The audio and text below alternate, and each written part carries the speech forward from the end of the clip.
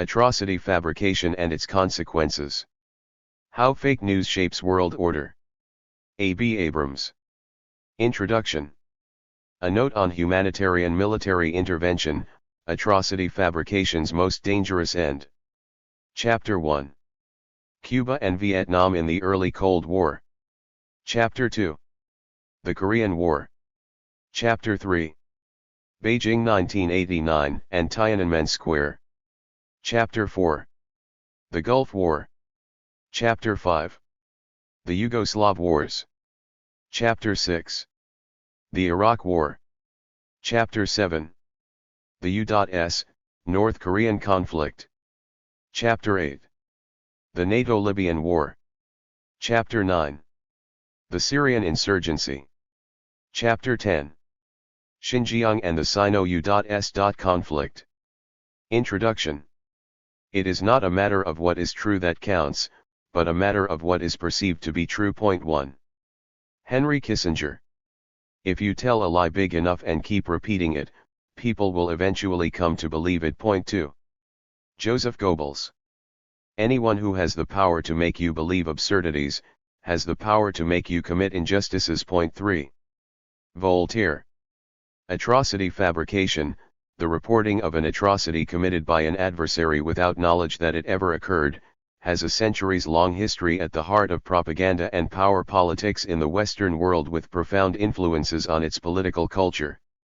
Portraying an adversary as committing particularly egregious crimes, especially when one intends to initiate military action or other hostile measures against that adversary, has consistently provided an effective means of moving public and international opinion and justifying one's actions. Applied effectively, atrocity fabrication can transform in the public eye a war of unprovoked aggression into a war of liberation of the oppressed, or turn a blockade to starve enemy civilians into a humane effort to pressure an abusive government. Claims of atrocities can also serve to delegitimize criticisms of one's actions against an adversary, portraying such opposition as siding with injustice and facilitating egregious crimes. An assessment of how and to what ends atrocity fabrication has been used provides context vital to understanding international politics both historically and in the 21st century. Significant consistencies in how atrocity fabrication has been used in the Western world can be observed throughout much of modern history. A notable example from the early 20th century was the British government's response to the German occupation of Belgium in the initial months of the First World War by sponsoring a distinguished panel of lawyers and historians, the Bryce Committee, to document German atrocities. Point 4. The committee sensationally described German public rapes and mutilation of Belgian women and girls and the bayoneting of a 2-year-old child by 8 German soldiers, among other crimes, allowing it to conclude that murder, lust, and pillage prevailed over many parts of Belgium on a scale unparalleled in any war between civilized nations during the last 3 centuries. 5. Such conduct, while far from uncommon in European colonial wars from Australia 6 to the Americas 7, was abnormal and considered unacceptable for an inter-European conflict where very different standards applied. The Bryce Committee's claims strongly influenced public opinion and having been chaired by former British Ambassador to the United States Viscount James Bryce, it was found to have had an overwhelming effect on the American mind and heart which helped erode public opposition to entering the war on Britain's side. 8. Despite its persuasiveness, the report's findings had little evidence to substantiate them, with the Belgian Commission of Inquiry formed in 1922 conducting investigations at the scenes of the alleged atrocities and failing to confirm even a single report of German excesses. 9. Professor Philip Knightley, a leading authority on journalism and war who lectured at the Royal Military Academy Sandhurst, the Australian Senate, and Australia's National Press Club, observed regarding the allegations made, the committee had not personally interviewed a single witness. The report was based on 1,200 depositions, mostly from Belgian refugees, taken by 22 barristers in Britain. None of the witnesses were placed on oath, their names were omitted, and hearsay evidence was accepted at full value. 10. This was far from an isolated case, and reflected broader trends in reporting on German military conduct. The Times, for example, quoted a source who claimed to have witnessed with his own eyes German soldiery chop off the arms of a baby which clung to its mother's skirts. 11. The French Propaganda Bureau subsequently provided a picture of a baby without hands, and French papers went on to depict German soldiers eating babies' hands, although post-war investigations failed to find evidence of any cases of comparable conduct. 12.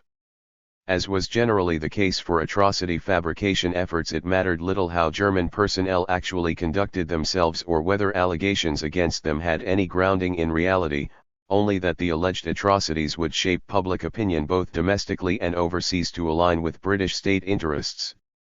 As Philip Knightley concluded, by the time the atrocity story was discredited, it had served its role. It had not only rallied opinion on the home front and strengthened the resolution of Britain and France to prosecute the war to the finish, but had also achieved the important task of lowering resistance to the war in the United States. 13. The barbarism portrayed made almost any policy pursued to counter German power appear justified. 30 years after the Bryce Committee's work, the beginning of the Cold War united the Western world against the first peer-level challenger to its power in centuries, the Soviet Union, and similarly saw organizations and networks established to dominate the information space and fabricate stories vilifying the adversary. To fight a new kind of conflict where winning hearts and minds was often more decisive than firepower, Western intelligence agencies led by the American Central Intelligence Agency developed a particularly potent global information network to control political narratives.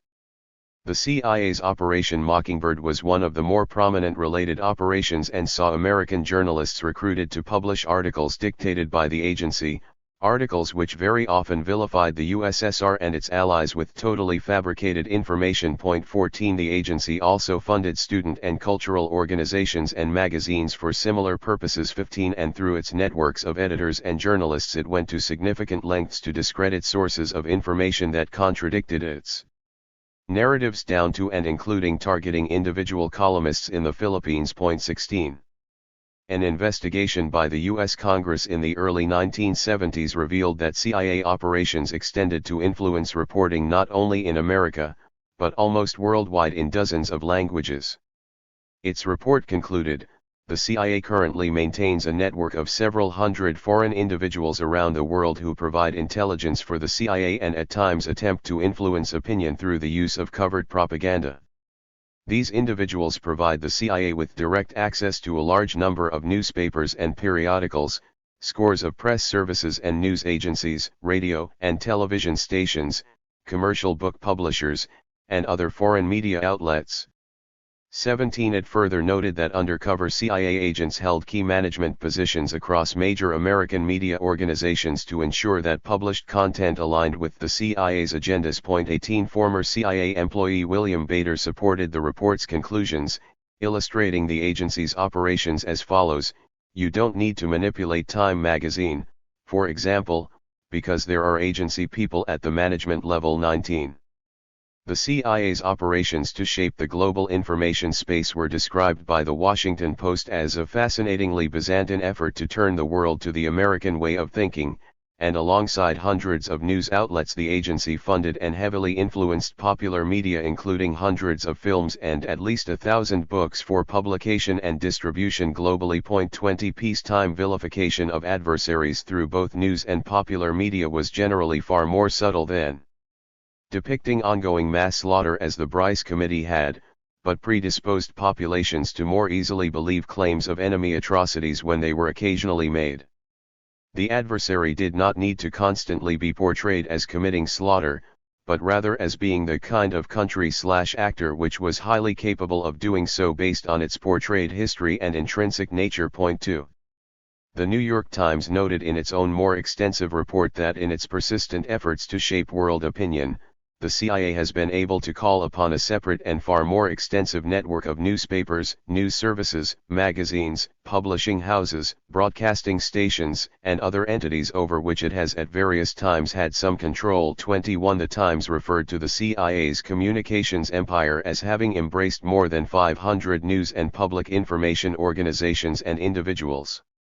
According to one CIA official, they ranged in importance from Radio Free Europe to a third-string guy in Quito who could get something in the local paper, The network was known officially as the Propaganda Assets Inventory. The Times also noted that the agency maintained extensive financial ties to academic, cultural, and publishing organizations globally for much the same purpose. Millions of dollars in subsidies were paid to influence media in Cuba alone, with other large-scale and long-term operations carried out worldwide from Kenya and India to Taiwan and South Vietnam. 22. The CIA was far from isolated in its extensive efforts to shape the global information space, with other American intelligence services as well as those of allied states creating parallel communications empires of their own. A notable example was the British Information Research Department's work specifically to foster anti-Soviet and anti-Chinese sentiments in the Muslim world, Africa, and parts of Asia, which although long denied was confirmed by declassified documents in 2022. The decades-long effort involved fabrications ranging from forging statements from Soviet institutions that would provoke anti-Soviet backlash, to creating media content from fictitious Islamic organizations portraying Moscow as an enemy of the Muslim world. Its publications often resorted to criticizing and even calling for attacks on third parties, for example the Jews, to gain legitimacy among populations inclined towards such thinking and thus more effectively spread anti-Soviet and anti-Chinese messages. An example was the fabrication of claims by Islamic officials that only by turning against Moscow could the Arab nation gain victory over Israel, a theme which gained much traction in the Arab world while the department was operating. 23. The practice of government agencies establishing vast networks to influence various information spaces and promote fabricated stories was hardly relegated to the Cold War. A notable example was the formerly secret U.S. Defense Department Office of Strategic Influence, which emerged in the early 2000s and was authorized to plant stories, including feeding false reports to journalists, to influence public opinion worldwide. Although the Pentagon was forced to disband the office after its existence became known, later comments by high-level officials indicated that such operations continued under different bodies. This black propaganda, as it was referred to repeatedly by the BBC, provided a very potent means to shape international opinion towards American adversaries. 24. Providing details on Western intelligence agencies' sustainment of extensive networks of journalists into the 21st century for the purpose of propagating favored narratives, German journalist Udo Ulfkett reported in 2016 regarding his own role in such networks. I ended up publishing articles under my own name written by agents of the CIA and other intelligence services, especially the German Secret Service. One day the BND came to my office at the Frankfurter Allgemeine in Frankfurt. They wanted me to write an article about Libya and Colonel Muammar Gaddafi. They gave me all this secret information and they just wanted me to sign the article with my name. That article was how Gaddafi tried to secretly build a poison gas factory. It was a story that was printed worldwide 2 days later. 25. Ulfkett further detailed how intelligence agencies contacted journalists and used them to plant stories, the perks that came with working with them, and the risks of non-compliance. 26. His example, the story about a Libyan poison gas factory, was one of many that contributed to influencing public opinion to perceive the targeted country as a malign and dangerous actor. False reports published in considerable quantities over several decades made Western economic sanctions on Libya, and eventually an intensive bombing campaign and the assassination of its leadership, much easier to justify publicly. 27. By the time of Ulfkett's work, the information networks operated by Western intelligence agencies had expanded to incorporate large numbers of online assets, including both bots and human personnel, which operated to influence discourse and support Western-favored narratives globally. This was vital as the Internet and social media in particular played an increasingly central role in the global information space. These kinds of operations were revealed on multiple occasions, ranging from a network of bots spreading fabricated information that vilified Russia discovered in an Adelaide University study in September 2022-28 to a Stanford Graphica joint study a month prior unveiling a network of false social media accounts created by US and British agents to propagate vilifying disinformation about China, Russia, and Iran across several Muslim-majority countries. 29. Alongside intelligence agencies, the Pentagon also invested heavily in software to create vast networks of false social media accounts and influence foreign audiences in their own languages with a relatively small number of personnel, a notable example being Operation Earnest Voice in the 2010 S-30, which was mirrored by parallel efforts by the British Armed Forces. 31.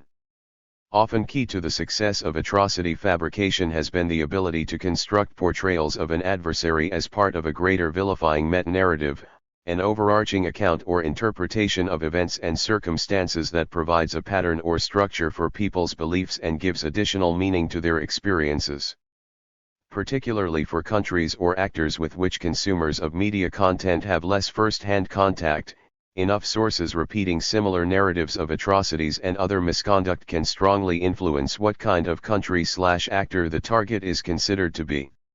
All future encounters with the target will then be interpreted through the context of this overarching narrative.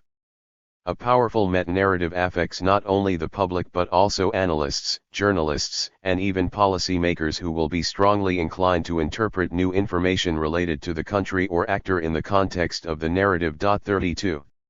An exploration of the formation of meta-narratives in U.S. media published in the Yale Review of International Studies observed. Journalists often fail to acknowledge the lens through which they perceive and interpret reality.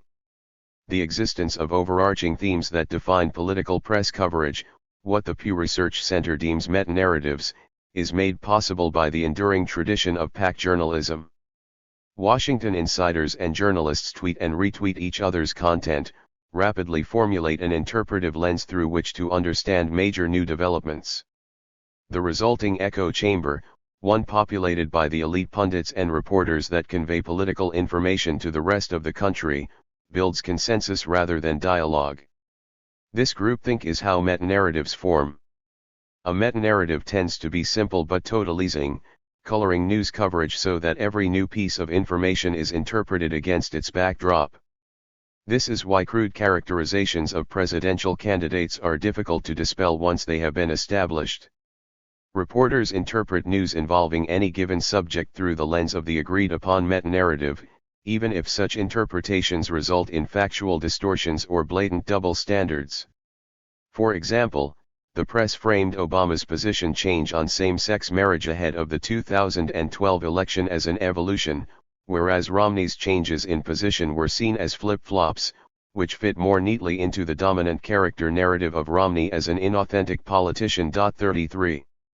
Meta-narratives built around fabricated atrocities have often profoundly influenced the fates of targeted countries, a notable example being the Gulf War, where proponents of military action against Iraq in late 1990 fabricated a claim that Iraqi soldiers were slaughtering Kuwaiti premature babies in their incubators.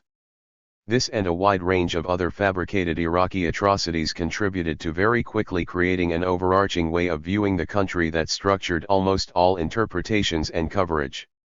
Claims of Iraqi atrocities provided a key example of the self-reinforcing nature of the meta-narrative, with the press having cultivated a social and political environment wherein the incubator story could appear plausible, even reasonable. 34. Despite the incubator baby's story being proven entirely false in 1992, the meta-narrative of Iraq as a country capable of such acts retained a powerful influence. The Yale Review observed accordingly, this dynamic continued to color press coverage of Hussein after the Gulf War and before September 11.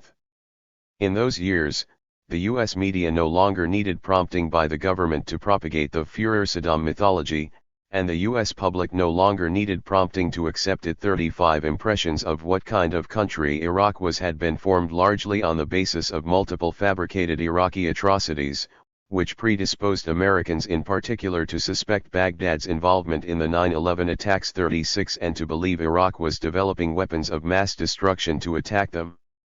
This in turn was key to facilitating another war against Iraq in 2003. 37.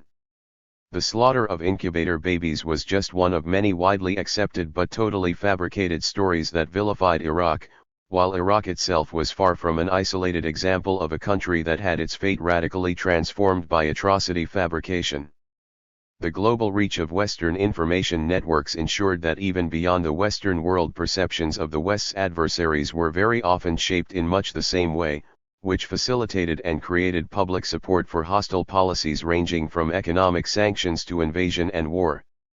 Furthermore, as with Iraq, once a meta-narrative shaped opinion of what kind of country the target was, it was extremely difficult to dispel no matter how thoroughly the accounts on which it was based were disproven or retracted. Understanding atrocity fabrication not in terms of the debunking of a single incident or set of incidents, but rather as part of a much broader phenomenon, is vital to comprehending how challengers to Western power have and will continue to be assailed. This book explores 11 leading cases of targeted countries, and the strong consistencies in how and to what ends they were. Also covered are the consequences of atrocity fabrication and how, by providing pretext for actual aggression, it paves the way for very real atrocities against the populations of the falsely accused states, which often far exceed the depravity described in the fabricated narratives. A note on humanitarian military intervention, atrocity fabrication's most dangerous end. The welfare of humanity is always the alibi of tyrants. Point 1. Albert Camus. For centuries the history, incentives for, and consequences of atrocity fabrication have been closely entwined with the concept of humanitarian military intervention, an idea deeply entrenched in Western political thought contending that offensive wars can be framed as altruistic if done to prevent abuses overseas. The idea that military action can be just and even noble when done to end enemy atrocities has historically provided one of the strongest motives to fabricate atrocities as a means to legitimize offensive actions. The history of humanitarian military intervention as a central influence in Western political thought dates back to 16th century Europe and the Reformation, when the schism between the Protestant and Catholic faiths led states to frequently allege oppression of their co-religionists abroad as pretexts for offensive wars.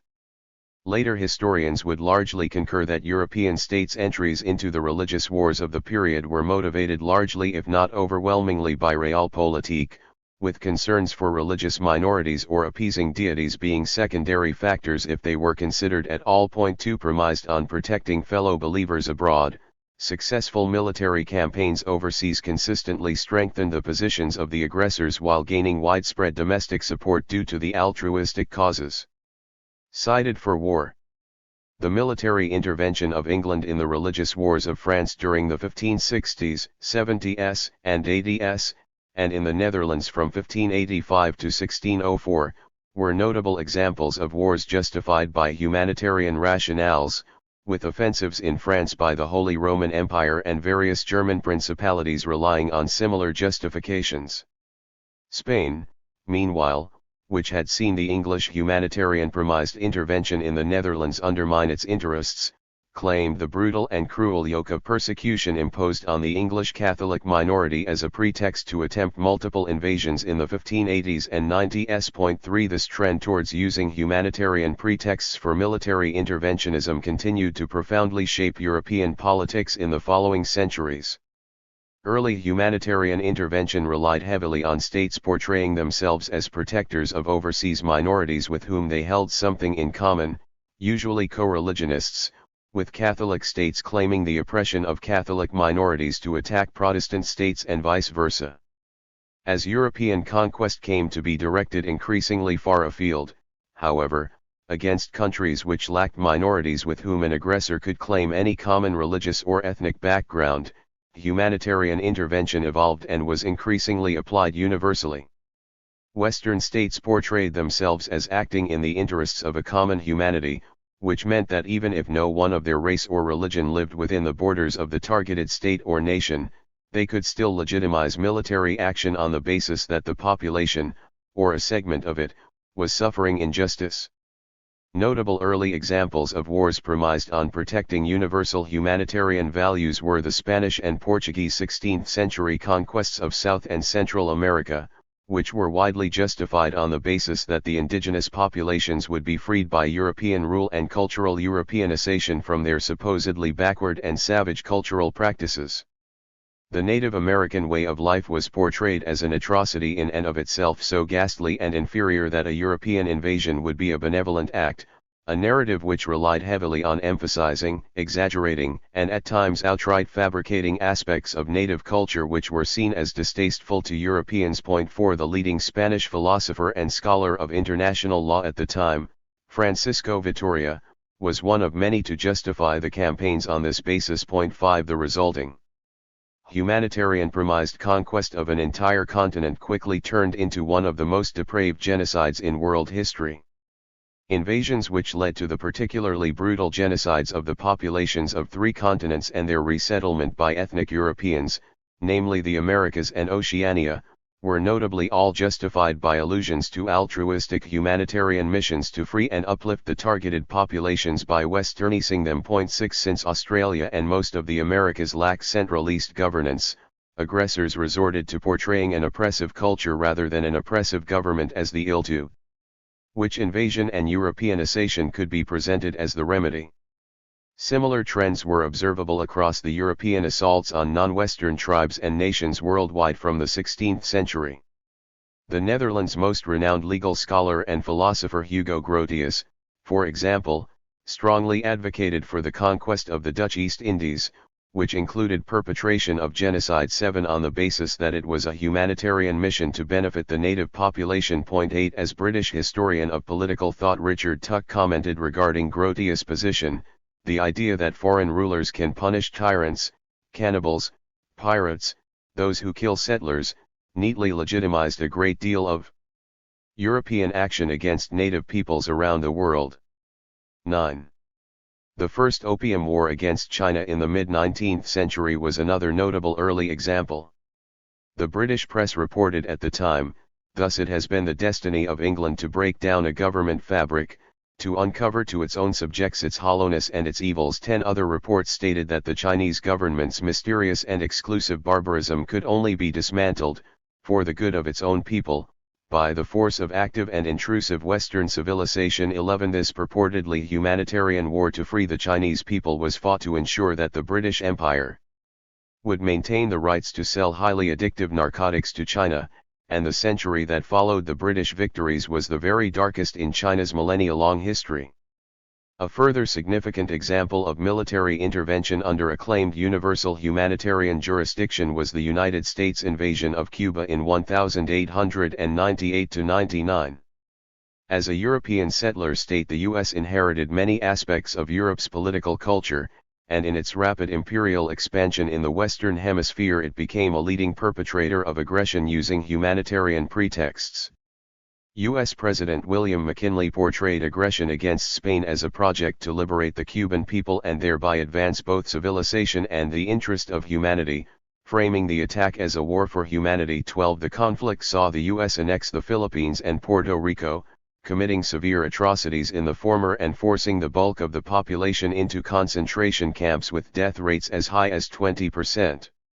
In November 1901 the Manila correspondent of the Philadelphia Ledger wrote that the U.S. invasion force killed to exterminate men, women, children, prisoners, and captives, active insurgents and suspected people from lads of 10 up, the idea prevailing that the Filipino as such was little better than a dog. 13 Some islands were purged entirely with not one living native left. 14 Killing an estimated 1.4 million Filipinos overall, although some estimates were much higher. 15 McKinley framed the invasion, a campaign considered by several historians to have been genocidal. 16 As a humanitarian effort to educate the Filipinos and uplift and civilize. 17 Prominent British expert on the history of warfare Professor David Trim was among many to observe that particularly from the 19th century Western populations increasingly believed that their countries had the right to launch military offensives abroad for moral causes. He stated the following concerning what he referred to as the humanitarian public, keenly interested in the fate of oppressed people groups, albeit admittedly especially if they were Christian or Jewish, or primitive peoples who could be converted to Christianity. It both consumed and helped to produce numerous printed reports, in books, pamphlets, magazines, and newspapers, of atrocities, mass murder, and brutality. The humanitarian public could be manipulated by propaganda and polemic. 18 With a strong interest in humanitarian wars which furthered their nation or religion's interest, Western publics could be led to view offensive wars as altruistic or humanitarian.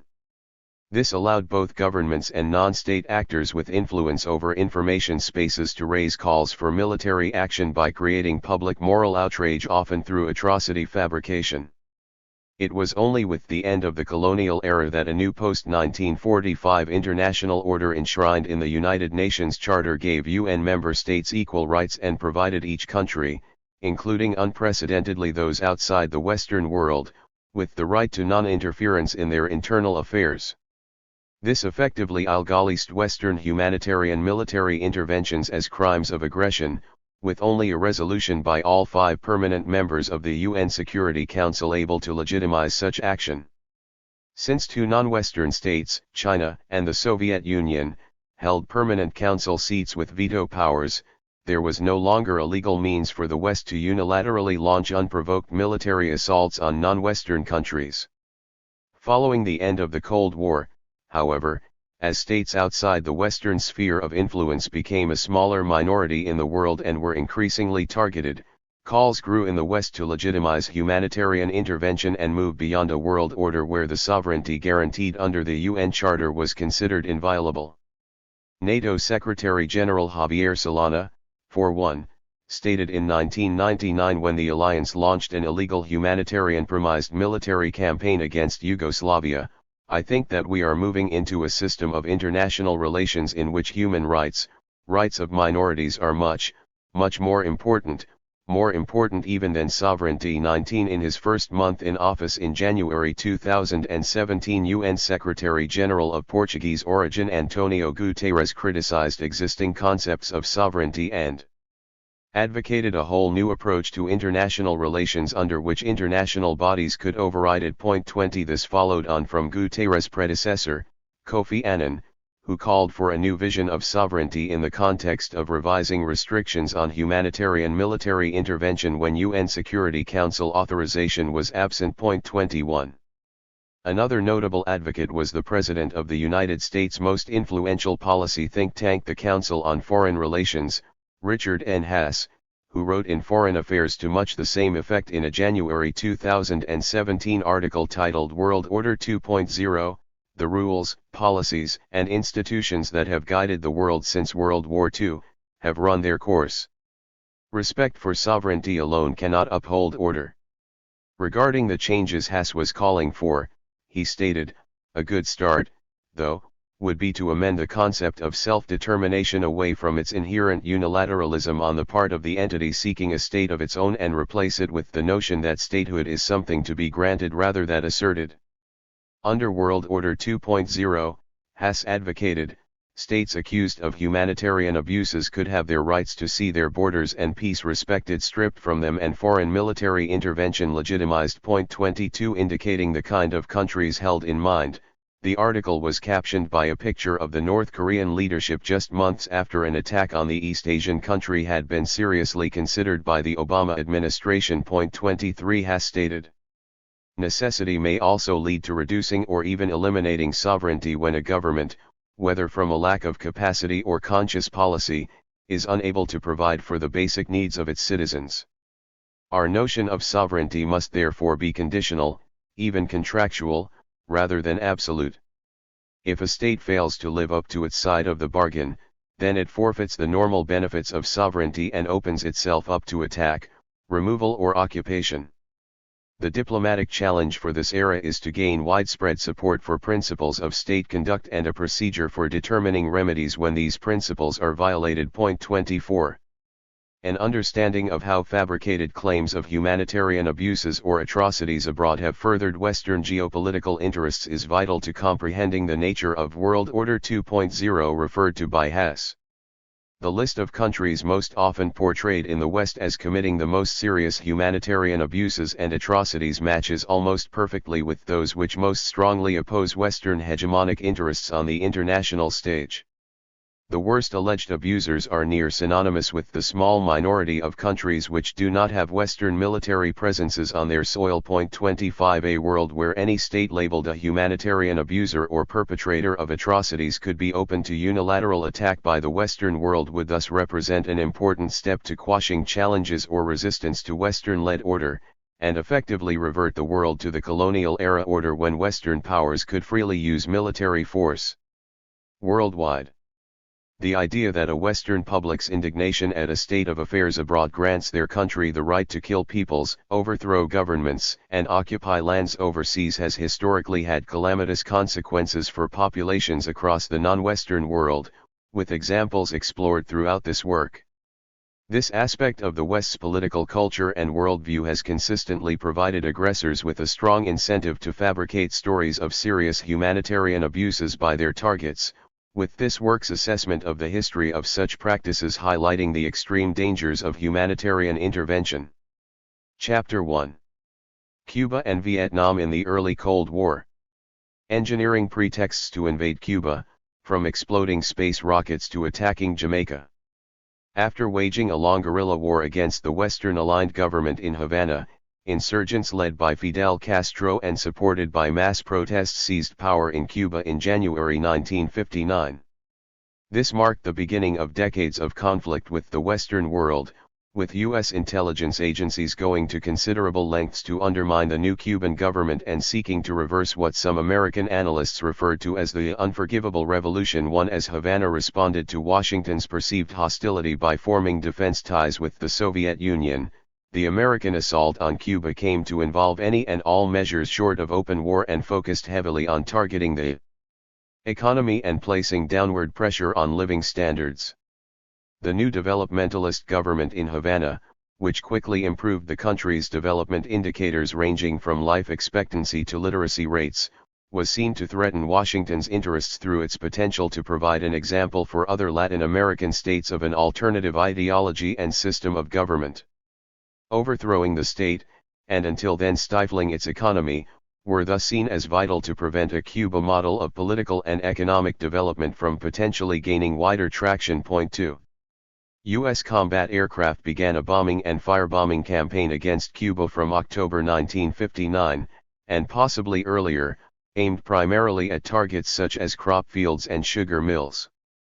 At least 3 American pilots were lost and a further 2 captured during these offensives. Point 3. Sea and air commando raids launched from the U.S. mainland, most often by exiles of Cuban origin and frequently with CIA supervisors, targeted oil refineries, chemical plants, bridges, crops, mills, warehouses, fishing boats, and merchant ships.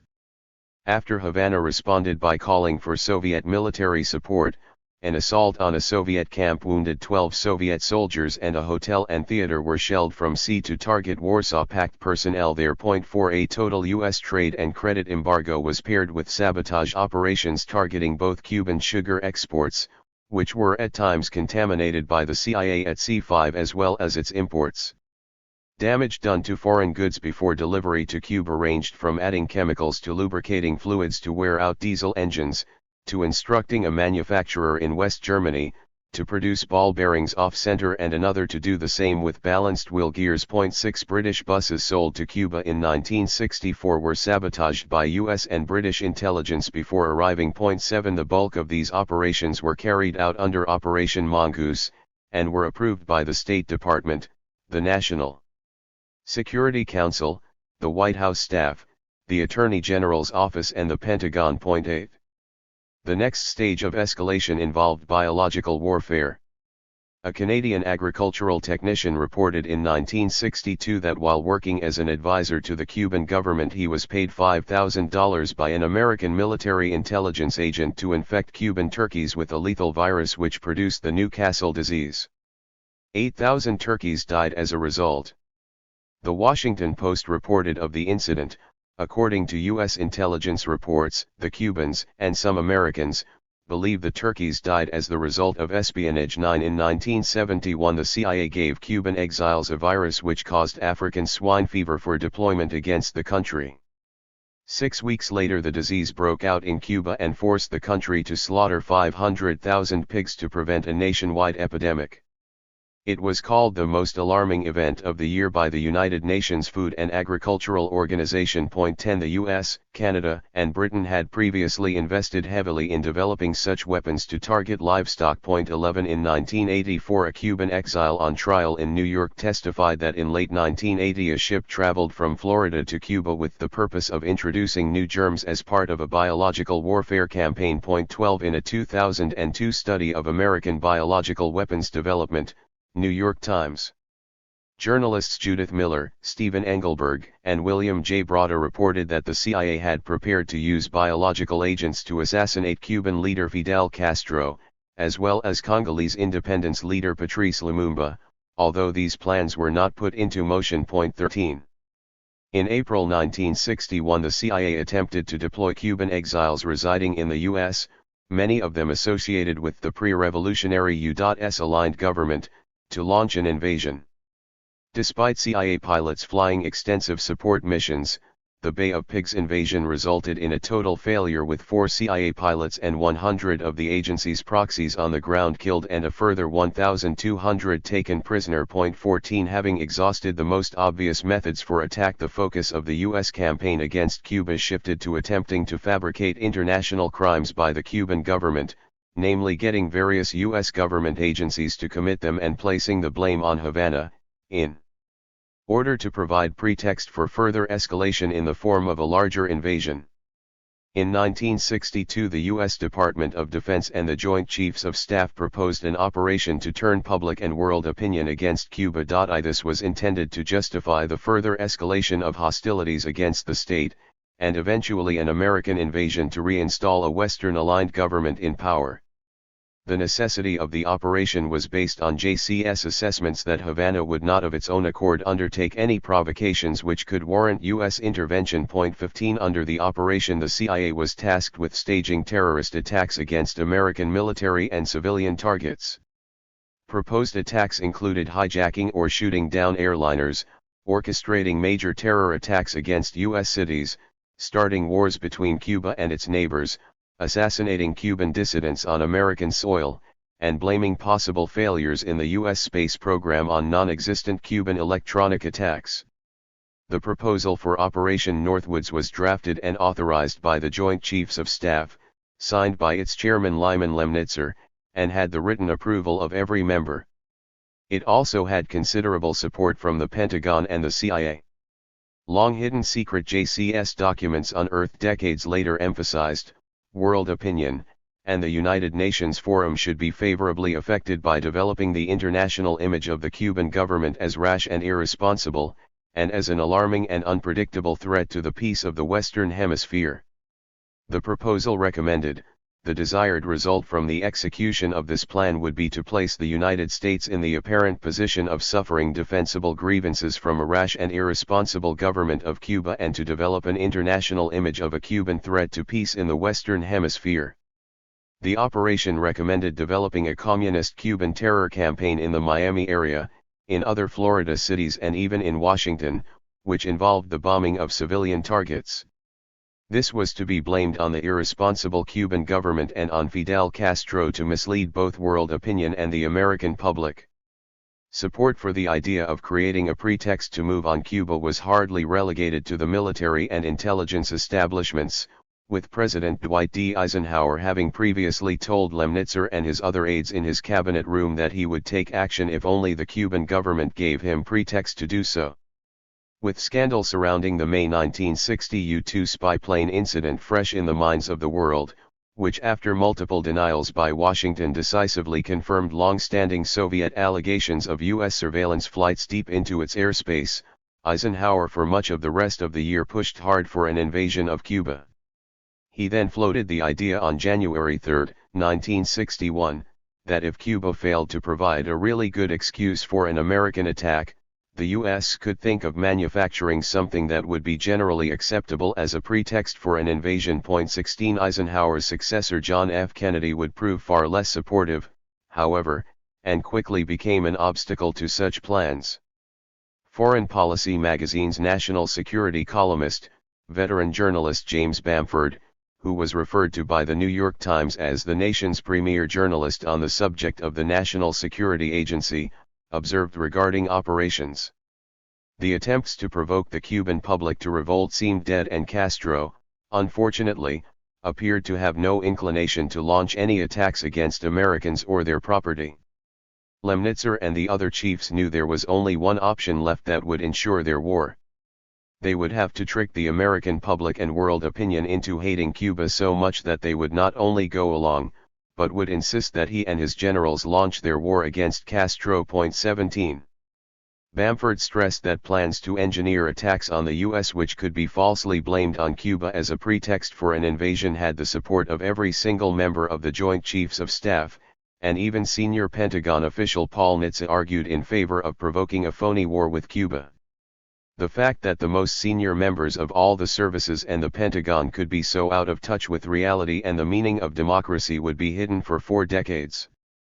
Bamford observed that Operation Northwoods had called for nothing less than the launch of a secret campaign of terrorism within the United States in order to blame Castro and provoke a war with Cuba. Regarding the U.S. military leadership, he stressed that in the name of anti-communism, they proposed launching a secret and bloody war of terrorism against their own country in order to trick the American public into supporting an ill-conceived war they intended to launch against Cuba.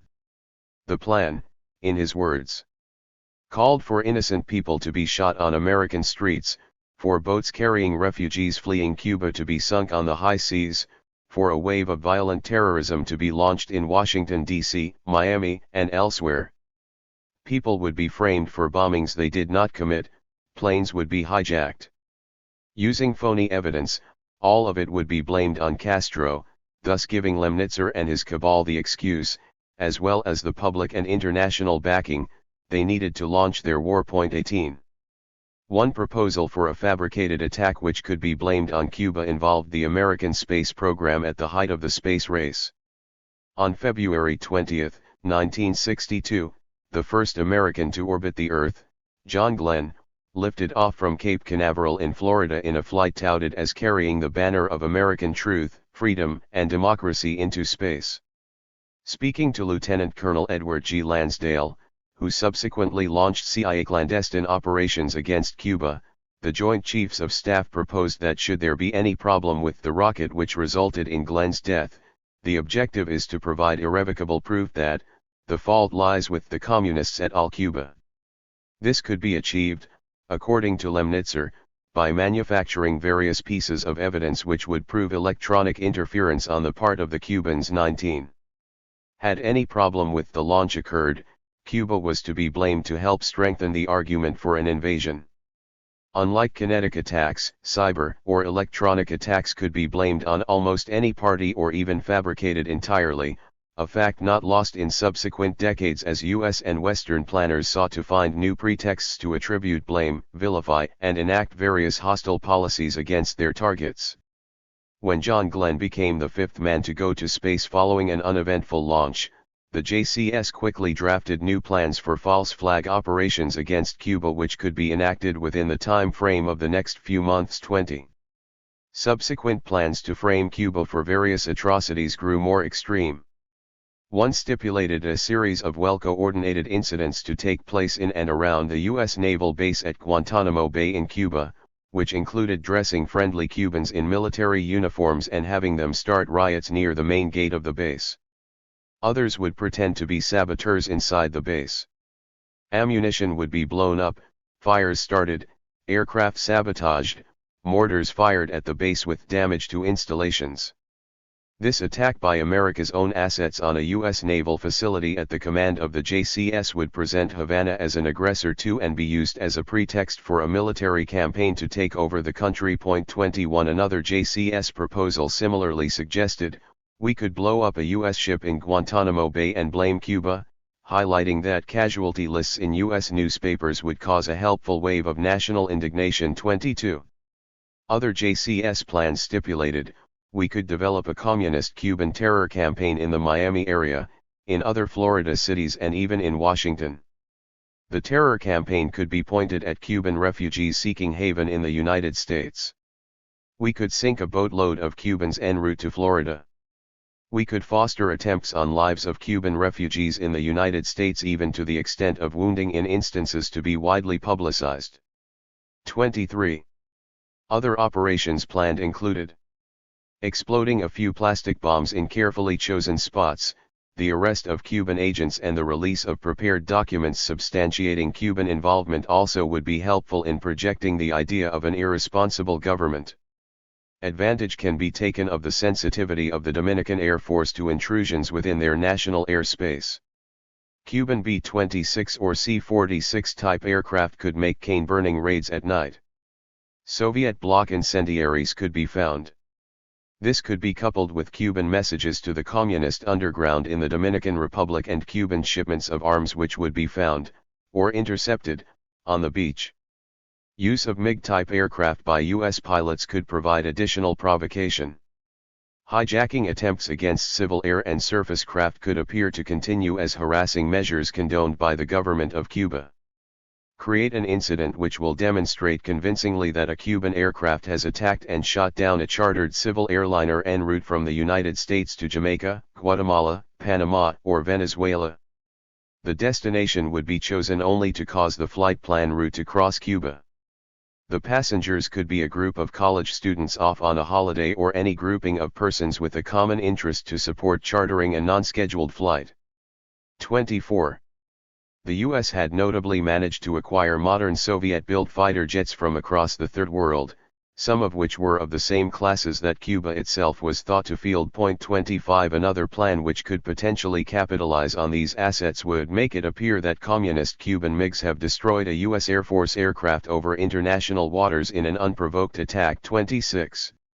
Elaborating on a separate plan to engineer an airline hijacking which could be blamed on Havana, the JCS reported.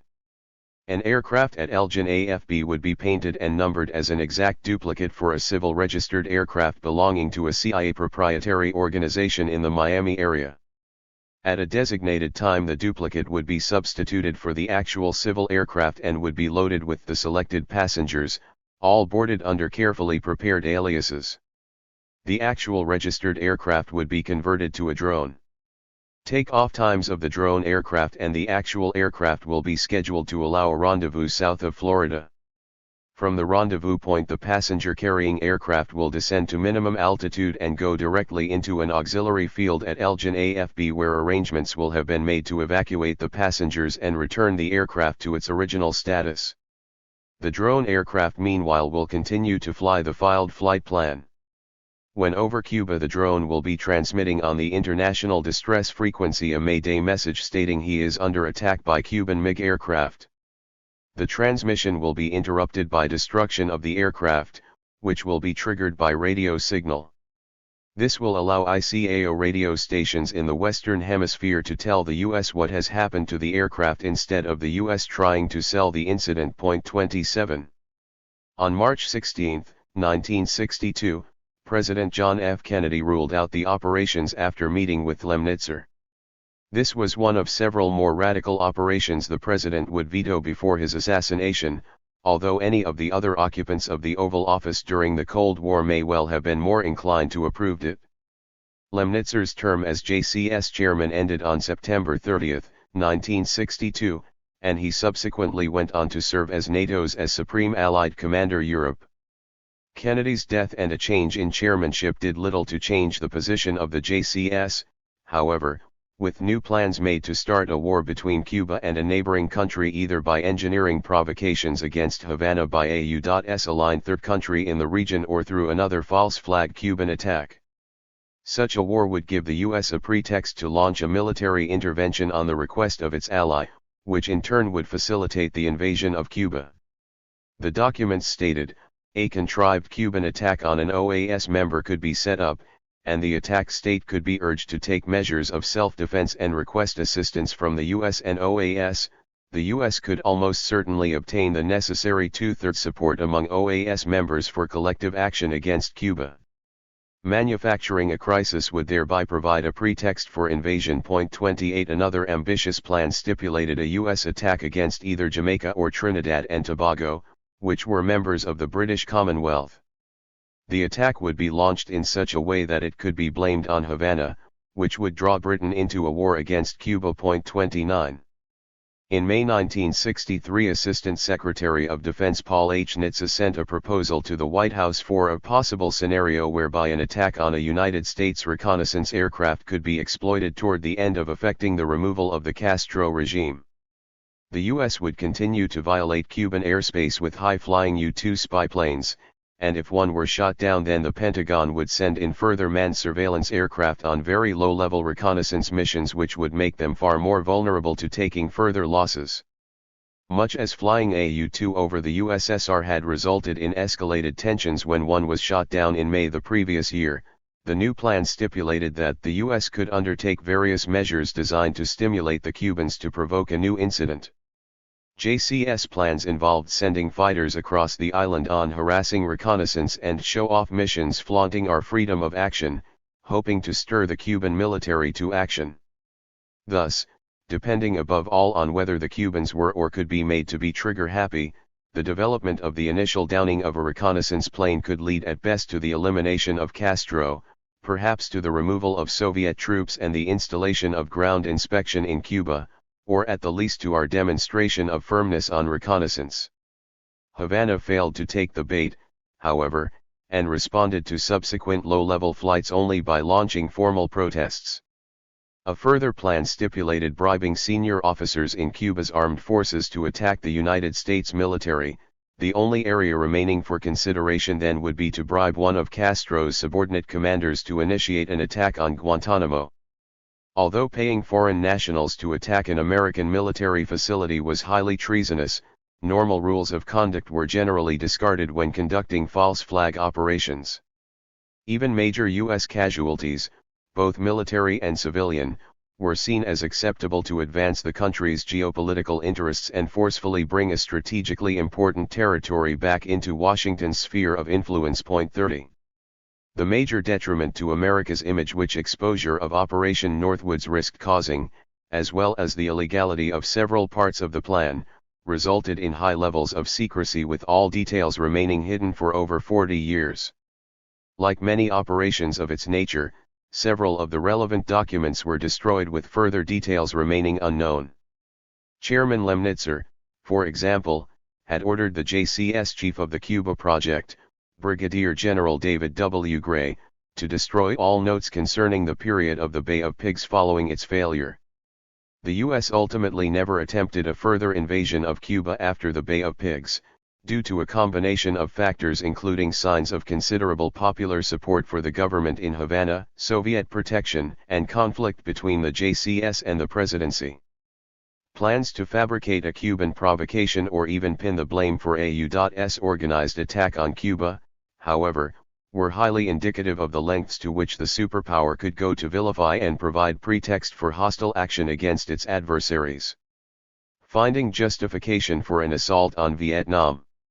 Following the defeat of the Japanese Empire in 1945, Vietnam quickly emerged as one of multiple key theaters of conflict in East Asia, where Western empires seeking to impose their hegemony were pitted against local nationalists striving for independence. The League for the Independence of Vietnam nationalist movement, better known as the Viet Minh, fought for 30 years against Western imperial designs, first to resist a French colonial war effort and subsequently against a large U.S.-led coalition seeking to maintain Western influence in the south of the country. Having colonized Vietnam in an orgy of killing and looting 31 in the late 19th century, France had intended to impose its rule indefinitely and exclude any idea of self-government, any possibility of development outside the French Empire for the country. 32 Alongside cultural Europeanization and fierce promotion of Roman Catholicism. 33 The policy of colonial underdevelopment was central to Paris designs and saw Vietnamese literacy rates and living standards plummet. Access to even a basic primary education became restricted to well under 10% of children, among the very lowest in the region, and Vietnamese land was confiscated en masse, much of it granted to the Catholic Church, making it the largest landowner in the country. 34 When France faced staunch resistance reoccupying Vietnam, it responded by deploying 400,000 personnel, half of them French and half local auxiliaries. One of the first French offensives was an attack on Haiphong, the main port city of northern Vietnam, from 23 to 28 November 1946. It caused 6,000 deaths at a very conservative estimate, leveling most of the city as aircraft strafed fleeing refugees, and was intended to teach a severe lesson to the Vietnamese. 35 A declared policy of collective punishment against areas suspected of supporting the Viet Minh saw French forces widely pillage and rape, with conduct highly consistent with that in prior decades. They raped women, sometimes until they died, survivors would recall years later. Villages near sites of Viet Minh operations were systematically burned down, with civilians blown up in their houses by grenades, while public displays of severed Vietnamese heads and public torture of suspected insurgents were intended to terrorize the population into submission. Beheadings had long been a common practice in French colonial wars, with some skulls sent back to Paris for display as trophies. 36 In politically suspect villages, French forces singled out pregnant Vietnamese women for rape, often resulting in death. 37 The bayoneting of politically suspect pregnant women by colonial forces was also widely reported. 38 Writing in the European Journal of Women's Studies, scholar Helle Rydström noted after widely interviewing survivors that pregnant women were the embodied symbol of an enemy capable of projecting strength into the future by producing children, which was the French motive for targeting them to send waves of shock through the community. 39 The U.S. showed a growing inclination to support the French colonial war from 1949, after the Western-aligned Republic of China was decisively defeated in the Chinese Civil War, as preserving what remained of Western influence in the region appeared increasingly critical. This support increased significantly from mid-1950 as U.S. and Allied Western forces in Korea faced wholly unexpected losses and were forced into a months-long retreat by North Korea's scantily armed and outnumbered army. Although the use of military force by the U.S. to support French goals in Vietnam was not authorized, and remained unconfirmed for over 50 years, CIA airline CAT flew support missions for French forces from 1950 and was involved in airlifting paratroopers, artillery, ammunition, and other military materials. 40 French forces in Vietnam were also provided with much-needed warships and combat aircraft, and in May 1954 U.S. President Eisenhower seriously considered launching nuclear strikes against Viet Minh forces to support a besieged French garrison at Dien Bien Phu. 41 Washington dispatched 2 aircraft carriers armed with nuclear weapons into the Gulf of Tonkin at the time. 42 Although French commanders pointed out that the proximity in which their own units and the Viet Minh were fighting meant that nuclear strikes were not feasible. 43 American support continued to escalate over the next 4 years, and by 1954 Washington was financing 78% of France's colonial war effort. 44 The battle at Dien Bien Phu in the spring of 1954 was a major turning point in the colonial war and resulted in France's withdrawal that year after having lost over 20,000 personnel and 55,000 local auxiliary fighters. 45 The resultant signing of the 1954 Geneva Accords stipulated that colonial forces be removed and Vietnam be partitioned into northern and southern states with unifying elections scheduled for July 1956. The Viet Minh under the leadership of the leftist nationalist Ho Chi Minh controlled the north based in Hanoi, while the south was placed under the rule of the francophone elite of the colonial era based in Saigon. With the Cold War escalating, however, what had been one country's struggle for independence became a central part of a major region-wide U.S.-led effort to cement the Western sphere of influence and push back against challengers to Western power. With the pro-Western leadership in southern Vietnam expected to overwhelmingly lose unifying elections, the threat an independent Vietnam under the Viet Minh posed to the West's already faltering regional hegemony led Washington to support cancellation of the elections in 1955. 46 As U.S. President Eisenhower concluded based on the intelligence available, had elections been held as of the time of the fighting, a possible 80% of the population would have voted for the communist Ho Chi Minh as their leader.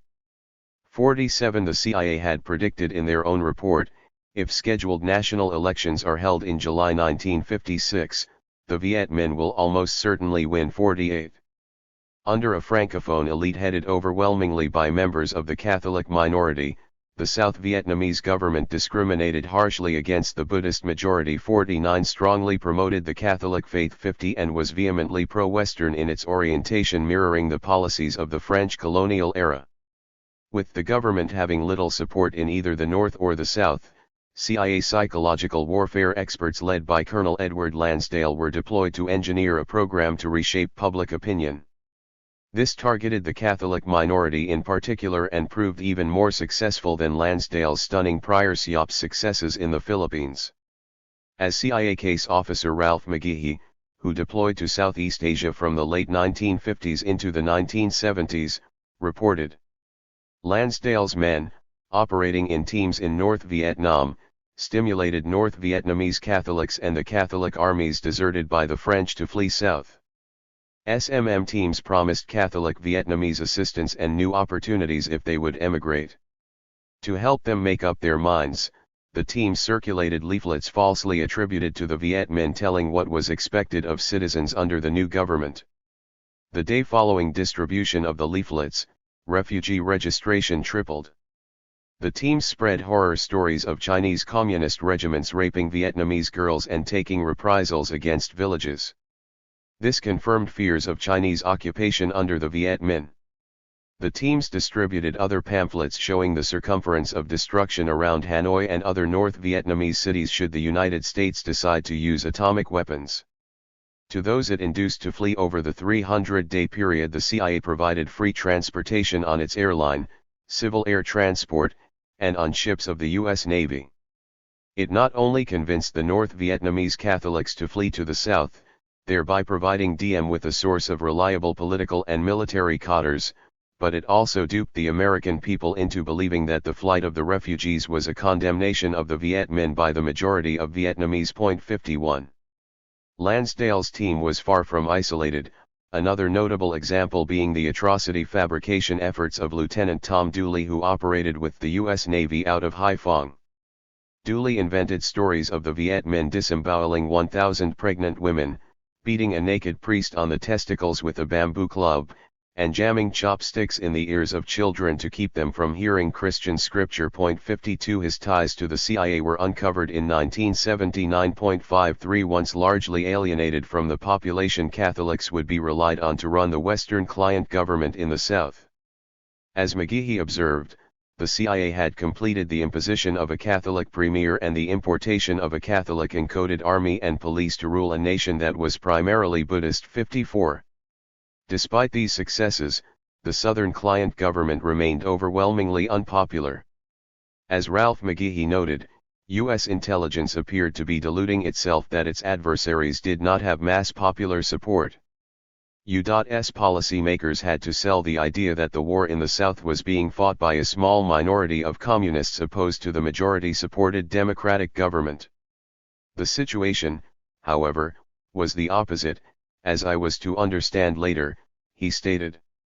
Washington was supporting a tiny oligarchy against a population largely organized, committed, and dedicated to a communist victory. 55 The Viet Minh in South Vietnam became more active as an insurgency, and from the early summer of 1959 operated as the Viet Cong against the Western-aligned government and its foreign sponsors.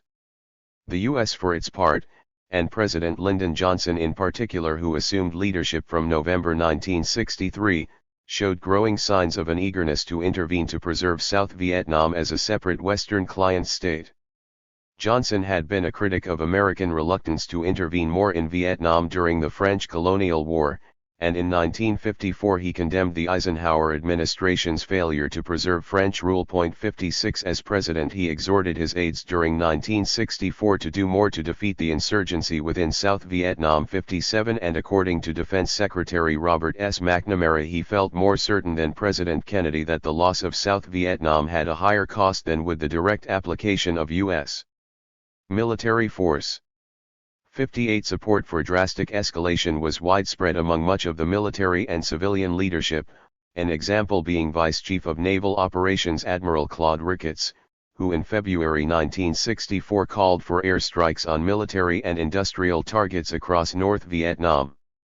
The purpose was to impose unacceptable costs on Hanoi for its continued support for the Viet Cong insurgents in the South. 59 Offensives by Hanoi-aligned Pathet Lao insurgents in neighboring Laos from mid-May 1964, only deepened the sense of urgency for more heavy-handed American military involvement as the possibility grew of Vietnam's neighbor moving out of the Western sphere of influence. 60 As the positions of American clients fast deteriorated, plans for escalated U.S. military intervention began to be laid awaiting a suitable incident to serve as pretext. 61 The Johnson administration gained the pretext it needed to escalate the war effort in Vietnam in the first week of August 1964.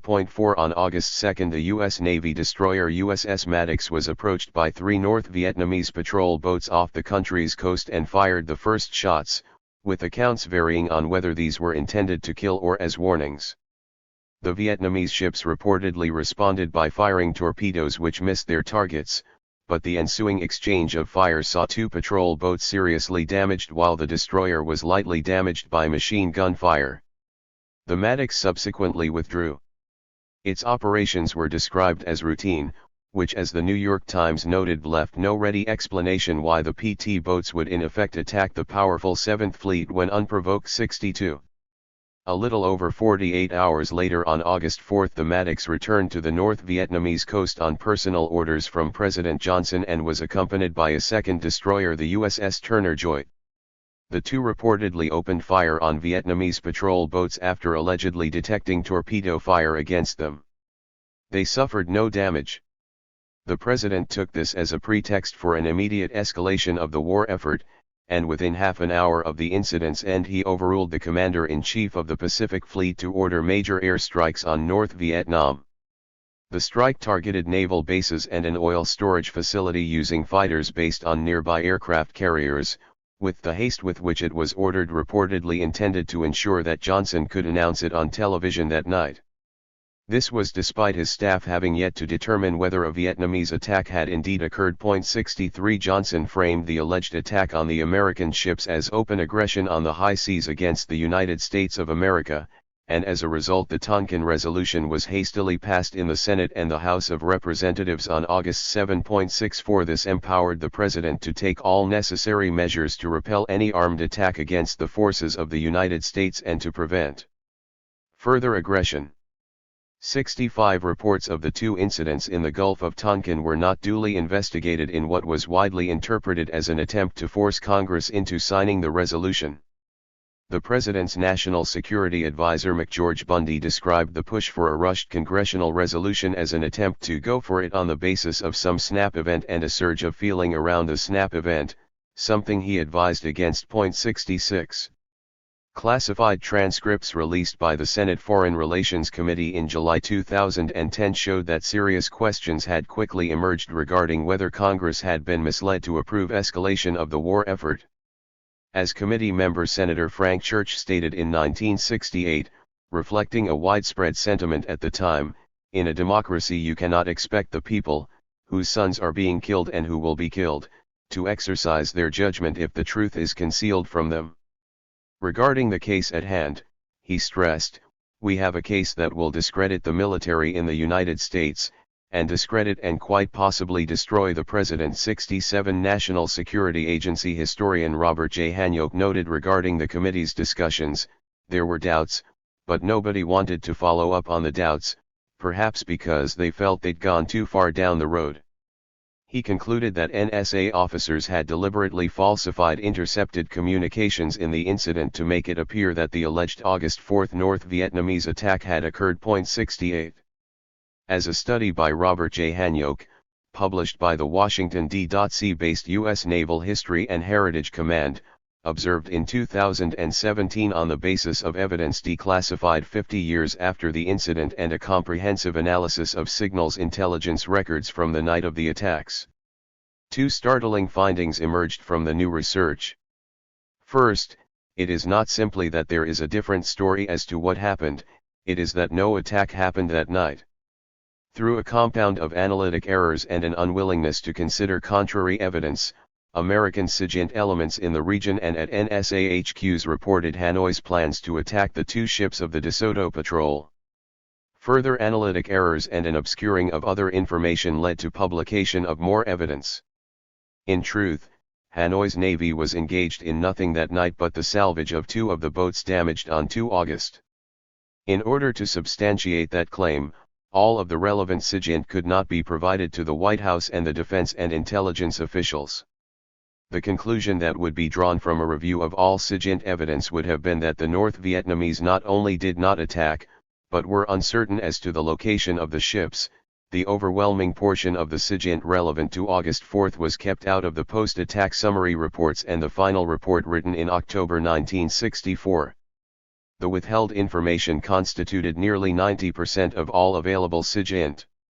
This information revealed the actual activities of the North Vietnamese on the night of August 4 that included salvage operations of the 2 torpedo boats damaged on August 2, and coastal patrols by a small number of DRV craft. 69. The command's report stressed that the overwhelming body of reports, if used, would have told the story that no attack occurred. It stressed that NSA summary reports from the time which portrayed North Vietnamese aggression relied heavily on fragments of legitimate intercept lifted out of its context and inserted into the summary reports to support the contention of a premeditated North Vietnamese attack on August 4. The sources of these fragments were not even referenced in the summaries. SIGINT information was presented in such a manner as to preclude responsible decision-makers in the Johnson administration from having the complete and objective narrative of events of August 4, 1964. 70. A U.S. Naval Institute paper noted to similar effect in 2008,6 citing the release of the nearly 200 documents related to the Gulf of Tonkin incident and transcripts from the Johnson Library evidence recently made available, that these new documents and tapes reveal what historians could not prove: there was not a second attack on U.S. Navy ships in the Tonkin Gulf in early August 1964. Furthermore, the evidence suggests a disturbing and deliberate attempt by Secretary of Defense McNamara to distort the evidence and mislead Congress. 71. The Gulf of Tonkin resolution served as a blanket endorsement of several rounds of escalation and the rapid expansion of the war effort, including the largest bombing campaign in world history targeting North Vietnam, the Viet Cong, and supply lines in neighboring Cambodia and Laos. The resolution was vital to legitimizing such action under U.S. law, referred to by President Johnson as like Grandma's nightshirt. It covers everything. 72. Within 1 month of the Gulf of Tonkin incident, 93 U.S. warplanes had been dispatched to South Vietnam and Thailand, and within a year 200,000 American personnel were in South Vietnam. 73. This figure quickly grew to over 500,000, with the resolution justifying open-ended U.S. military operations across Southeast Asia. 74. Despite the magnitude of the response, White House tapes released in 2002 showed that even President Johnson, although benefiting from the pretext for escalation, was highly skeptical of claims that North Vietnam had launched an attack. The tapes, as well as evidence from the preceding 38 years, left little question that an attack had not occurred. 75. North Vietnam's innocence was well established, according to USNI's acting director of naval history and senior historian of the Navy Dr. Edward J. Merolda. 76. Following the August 4 incident, President Johnson had given an address at midnight in which he made multiple tenuous claims, including that the North Vietnamese had launched 2 days of attacks, that its actions were unprovoked, and that the administration did not intend to go to war in Vietnam.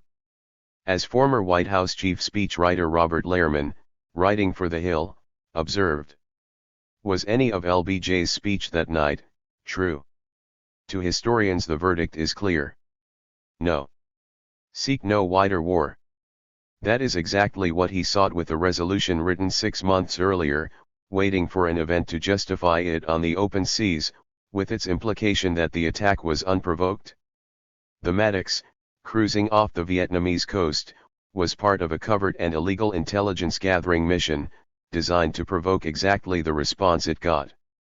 2 days of attacks? Even Johnson didn't believe the second one occurred. Aggression. The Maddox fired first. More important, the North Vietnamese were off their own coast. They were home. U.S. sailors were about 8,000 miles from home. If anything, the aggressors were us. Moreover, LBJ didn't limit himself to deceiving the public. He deceived the Senate. 77.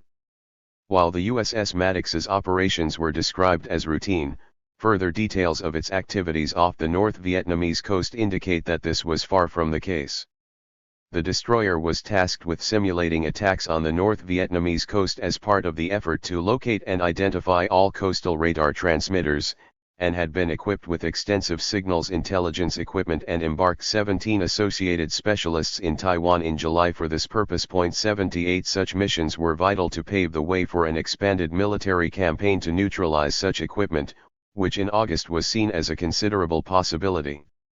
The growing weight of proposals that the U.S. should bomb North Vietnam, of which Hanoi was far from unaware, made such offensive operations by American warships particularly sensitive. The U.S. already had approximately 16,500 personnel in South Vietnam whom it claimed were military advisors, but who were already widely involved in military Operations 79, and by June it had deployed air units to strike insurgents as well as communist-held areas of neighboring Laos. CIA operations from 1961, which were transferred to the Pentagon from January 1964, saw commando teams inserted into North Vietnam for reconnaissance and sabotage operations. This campaign was described by the Commander-in-Chief of the U.S. Pacific Command, Admiral Harry D. Felt, as targeting power plants, railroads, bridges, VIP residences, and the like, although these efforts were met with a string of failures and saw the attackers consistently take heavy losses to North Vietnamese defenses. 80. Another major factor which made the Maddix's mission particularly provocative, and led many to speculate that by sailing as it did and firing the first shots it was seeking to provoke a response, was that it coincided with major South Vietnamese escalations at sea. In July, the commander of the U.S. Military Assistance Command Vietnam, Lieutenant General William C. Westmoreland, initiated an offensive campaign under Operational Plan 34A that focused on using South Vietnamese patrol boats to conduct shore bombardments using mortars, rockets, and recoilless rifles. These offensives built on a previous campaign that focused more on commando raids to do damage to North Vietnam. 81 On July 22, South Vietnamese Air Marshal Nguyen Cao confirmed to reporters that his country had been sending sabotage missions to the north for 3 years, and from July 31 with American approval South Vietnamese naval forces had begun to attack northern coastal and island installations without provocation. 82 The U.S. had been increasing its own special forces and air operations in Vietnam at the time, among other steps to rapidly expand its involvement. It was at the same time pressing Saigon to escalate, including by insertion of guerrilla warfare teams into North Vietnam. July 31 was also the day the USS Maddix began its Patrol 7 in what looked very much like a coordinated hostile action. U.S. Secretary of State Dean Rusk conceded in a classified cable regarding clashes between the USS Maddix and North Vietnamese ships on August 2. Maddix incident is directly related to efforts to resist these activities, with the patrol boats likely to have been operating as they did in response to the ongoing attacks. The American destroyer had effectively been sailing with special electronic surveillance equipment through a battle zone and close to an enemy coast just after its ally had initiated offensives. 83. Defense Secretary Robert McNamara, when testifying before a joint session of the Senate Foreign Relations and Armed Services Committees 2 days after the incident on August 6, notably evaded questioning regarding whether North Vietnam may have been provoked into taking military action. He instead answered, "Our Navy played absolutely no part in, was not associated with, was not aware of, any South Vietnamese actions, if there were any." He subsequently that day claimed at a Pentagon news conference that he had no knowledge of the South Vietnamese coastal attacks which provoked that, a statement which proved to be an outright lie. 84 An audio tape from the Johnson Presidential Library declassified in December 2005 showed that on August 5, the morning after the attacks, McNamara admitted to the president, "On Friday night, as you probably know, we had 4 TP boats from Vietnam, manned by Vietnamese or other nationals, attack 2 islands, and we expended, 1,000 rounds of ammunition of one kind or another against them. We probably shot up a radar station and a few other miscellaneous buildings. And following 24 hours after that with this destroyer in the same area undoubtedly led them to connect the two events. 85. Alongside a simultaneous U.S. directed commando raid, 86 South Vietnamese ships had launched a second round of larger assaults on August 3 to 4.87. The Maddox had been ordered to approach the North Vietnamese coast as part of a coordinated action with South Vietnamese attacks to draw the northern patrol boats away from the area where the attacks were being launched. 88. The Northern Navy was thus acting defensively, not only because the American destroyer approached its coast and fired first, but also because the ship was operating as part of an offensive operation which saw southern ships bombard northern targets without provocation. 89. The fact that the Pentagon misinformed the Senate and the press about where clashes had occurred, more than doubling the distance away from the Vietnamese coast, further contributed to misrepresenting North Vietnamese actions as aggression. 90. Much as had been done in Korea, where the Western Alliance South was also responsible for the majority of offensives preceding the outbreak of the Korean War. 91. Relatively minor Northern retaliation was portrayed out of context and in isolation to portray the non-Westernized states as the aggressors and in turn provide pretext for hostile policies including large-scale Western military interventions. Not only was the framing of the clashes in the Tonkin Gulf as unprovoked Northern aggression highly misleading, but the claim that North Vietnamese ships even fired torpedoes, or were involved in any capacity whatsoever, was itself highly questionable.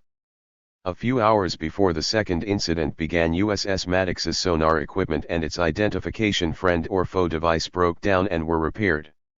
Numerous erroneous sonar reports of torpedoes were made by the Maddox that night, mostly caused by the ship's own violent movements, as the ship had been going unusually fast and zigzagging. 92. The Maddox's SBS-40 long-range air search radar and the Turner-Joy's SPG-53 fire control radar were both out of action, while thunderstorms and rain squalls significantly reduced visibility and created waves 6 feet high, factors which combined to significantly further reduce situational awareness. 93. On August 5 at 1:30 a.m., around 1 hour after the second naval incident ended, the patrol commander Captain John Jerome Herrick reported to Pacific Headquarters, "Review of action makes many reported contacts and torpedoes fired appear doubtful. Freak weather effects and overeager sonarmen may have accounted for many reports.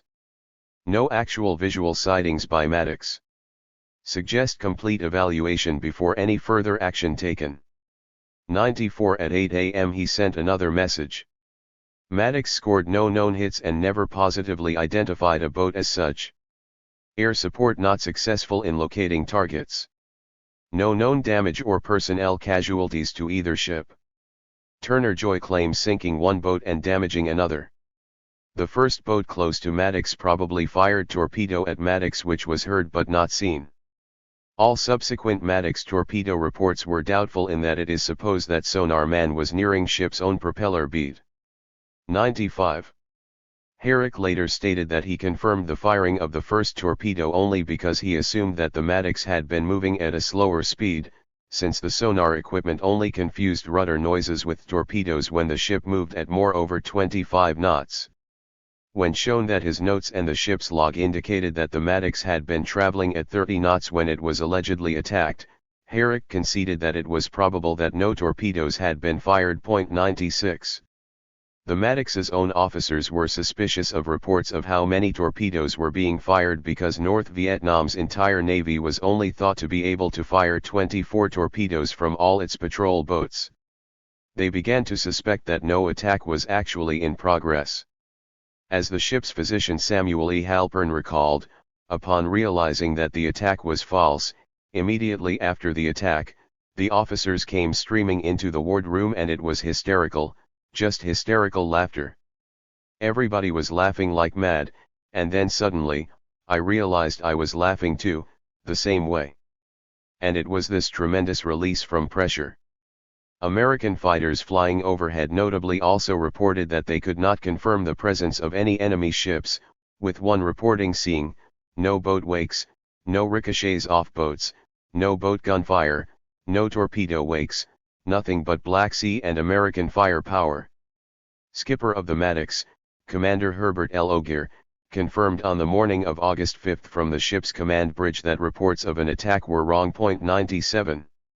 Award-winning journalist I.F. Stone suggested that the crisis involved not just decision-making in a crisis, but crisis-making to support a secretly pre-arranged decision, indicating that the provocative actions of the American warships alongside South Vietnamese attacks were intended to draw fire and in turn provide pretext for expanding the war. 98. This opinion was widely shared by analysts, with the wholly disproportionate nature of the U.S. response strongly indicating that very minor clashes at the Gulf of Tonkin, even if they had indeed occurred as Washington tenuously claimed, were blown very far out of proportion. The Tonkin incident thus served as a pretext for an already desired series of actions.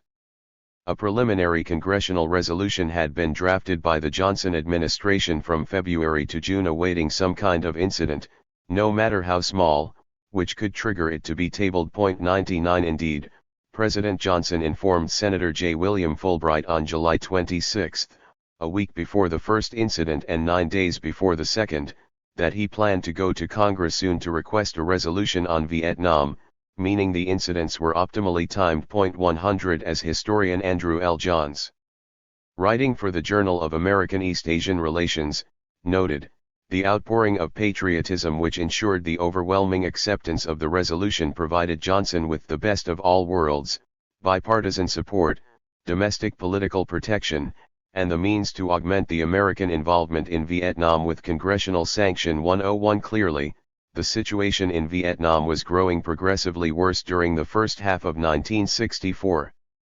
Johnson and his advisers realized that the status quo on the ground in Vietnam would soon be hopeless without a major commitment of American troops, indeed, perhaps unwinnable in any case, and thus planning commenced for the eventual escalation of the conflict, Johns observed, stressing that while plans to go to Congress with a Vietnam resolution had been long in the making, the Tonkin Gulf incident provided the perfect pretext to submit a resolution to Congress and avoid divisive debate as a matter of patriotism and expediency. 102. Leading British international relations expert Professor Adam Roberts observed regarding the seemingly excessive response to the Tonkin incident, it is as if Tonkin Gulf had been mistaken for Pearl Harbor, an opinion which he highlighted was shared by many of America's allies. 103. Director of the International Institute for Strategic Studies Alastair Buchan similarly referred to President Johnson's ludicrous overreaction to an attack on 2 ships in the Gulf of Tonkin. 104. Not only was the escalation of the war grossly disproportionate to the incident in question, but whether the incident had ever occurred was in serious doubt even in the eyes of the President himself. As Under-Secretary of State George Ball observed, President Johnson wasn't convinced at all after the thing, but they had been waiting for a provocation for a hell of a long time. I don't think he was sure, I think he had grave doubts that this attack had occurred, but from the point of view of the President and those who were around him who were eager for a stronger American line to be taken, this served the purpose. 105. As more information came to light over time, both on the events in the Gulf of Tonkin itself and on the more general conduct of the United States during that period, the Johnson administration's narrative regarding the chain of events appeared increasingly tenuous. Former U.S. State Department analyst and historian William Bloom noted in 1995, serious enough doubts were raised at the time about the reality of the attack, but over the years other information has come to light which has left the official story in tatters. 106. President Johnson himself told Secretary George Ball, "Hell, those dumb, stupid sailors were just shooting at flying fish." 107. He later commented privately, "For all I know, our Navy was shooting at whales out there." 108. Secretary McNamara also later expressed doubts that any attack had ever occurred. 109. Squadron Commander James Stockdale, a U.S. pilot who was flying overhead at low altitude for over 90 minutes during the August 4 incident, wrote in 1984 that he had the best seat in the house to watch that event, and our destroyers were just shooting at phantom targets, there were no PT boats there. There was nothing there but black water and American firepower. He recalled that his superior officers instructed him to keep quiet on the matter. 110. With officers on the USS Maddox also reportedly prevented from speaking out, Stockdale lamented, "I would never have guessed that commodores in charge on the scene of action are sometimes not allowed to blow the whistle on a screw-up or set records straight themselves." 111 As a result, he stressed, the Johnson administration had effectively moved to launch a war under false pretenses, in the face of the on-scene military commander's advice to the contrary. 112 Naval officer John White was among many in the military who alleged that the pretext for war was far from honest, stating in 1967, "I maintain that President Johnson, Secretary McNamara, and the Joint Chiefs of Staff gave false information to Congress in their report about U.S. destroyers being attacked in the Gulf of Tonkin." Captain Herrick of the USS Maddox himself refuted reports of North Vietnamese provocation. 113. Foreign Policy magazine's national security columnist, veteran journalist James Bamford, noted regarding the new prospective declassified documents on operations in Cuba gave the Gulf of Tonkin incident. In light of the Operation Northwoods documents, it is clear that deceiving the public and trumping up wars for Americans to fight and die in was standard, approved policy at the highest levels of the Pentagon. In fact, the Gulf of Tonkin seems right out of the Operation Northwoods playbook. We could blow up a U.S. ship in Guantanamo Bay and blame Cuba. Casualty lists in U.S. newspapers would cause a helpful wave of indignation. One need only replace Guantanamo Bay with Tonkin Gulf, and Cuba with North Vietnam. The Gulf of Tonkin incident may or may not have been stage-managed, but the senior Pentagon leadership at the time was clearly capable of such deceit. 114. As Rodney Carlisle's Encyclopedia of Intelligence and Counterintelligence similarly noted, in addition to formal propaganda, disinformation was informally promulgated to journalists and the public as well. The 1964 Gulf of Tonkin incident is perhaps the prime example. At the time, most journalists and the public accepted at face value the claims of President Lyndon B. Johnson. The President, and other officials, characterized the August incidents in the Gulf of Tonkin as examples of clear, unprovoked North Vietnamese aggression. The second attack almost surely did not occur, though some officials at the time believed it had. Yet the highly secret Plan 34A, involving covert attacks jointly managed by the CIA and the U.S. Navy against North Vietnam, was not revealed. Nor was the fact that a U.S. naval patrol had been sent to gather electronic intelligence in the Gulf of Tonkin. The North Vietnamese aggression, widely reported in the news media, paved the way for the Gulf of Tonkin resolution, providing the basis for the U.S. escalation of the war in Vietnam. 115. The U.S. war effort in Vietnam was broadly heavily reliant on fabrications, both to justify escalation and to vilify and delegitimize resistance. Evidence of fabricated incidents engineered to justify U.S. intervention was considerable. Former CIA officer Philip Liechty stated in 1982 that in the early 1960s he saw written plans to load large quantities of Soviet block arms onto a Vietnamese boat, fake a battle in which the boat would be sunk in shallow water, and call in Western reporters to see the captured weapons as proof of aid by foreign communist powers to the Viet Cong. This occurred in 1965 exactly as Liechty had told it.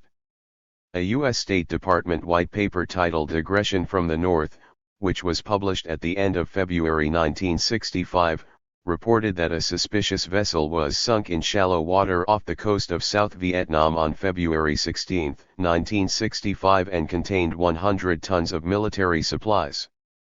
These were almost all of communist origin, largely from communist China and Czechoslovakia as well as North Vietnam.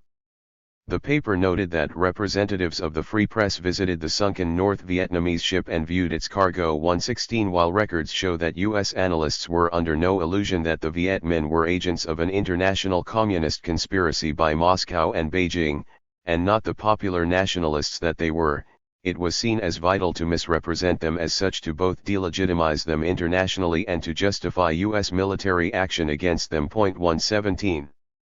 Liechty had also seen documents involving an elaborate operation to print large numbers of multicolor postage stamps showing a Vietnamese downing of a U.S. Army helicopter. He stressed that the high professionalism required to produce such stamps was meant to indicate that they were produced by North Vietnam, as the Viet Cong would not have been able to do so. According to the former officer, letters in Vietnamese were then written and mailed all over the world with this stamp on them, and the CIA made sure journalists would get hold of them, which created an impression of Hanoi being highly complicit in the war effort.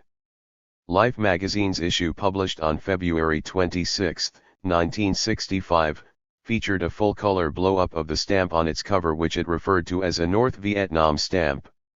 This was just 2 days before the State Department's white paper appeared. Reporting Leachty's statements, the Washington Post noted, publication of the white paper turned out to be a key event in documenting the support of North Vietnam and other communist countries in the fighting in the South and in preparing American public opinion for what was to follow very soon, the large-scale commitment of U.S. forces to the fighting. 118.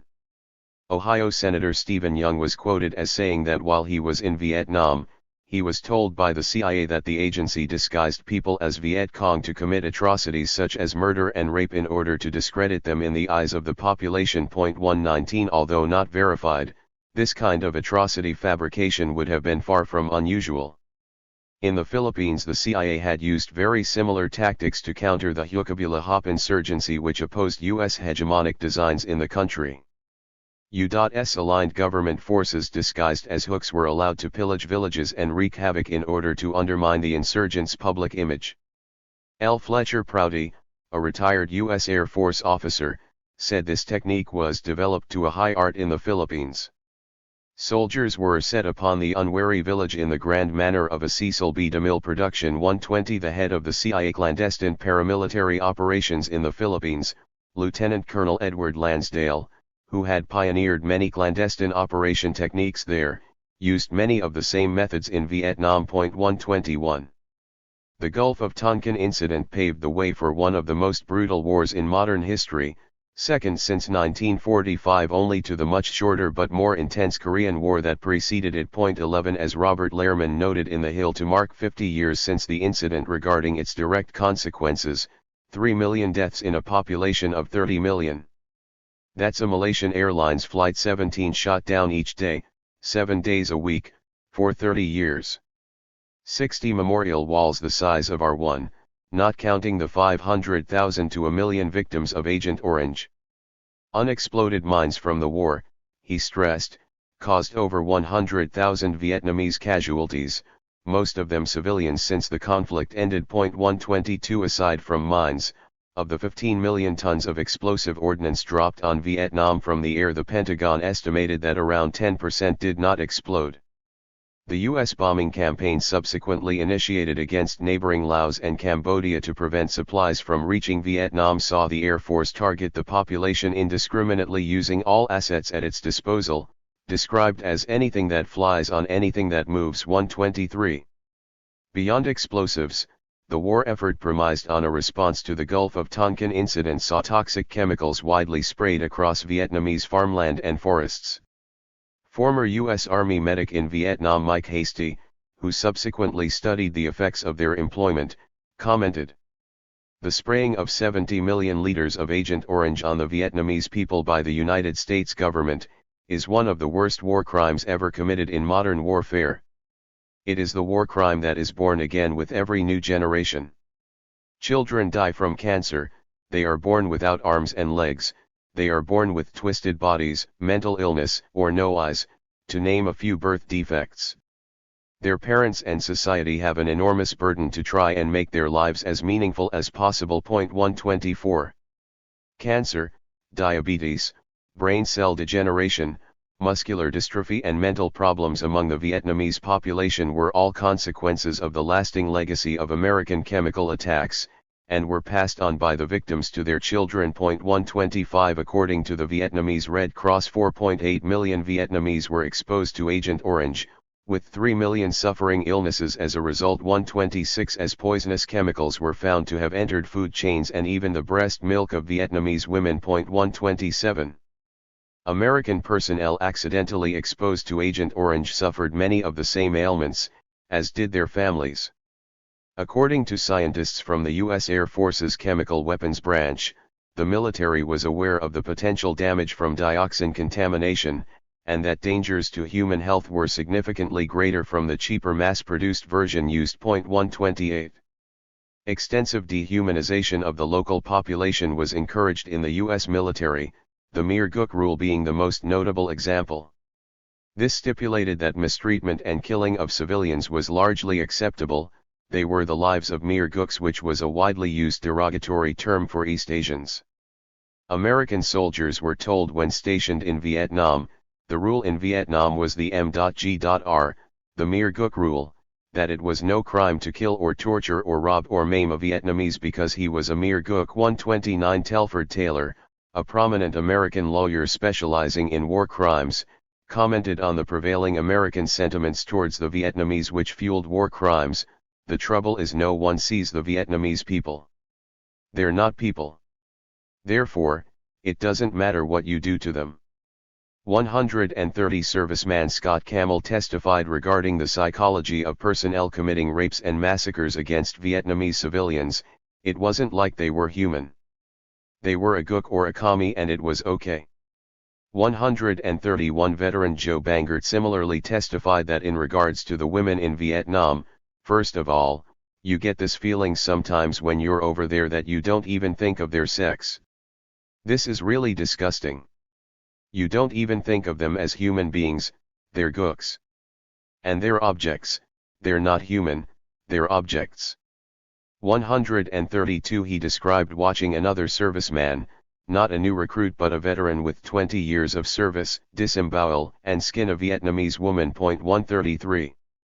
The U.S. military also encouraged personnel to gain the highest body counts possible, largely due to a lack of tangible objectives in the campaign, which led both servicemen and commanders to pass off civilian dead as enemy combatants. 134 As the BBC reported, unable to deal with an enemy that dictated the time and place of combat, U.S. forces took to destroying whatever they could manage. If the Americans could kill more enemies, known as Viet Cong or VC, than the Vietnamese could replace, the thinking went, they would naturally give up the fight. To motivate troops to aim for a high body count, competitions were held between units to see who could kill the most. Rewards for the highest tally, displayed on kill boards, included days off or an extra case of beer. Their commanders meanwhile stood to win rapid promotion. Very quickly the phrase, "If it's dead and Vietnamese, it's VC," became a defining dictum of the war, and civilian corpses were regularly tallied as slain enemies or Viet Cong. Civilians, including women and children, were killed for running from soldiers or helicopter gunships that had fired warning shots, or being in a village suspected of sheltering Viet Cong. 135. The atrocities that resulted from both dehumanization and incentives to maximize kills were only worsened by the very widespread use of drugs among U.S. forces. 136 With 28% of personnel in Vietnam being on hard drugs, namely heroin in 1971, and 70% using intoxicants by 1973. 137 Amphetamines were among many stimulants given out like candies by the military, and were blamed for the unjustified violence against the civilian population.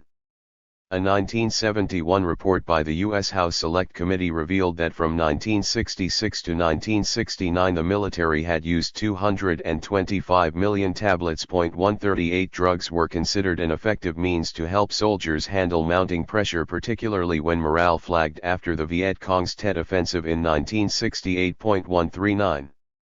Personnel from the 23rd Infantry Division recalled that men raped Vietnamese women on the average of once every third day. 140 While those from the 2nd Platoon said women would be raped whenever the company passed through a village. 141 Infantryman Jamie Henry referred to rape as SOP, standard operating procedure. 142 Vietnamese civilians widely recalled extremely frequent rapes by U.S. forces, as well as the arbitrary rounding up of civilians for torture in areas suspected of supporting the Viet Cong. 143 Officers and instructors widely condoned and at times promoted rape as a means of enhancing performance. 144 As American researcher Elizabeth Anderson noted, almost all of the men whose testimonies I have reviewed say that the leadership within their unit either directly encouraged sexual violence or passively allowed it to exist. In part as a result, sexual violence was an indisputable part of the war. And undercurrents of gendered violence appear in almost every historical account of atrocities in Vietnam.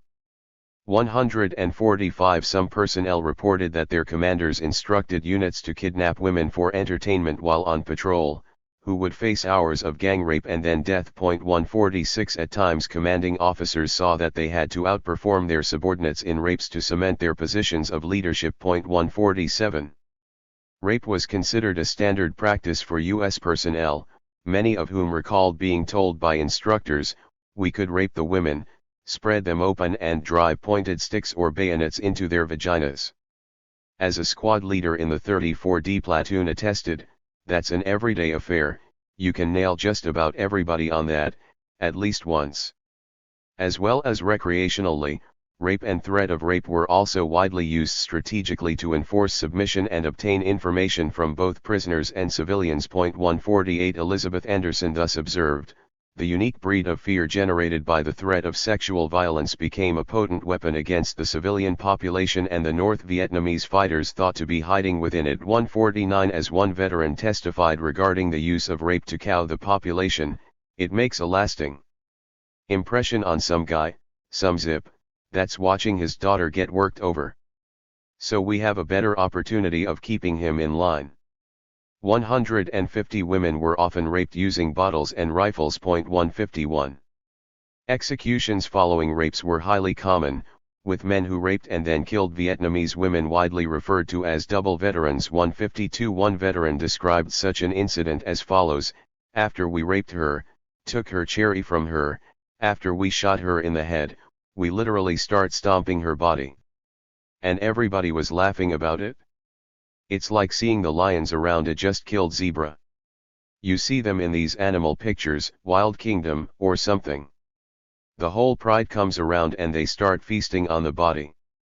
153 Another example was recalled by former GI John Ketwig, who stated that when 3 young Vietnamese women were captured, everybody circled around and they tortured these women with lit cigarettes. The one girl, they held her down and put the hose from the fire truck between her legs and turned on the water and exploded her. And the explosion of body fluids splashed across our faces.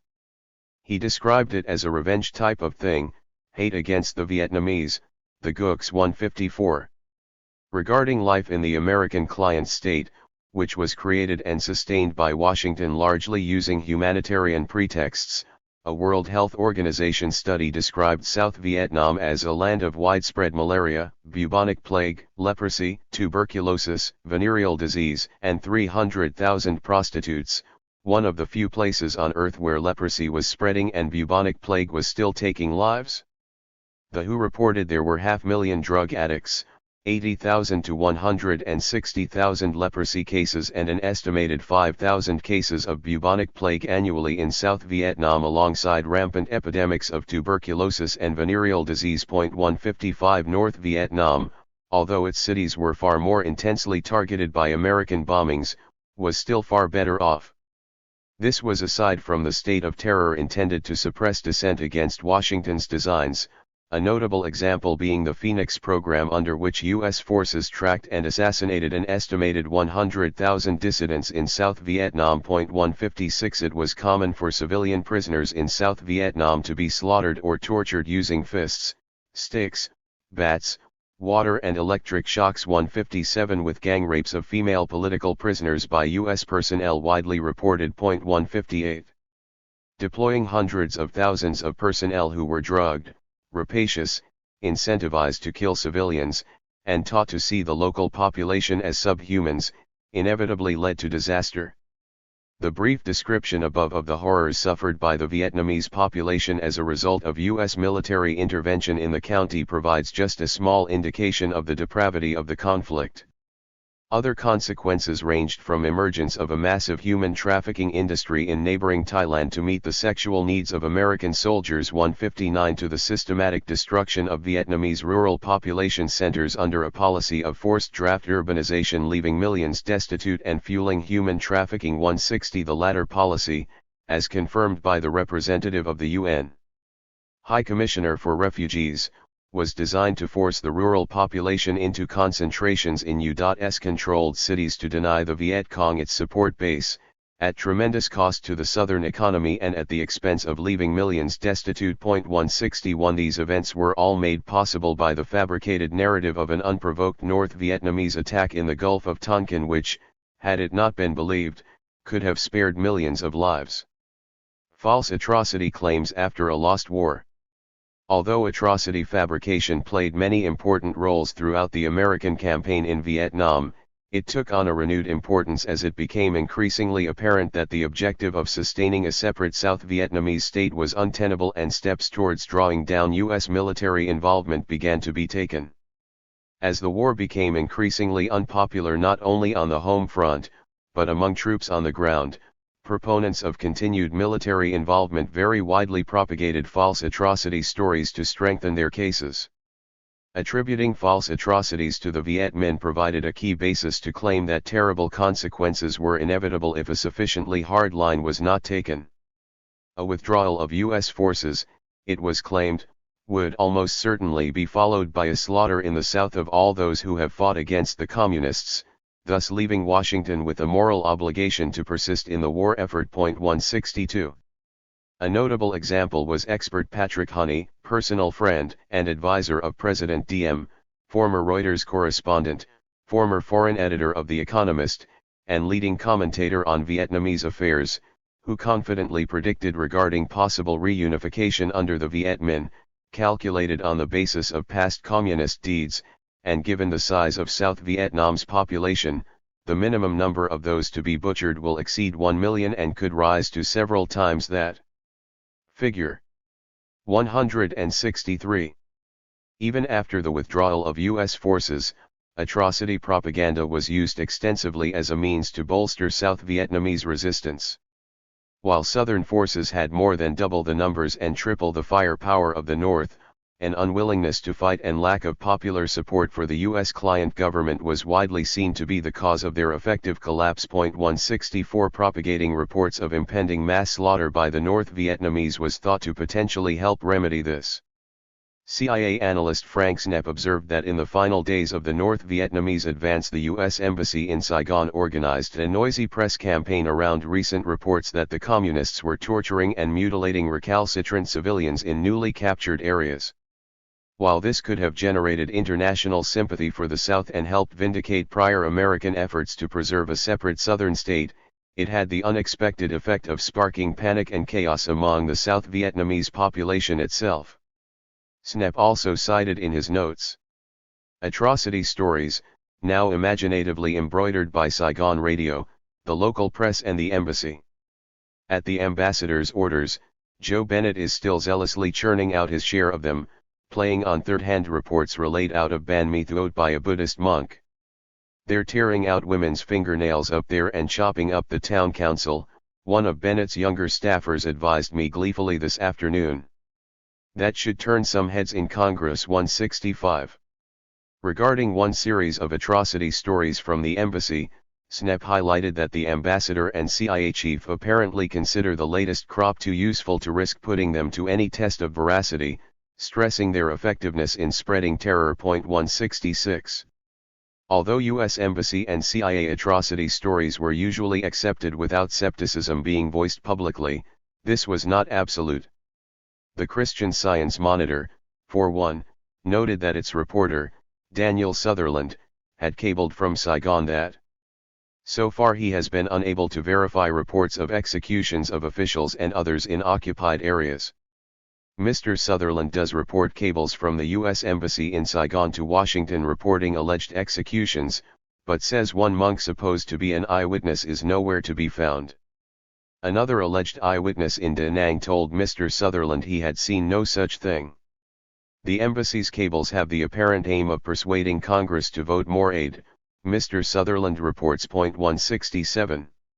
Even after Vietnam's reunification on April 30, 1975, atrocity propaganda played a key role in both justifying continued U.S. economic warfare efforts against the country and in retrospectively justifying the American war effort.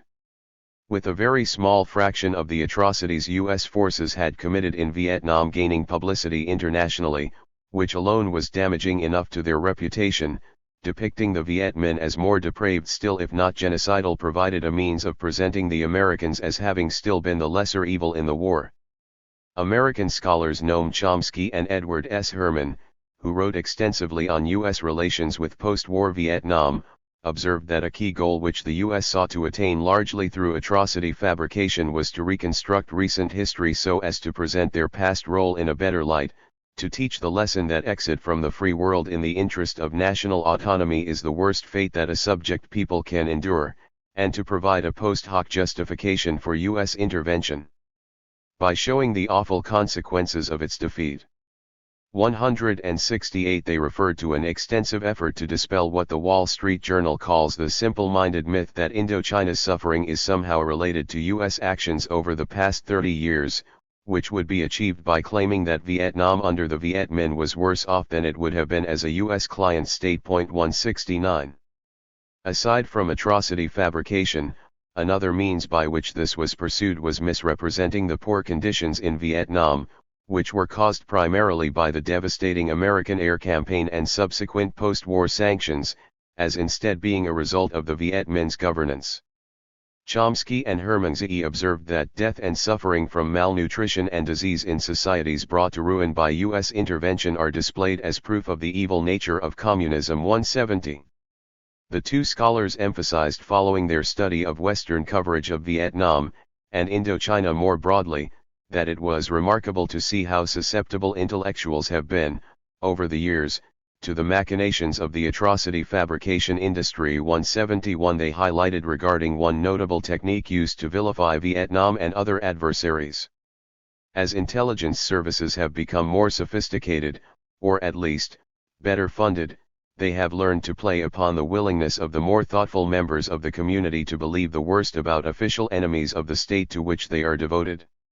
One technique is to arrange for scholarly studies, such as the book by Hoang Van Chi, which had such remarkable success in establishing the mythology concerning the bloodbaths during the North Vietnamese land reform. 172. A favorite source cited in the American press to claim mass abuses after April 1975 was André Gélinas, a Canadian Jesuit who, among other often similarly absurd claims, reported that 15,000 to 20,000 Vietnamese have committed suicide rather than live under communism. 173 The Jesuit dispelled criticisms from Western and other foreign eyewitnesses by dismissing them as parrots for Vietnamese government narratives, although in his congressional testimony in June 1977 he notably did not repeat the story of mass suicides. Gélinas told the Montreal Star, "People in South Vietnam today are praying for war, the way people in France were praying for it in 1942. They want to be invaded."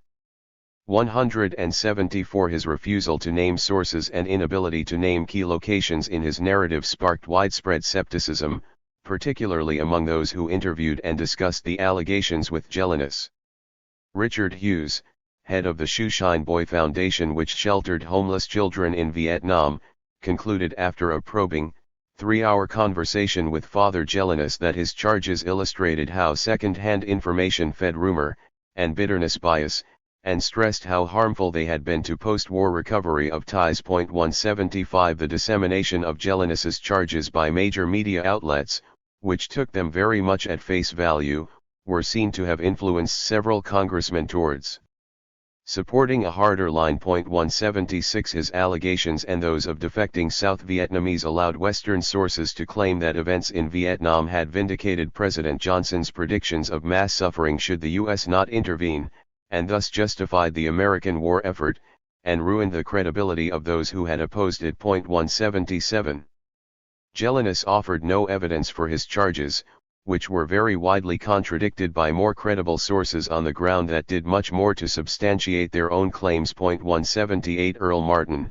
a Mennonite social worker who had done relief work in South Vietnam's concentration camps and spent considerable time in the country after unification, was thus among many to conclude that André Gélinas has seriously eroded any basis he might have had for serving as a credible witness. 179 Chomsky and Herman observed regarding the American press widespread propagation of Gélinas claims despite their highly tenuous nature.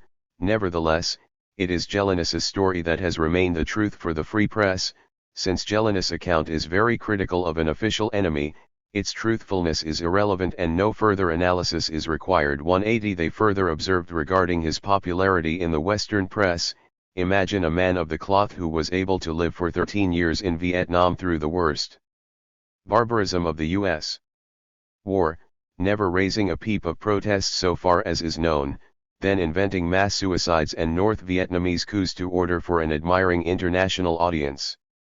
181 The scholars highlighted that U.S. media outlets widely publicized the Jesuits' reports to imply that the American war effort was entirely justified and delegitimize those who had opposed it. 182.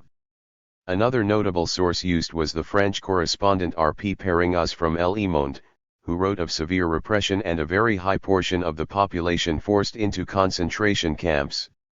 His claims were widely propagated on American radio, television, and in the written press, although like those of Jellinus they had little supporting evidence and were strongly contradicted by the large majority of foreign observers in Vietnam. 183 John Fraser from the Toronto Globe and Mail, for example, who spent 4 weeks traveling through the country, concluded that the French journalists' reports were vastly exaggerated. 13 Although highly critical of the Vietnamese government, Fraser had been specifically interested in verifying the observations and conclusions of the French journalist and explained why through his extensive experience, including many discussions with Vietnamese critical of the government. Perringaz's narrative appeared far removed from reality. 184 Perringaz notably frequently cited a figure of 800,000 prisoners, which had been repeatedly stated by defectors from former South Vietnam residing in the West, although this number was reached by counting 750. 000 city residents who returned to the countryside after the war as prisoners to falsely give the impression of mass repression. 185. Western portrayals of mass repression in post-war Vietnam were consistently strongly contradicted by the large majority of foreign observers on the ground. Indeed, while Western outlets such as the New York Times consistently widely claimed that Vietnam was totally off-limits to Americans after the war, this was very far from true. It nevertheless provided valuable pretext for focusing on reports from defectors and activists rather than on anyone actually in the country. The Times had itself requested a report on a trip to Vietnam from the distinguished U.S. historian Gabriel Kalko, but refused to permit its printing as his findings strongly contradicted the prevailing Western narrative. 186.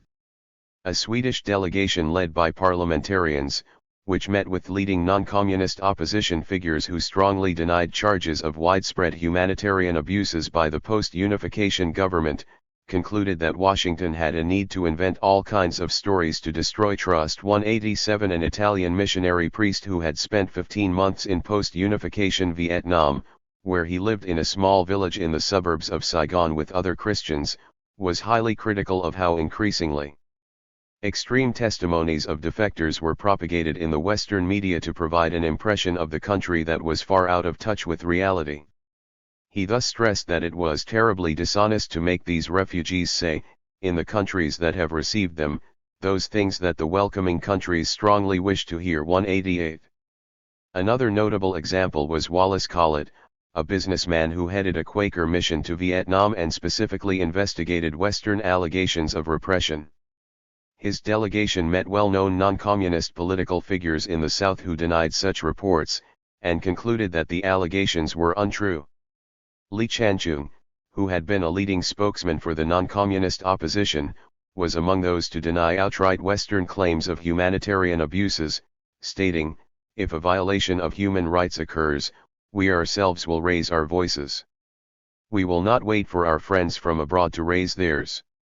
He dismissed Western claims that re-education camps have the purpose of revenging or killing gradually. 189 This was in reference to the widespread misportrayals of these facilities which was central to forming a narrative of mass repression. Regarding conditions in such camps, Max Ediger of the Mennonite Central Committee reported he met several old friends who, because they were officers in the old army, spent 9 months in re-education camps. They made no mention of torture and mistreatment but rather talked about learning how to work with their hands and said that they had learned about the new economic and social system they were living under. One young doctor, after completing his re-education course, was made director of a drug rehabilitation center near Saigon. 190 in Western coverage, however, the camps would continue to be likened to milder successors to Auschwitz or Birkenau where, much like the camps American POWs had been held in Korea, 2 decades prior, all kinds of atrocities were imagined to portray them as something entirely different to what they were. The operation complemented efforts to turn Cuban opinion against their leader Fidel Castro. Alongside propaganda broadcasts, this included plans to drug him before speeches and make him appear incoherent, distribute fake photos of a debauched obese Castro surrounded by beautiful women and delectable food to diminish his image as a man of the people, captioned "My ration is different," and even a plan to use a chemical agent to make his beard fall off which would undermine his charisma. A very similar operation considered 50 years later by the White House was to dress U.S. personnel in Iranian uniforms and have them attack an American ship, which would provide a pretext to launch a war on Iran if such a course of action were chosen. A notable example of the near-constant fabrication of information by Western intelligence agencies through their extensive networks of media assets came in the days preceding the Geneva Conference. In his memoirs, CIA agent Joseph Smith recalled how he enlisted a local newsman in Singapore on whom the big-name foreign correspondents relied for all their scoops and legwork, who then filed a fake story, attributed to an anonymous British defense officials that the Viet Minh were receiving supplies and personnel contributions from China.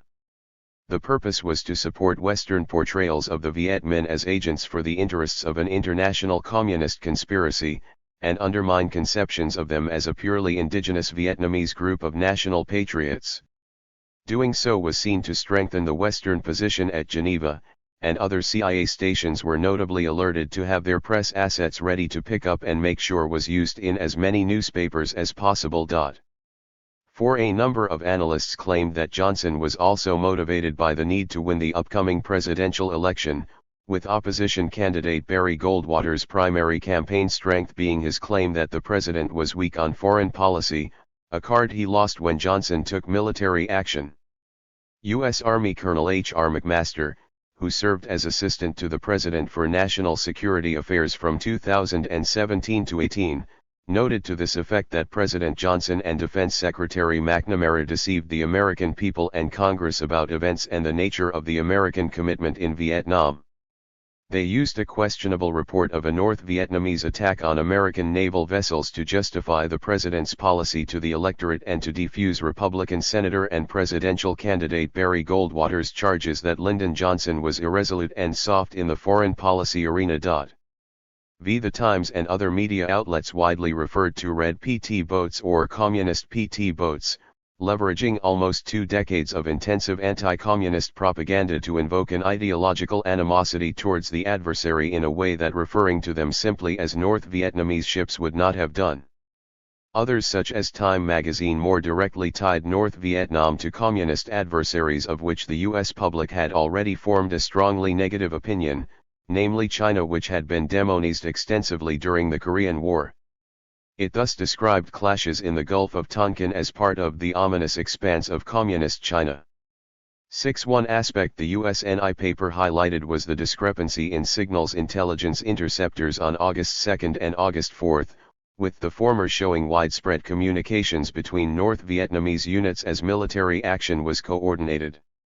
The routes of both the USS Maddox and the USS Turner Joy notably took them very close to every target of the southern attacks, and with North Vietnam's claims to territorial waters remaining somewhat ambiguous at between 3 and 12 miles, the two ships were operating well within this range. In the words of Adam Roberts, writing in a publication by the Royal Institute of International Affairs, the ships were certainly pushing their luck and adding to the sensitivity of an already delicate mission. In his 2003 video memoirs, McNamara remained unapologetic for his deception and boasted, "I learned early on, never answer the question that is asked of you. Answer the question that you wish had been asked of you. And quite frankly, I follow that rule. It's a very good rule." Sony Pictures, 2003. As American historian Chris Opp noted, LBJ was looking for a pretext to go to Congress to ask for a resolution that would give him the authority to do basically whatever the hell he wanted to do in Vietnam, without the intense public debate that a declaration of war would have required. The more pernicious deception was this idea that American ships were sailing innocently in the Gulf of Tonkin and were attacked without provocation. In fact, the United States had been waging a small, secret war against North Vietnam since 1961. In the days leading up to the first incident of August 2, those secret operations had intensified. The 1966 U.S. Army training film County Fair showed sinister Viet Cong in a jungle clearing heating gasoline and soap bars to concoct a vicious communist invention called napalm, an irony since it was in fact a Western weapon which was doused in great quantities over the population centers of Japan, Korea, and later Vietnam. This was not only highly misleading, but a very serious lie regarding what napalm was and how it was being employed, with U.S. and Allied forces exposed to it being only those subjected to their own friendly fire. 11. The extent of destruction from American bombardment quickly became overwhelming to observe, with Austrian correspondent Bernard Fall warning that Vietnam as a cultural and historic entity, is threatened with extinction as the countryside literally dies under the blows of the largest military machine ever unleashed on an area of this size. 12. The two scholars were among many to compare the practices of Western media in post-war Vietnam to the Bryce Report, albeit not to justify a war effort but rather to vilify a victorious adversary and thus justify the war retrospectively. They highlighted that the limitations on the press are to a significant extent self-imposed, reflecting ideological constraints rather than the exigencies of reporting under difficult conditions, leading them to instead widely re-report fabrications of crimes which sharply contradicted the observations of people on the ground. 13. Fraser claimed to have more access and freedom to roam independently throughout Vietnam than any Western journalist since 1975 during his 4 weeks in the country. Chapter 2. The Korean War. Massacres in Korea, blaming Allied atrocities on the enemy. Waged for 3 years from June 1950, the Korean War in many respects remains the most consequential military confrontation since 1945, and pitted a U.S.-led United Nations coalition made up almost entirely of Western and South Korean forces against the East Asian Communist states of China and North Korea. The war left both a long legacy, which remains at the center of tensions on the Korean peninsula today, as well as several controversies ranging from whether the conduct of coalition forces towards Korean civilians was a genocide, to which parties bore what share of responsibility for its outbreak. Although atrocity fabrication was not a significant factor in starting the war, it profoundly shaped both the course of the conflict in its final 18 months as well as public perceptions of China and North Korea in much of the world.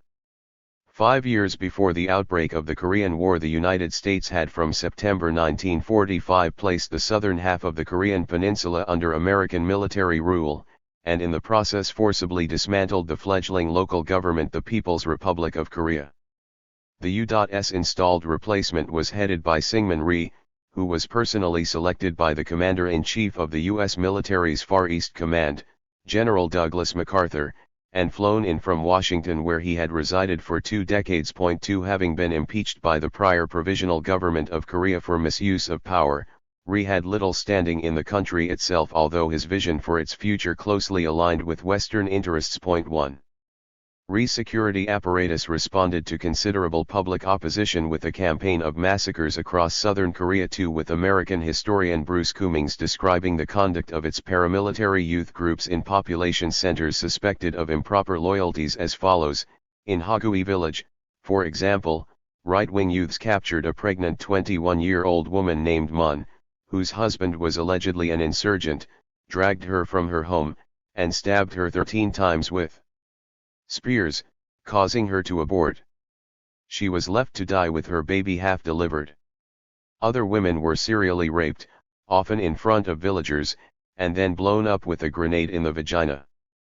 3. Donald Nichols, a commander in the American Counterintelligence Corps, was among those in the Corps to describe its close work alongside these paramilitaries and the atrocities they committed in gruesome detail.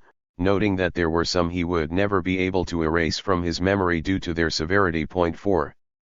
By 1952, 2% of South Korea's population had been killed in such campaigns, at a conservative estimate 5, with official investigations years later placing the death toll in the first 5 years between 600,000 and 1.2 million. 6. Those suspected of improper loyalties and their families were targeted indiscriminately, with particularly brutal methods reserved for suspected sympathizers of the Korean Workers' Party that ruled Northern Korea. 7. Ri had made his intentions very clear should he see through plans to place the North under his rule, stating, "I can handle the communists. The Reds can bury their guns and burn their uniforms, but we know how to find them. With bulldozers we will dig huge excavations and trenches, and fill them with communists. Then cover them over. And they will be really underground." 8. This was far from empty rhetoric, with his forces burying politically suspect segments of the population, including children, in the tens of thousands in mass graves across southern Korea, exactly as he described. 9. These killings escalated immediately after the outbreak of the Korean War in June 1950. As an indication of their scale, Reuters quoted the chief of National South Korean Police Kim Tae-sun stating shortly after the war began, 1,200 communists and suspected communists have been executed by South Korean police since the outbreak of the hostilities. 10. The mass graves created by Ri's forces for the politically suspect and their families across the country were widely reported on by both government and American sources, with U.S. Army Private Donald Lloyd recalling of one such incident witnessed by the 3rd Engineers Company. "We heard the machine gun fire and saw them burying them in this big pit. There were women in that pit holding babies. I'd say 100 people." 11. In his book, Colonel Donald Nichols recalled observing the systematic slaughter of political prisoners near Suwon in the first week of July 1950 by similar means, writing, "I stood by helplessly, witnessing the entire affair. 2 big bulldozers worked constantly. One made the ditch-type grave. Trucks loaded with the condemned arrived. Their hands were already tied behind them. They were hastily pushed into a big line along the edge of the newly opened grave. They were quickly shot in the head and pushed into the grave." 12. The scenes of mass killings on a tremendous scale and of women holding babies in mass graves were terrible, but also an excellent opportunity for propagandists intent on delegitimizing and vilifying the North Korean government.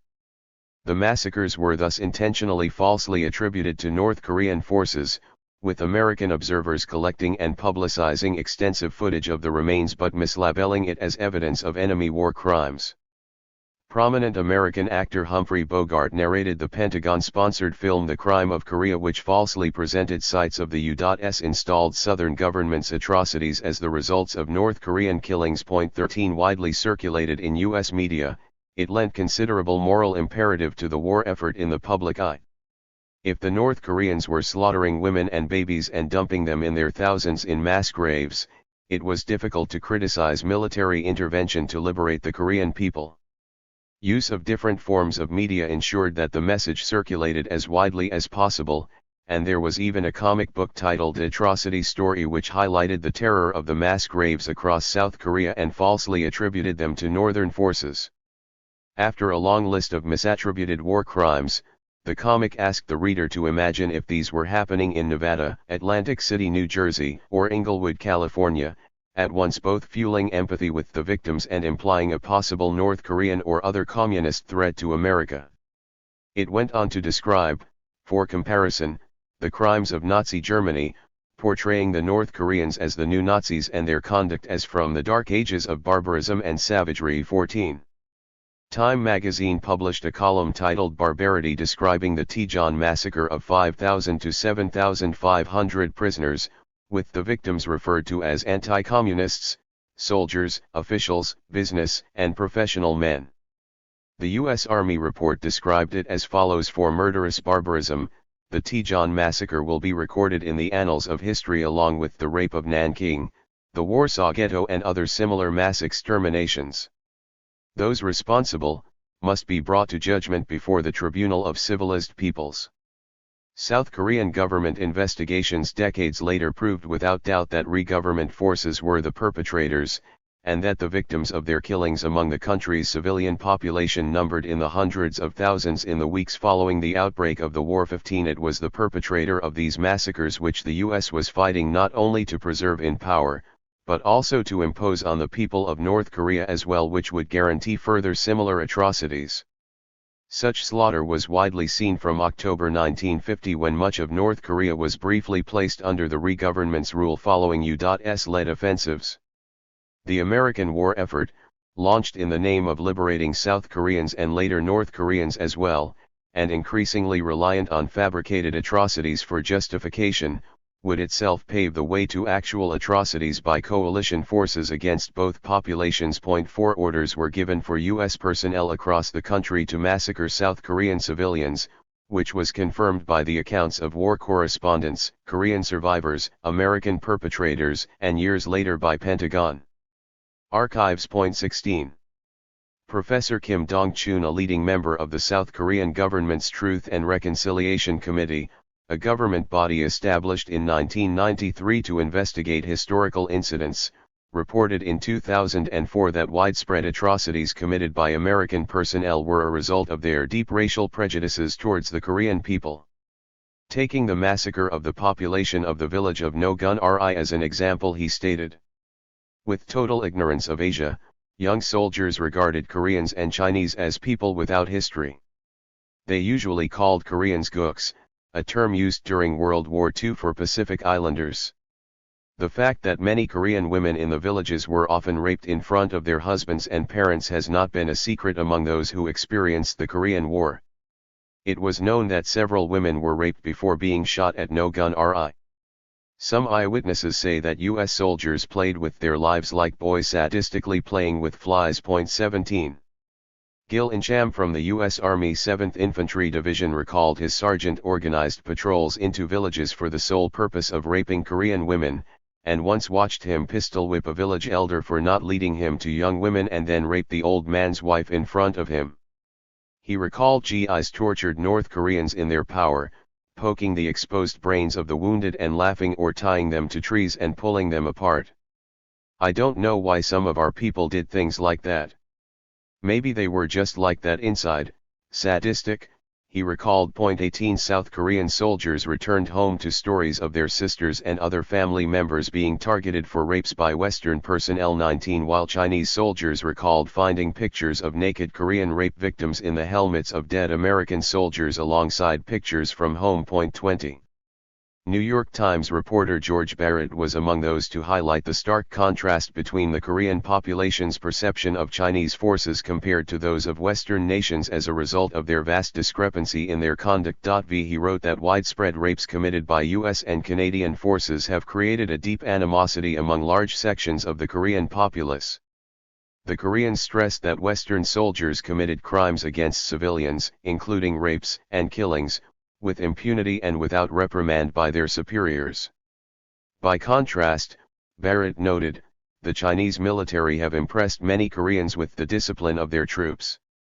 Many residents of Seoul seem to go out of their way to tell about the good Chinese behavior, and especially about executions of 2 rapists the Chinese are said to have held. 21.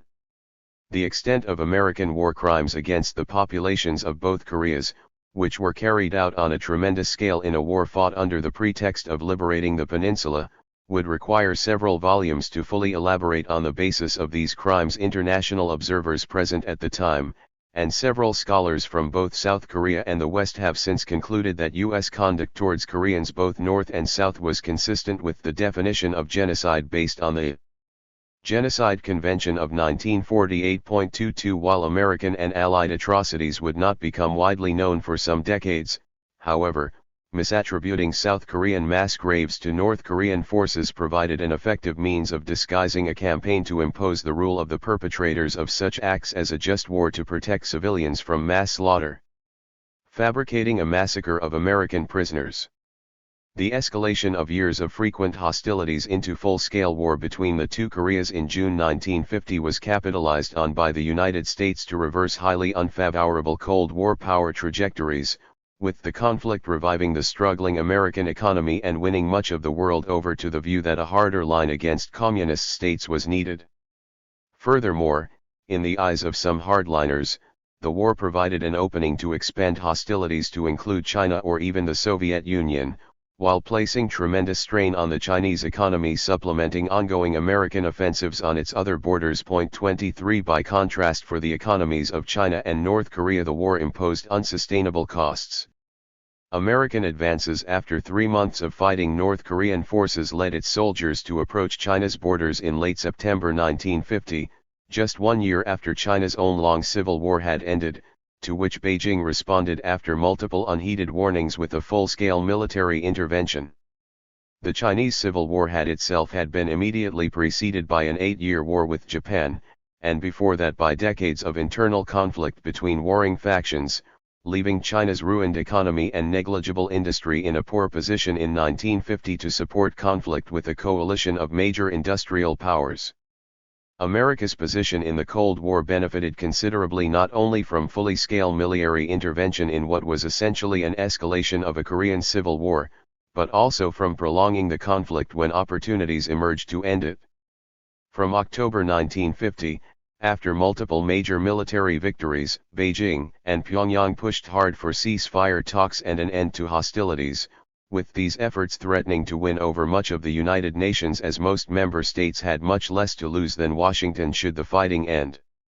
Thus, just as talks were getting underway, the U.S. on November 8 relaxed bombing restrictions and firebombed the city of Sinuiju on the Sino-Korean border with 85,000 incendiaries, which was immediately followed by an escalation of the bombing to target every means of communication, every installation, factory, city, and village across North Korea. 24 Ordered by the coalition's Supreme Commander General MacArthur, who was a strong proponent of expanding the war to Chinese soil and overthrowing the government there, the escalated bombings were widely interpreted as an effort to ensure the conflict continued. 25 The forthcoming Japanese Peace Conference in August 1951, during which the Korean War would serve as a vital pretext for maintaining the U.S. military presence in the country after direct American military rule ended, added further impetus to the need to sustain hostilities. 26 As the conflict dragged on through 1951, the forthcoming session of the UN General Assembly in October was seen as a forum where world opinion could be turned against continuation of the war should the Chinese and North Koreans offer reasonable terms for concluding it.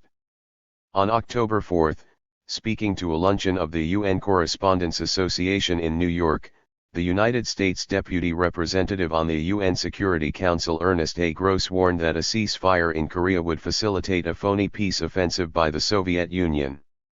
The goal of Moscow's supposedly malign peace plans would be to weaken the sense of urgency that has developed in the free world as a result of Soviet-Vi actions. 27 This was based on the presumption that the Korean War was a Soviet conspiracy, despite U.S. military sources consistently concluding that North Koreans were not receiving Soviet material support. 28 Such statements warning against sinister intentions behind every peace proposal, and by implication advocating the war's continuation, were hardly unprecedented.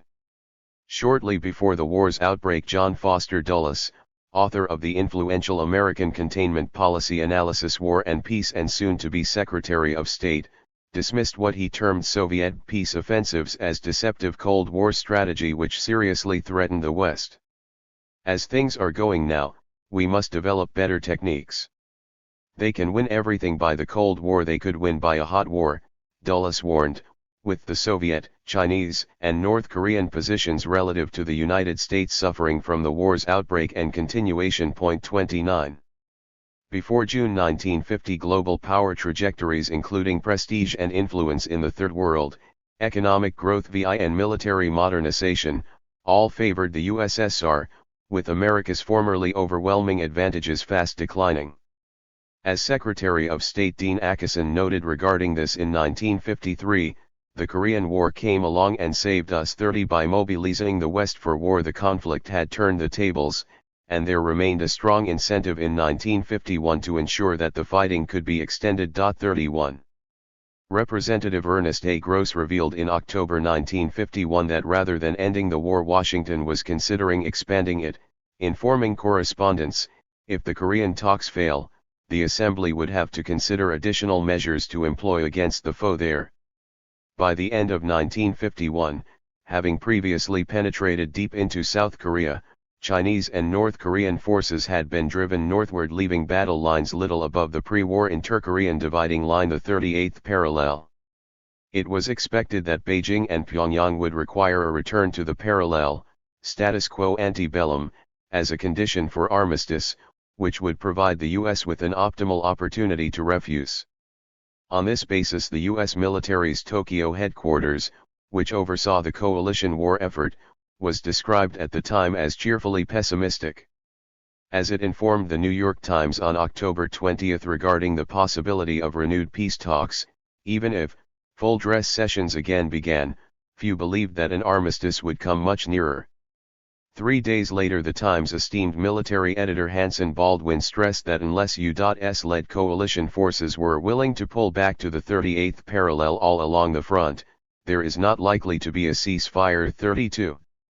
It thus came as a shock to many in the U.S. when on October 26, the second day of truce talks, the Chinese and North Koreans expressed willingness to cease hostilities based on the current battle lines, a major concession that would make it far more difficult for hardliners in Washington and the military to provide a further pretext for continuing the war. As award-winning journalist I.F. Stone observed, from the perspective of a U.S. leadership which sought to sustain hostilities, now the Reds were ready to yield on the 38th parallel.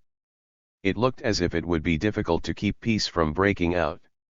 By November 4 the Communists had finally yielded to UN insistence that the armistice line should be generally based on the line of battle contact, had agreed on a neutral buffer strip 1¼ miles wide, and were largely in agreement on the location of the line itself. The situation looked desperate, but a stumbling block happily turned up. 33. U.S. negotiators responded by pushing for further concessions, namely by insisting on neither the status quo ante bellum nor on a ceasefire based on the current battle lines which advantaged Western forces. They instead required the Chinese and North Koreans to give up their territory south of the 38th parallel, namely the city of Kaesong, while the U.S.-led coalition would give up nothing. These highly unusual terms succeeded in preventing what appeared to have been an imminent breakthrough in the peace process and were widely interpreted as a move to prevent a swift end to hostilities. The New York Times reported on November 11 regarding this development, in Washington, especially in diplomatic quarters, there was some mystification why Kaesong had taken on such importance when both sides had agreed on the principle that the battlefront should be the basis for the armistice line. It was pointed out that the battered town lay in a plain dominated by hills and hence had little military value. 34 According to the Times, there was a belief that after the Communists had made the big concession on the line, and that the U.S. was sticking at straws. British press indicated that such conduct gave Beijing and Pyongyang grounds to claim that the Allies did not really want a truce. 35. Rumors spread among American personnel in the field that their leaders were avoiding a peace settlement despite major enemy concessions, with the New York Times highlighting, in many places along the Korean front the muttering guns fell silent. Ground fighting was almost at a standstill, though air battles went on. The foxhole-to-foxhole grapevine on the UN lines was active with rumors. The GIs had hopes that an end to this fighting might not be far off, hopes which had been raised before and dashed before. On November 11 China's Radio Peking broadcast the statement that if the Americans give up their demand for Kaesong, a settlement can be reached in a matter of hours. 36. The Chinese proposal for an immediate ceasefire was particularly concerning for those favoring continued hostilities. General James Van Fleet, commander of the U.S. 8th Army, addressed the troops to clarify that the war would be business as usual until the communist aggressors terminate their violation of human liberty. Considering Western interpretations of how their East Asian adversaries violated human liberty, this purposefully vague objective meant that the war could continue indefinitely as long as the Chinese and North Korean states existed. A November 14 report from Tokyo headquarters slammed the East Asian states' calls for an immediate ceasefire, emphasizing that the Reds openly repudiated their long-standing agreement that hostilities would go on until a full armistice was signed. As I.F. Stone noted ironically regarding such criticisms, the blackguards were trying to bring the war to an end, they were being vilified for attempting to end hostilities sooner. 37. American personnel on the front lines appeared far from supportive of the positions taken by the military leadership. A New York Times dispatch on the Central Front in Korea published on November 12 emphasized that the same question was being raised by men across the front: why don't we have a ceasefire now? Regarding the troops who have to fight the war, the unadorned way that an apparently increasing number of them see the situation right now is that the communists have made important concessions, while the United Nations Command, as they view it, continues to make more and more demands. The Times frontline correspondent George Barrett emphasized, the United Nations truce team has created the impression that it switches its stand whenever the communists indicate they might go along with it, while recent developments have convinced some troops that their own commanders, for reasons unknown to the troops, are throwing up blocks against an agreement. 38. I.F. Stone described the U.S. military's response to the issue at hand, facing decline in both faith in the leadership and in soldiers' will to fight when peace was clearly being offered, as atrocities to the rescue. He observed, something had to be done and done quickly. Something was. On November 14 in Pusan, Colonel James M. Hanley, Judge Advocate General of the 8th Army, called in the local Korean stringers who covered that out-of-the-way place for the big news agencies and gave out one of the biggest sensations of the war. U.S. reveals Reds killed 5,500 GI captives in Korea, said the headlines next day. And on November 16, when the estimate was raised to 6,270, the Associated Press sent out a gory compilation: Reds butchered more Americans than fell in 76. Troop dissatisfaction over the delay in the truce talks was to be countered with an injection of hate. The alleged atrocities also were used to explain the delay in arranging a ceasefire. 39. The explanations which followed this perfectly timed news of atrocities against American prisoners gave a strong indication of its purpose. The Associated Press reported that on November 16 Colonel James M. Hanley, the Judge Advocate General of the 8th Army responsible for compiling and investigating all war crimes, said he divulged the Reds' wanton murder of American prisoners because he thought American soldiers at the front ought to know what they are up against. From the following day the Armed Forces Radio broadcast the atrocity story, and repeated it at intervals. It further reported, a highly placed Allied officer said today the announcement that the communists in Korea have murdered thousands of American prisoners has stripped the mystery from what has been holding up Korean armistice talks. The officer stated, the communists don't want to have to answer questions about what happened to their prisoners. 40. For the significant benefit this narrative provided, Supreme Commander General Matthew Ridgway likened the sudden report of atrocities and the way it quickly changed prevailing attitudes to a divine intervention, stating on November 17, "It may perhaps be well to note with deep reverence, that in his inscrutable way God chose to bring home to our people and to the conscience of the world the moral principles of the leaders of the forces against which we fight in Korea. It may well be that in no other way could all lingering doubts be dispelled from the minds of our people as to the methods which the leaders of communism are willing to use, and actually do use, in their efforts to destroy free peoples and the principles for which they stand." 41.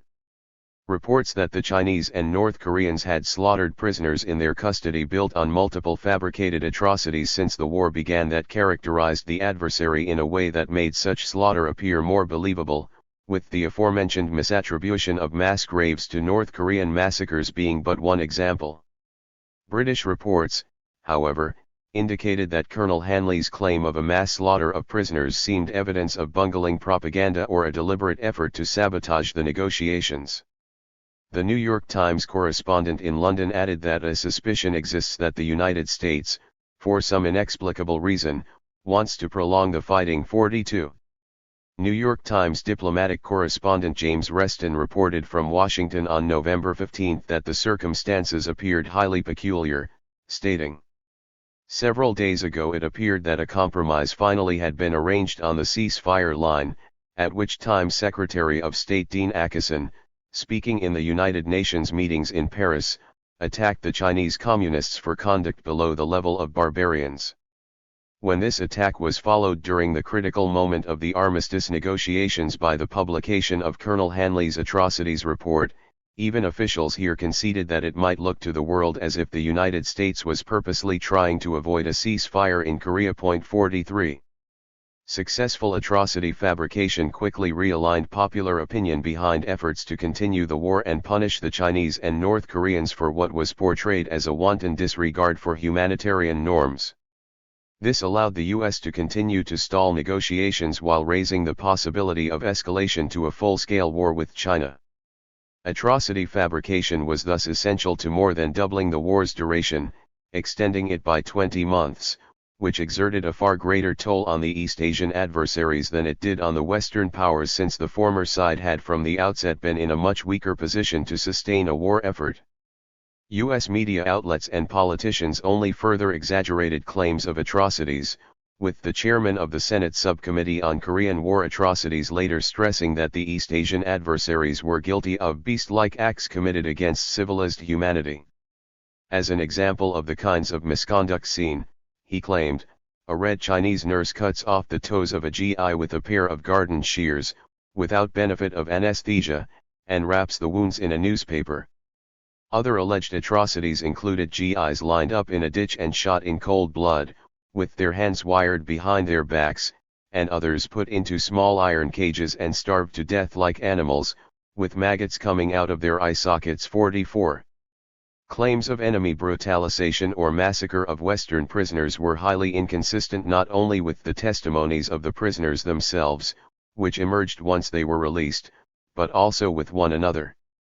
On November 14, Colonel Hanley claimed 5,500 American and 290 other coalition prisoners of war had been slaughtered in their camps by the Chinese and North Koreans. 2 days later he announced that the figures for prisoners killed actually stood at 6,270 Americans, 7,000 South Koreans, and 130 other coalition personnel, a total of 13,400. Ridgway's formal statement the following day on November 17 confirmed Hanley's claims but did not provide figures. 3 days later on November 20, Ridgway said it was possible that 6,000 American soldiers listed as missing in action may have been killed as prisoners, but that there was proof of only 365 such murders. He gave no indication of the status of prisoners from other coalition members. 45. 2 days later on November 22, documents sent by air courier to the UN New York headquarters contained the text of Ridgway's fortnightly report dated November 12, which covered the 2 weeks from August 16 to 31. The report alleged that 8,000 American prisoners of war had been killed. Thus the claims for numbers of American prisoners killed included, Ridgway 8,000, Hanley 5,500, Hanley 6,270, and Ridgway possibly 6,000, definitely known 365. Addressing these discrepancies on November 29, Ridgway said the figures were subject to constant re-evaluation, but the 6,000 figure was the most up-to-date and included all coalition personnel except for South Koreans. The 8,000 figure, he said, was an earlier estimate. Thus between November 20 and November 29, Ridgway had amended his estimate from a possible 6,000 American prisoners killed, to the 6,000 figure including other coalition forces. Furthermore, on November 20 Ridgway did not cover up or account for his own 8,000 figure of November 12 by saying that it was possible that 8,000 were killed. Regarding what he referred to as these weird statistics, I.F. Stone observed, "It does not help prisoners in the hands of the enemy to make charges of mistreatment if these charges are false, nor does it help their families.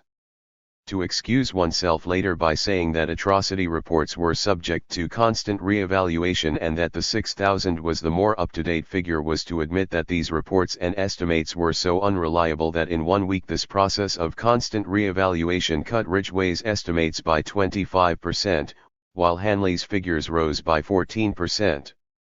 This is sheer statistical slapstick, understandable enough if the purpose was merely to stir up hate and upset peace talks, utterly inexcusable if intended as a serious accounting on the murder of American men by the enemy. 46.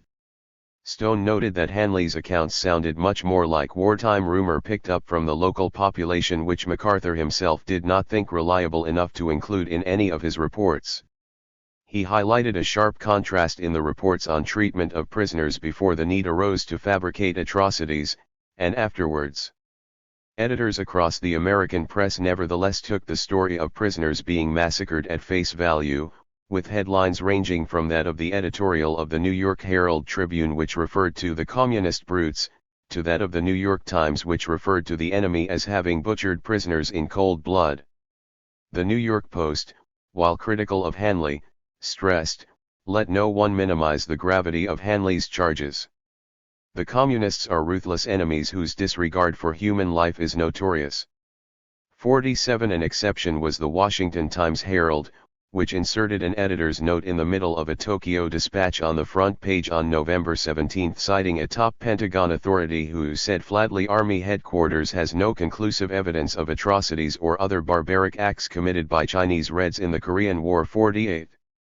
Claims that Americans had been slaughtered or tortured in Chinese and Korean prison camps were ultimately disproven once prisoners started to be released in significant numbers. Coalition prisoners had a harsh experience in the war's initial months as battle lines were constantly changing, supply lines were strained or non-existent, and no prison camps could be established. Prisoners could only be kept with troops at the moving front lines, and food was scarce for both captives and soldiers, resulting in an estimated 90% of U.S. prisoner deaths occurring in the first year of the war. 49. Many died alongside their captors in bombing raids, and, as noted by British military historian Max Hastings, the plight of the prisoners was often no worse than that of the northern soldiers and people. 50. An order by North Korea's advanced headquarters strictly forbade the unnecessary killing of enemy personnel when they could be taken prisoners of war. Those who surrender will be taken as prisoners of war. 51. Prisoners were nevertheless often assailed by the local population or shot by men on the front lines who could not afford the burden of taking them along in this semi-guerrilla stage of the war. 52. The nature of the war changed considerably after the entry of Chinese forces in October 1950, with fighting soon localized around the 38th parallel and secure prison camps quickly established behind the front lines. Conditions for American and coalition prisoners quickly improved, and their camps were open to the press, including Western reporters. By the time allegations of mass slaughter were made in the U.S., the harsh conditions of the war's early stages had long since passed. Reports of communist atrocities against prisoners strongly contradicted the press findings, and the pictures of decently fed, smiling prisoners who were allowed exercise, prisoners who had allegedly seen many of their number slaughtered. Britain's former Chief of Defence Staff, Field Marshal Lord Richard Carver, observed regarding conditions in camps, the UN prisoners in Chinese hands, though subject to re-education processes, were better off in every way than any held by the Americans. 53. Re-education involved lessons on the evils of capitalism and the history of Western imperialism.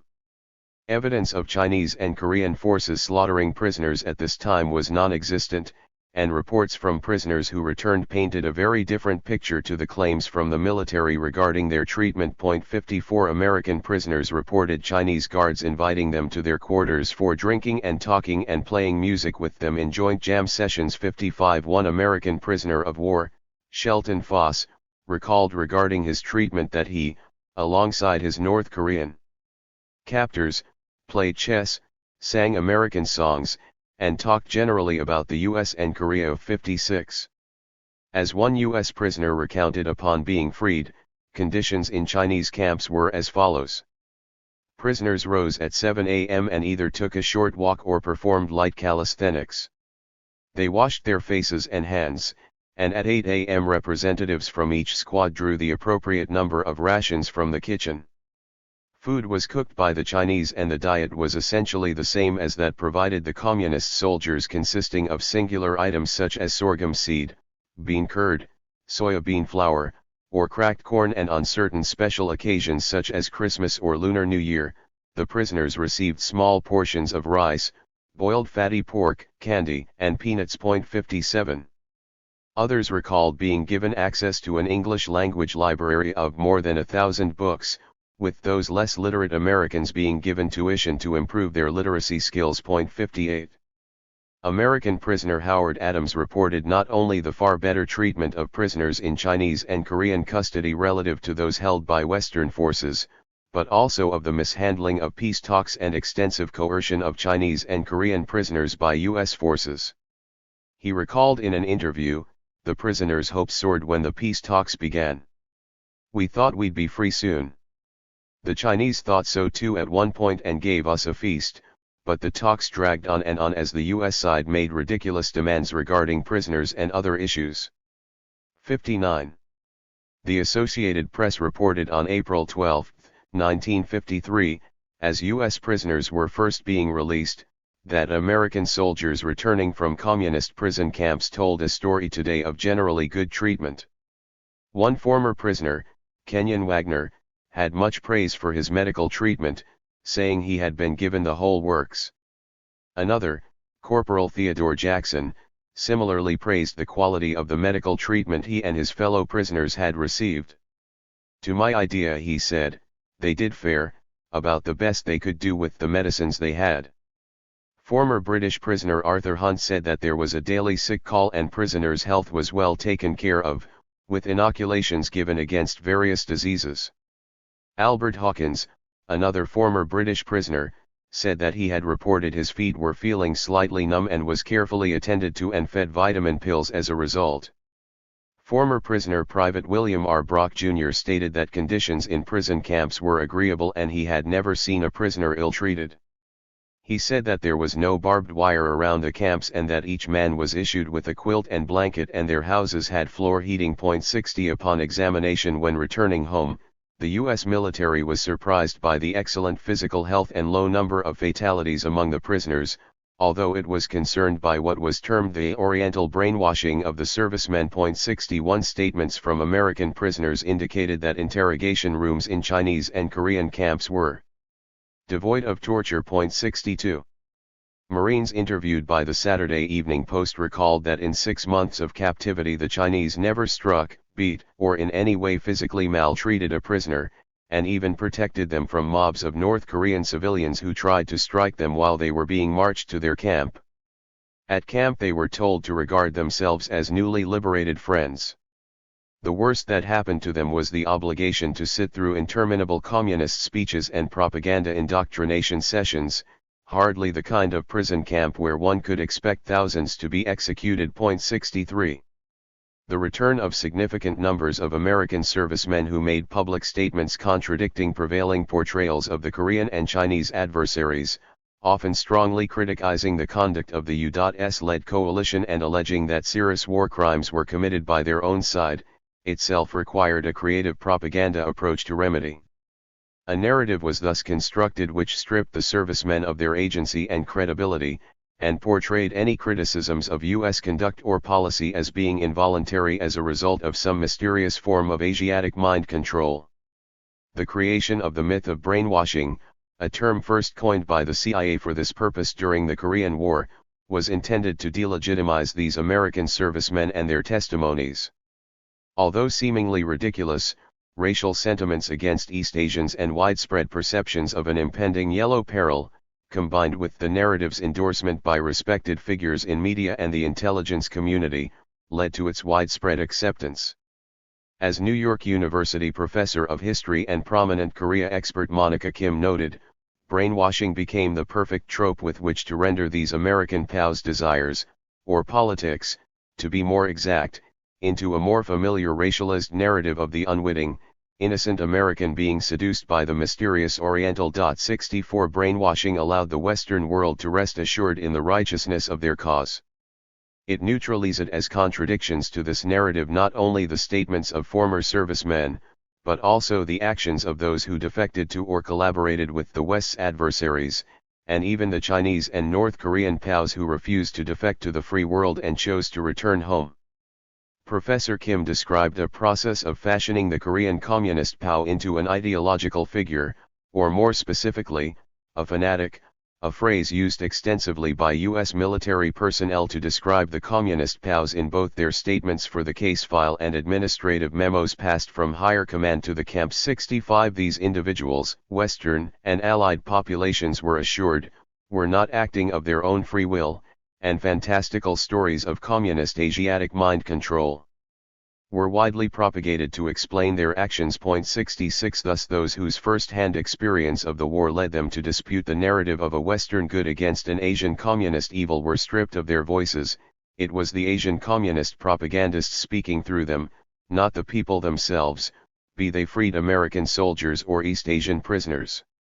The narrative of a massacre of prisoners did not need to be remotely true to be effective, and ultimately served not only to gain support for an extension of the war through abnormal demands at the armistice talks, but also to reinforce the meta-narrative in the West vilifying countries at the forefront of opposing Western power and empire as malign and barbaric actors. In sharp contrast to the treatment of Western prisoners in Chinese and Korean camps, sources consistently pointed to extreme brutalization of East Asian prisoners held by U.S.-led coalition forces. Propaganda from Beijing and Pyongyang had no need to fabricate atrocities when covering the hardships their men endured, as the reality was already too extreme and gruesome for most media to fully cover. Journalists repeatedly found that American officers they interviewed admitted knowledge of or participation in massacres of Chinese and Korean prisoners. 67 Robert William Burr of the U.S. Army 2nd Infantry Division recalled one such incident in which his platoon sergeant shot a dozen prisoners personally. He stated regarding the prevailing attitude towards killing East Asian soldiers, "At the time I would have felt worse if I had run over someone's dog with my car." 68 The ease with which East Asians could be slaughtered was similarly observed 5 years prior in the Pacific War, where surrendering Japanese soldiers frequently met with the same fate. Killing them was also frequently compared to killing animals in a way that killing ethnically European soldiers never could be. 69 Multiple studies highlighted the considerable discrepancy in American treatment of surrendering ethnically European adversaries compared to East Asians as a result of the extent to which the latter were dehumanist. 70 As resistance to Western occupation in Korea involved all parts of society, it was not unheard of to see 3 generations of the same family held in the same prisoner of war camps with many children also imprisoned. 71 The fatality rate among prisoners was high with many not adequately fed and dying due to malnutrition. 72 And more intentionally killed by soldiers after their capture. Prisoners were shot by soldiers for insulting their guards, hunger striking, and even for singing. 73 An example of one such incident saw around 50 women gathered in the common area of their compound begin to sing folk and political songs, which quickly spread to other compounds. They were met with gunfire by the guards causing 29 casualties. 74 A more extreme case saw protesting prisoners, who had not even a rifle among them, suppressed by American paratroopers, battle tanks, and flamethrowers. Brigadier General Hayden Boatner recalled regarding the killing, "What a gruesome sight it was. A battlefield in every respect. Entrenchments, wounded, dead, burning buildings and tests with a few human hands, legs or feet here and there." 75. After being repeatedly interrogated, severely beaten, half-starved, and kept in solitary confinement, North Korean officer Pak Sang-hyung was kept in a 6-by-3-foot cage with only strands of barbed wire for walls. He was given one blanket and no shoes and left outdoors for 3 winter months. He recalled after his release, "I lived like an animal." 76 Korean female prisoners were particularly singled out for abuse, with Pulitzer Prize winning American historian John Toland, the war's contemporary, describing one example as follows. One girl, Kim Kyung-suk, told how they had forced a group of women prisoners into a large room. Here they were stripped.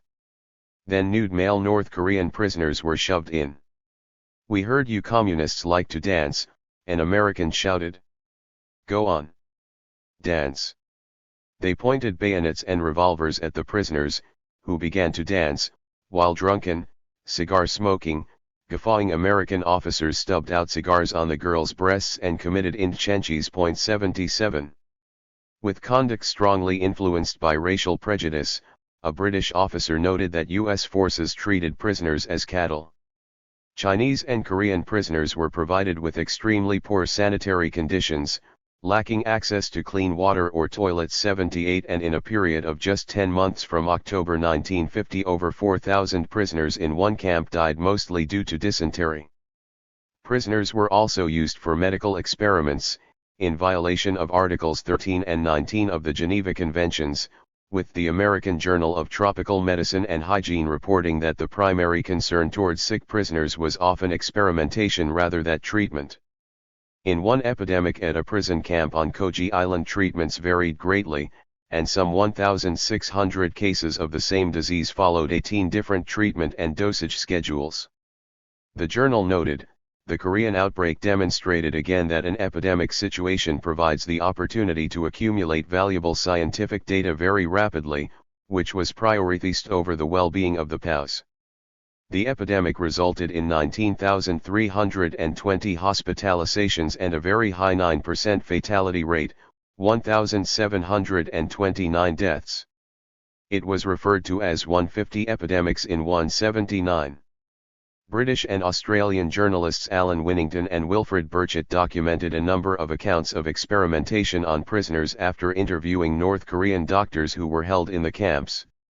Their 68 examples included providing prisoners with experimental doses of sulfadiazine tablets, ranging from 8 to 48, to test the effects of very high sulfa intake, and many patients died of sulfa poisoning. 80 POWs at the U.S. 14th Field Hospital near the Pusan prison camp and the U.S. 64th Field Hospital at Koji were at times operated on either to give young surgeons practice or for experimentation. 81 Prominent journalist and Harvard graduate Hugh Dean noted regarding experimentation. The American doctors, if they had qualms, could always remind themselves that the purpose was to add to medical knowledge, making possible saving of more lives, and that the victims were inferior beings, gooks to many, near animals to others. 82. Excessive amputations were also widely reported, with limbs stiff from lack of exercise or from having just been released from plaster casts being cut off. 83 Prisoners were housed in compounds at 4 times the legal density of U.S. federal prisons, itself far from a high standard at the time, in conditions considered appropriate to Asian peasants. Max Hastings noted that Western treatment of the Koreans and the Chinese was dictated by a deeply rooted conviction that these were not people like themselves, but near animals. 84 prisoners held on Koji Island by U.S. forces described the state of their captivity in a letter they signed in 1952, "Koji Island is a living hell. The shores of this island are no longer washed by sea water, but by our tears and blood. There is no breath of fresh air here, the pungent stench of blood fills our nostrils in every corner of the island." 85. Observing the prisoners' eventual return, Winnington and Burchett emphasized the stark contrast to the well-treated Western prisoners coming out of Chinese and Korean camps, describing prisoners released from Western camps as follows: haggard, with faces dank and moist like corpses, bearing the hideous mutilations of experimental surgery, some vacant-eyed, girls driven mad by attempted rapes. Half of the prisoners in many ambulances were lacking legs, often both legs. Even men missing 2 legs and without artificial ones were not treated by the Americans as stretcher cases, so plentiful were amputees. In a single hour it was possible to see 6 people delivered who lacked all 4 limbs, hacked back to mere torsos. 86.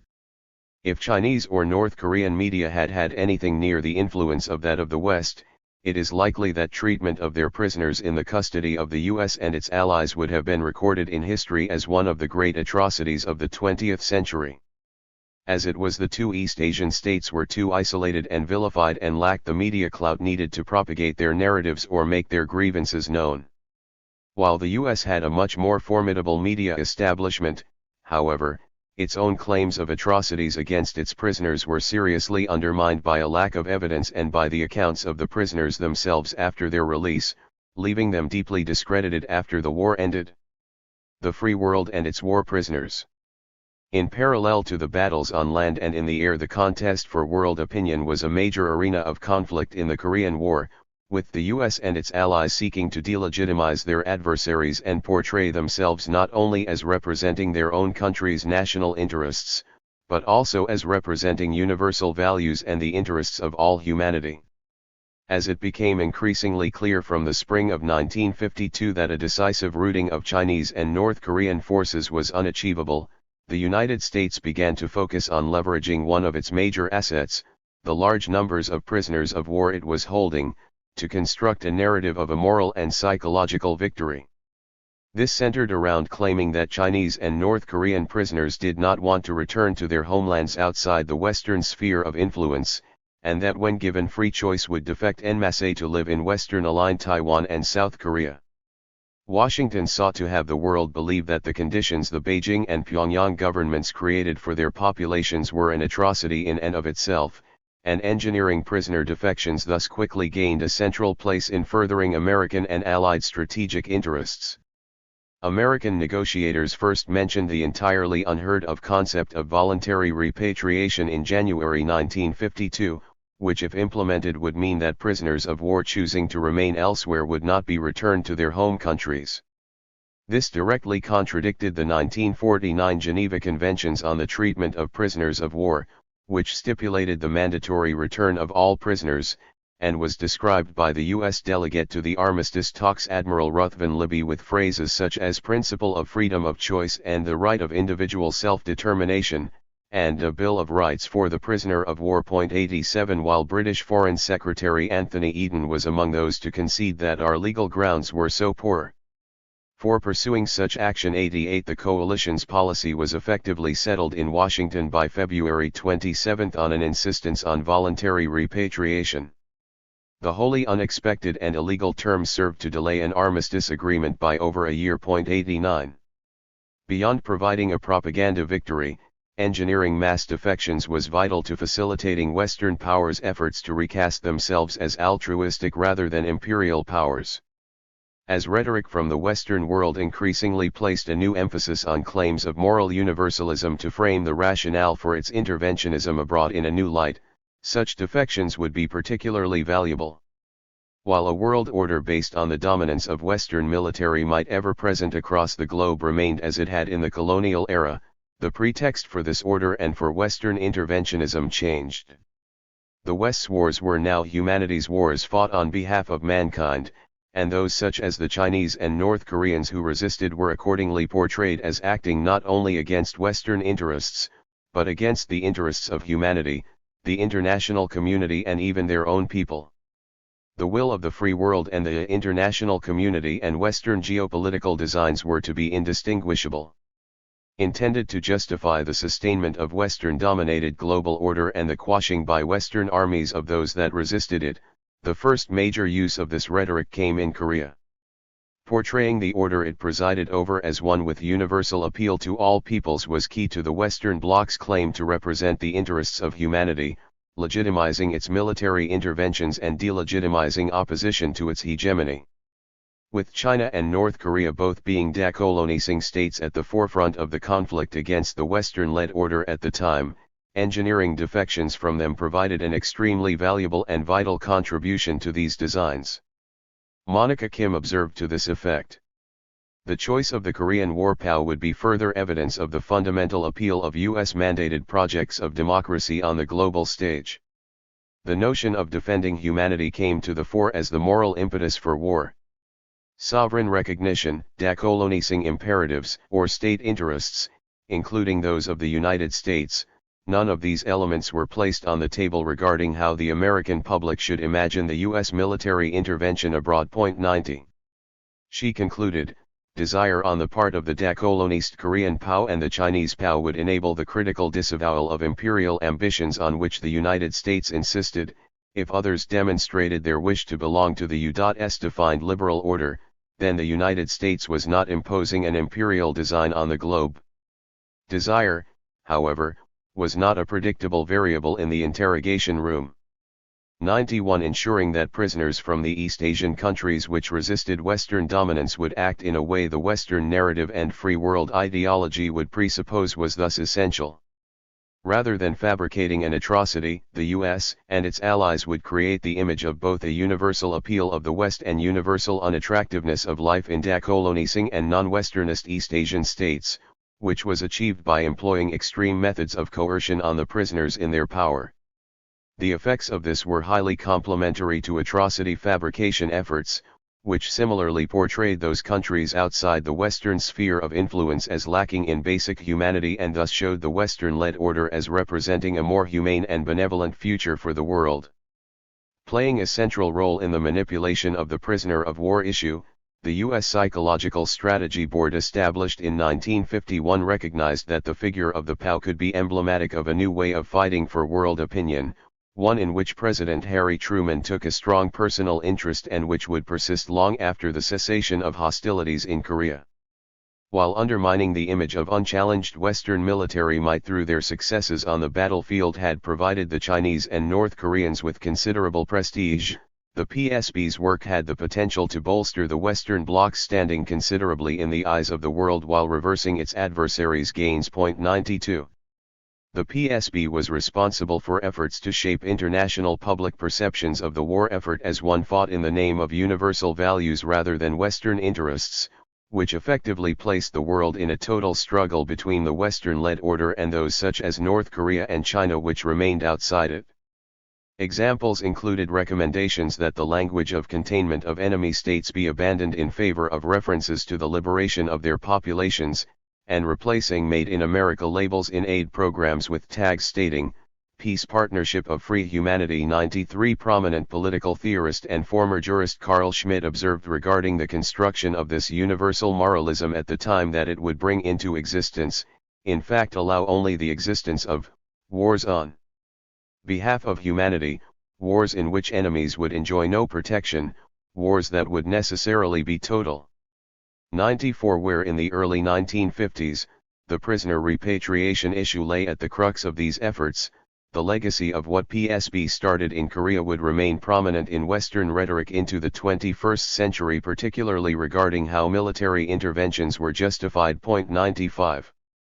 When in early April 1952 American negotiators had offered to return 70,000 prisoners, which was a 40% reduction from a prior offer of approximately 116,000, Chinese and North Korean negotiators were stunned as the Americans had predicted.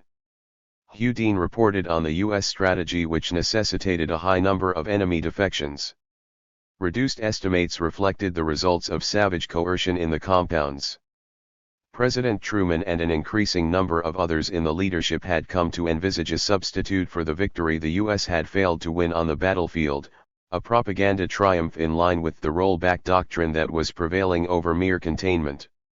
An impressive number of prisoners were to refuse adamantly and publicly to go home to the communist evils awaiting them. To do the brunt of the dirty work in selected compounds, the U.S. secured some 75 persuaders from Taiwan, mostly from Chiang Kai-shek's equivalent of the Gestapo, and a larger number of members of terrorist youth groups sent in by the Syngman Rhee government. Some wore neat American uniforms, others were posing as prisoners. Their continuing task was to locate prisoners who wished repatriation and to do whatever was necessary to dissuade them. Control of the food supplies was a powerful means, and that, threats, beatings, slashings and the killing of the most stubborn, led to a gratifying number who muttered Taiwan, Taiwan, Taiwan when asked the key question. Thus many Chinese who didn't want to go to Taiwan found themselves there. Of the Chinese prisoners, 6,670 were repatriated to China, 14,235 were sent to Taiwan. 96. The Anti-Communist Youth League, a far-right South Korean militia which had played a key role in quashing dissent against U.S. military rule there, maintained a strong presence in the prison camps. They were often given jurisdiction over meal distributions, disciplinary beatings, surveillance, and interrogations, and reserved the right to execute or otherwise punish prisoners. 97 Comparisons of prison camps where Chinese and North Koreans were held to Nazi concentration camps were common in internal U.S. reports. 98 U.S. Ambassador to the South Korea John Mucho alleged that the Taiwanese representatives involved in repatriation were members of Chiang Kai-shek's Gestapo. He passed on reports that Chinese prisoners were being forced under severe threats to sign petitions in blood and undergo tattooing to prove they were anti-communists and wanted to go to Taiwan. One report from a prisoner stated, regarding the enforcement of this policy. In early 1952, the brigade leader, Li Duan, wanted to tattoo every prisoner in Compound 72 with an anti-communist slogan. He ordered the prison guards to beat those who refused the tattoo in front of the 5,000 prisoners. Some of those who couldn't stand the beatings gave up and agreed to the tattoo. One prisoner, however, Lin Swip, continued to refuse the tattoo. Li Duan finally dragged Lin up to the stage, and in a loud voice asked Lin, "Do you want it or not?" Bleeding and barely able to stand up, Lin, a 19-year-old college freshman, replied with a loud no. Li Duan responded by cutting off one of Lin's arms with his big dagger. Lin screamed but still shook his head when Li repeated the question. Humiliated and angry, Li followed by stabbing Lin with his dagger.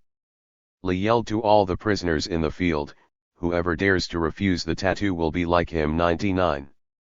The true meaning of voluntary repatriation and defection to the free world were well known to the State Department, with Ambassador Mucho reporting to State Secretary Atchison as early as May 1952 that Taiwanese overseers in the compounds dominated proceedings through violent systematic terrorism and physical punishment of those choosing against going to Taiwan throughout both orientation and screening phases.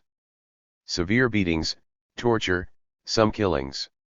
100 he had reported 4 months prior in January to Secretary Atchison's aide, Ural Alexis Johnson, that beatings, torture and threats of punishment are frequently utilized to intimidate the majority of Chinese POWs as part of an attempt at forced coerced removal to Formosa, in direct contradiction of the UNC stand at Panmunjom on voluntary repatriation of internees. 101 He later again emphasized in a report to Secretary Atchison the use of physical terror, including organized murders, beatings, threats, before and even during the polling process to ensure an outcome on the repatriation issue favorable to Western interests. His findings were confirmed by others in the State Department. 102 Mucho later referred to news on the treatment and coercion of Chinese and Korean prisoners as very disturbing reports of horrors being perpetuated in the prisoners' camps, for which he said the United States was responsible. 103. A report from the Department Office of Intelligence Research similarly observed that the U.S., with Taipei's support, had created a police state type of rule over the main Chinese POW compounds, which provided the foundation and means for powerfully influencing the screening against repatriation. This included enforced tattooing of the POWs and violent and terroristic coercion of the POWs by the KMT trustees during the screening. The report concluded that this seriously inflated the numbers of prisoners who chose to defect. 104. U.S. State Department officers A. Sabin Chase and Philip Mansard were sent to Korea to ascertain why large numbers of prisoners defected, and concluded in their report that the main reason was violent tactics of the PW trustees before and during the screening process. They reported a police state type of rule over the prisoner compounds and that prisoners were not only subjected to an information blockade, but also that physical terror with organized threats, beatings, and murders before and during the polling process were all widespread. While the investigators found substantial evidence of coercion, they did not find any significant lack of support for the Chinese government or the military among Chinese prisoners. 105 North Korean Dr. Ri Tak-ki, who was held in prison camps, concurrently reported that ill patients were harassed to the detriment of their recovery to ensure that they would refuse repatriation. He stated, "TB patients especially need rest, but they were hounded day and night as a sort of specially refined torture to get them to renounce repatriation." 106. Internal U.S. reports were corroborated by the Red Cross, which reported finding some very grave incidents regarding the treatment of Chinese and North Korean prisoners, particularly relating to coercion over the repatriation issue. Although reporters were not allowed near prison camps, one from the Toronto Star managed to enter with a British delegation. His report affirmed that the prisoners chose not to be repatriated due to physical threats, often carried out. In some cases, prisoners were instead given the option either to remain imprisoned indefinitely or to go to Taiwan, and so elected to go to Taiwan based on false information. 107 The final report by the Neutral Nations Repatriation Commission reached the same conclusion, emphasizing that any prisoner who desired repatriation had to do so clandestinely and in fear for his life. 108. With reports being almost unanimous that use of violence and intimidation tremendously inflated the number of defections, American officers reported to Chief Negotiator Admiral Charles Turner Joy that the screening process was not indicative of real choice by the prisoners. 109 The Admiral himself wrote of the Taiwanese-controlled compounds that the results of the screening were by no means indicative of the POW's real choice, and that, should Taiwanese overseers be removed, the numbers wishing to be repatriated would rise from 15% to 85%. He further noted reports that a mock screening which had taken place in Compound 92 prior to the regular screening. The leaders had asked those who wished to return to step forward. Those doing so were either beaten black and blue or killed. Regarding his army interpreters who witnessed the repatriation process, Joy reported they had said their experience watching Chinese POWs at the polls convinced them that the majority of the POWs were too terrified to frankly express their real choice. All they could say in answer to the questions was Taiwan, repeated over and over again. 110 Thus, although referred to in most Western histories of the Korean War as a key affirmation of the superiority of Western values and the Western-led order, the prisoner repatriation issue instead revealed highly depraved conduct by the U.S.-led alliance that put its claims to represent a free world to serious question. What the U.S. and its partners had fabricated was not an atrocity, but rather a reinforcement of the meta-narrative which portrayed the alternative to Western hegemony, life in those countries outside the Western sphere of influence, as terrible enough that even their own soldiers would abandon their homes and families to defect to Western-aligned states. The construction of this narrative relied heavily on vilifying Western adversaries using fabricated atrocity propaganda. CIA Director Alan Dulles was not overstating the importance of the issue when he referred to alleged mass defections as one of the greatest psychological victories so far achieved by the free world against communism, with the communist world at the time representing the primary challenger to Western-led order. 111. The Korean War saw atrocity fabrication to vilify Western adversaries, as well as the fabricated narrative of prisoner defections, both play very major roles in furthering Western Bloc objectives. As a result, economically developed Western countries which brutalized and killed their prisoners were successfully portrayed as humanitarians standing for universal values, while their East Asian adversaries which treated prisoners as well as they did their own soldiers were cast as brutalizing both the POWs under their power as well as their own people, the latter whom the Western narrative claimed were defecting in droves as a result. Although perpetuated highly successfully through Western media, the narratives created in Korea appeared to those from both sides familiar with the state of affairs of the ground to be entirely at odds with reality. President Dwight D. Eisenhower concluded in his memoirs the main purpose of the coalition America led was to provide the U.S. with a means to intervene without the appearance of acting unilaterally. He stated that the token forces supplied by other nations, as in Korea, would lend real moral standing to a venture that otherwise could be made to appear as a brutal example of imperialism. In the contest for world opinion, the U.S. having created a military coalition through the United Nations did much to advance the image of Washington fighting for the interests of the world against threats to the international community, rather than a superpower preying on newly independent East Asian countries. UN forces were all placed under American command, which in turn was accountable only to Washington and not to the UN Security Council. The CIA's personality assessment of Rhee had described him as having devoted his whole life to the ultimate objective of controlling that country. In pursuing this end, he has shown few scruples about the elements which he has been willing to utilize for his personal advancement, with the important exception that he has always refused to deal with communists. Rhee's vanity has made him highly susceptible to contrived flattery or self-seeking interests in the US and Korea. His intellect is a shallow one, and his behavior is often irrational and even childish. 3. The South Korean government's Truth and Reconciliation Commission conducted a thorough investigation into these incidents several decades after Rhee's overthrow, and proved using declassified records that the Rhee government, with full American compliance, was responsible for extermination programs targeting suspected dissidents and their families. It uncovered mass burial sites containing thousands of bodies, including many children. British author Elizabeth Comer had accompanied American forces in South Korea in the early stages of the war, and wrote in her diary on July 14, 1950, regarding their conduct, "They think every Korean is an enemy, firing at, and sometimes killing refugees." 2 weeks later she wrote, "Day after day with their aircraft the Americans are laying waste towns and cities, killing 50 civilians for every one soldier. Love is a many-splendored thing." London, Jonathan Cape, 1952. A notable indicator of how the Korean War was fought was that the war crimes committed by US and South Korean forces were used by the Nazi German war criminals defense to argue that German generals should have their sentences commuted since their crimes were no worse. Supreme Commander Matthew Ridgway, who after Korea served as Supreme Allied Commander in Europe, said he favored pardons on the basis that he had himself given orders in Korea to commit crimes no less severe than those the Nazi generals had.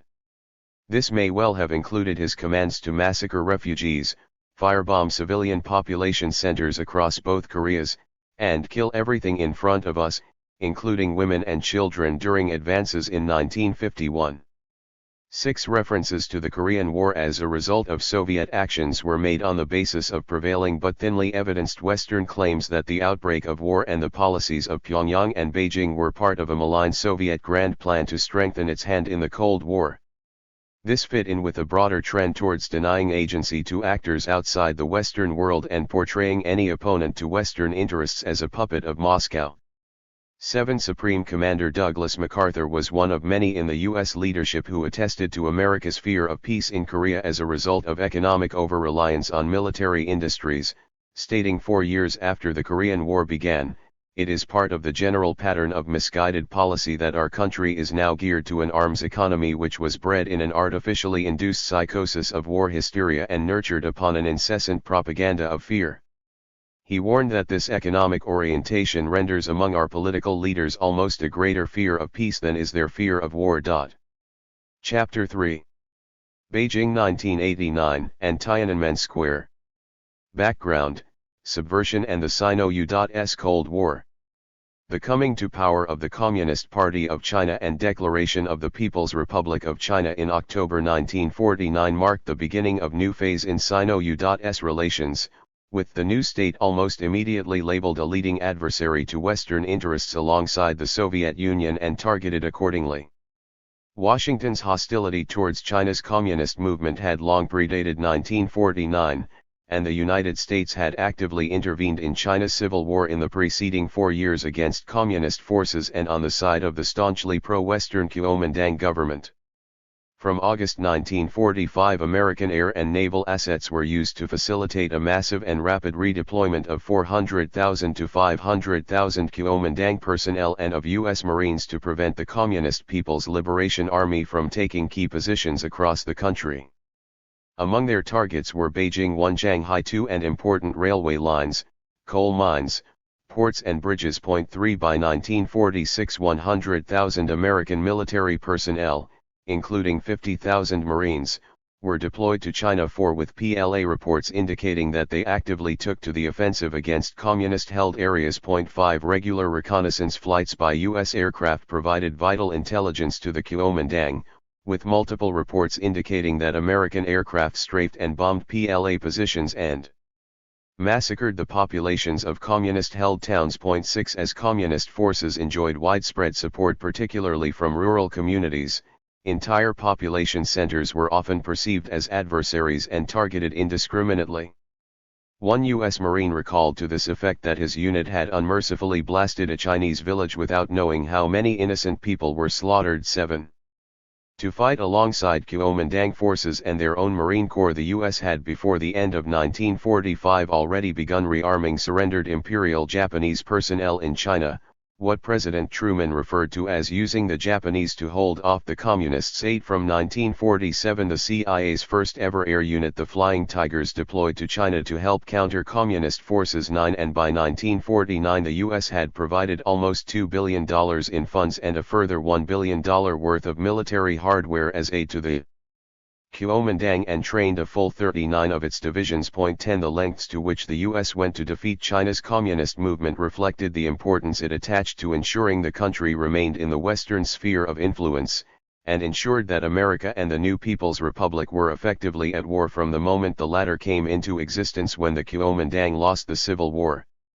Regarding the reasons for the defeat of the Kuomintang and their leader Chiang Kai-shek, former State Department employee William Bloom observed that the key lay in the hostility of the Chinese people at large to his tyranny, his wanton cruelty, and the extraordinary corruption and decadence of his entire bureaucratic and social system. 11 The head of the U.S. military mission in China, General David Barr, assessed that the Kuomintang were under the world's worst leadership, highlighting widespread corruption and dishonesty throughout the armed forces. There was a broad consensus among U.S. analysts at the time supporting Barr's views, but while the nature of Kuomintang leadership was well known, the U.S. still went to great lengths to impose it on China. 12 In contrast, reports on the Communists by a U.S. Army delegation sent in 1944 were immensely positive, with the delegation's leader John Service observing, "Mao and the other leaders are universally spoken of with respect. These men are approachable and subservience toward them is completely lacking. To the casual eye there are no police in Yenin. Morale is very high, there is no defeatism but rather confidence." He contrasted this sharply with the Kuomintang's low morale, high corruption, and militarist police state. 13. Following the communist victory, British journalist and China scholar Felix Green noted, "Americans simply could not bring themselves to believe that the Chinese, however rotten their leadership, could have preferred a communist government." 14 Largely as a result, Washington's position towards China was unremittingly hostile, with a very wide range of measures pursued to isolate and destabilize it with the goal of restoring a Western client government to power. Although Chinese Foreign Minister Zhou Enlai made repeated overtures to Washington seeking improved relations after 1949, these were flatly rejected and the U.S. instead made several attempts to assassinate him. 15. Following the outbreak of the Korean War in June 1950, as the American military leadership continued to pledge to roll back Chinese communism, U.S. forces came within firing distance of Chinese territory and its vital border infrastructure and attacked Chinese forces which had been deployed to form a buffer inside Korea. Reports of the Chinese deployment, which were known to have begun over a week before hostilities broke out, were notably censored from American media, so that when U.S. forces engaged them on October 25, 1950, it was made to appear that the Chinese had initiated hostilities.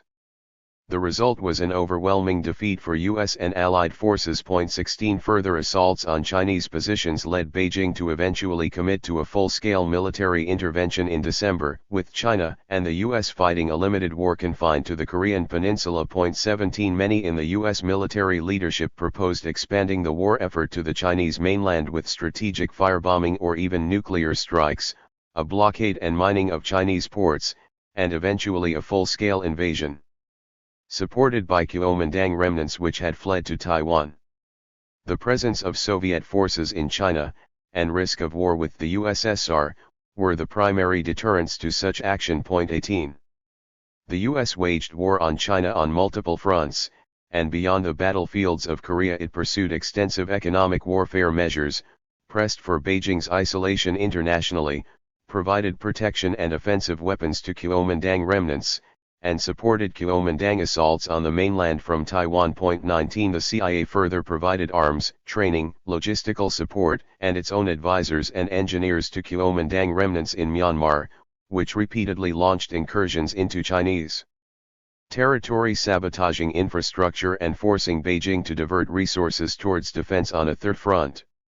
Although they were consistently defeated and several CIA advisors were killed, these operations continued until the PLA and Myanmar's own armed forces launched a joint operation to expel the CIA presence and its militias. 21 CIA use of Taiwan as a base for operations to destabilize the mainland included airdropping paramilitary units for promoting domestic anti-government guerrilla operations.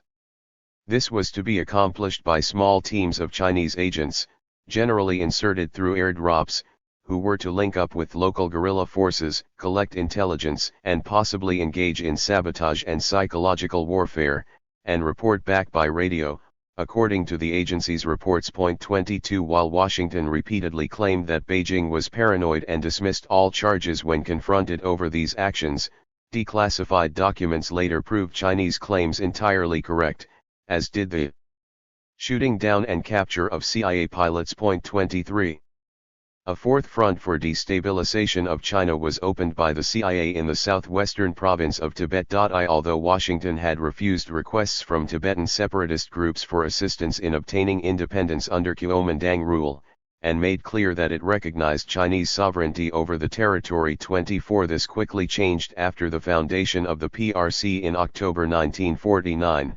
After which separatist groups were leveraged as assets for destabilization. 2 On November 1, President Truman called for modern weapons and sufficient advisors to be sent to separatist forces. 25 And in June 1950, Secretary of State Dean Acheson stated that London and Washington were jointly exploring means to encourage Tibetan resistance to Commie control. 26 Efforts escalated from the mid-1950s, and a 4-day conference between U.S.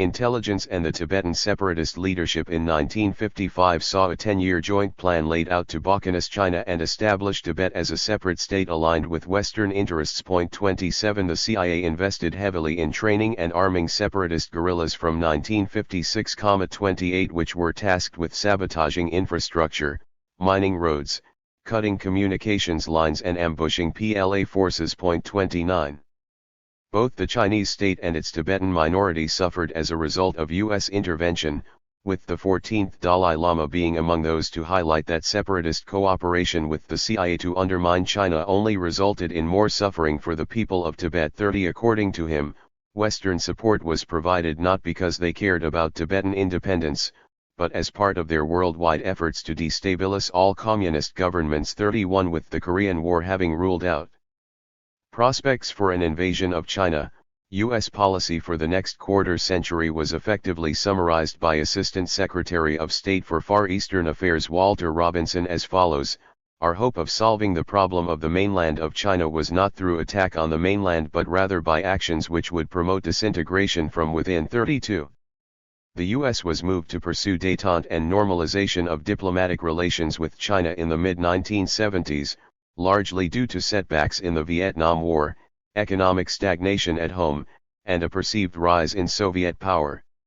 With Beijing itself perceiving the USSR as an imminent threat to its security following the Sino-Soviet split of 1960, China's rapprochement with the US ended its political isolation and facilitated an expansion of economic ties with the Western world. This compensated for the decline in ties with the Soviet bloc, which had previously been key to bolstering its war-ravaged economy.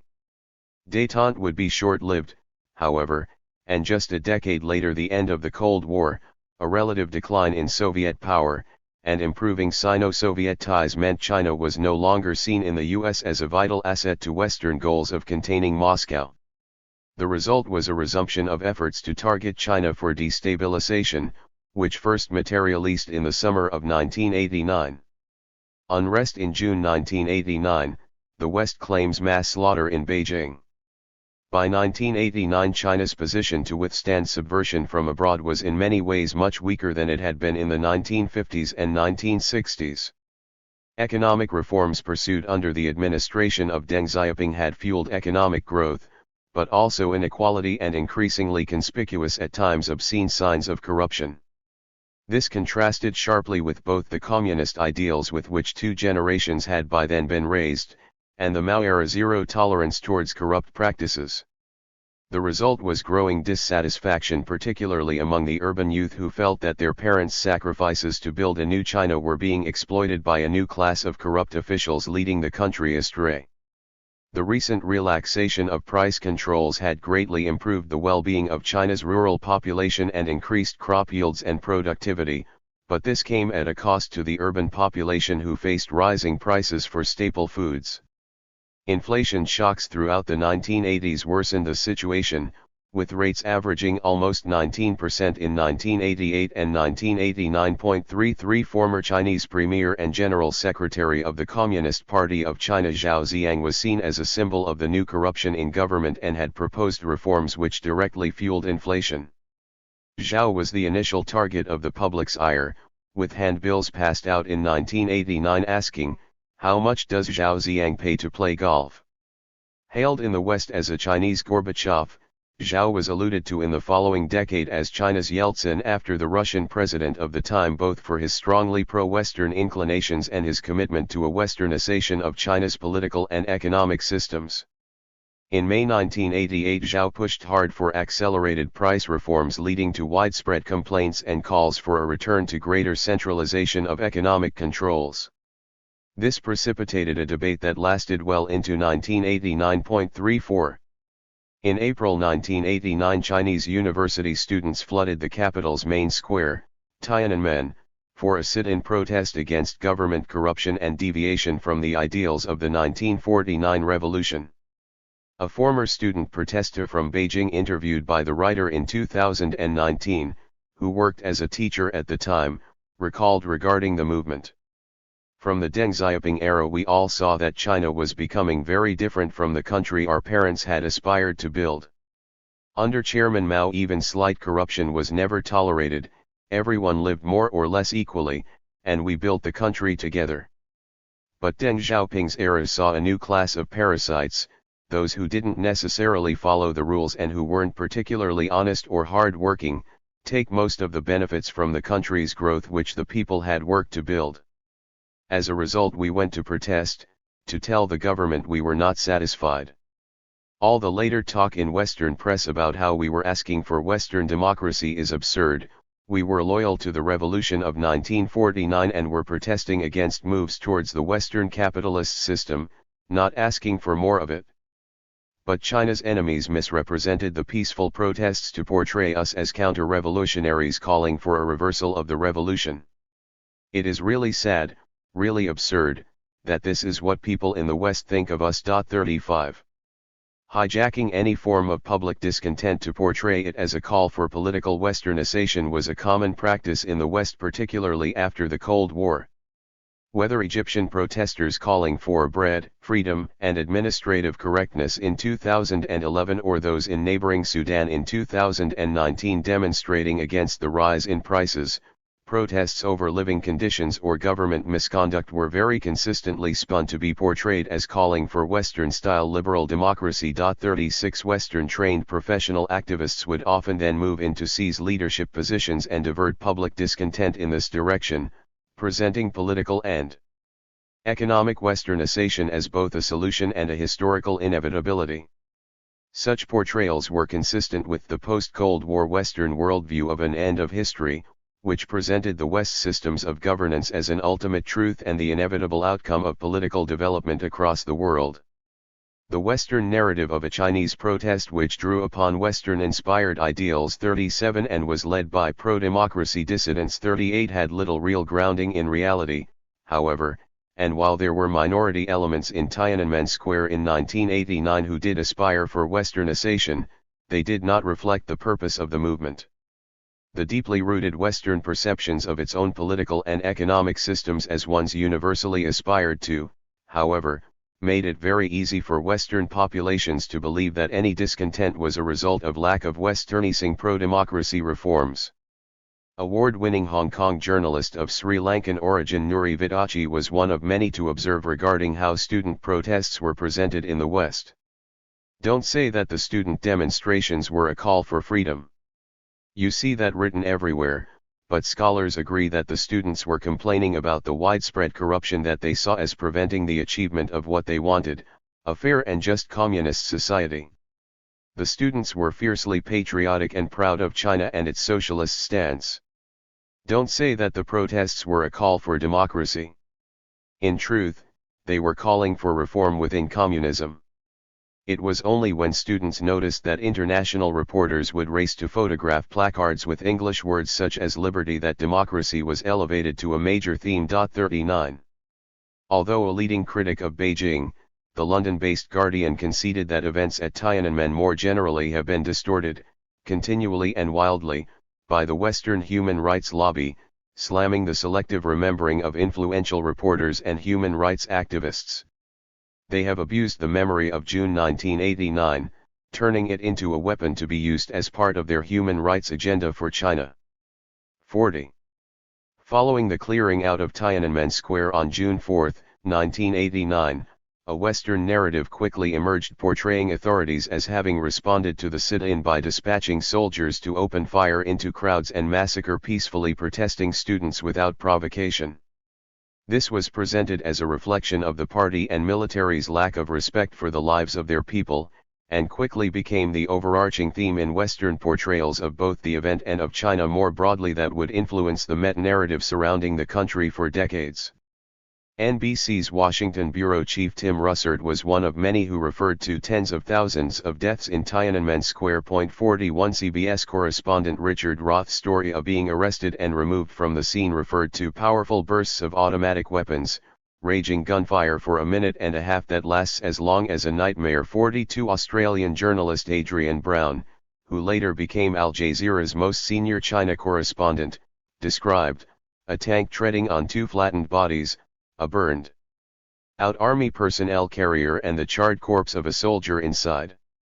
He claimed decades later that the continued presence of police on China's streets was meant to deter and intimidate its people with the threat of a similar outcome. 43 The Wall Street Journal referred to violent suppression of pro-democracy protests in China's Tiananmen Square, an event that shocked TV audiences around the world, made global pariahs of the country's top leaders. 44 As Vidachi summarized the Western version of events. Your government gunned down all these poor students who were in Tiananmen Square pleading for freedom and democracy. The young people were so brave, one guy stood in front of a tank, but tens of thousands were massacred. 45 Essentially, the West pushed a narrative of good against evil, the former being the Chinese youth calling for Westernization of their country's political system who were suppressed by the brutal and totalitarian government holding China back. While this narrative is the most spectacular and memorable for a Western public relations effort, available evidence very strongly contradicts it. What happened in Beijing in June 1989? While protests in Beijing reflected real concerns with the direction of Chinese politics, such unrest presented external adversaries with multiple valuable opportunities to further their interests at the expense of the Chinese state and its people. The fabricated narrative of a mass slaughter played a vital role in vilifying China as part of an at the time fast-shrinking minority of states outside the Western sphere of influence, while misrepresenting protesters' dissatisfaction served to strengthen the narrative of a global desire for political Westernization. The unrest also provided an opportunity to pursue China's destabilization, with Western intelligence agencies deeply involved in shaping the protest movement and supporting elements that were amenable to Western interests.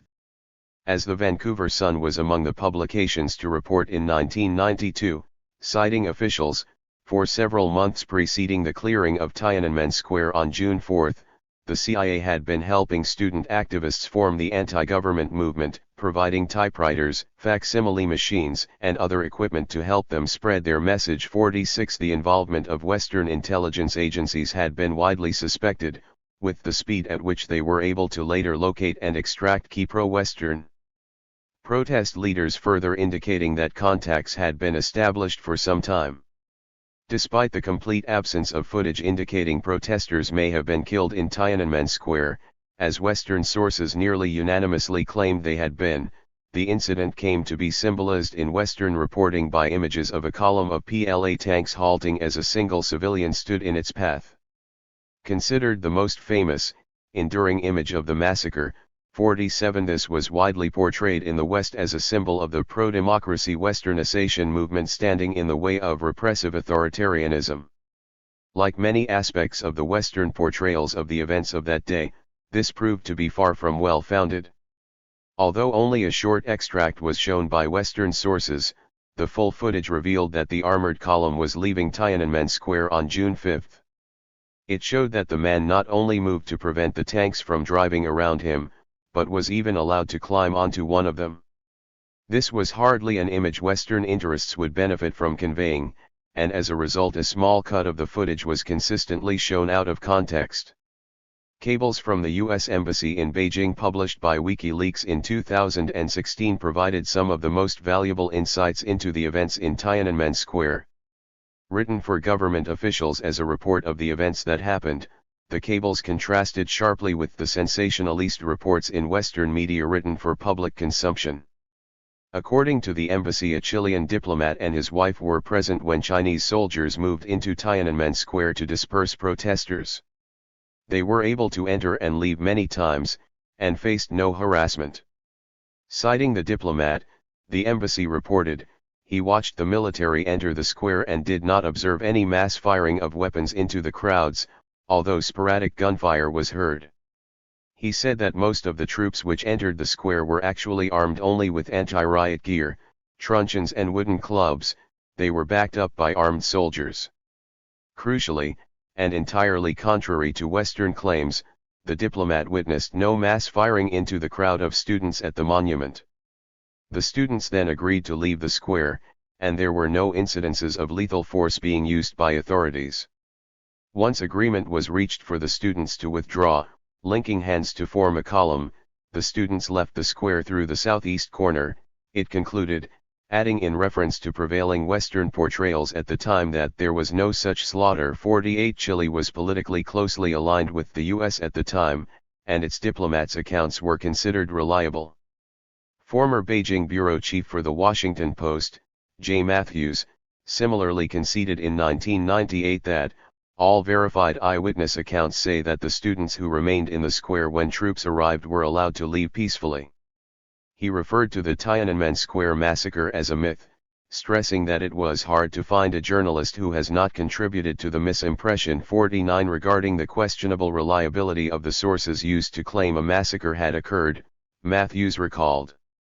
The resilient tale of an early morning Tiananmen massacre stems from several false eyewitness accounts. Probably the most widely disseminated account appeared first in the Hong Kong press. A Tsinghua University student described machine guns mowing down students in front of the monument to the people's heroes in the middle of the square.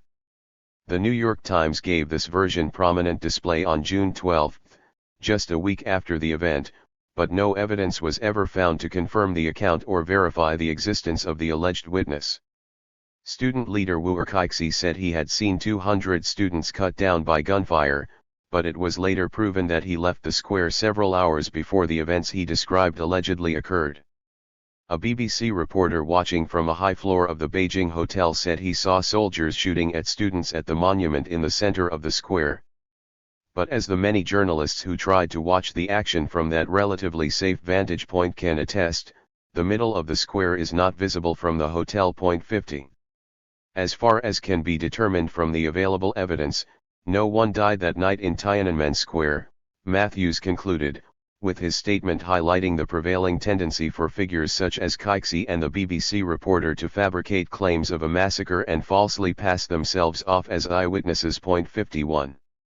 New York Times reporter Nicholas Kristof, who was in Beijing at that time, observed that claims of a massacre were questionable on several major points.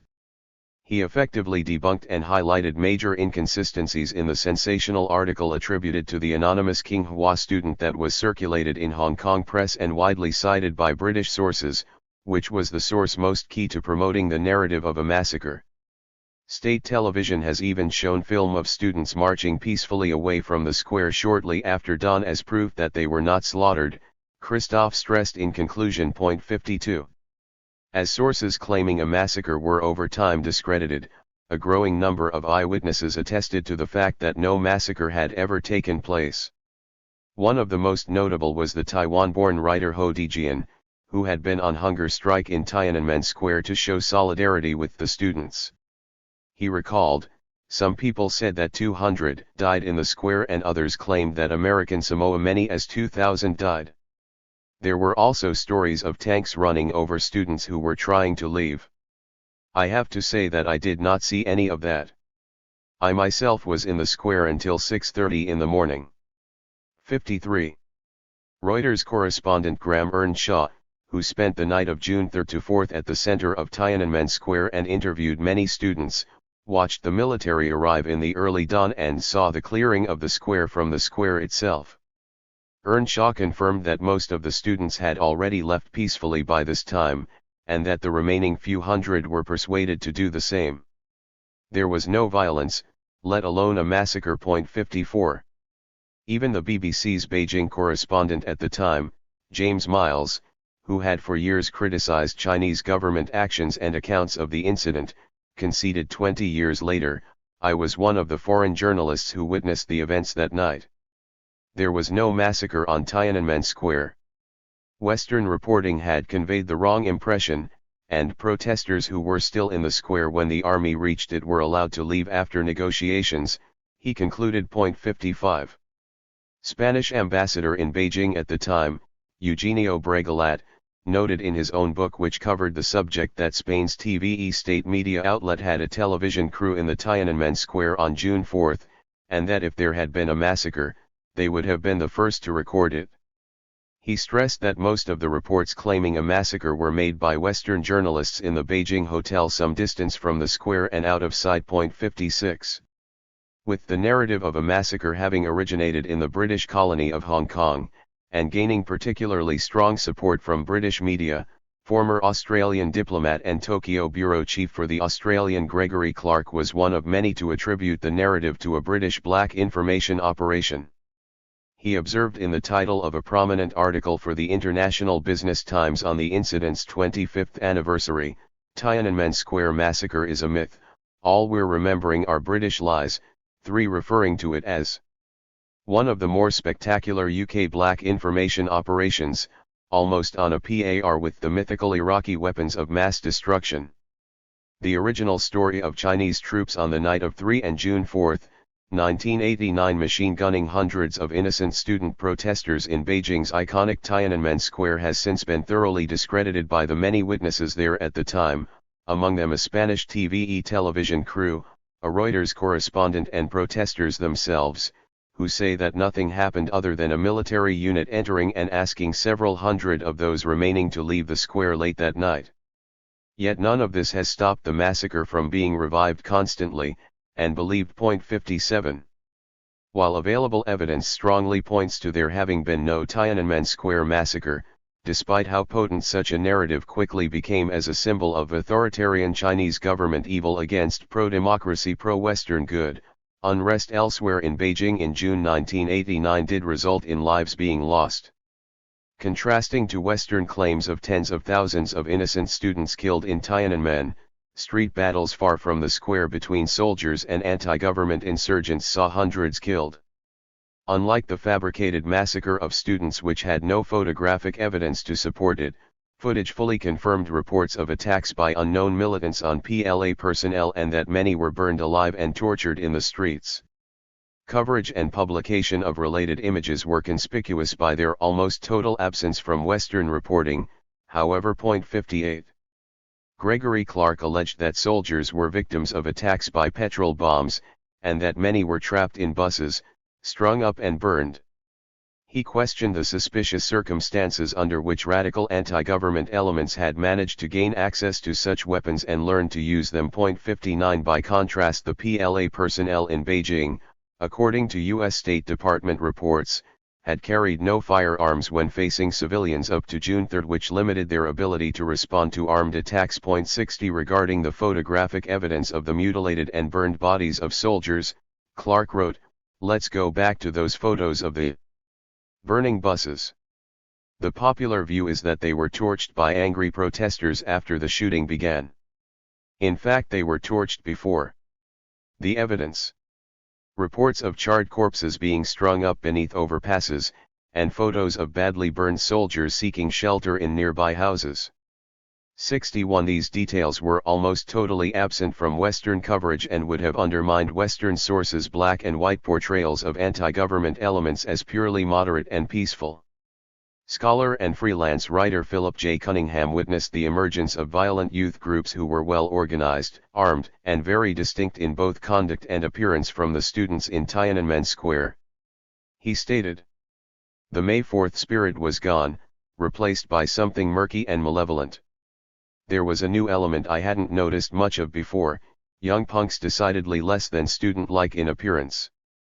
In the place of headbands and signed shirts with university pins they wore cheap, ill-fitting polyester clothes and loose windbreakers.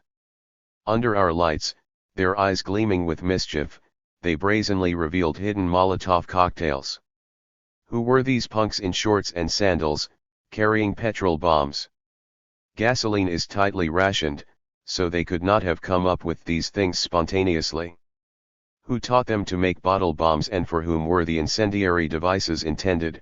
62. Another account detailed how soldiers were massacred on June 3 by several armed and seemingly radical militants who were calling for blood. The burning of a military personnel carrier and targeting of a soldier trapped inside was recounted by Cunningham as follows: "After throwing rocks at the armored vehicle, rioters stopped it. Why did so many people choose to pursue the APC once it had safely passed? The camouflage vehicle was attacked on all sides, someone tossed a Molotov cocktail, setting the APC on fire. Flames spread quickly over the top of the vehicle and spilled onto the pavement."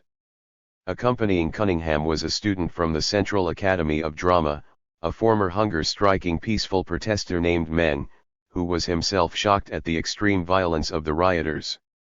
Cunningham recalled Meng shouted, "Let the man out," he cried. "Help the soldier, help him get out." The agitated congregation was in no mood for mercy. Angry, blood-curdling voices ricocheted around us.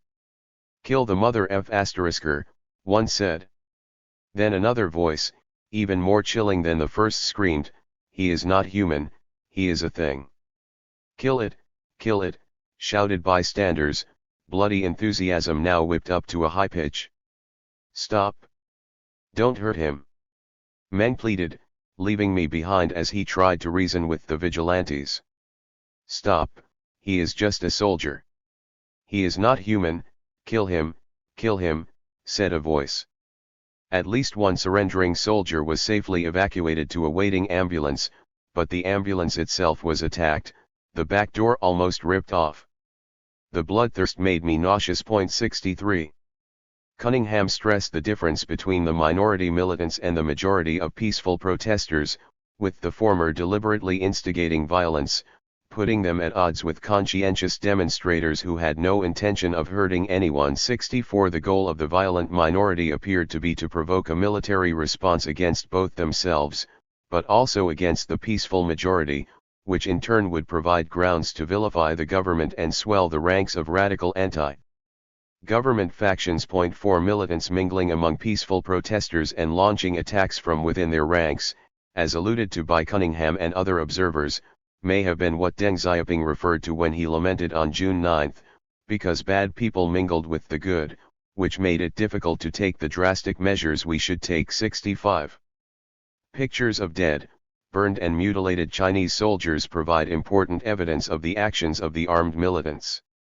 A photograph of one was published in Granta, but never appeared elsewhere in the British press and made few appearances elsewhere in the West. Perhaps because it challenges the myth of a peaceful student protest inside Tiananmen Square, one analyst speculated regarding why these images of actual killings were scarcely shown or even known of, while misrepresentations of the tank man image were propagated widely. 66. Gregory Clark, 4-1, noted as an example of what he claimed was an intentional effort led by Britain to distort public perceptions of the events. Reuters, the British news agency, refused to publish a photo of a charred corpse strung up under an overpass, a photo that would have done much to explain what had happened. 67. The Washington Post was a notable exception, and did provide some coverage of these attacks, stating in a June 12 article that on one avenue in western Beijing, demonstrators torched an entire military convoy of more than 100 trucks and armored vehicles. Aerial pictures of conflagration and columns of smoke have powerfully bolstered the government's arguments that the troops were victims, not executioners. Other scenes show soldiers' corpses and demonstrators stripping automatic rifles off unresisting soldiers. 68. The Wall Street Journal also briefly referred to the presence of radicalized protesters, some now armed with guns and vehicles commandeered in clashes with the military. As columns of tanks and tens of thousands of soldiers approached Tiananmen, many troops were set on by angry mobs. Dozens of soldiers were pulled from trucks, severely beaten and left for dead. At an intersection west of the square, the body of a young soldier, who had been beaten to death, was stripped naked and hung from the side of a bus. Another soldier's corpse was strung at an intersection east of the square, it observed on June 5.69. These reports were notably published very early on, before a narrative surrounding the unrest had fully been established. The violence by rioters was conspicuous for its almost total absence in subsequent Western coverage of the incident over the following 3 decades. The Guardian would belatedly mention the attacks in 2008, but notably referred to the lynching of soldiers in radical terms as a people's execution of oppressors, and as understandable, even admirable.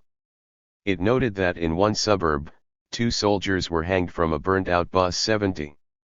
In light of the U.S. long aforementioned history of infiltrating guerrilla fighters and saboteurs into China for attacks on both military personnel and civilian infrastructure, it was speculated that these well-prepared insurgents, who appeared to come out of nowhere and attack soldiers without provocation, may have been infiltrated from Taiwan or elsewhere. This would explain their evident hatred for the PLA and their familiarity with producing makeshift weapons. Had these plain-clothed but armed provocateurs succeeded in inciting soldiers to attack civilian protesters, it could have seriously undermined the prestige and legitimacy of both the military and the government. Ideally, as far as Western interests were concerned, this would eventually lead to the Chinese state's collapse, and perhaps its balkanization, as pro-Western elements were restored to power, much as was being achieved across the Eastern Europe and in the Soviet Union itself at the time. While some soldiers did respond to attacks with live fire, this occurred far from Tiananmen Square and was defensive.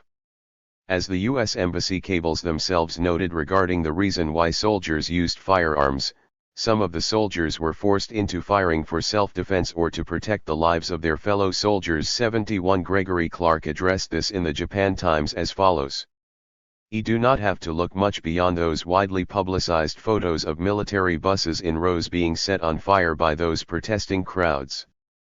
To date, the world seems to have assumed that those buses were fired by the crowds after the soldiers had started shooting. In fact, it was the reverse.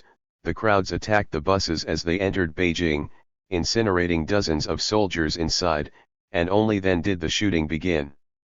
Here too we do need not go far to find the evidence, in the not publicized photos of soldiers with horrible burns seeking shelter in nearby houses, and reports of charred corpses being strung from overpasses. 72. Considering the nature of the attacks on and killings of the soldiers, their responses and those of their commanders were far more proportional and restrained than one would expect of most militaries. This could be attributed to the PLA's emphasis on political education, and perhaps to commanders' awareness that the biggest danger militants could pose would be to provoke a disproportionate response. Indeed, the Tank Man video showing a single protester being allowed to block a tank column could easily have been interpreted as a sign of this restraint. By contrast, police and military vehicles in other countries, including on many occasions in the West, were known to drive at high speed into protesters who attempted to block their passage. 73. Clark himself compared the more restrained responses of PLA personnel to attacks with the responses of U.S. forces in Fallujah, Iraq, where despite fewer American personnel being killed, the population was forced to endure extremely brutal reprisals. 74. Regarding the intention to provoke soldiers to target civilian protesters, the most extreme of the protest leaders, the 23-year-old Chai Ling, who considered herself the chief commander of the radical wing, stated 6 years later in 1995, "What we are actually hoping for is bloodshed, for the moment when the government has no choice but to brazenly butcher the people. Only when the square is awash with blood will the people of China open their eyes. Only then will they really be united.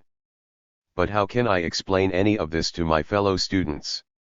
She referred to those who opposed provoking the government into carrying out such a massacre as selfish. 75 The fact that the Chinese population had failed to respond to political events as she had hoped led her to lament, "You, the Chinese, you are not worth my struggle. You are not worth my sacrifice." 76 Ling attested to the fact that there was a harsh competition for leadership of the protest movement, with the majority calling for better workers' rights and reduced corruption while a militant minority led by herself called for the government's overthrow. She was particularly critical of the moderate Beijing Students' Autonomous Union, which represented the more mainstream aspirations of the protest movement. 77 Ling and other leaders of the protest's radical wing reportedly worked very closely with Gene Sharp, who was considered America's leading expert on the exploiting of internal dissent in countries outside the Western sphere of influence to achieve their destabilization. Sharp arrived in Beijing in May 1989, and the tactics of protesters notably closely mirrored those recommended in his own writings on the subject. This was documented in detail by French scholar Dr. Bertrand M. Rohner, who authored the book Driving Forces in Physical, Biological, and Socio-Economic Phenomena. 78 Multiple sources, including several foreign governments, indicated that Sharp worked very closely with the CIA and the CIA-linked and U.S. government-funded National Endowment for Democracy. 79 And played an important role in similar destabilization efforts in the Warsaw Pact and European regions of the Soviet Union at the time. He subsequently played important roles in similar efforts targeting Soviet successor states, the Arab world from 2011, and Myanmar and Venezuela later that decade. 80 Leaders of the protest's radical wing consistently expressed strongly Western supremacist sentiments and the strong belief that Westernization was the only way for China to progress. The most notable was Liu Xiaobo, who was much lauded in the West and awarded a Nobel Peace Prize in 2010. He praised 100 years of colonialism in Hong Kong for allegedly improving the territory, and claimed that China needed at least 300 years of Western colonialism imposed on it to be able to advance. 81 His strongly Western supremacist position was hardly new, and as early as 1988 he had stated, "To choose Westernization is to choose to be human," while China's own supposedly inferior culture left the population wimpy, spineless, and fed up. 82 Liu similarly expressed strong belief in the idea of a Western civilizing and democratizing mission, for example stating regarding the U.S.-led invasion of Iraq, "My support for the invasion of Iraq will not waver. Just as, from the beginning, I believed that the military intervention of Britain and the United States would be victorious, I am still full of belief in the final victory of the Freedom Alliance and the democratic future of Iraq, and even if the armed forces of Britain and the United States should encounter some obstacles such as those that they are currently facing, this belief of mine will not change. A free, democratic, and peaceful Iraq will emerge." 83 The Western war efforts in Korea and Vietnam, the former which was described as genocide against the Korean population by several Western and South Korean scholars. 84 were both strongly praised by Liu. 85 Liu's stances later won him both substantial funding from the National Endowment for Democracy, as well as considerable support from across the Western world. 86 His statements were hardly isolated, with many of the leadership of the protest's radical wing expressing similar sentiments. The ideal outcome of the Tiananmen incident, as far as Western interests were concerned, would have been to place China under a new leadership ascribing to such a Western supremacist school of thought. For his statements and his pro-Western activism, Liu was widely hailed in the Western world as the Chinese Nelson Mandela, ironic as it was since Mandela fought for decades against Western supremacist ideas and systems while Liu was strongly guided by them and advocated for their imposition.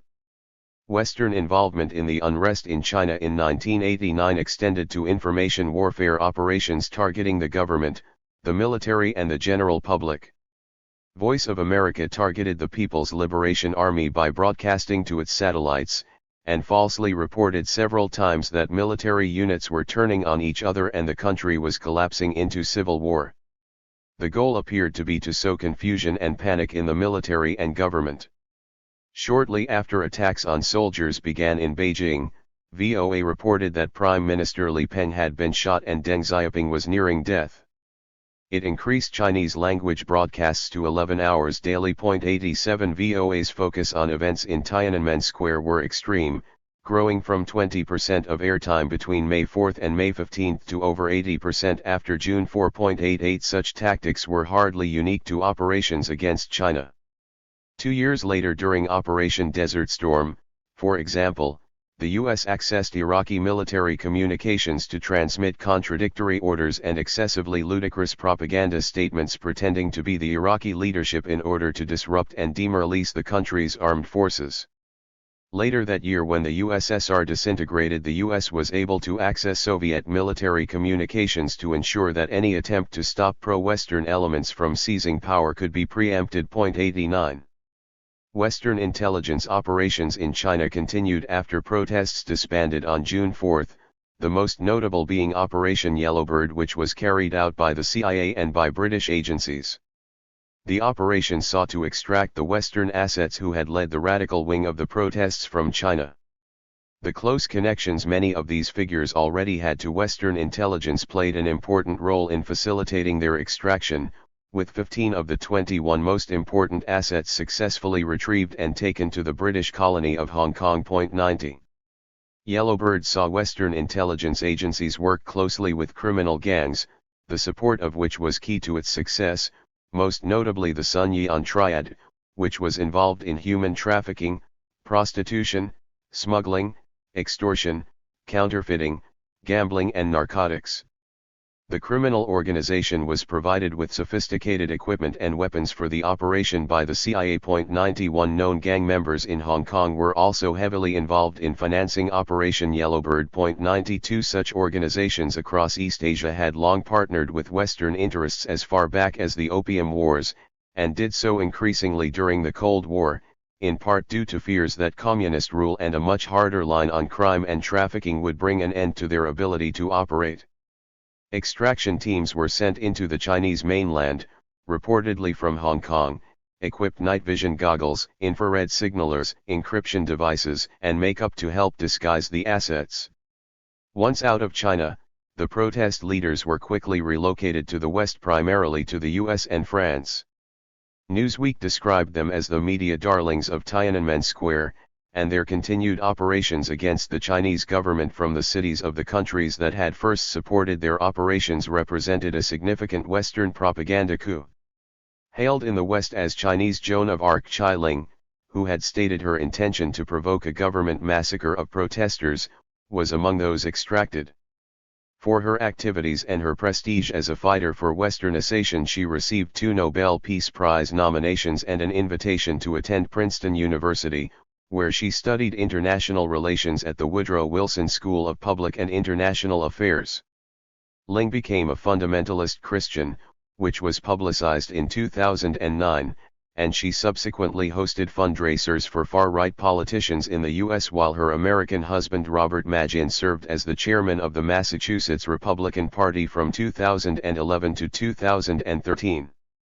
She testified 8 times at the U.S. Congress against the Chinese state. 93 Regarding her vision for a politically Westernized China and an end to party rule, Ling stated, "China will definitely have democracy in the future, but it will be better than democracy, it will be like heaven. All our tears will be dried. There will be no death or unhappiness." Her work, she said, was at all times motivated and guided by the teachings of Jesus Christ. 94. China and the West after Tiananmen Square. With PLA units launching only modest reprisals in response to the militants attacking them from among the protesters, and the military avoiding a fall into disorder, Western intervention to destabilize China fell far short of success. As a result, the country would continue its path towards economic growth, and the ruling party would eventually crack down harder on corruption while raising living standards considerably.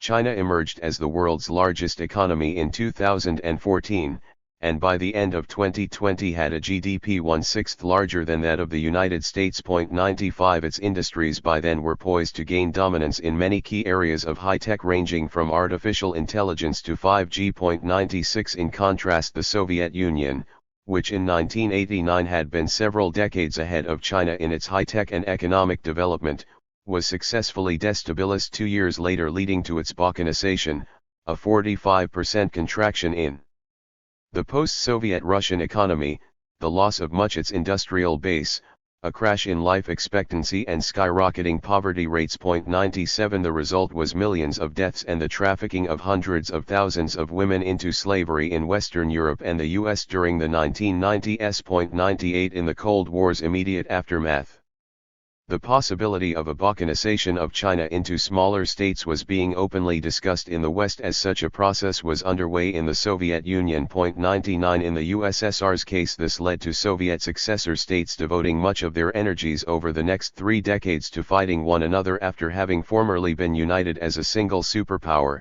which left Western hegemony unchallenged. 100 The unrest of 1989 thus marked a decisive turning point in China's history, in which the country avoided a very dark fate, and resulted in the deposition of Zhao Ziyang, who was accused of having openly sided with pro-Western elements in the protest movement. Some analysts, such as international relations scholar Hal Brands, interpreted June 1989 as the beginning of a new phase in China's relations with the West, a Cold War which would intensify with time as Western rhetoric towards Beijing changed drastically. Brands claimed in 2019 that 1989 highlighted fundamental political differences at the heart of today's U.S. China competition, and served as an early notice that China was not going to westernize its political system as Soviet bloc communist states had. 101 Indeed, 3 decades later, when China had comfortably surpassed the US in GDP, 102 in spending on military acquisitions, 103 and in scientific publications, 104 among several other key metrics, hardliners in Washington such as former CIA Director Mike Pompeo lamented Western complacency in 1989.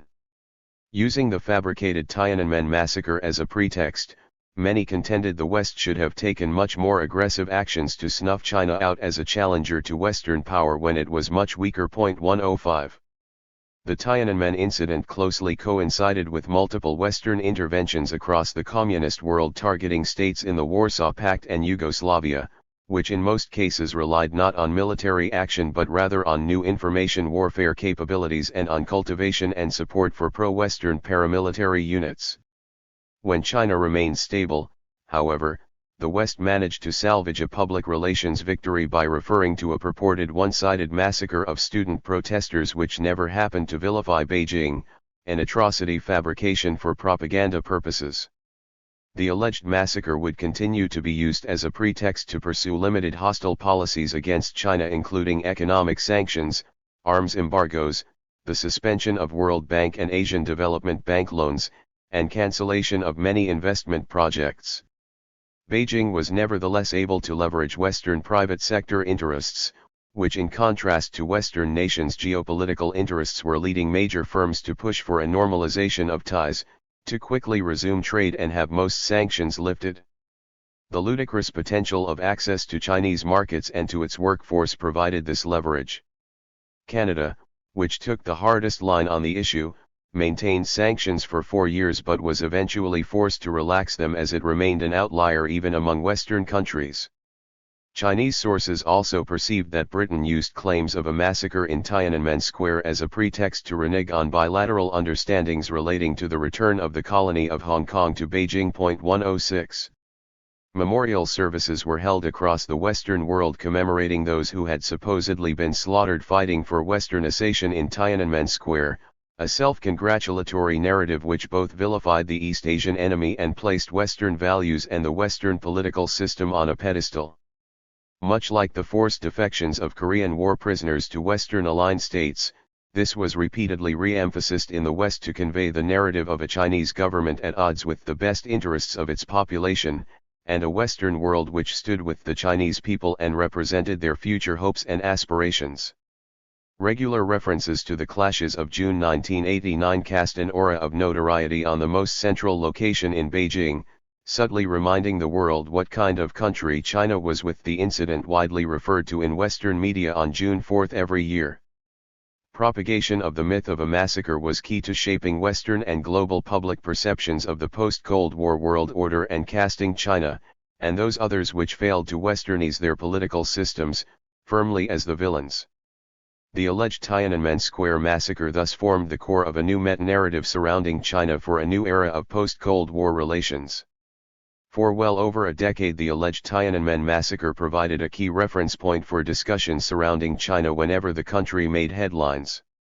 Before and during U.S. President Bill Clinton's trip to Beijing in 1998, for example, the New York Post referred to the square as the site of the student slaughter 107 USA Today, and the Wall Street Journal referred to Tiananmen the following day as the place where pro-democracy demonstrators were gunned down, and to the Tiananmen Square massacre where armed troops killed hundreds or more. 108 A Baltimore Sun front page headline referred to Tiananmen, where Chinese students died. 109.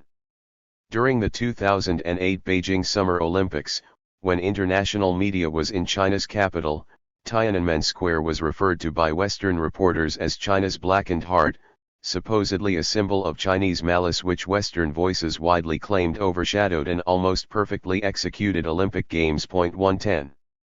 As observed in the Japan Times in July 2008. With the Beijing Olympics looming, we see more attempts to remind the world about the alleged June 4, 1989, massacre of democracy-seeking students in Beijing's Tiananmen Square. The New York Times, which did so much to spread the original story of troops shooting student protesters there with abandon, has recently published several more articles condemning the alleged massacre, including one suggesting there should be an Olympic walkout. Other media, including Britain's usually impartial Guardian and Independent, and Australia's Sydney Morning Herald, have chimed in. None are interested in publishing rebuttals.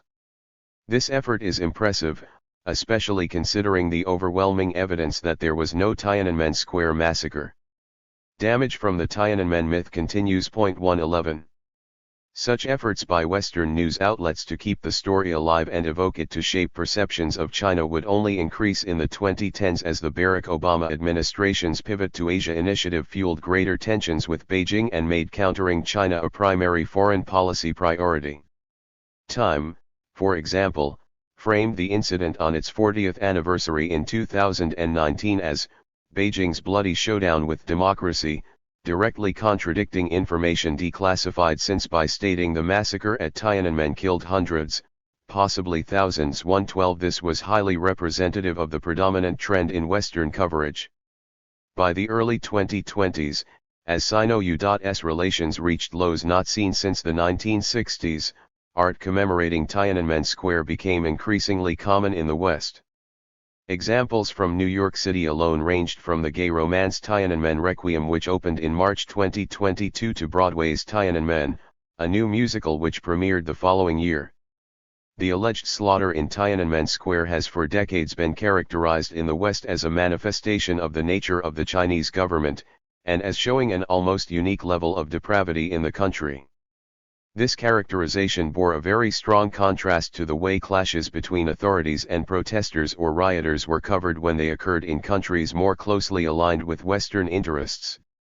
A notable example was the deployment of the U.S. military during the 1960s to suppress peaceful student protesters. 113. At times killing them. 114. American students had not lynched soldiers, thrown firebombs at military vehicles or torched public property, and no soldiers were killed or harmed.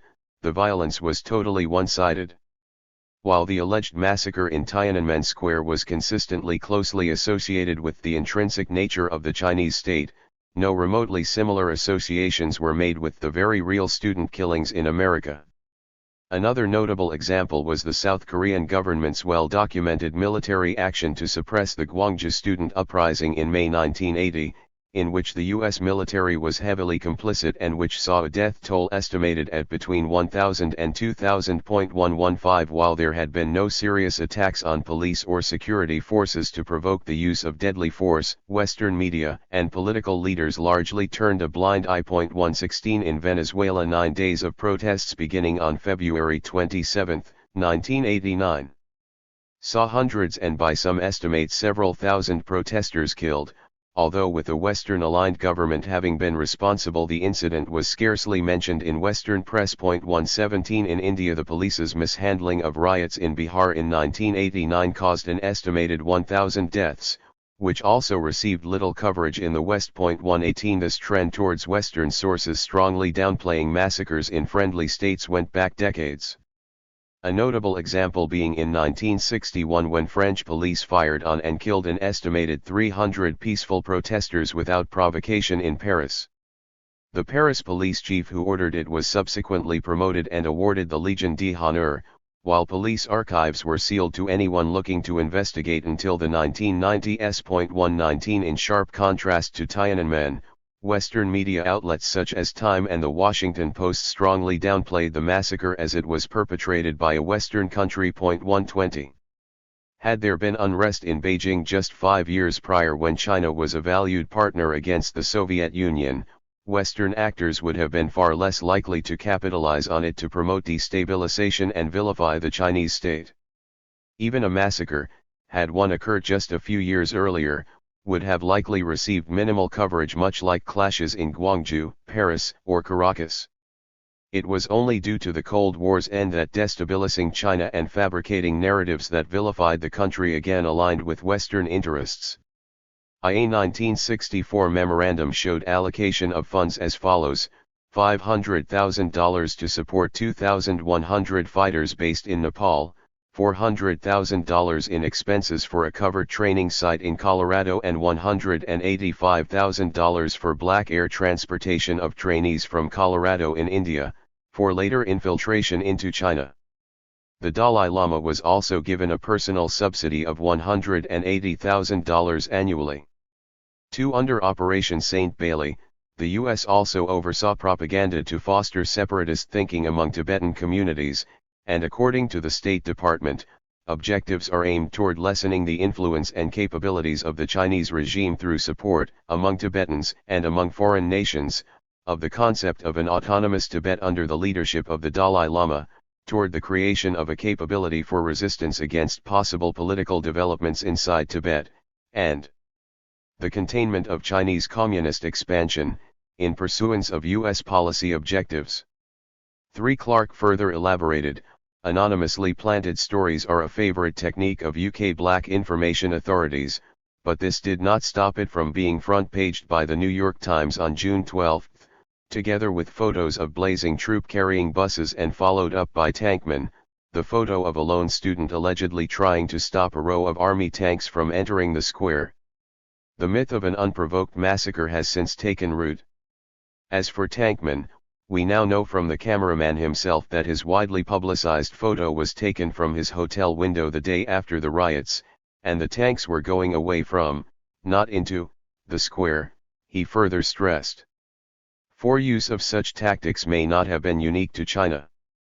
Following the overthrow of the Ukrainian government in 2014, European lawmaker Corwin Mikke claimed the CIA had trained snipers in Poland to target protesters from behind police positions. Doing so provoked a major riot and violent retaliation against police forces, he claimed, which in turn sparked an escalating cycle of violence. Speaking to EU Foreign Affairs Chief Catherine Ashton, Estonian Foreign Minister Urmas Paet later claimed these allegations were confirmed by considerable evidence on the ground. Chapter 4. The Gulf War. Iraq as the new adversary. On August 2, 1990, the Ba'athist Republic of Iraq launched a full-scale invasion of its southern neighbor, the state of Kuwait, in what proved to be one of the most consequential military actions in modern Middle Eastern history. Multiple factors influenced Baghdad's decision, with the country under the presidency of Saddam Hussein from 1979 having spent 8 of the past 11 years at war with its neighbor to the east, the Islamic Republic of Iran, after invading in 1980. The war had exhausted Iraq's substantial foreign reserves of almost $100 billion, and by 1990 its economy was in dire straits, with a combination of crashing oil prices and Iranian strikes on its infrastructure having lowered annual oil revenues from $26 billion to just $10 billion. Thus, when Kuwait repeatedly far exceeded OPEC oil production quotas despite repeated Iraqi warnings and requests, with the effect of driving prices down, the resulting Iraqi losses seriously impeded post-war recovery. and were annually equivalent to the entire budget deficit of Iraq's oil-reliant economy. 2 While Baghdad repeatedly alleged this was part of a Kuwaiti-American economic conspiracy against it. 3 It also accused Kuwait of horizontal drilling to steal its oil, and of blocking access to the sea by holding Iraqi-claimed islands. 4 Kuwait's inflexibility over its oil policies and territorial disputes, despite repeated warnings, was seen by King Fahd of Saudi Arabia among other regional leaders to have brought the invasion on itself, with Riyadh having urged its neighbor to be more accommodating. 5 Kuwait had the Middle East's fourth largest oil reserves at an estimated 94 billion barrels, and Iraq initially planned to use its invasion to install a friendly client government in power. 6 Much as the U.S. had done recently in Grenada, Indiana, 19837, and in Panama just 8 months prior in December 1989. 8 With the invasions of Kuwait, Grenada, and Panama being almost identical in the kind of international crimes they represented, it was argued by some analysts that by its illegal and unprovoked actions the U.S. had diminished the post-Second World War taboo against crimes of aggression against one's smaller neighbors and set an international precedent on which Iraq then acted. Much as installing a U.S. client state in Panama was seen in Washington to be necessary to ensure favorable access to the strategically vital Panama Canal, Iraq planned to install a client government in Kuwait which would presumably reduce oil production to within OPEC quotas and invest more of its revenues in Iraq. Kuwait was also expected to agree to a resolution of territorial disputes over the strategically located Bubayan and Warba Islands that was favorable to Baghdad. 2 With Soviet influence in the Middle East having been in decline for over a decade, Iraq remained the only major power in the region outside the Western sphere of influence. Its close security ties with the USSR and China, highly tense relations with Western-aligned Israel, and unpredictable leadership, led it to be seen as a potential challenger to Western interests. With the Cold War over and Iran successfully contained, crushing Iraq's military and economy would mark a key turning point in regional order, returning it to the pre-Cold War status quo of near unchallenged Western hegemony. Following the USSR's effective withdrawal from its prior role of containing Western power, demonstrating America and its allies' ability to project force on a tremendous scale into the territories of countries across the world would also send a message of unchallenged strength with the potential to transform global order.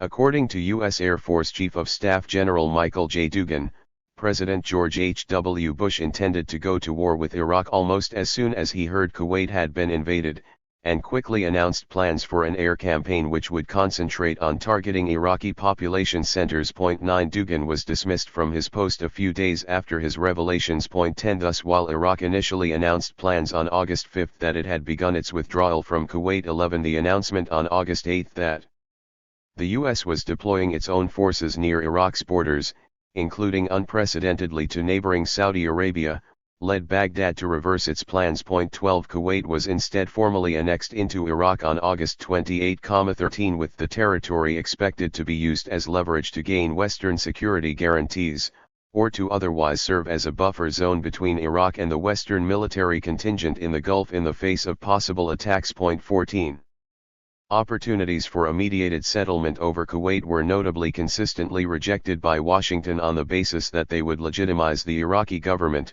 despite Baghdad repeatedly indicating a willingness to withdraw and restore Kuwaiti sovereignty. 15 Iraq's key condition for withdrawing was that it would be guaranteed that it would not come under Western attack afterwards. As President Hussein informed former British Prime Minister Edward Heath when asked to withdraw Iraqi forces from Kuwait, "But what guarantee will you give me that if I pull out of Kuwait, the Americans and the British won't come in with forces and be in a better position to bomb me and my country than they are at the moment, to attack us from Kuwait instead of Saudi Arabia?" 16 An offer on August 7 proposed that in return for security guarantees Iraq would fully withdraw, reinstate the Kuwaiti monarchy, reach an agreement with Washington for all matters pertaining to oil, and later even to sign a non-aggression pact with Kuwait. Washington's response indicated it saw there was little to discuss. 17 In part as a result, it was widely assessed that the U.S. sought to have Iraq remain in Kuwait so as to provide a pretext for military action. 18 As noted in a publication by the U.S. National Security Archive regarding efforts by Soviet leader Mikhail Gorbachev to mediate a peace deal, the United States saw Gorbachev's efforts to work out a peaceful solution as a problem and a nuisance. At that moment Washington was concerned that Saddam might actually comply with UN resolutions, which would undermine the grounds for Desert Storm.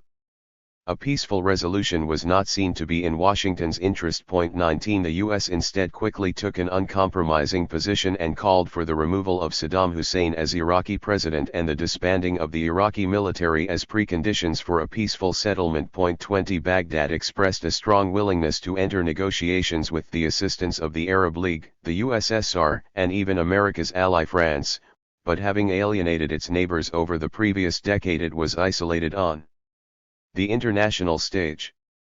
The Cold War's end and Soviet Union's effective capitulation to the West enabled the US and its allies to take an unprecedentedly hard line, guaranteeing much greater freedom to launch military strikes in the Middle East than at any time since the colonial era. 21. While Baghdad persisted that it needed security guarantees if it was to withdraw from Kuwait, the U.S. was expected to press for Iraq's full disarmament of strategic military assets even if Iraqi forces withdrew. 22 British Prime Minister Margaret Thatcher, who played a key role in lobbying Washington to take military action, insisted that it was vital to destroy Iraq's military and likely all of its industrial potential. No one should interfere with that objective, she declared to Soviet KGB Director Yevgeny Primakov.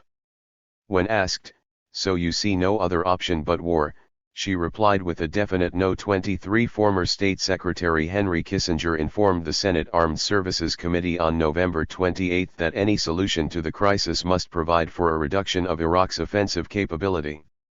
Without addressing this fundamental imbalance, a solution will only postpone, and probably exacerbate, an eventual resolution of Gulf instability. His views were seen as a guide to American thinking, although they were less hardline than those of President Bush and his Secretary of State James Baker. 24 President Bush similarly alluded to ensuring the Iraqi leader could not keep his military power as a key objective, as neutralizing the country increasingly became a goal in and of itself regardless of the status of Kuwait. 25 There was little doubt anywhere in the world that Iraq's invasion and annexation of another UN member state was illegal, and that Kuwait's population was worse off under occupation than it had been beforehand. This was far from sufficient, however, to gain support globally or even among Western populations for a military campaign against Iraq, particularly considering that Baghdad was offering to withdraw its forces with very limited conditions. 26 A country invading its neighbor halfway across the world was hardly enough to sufficiently vilify it in the U.S., particularly considering that America had launched full-scale invasions of its own neighbors twice in the past decade, including one just months before.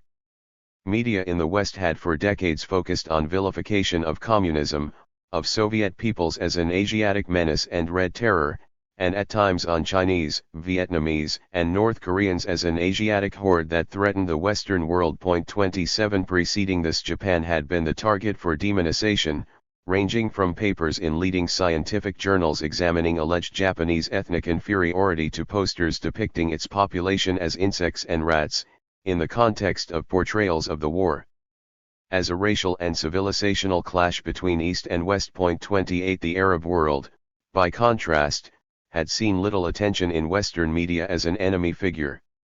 Arab jihadists employing terrorist tactics were largely aligned with Western interests and received considerable Western support in their campaign against the Soviet-aligned Democratic Republic of Afghanistan, and subsequently against the Soviet Union. 29 By the 1980s a large majority of Arab governments were aligned with Western interests, with Libya being the only state to receive significant negative coverage in Western media.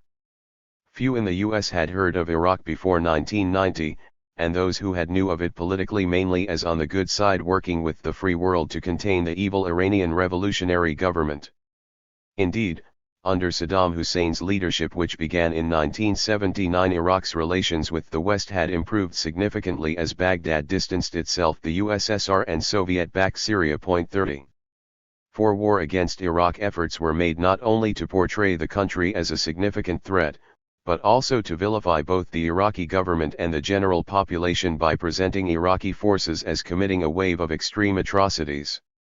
Western efforts to cast Iraq as both an imminent threat and a uniquely depraved actor relied very heavily on fabricated claims that had little basis in the reality of the situation on the ground. The Bush administration and its partners made the case that if Kuwait was allowed to fall permanently, Iraq would subsequently launch invasions across the Middle East.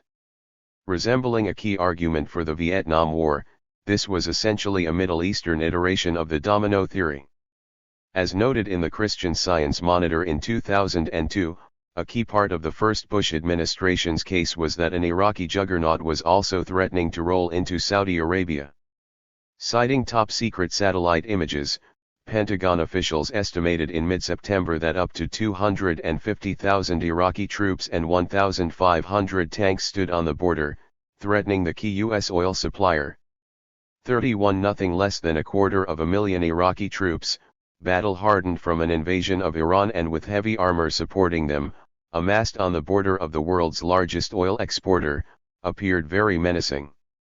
Like many aspects of the propaganda campaign, however, it turned out to have no basis in reality.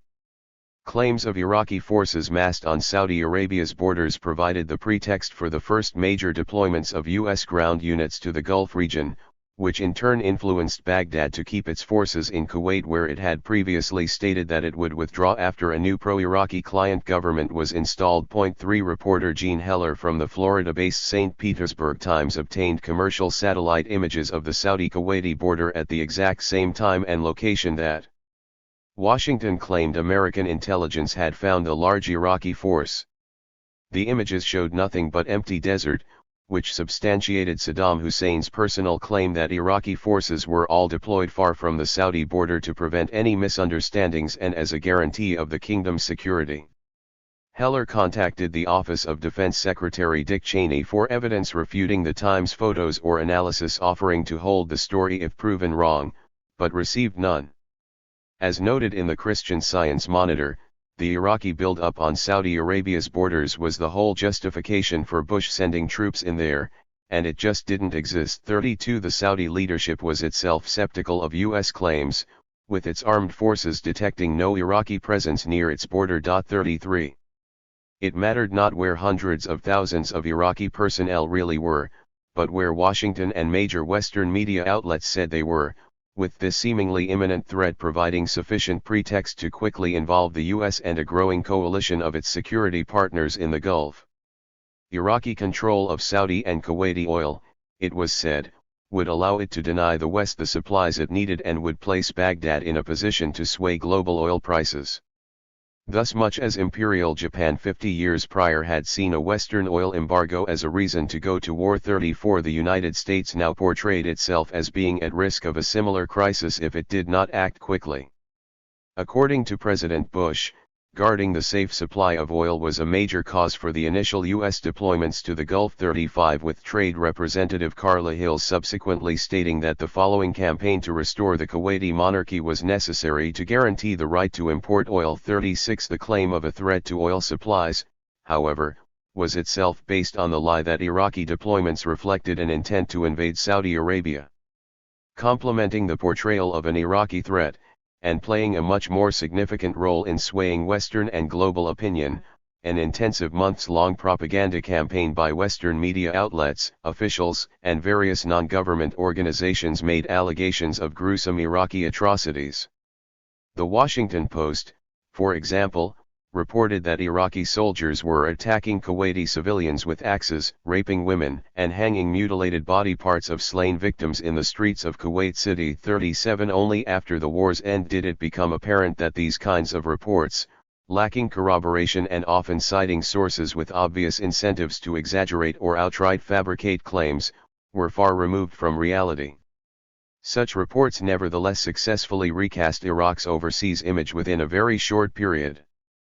Western coverage and discourse in many ways resembled that of 1942 against Japan, that of 1950 against North Korea and China, and that of the early 1980s against Afghanistan and the Soviet Union.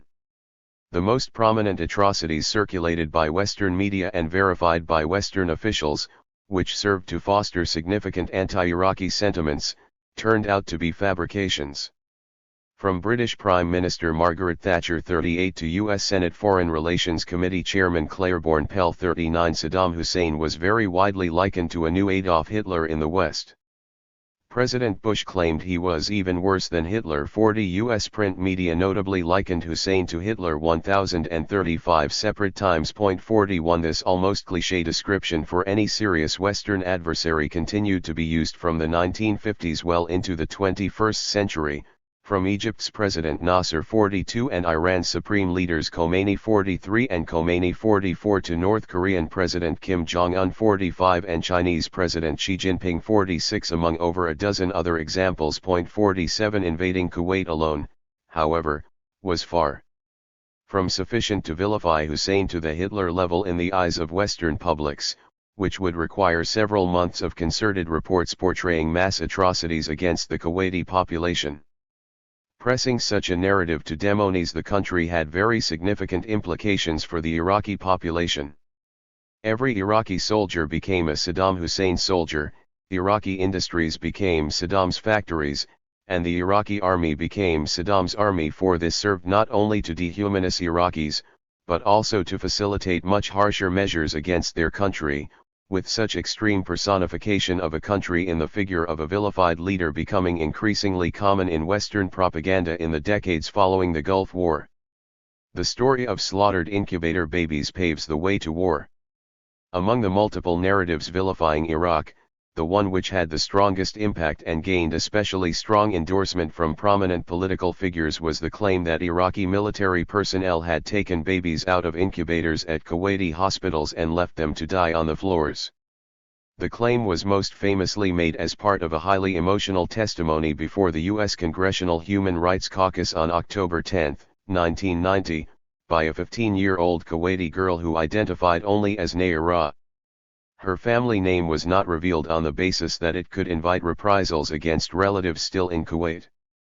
Nayara was in fact the daughter of the Kuwaiti ambassador to the United States, Saud al-Sabah, as the senators who sponsored her hearings well knew, and she had not been in Kuwait since the Iraqi invasion. The entire story, it emerged after the Gulf War was over, was false. 48. Nayara's allegations were backed and strongly endorsed by Western media outlets, human rights organizations and political figures.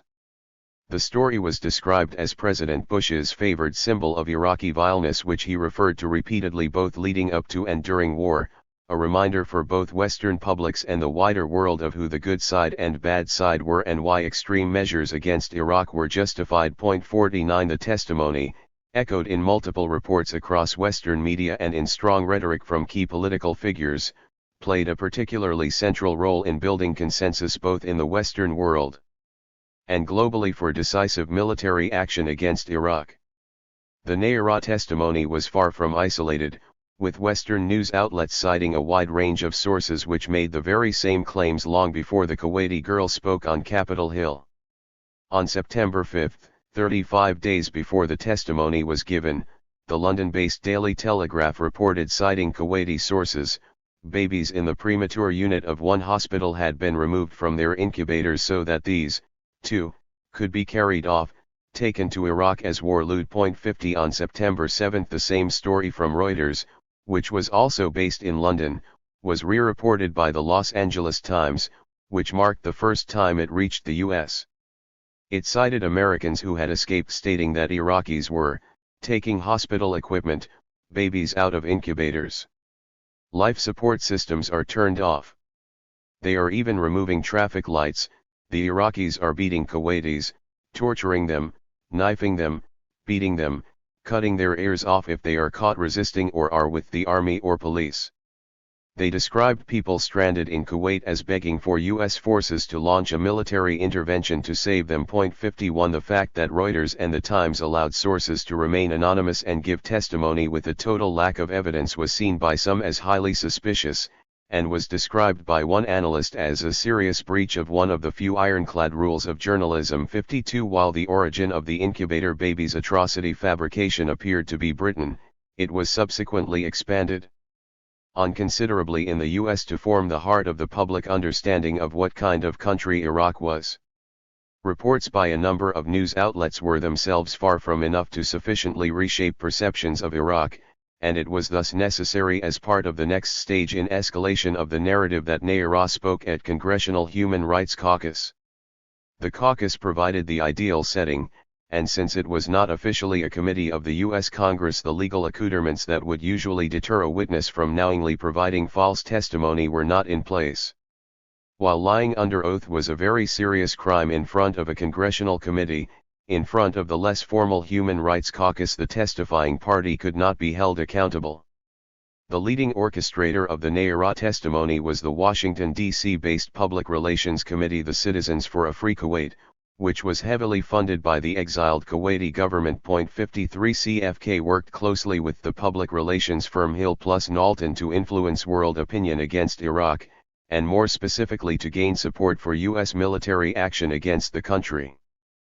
Public relations efforts included producing propaganda videos depicting life under Iraqi occupation, organizing a Kuwait Information Day on college campuses, having churches observe a national day of prayer for Kuwait, and even having September 24 declared Free Kuwait Day in 13 American states. 54.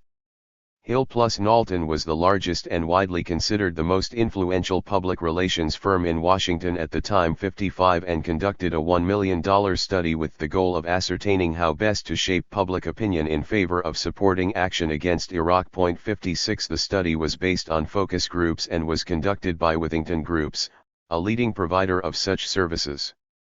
It found that a strong emphasis on atrocities in particular would be most effective, giving specific details on the kind of story which would have the most powerful impact on public opinion. 57 The public relations campaign conducted by Hill plus Knowlton was later found to have cost approximately $12 million, over $24 million if valued in 2022 dollars. 58 The firm coached Nayara on how to give her testimony and wrote the script which she recited in the address to the Human Rights Caucus. 59.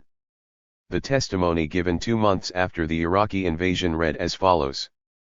Mr. Chairman, and members of the committee, my name is Nayara and I just came out of Kuwait. My mother and I were in Kuwait on August 2 for a peaceful summer holiday. My older sister had a baby on July 29 and we wanted to spend some time in Kuwait with her. I only pray that none of my 10th grade classmates had a summer vacation like I did. I may have wished sometimes that I can be an adult, that I could grow up quickly. What I saw happening to the children of Kuwait and to my country has changed my life forever, has changed the life of all Kuwaitis, young and old, mere children or more. My sister with my 5-day-old nephew traveled across the desert to safety. There is no milk available for the baby in Kuwait. They barely escaped when their car was stuck in the desert sand and help came from Saudi Arabia. I stayed behind and wanted to do something for my country. The second week after invasion, I volunteered at the Al-Diyar hospital with 12 other women who wanted to help as well. I was the youngest volunteer. The other women were from 20 to 30 years old. While I was there, I saw the Iraqi soldiers come into the hospital with guns. They took the babies out of the incubators, took the incubators and left the children to die on the cold floor. It was horrifying. I could not help but think of my nephew who was born premature and might have died that day as well. After I left the hospital, some of my friends and I distributed flyers condemning the Iraqi invasion until we were warned we might be killed if the Iraqis saw us. The Iraqis have destroyed everything in Kuwait. They stripped the supermarkets of food, the pharmacies of medicine, the factories of medical supplies, ransacked their houses and tortured neighbors and friends. I saw and talked to a friend of mine after his torture and release by the Iraqis. He is 22 but he looked as though he could have been an old man. The Iraqis dunked his head into a swimming pool until he almost drowned. They pulled out his fingernails and then played electric shocks to sensitive private parts of his body. He was lucky to survive. If an Iraqi soldier is found dead in the neighborhood, they burned to the ground all the houses in the general vicinity and would not let firefighters come until the only ash and rubble was left. The Iraqis were making fun of President Bush and verbally and physically abusing my family and me on our way out of Kuwait. We only did so because life in Kuwait became unbearable. They have forced us to hide, burn, or destroy everything identifying our country and our government. I want to emphasize that Kuwait is our mother and the Emir our father. We repeated this on the roofs of our houses in Kuwait until the Iraqis began shooting at us, and we shall repeat it again.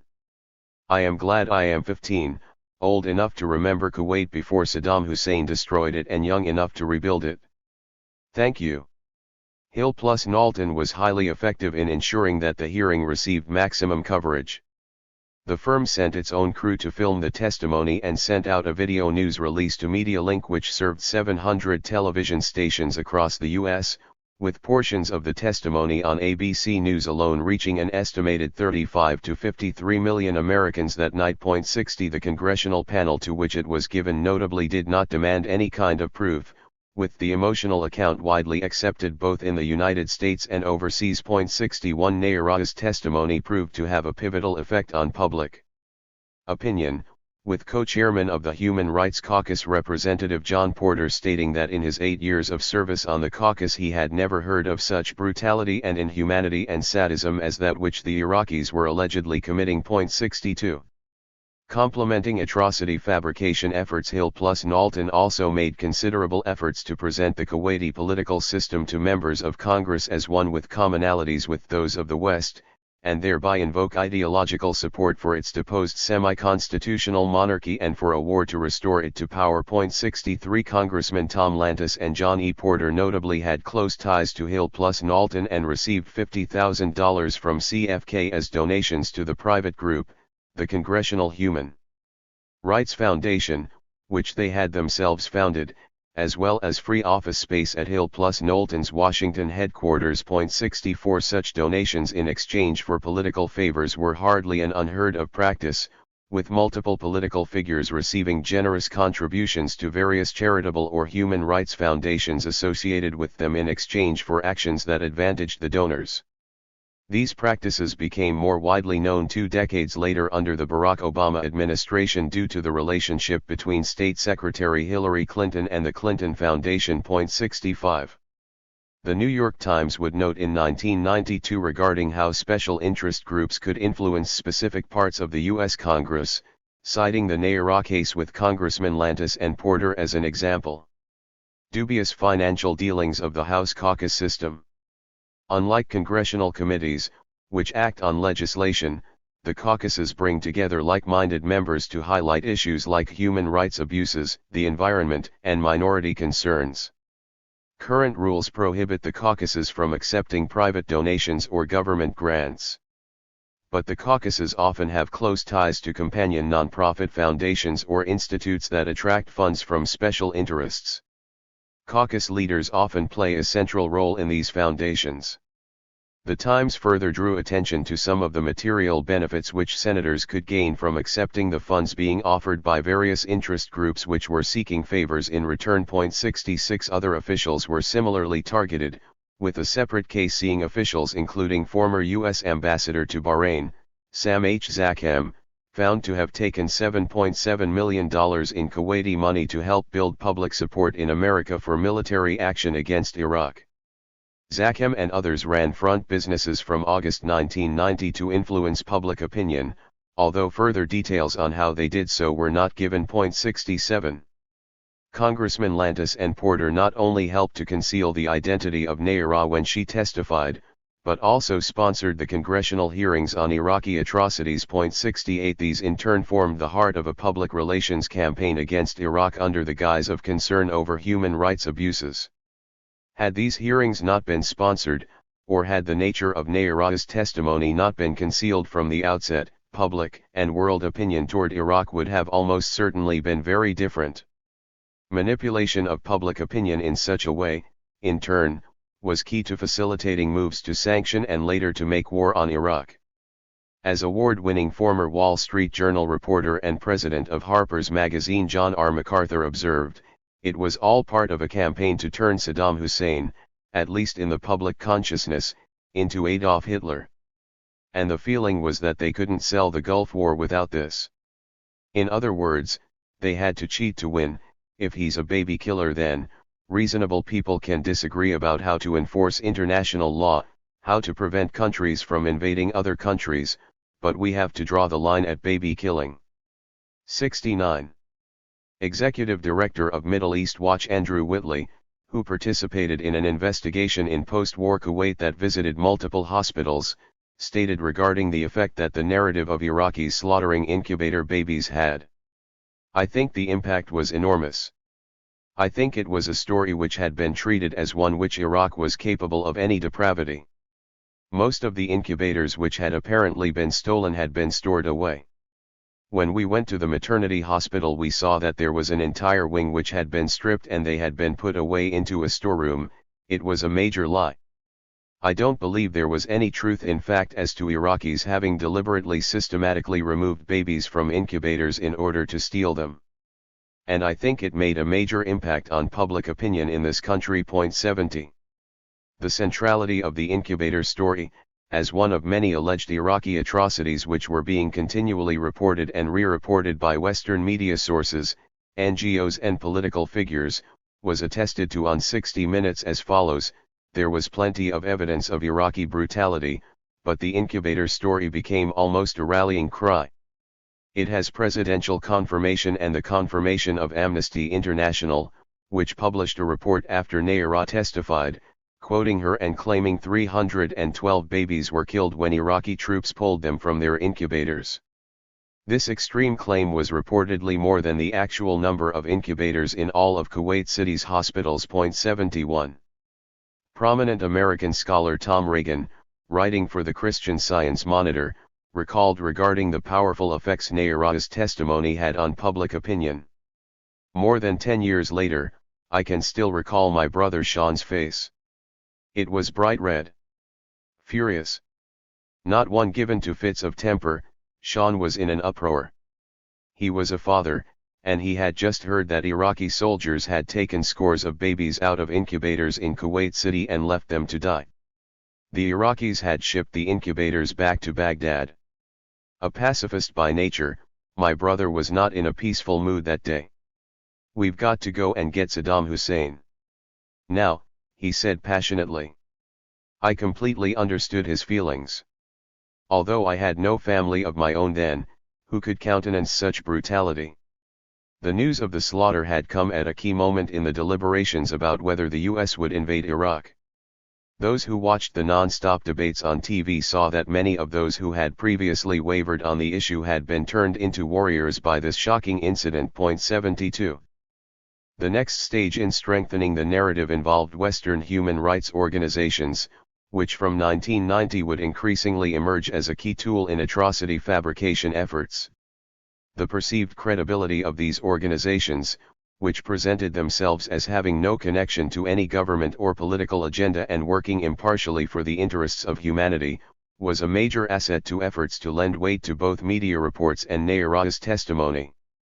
The most prominent Western human rights organization at the time, London-based NGO Amnesty International, publicized multiple independent reports which claimed Iraqi personnel had indeed carried out such killings. 73.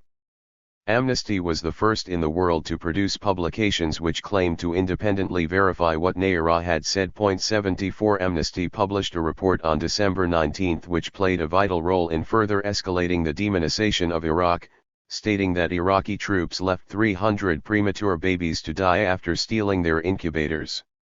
It claimed to have talked to several doctors and nurses who gave details of the deaths of 300 babies removed from incubators in hospitals by Iraqi troops and left to die on cold floors. The NGO further declared that it had substantial information on the extent of the killings. 75. The report was said to have given the story the ring of authority because it carried Amnesty's imprimatur, thereby giving the claim of Iraqi soldiers slaughtering babies a quantum leap in public relations terms. Amnesty's U.S. Executive Director, John Healey, gave testimony to the House Committee on Foreign Affairs on January 8 confirming the story. 76.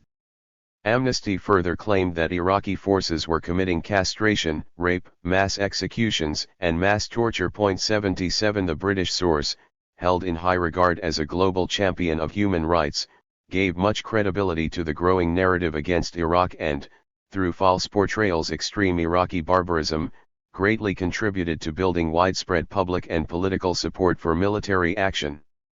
Amnesty International had worked closely with British and U.S. intelligence agencies in the past 78 and published multiple reports in the lead-up to the war to similar effect, citing a range of sources. 79 The British NGO worked to form an impression that its claims had left little room for doubt and were fully verified.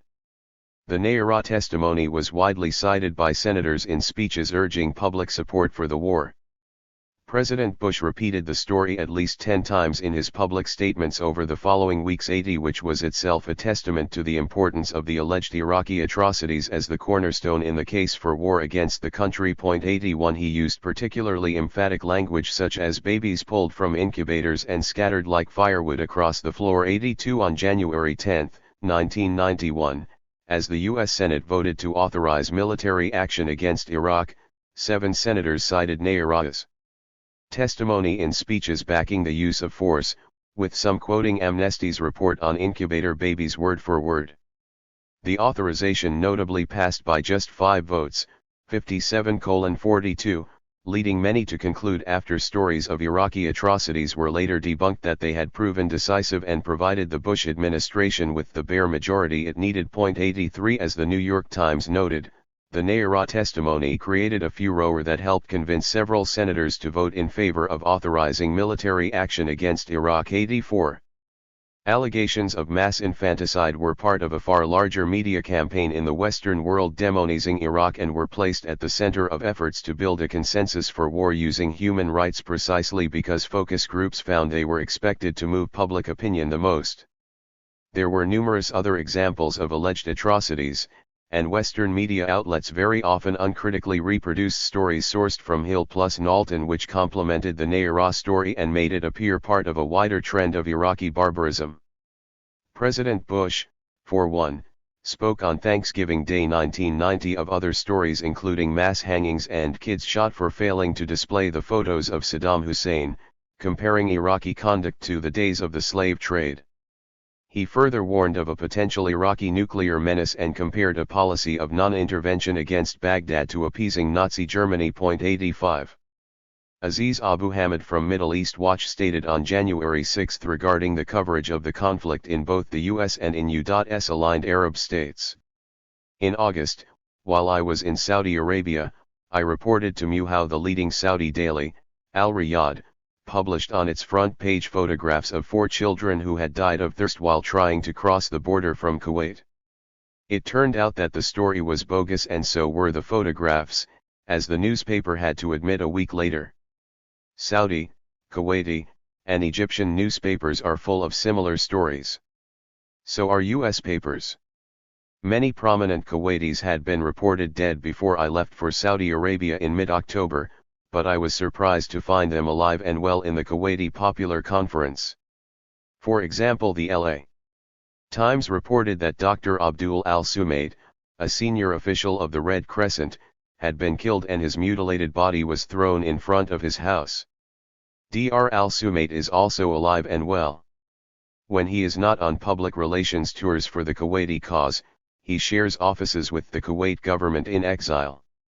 He is also the source of much of AI's information on incubators. 86 Regarding the importance of the Kuwaiti incubator story in particular, among multiple accounts of Iraqi atrocities, John MacArthur noted, the significance of the baby incubator story in the larger propaganda campaign against Saddam Hussein and for the war option cannot be underestimated.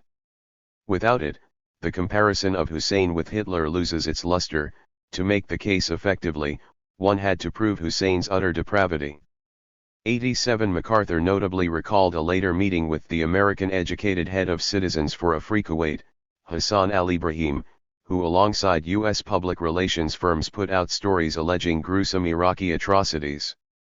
Although they were thinly evidenced or even totally unevidenced, they had a major impact on public opinion in America.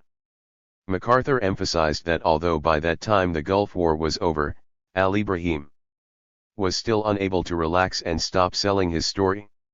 Iraqi atrocities in Kuwait were still very much on his mind, and he said he wanted to show me some shocking photographs. The pictures, at first glance were horrifying. Some were amateurish out-of-focus shots of human figures covered with bloody gashes. A couple of figures had metal shafts driven through their chests, and some were trussed with straps. Another picture showed torture instruments. For a few minutes my skepticism about Dr. Al-Ibrahim was checked, but on closer examination I realized the human figures were actually mannequins. Someone had reconstructed the alleged results of the Iraqi occupation for public relations purposes. 88. This was highly symbolic regarding the entire campaign of atrocity propaganda. The Kuwaiti propaganda agency could do whatever it pleased to the mannequins and claim whatever atrocities it liked had taken place, and with Washington's blessing this would be widely re-reported by NGOs and media outlets. As MacArthur observed, the significance of this little pantomime cannot be underestimated. Vaguely documented photographs and testimony from unidentified Kuwaitis provided some of the staples of the Hill and Knowlton campaign throughout the late summer and fall '89. A million Iraqi deaths caused by atrocity fabrication.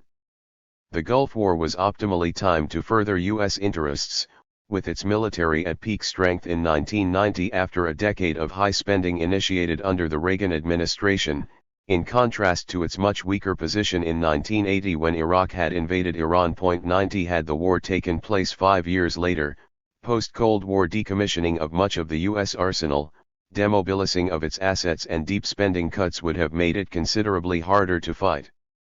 With the Soviets and then Russia beginning to offer a new generation of very capable heavyweight fighter and interceptor aircraft and long-range air defense systems for export, and Iraq having begun to seriously invest in fleet modernization from 1988, Iraqi airspace would have been significantly more difficult to penetrate by 1995.91 as the American campaign was very heavily centered on air power. This could have caused serious complications. Iraq's ballistic missile arsenal, which already proved a challenge to tackle despite using 1960s Scud technologies, was also expected to be brought several decades forwards technologically with the purchase of new high-precision solid-fueled designs in the early 1990s, which would have placed U.S. assets at much greater risk.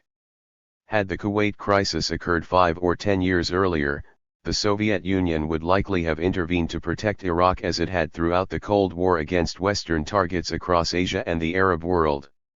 Moscow would have, at the very least, ensured a peaceful withdrawal of Iraqi forces while guaranteeing Iraq's security against any post-withdrawal Western attacks. In 1990, however, Iraq faced an adversary at the height of its power both militarily and economically in one of the most unipolar moments in world history, and at a time when Baghdad was more isolated than ever. On November 27, 2 days before the United Nations was scheduled to vote on whether to support military action, the walls of the Security Council chamber were covered with oversized color photographs of Kuwaitis of all ages who reportedly had been killed or tortured by Iraqis. 92 Chairing the council, the U.S. gave an audio-visual presentation alleging widespread Iraqi atrocities. John R. MacArthur reported that the presentation was loaded with anonymous charges of Iraqi thuggery, mayhem, and murder. One videotaped witness was clearly scripted to sound the Saddam is Hitler theme that proved so useful to the White House. It seemed that Saddam was everywhere, personally meting out punishment, torturing Kuwaitis, and bayoneting and raping women. The videotapes were interspersed with live witnesses, one of whom reiterated the baby incubator story. A Kuwaiti claiming to be a surgeon, and identified in the U.N.'s provisional transcript as Dr. Issa Ibrahim, or witness number 3, explained that after the Iraqis took over, the hardest thing was burying the babies. Under my supervision, 120 newborn babies were buried the second week of the invasion. I myself buried 40 newborn babies that had been taken from their incubators by soldiers. The next day, the major media failed to mention Hill and Knowlton's involvement with the hearings, and their news reports converted the claims of witnesses into testimony. Evidently no one thought to point out that the Kuwaiti spokesmen were not under oath. Had they made inquiries, the UN reporters might have discovered that 5 of the 7 witnesses at the UN that day, coached by the Hill and Knowlton team led by Laurie Fitzpatrick, had used false names without saying they were doing so. Rather than common observers, MacArthur found that the witnesses giving fake names had various ties to the Kuwaiti government and Citizens for a Free Kuwait, and that Issa Ibrahim was a dentist rather than a surgeon. He later admitted his story had been false. 93. The lies put to the Security Council reflected the broader meta-narrative which had encompassed Western discourse on the Iraq-Kuwait issue. That day the Toronto Star published a quote from a surgeon named Mohammed, who said that he had supervised the burying of 120 newborn babies in Kuwait and that he himself had buried 40 newborn babies that had been taken from their incubators by the soldiers. Mohammed was later found not to be a doctor and to have no knowledge of the issue. 94. Shortly beforehand on November 11, Kuwaiti physician Dr. Ali Al-Hail denounced doubts of the baby incubator story and claimed to have personally buried 50 babies alongside his colleagues. This was among several further alleged eyewitness accounts widely cited in the West that proved to be totally fabricated. 95. On November 29, Washington gained support from the United Nations Security Council through Resolution 678 to use all necessary means to evict Iraqi forces from Kuwait. Having recently capitulated in the Cold War, the USSR was increasingly dependent on Western aid and voted in favor. 96. With China seeking to avoid confrontation with the West at a time of instability, and thus abstaining, the Western world gained UNSC legitimization for its attack. As was demonstrated twice in the past decade, and would be again in later years, when the Western Bloc countries failed to obtain UNSC authorization to launch attacks on other target states, they were perfectly willing to carry out offensive overseas military action without such authorization and in direct violation of international law. Panama and Grenada, and subsequently Yugoslavia and the Second War against Iraq were among the many examples. For 118 days leading up to the UNSC's vote, the United States had been redeploying over 500,000 personnel to the Gulf region alongside vast quantities of equipment, from battle tanks with depleted uranium shells and carrier battle groups to new F-117 stealth fighters. With such a large force built up, the momentum towards war was so great by this stage that authorization from Congress and from the UNSC almost appeared to be afterthoughts. The US refused Soviet offers for a joint command, ensuring that the campaign would be waged overwhelmingly by the Western powers. 97. The United States initiated hostilities with an intensive aerial bombardment under Operation Desert Storm, which from January 17, 1991 saw US and Allied aircraft fly over 100,000 sorties and drop 88,500 tons of munitions across a range of Iraqi targets. On February 15, in a speech at the Fort Hood base in Texas, Vice President Dan Quayle emphasized the virtue of the U.S.-led war effort by stressing the atrocities allegedly committed by Iraq. There are pictures Saddam doesn't want us to see. Pictures of premature babes in Kuwait that were tossed out of their incubators and left to die. 98. The same claim was still being widely repeated throughout Western media. The following day, for example, in a column dedicated to maligning the egregious and irresponsible critics of the war, popular historian and journalist Paul Johnson wrote in Britain's Spectator stressing Saddam Hussein's slaughter of 7,000 Kuwaitis, including babies torn from life support machines which were then stolen, and his systematic stripping of this small country of all its valuables, public and private, are well authenticated. 99. Discourse regarding the highly dubious nature of these claims was only allowed to begin once the war was over. On February 24, after 38 days of aerial bombardment, U.S.-led ground forces crossed into Kuwait. Facing heavily fortified Iraqi positions including an estimated 70 miles of defensive trenches, large plows were used to bury the defenders alive. Thus, when war correspondent Leon Daniel subsequently asked the commander of the U.S. Army 1st Infantry Division where are the bodies, he replied, "What bodies? They were all buried under several tons of sand."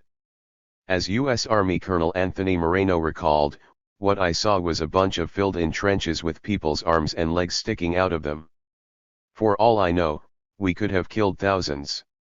100. While this action was criticized in the limited coverage it did receive, there was a case to be made that it was a military necessity and much cleaner than going into the trenches with flamethrowers and bayonets. 101 Had the Iraqis perpetrated any similar act when entering Kuwait, however, it would have been ensured that this shaped the country's public image and forever became associated with what kind of country Ba'athist Iraq was.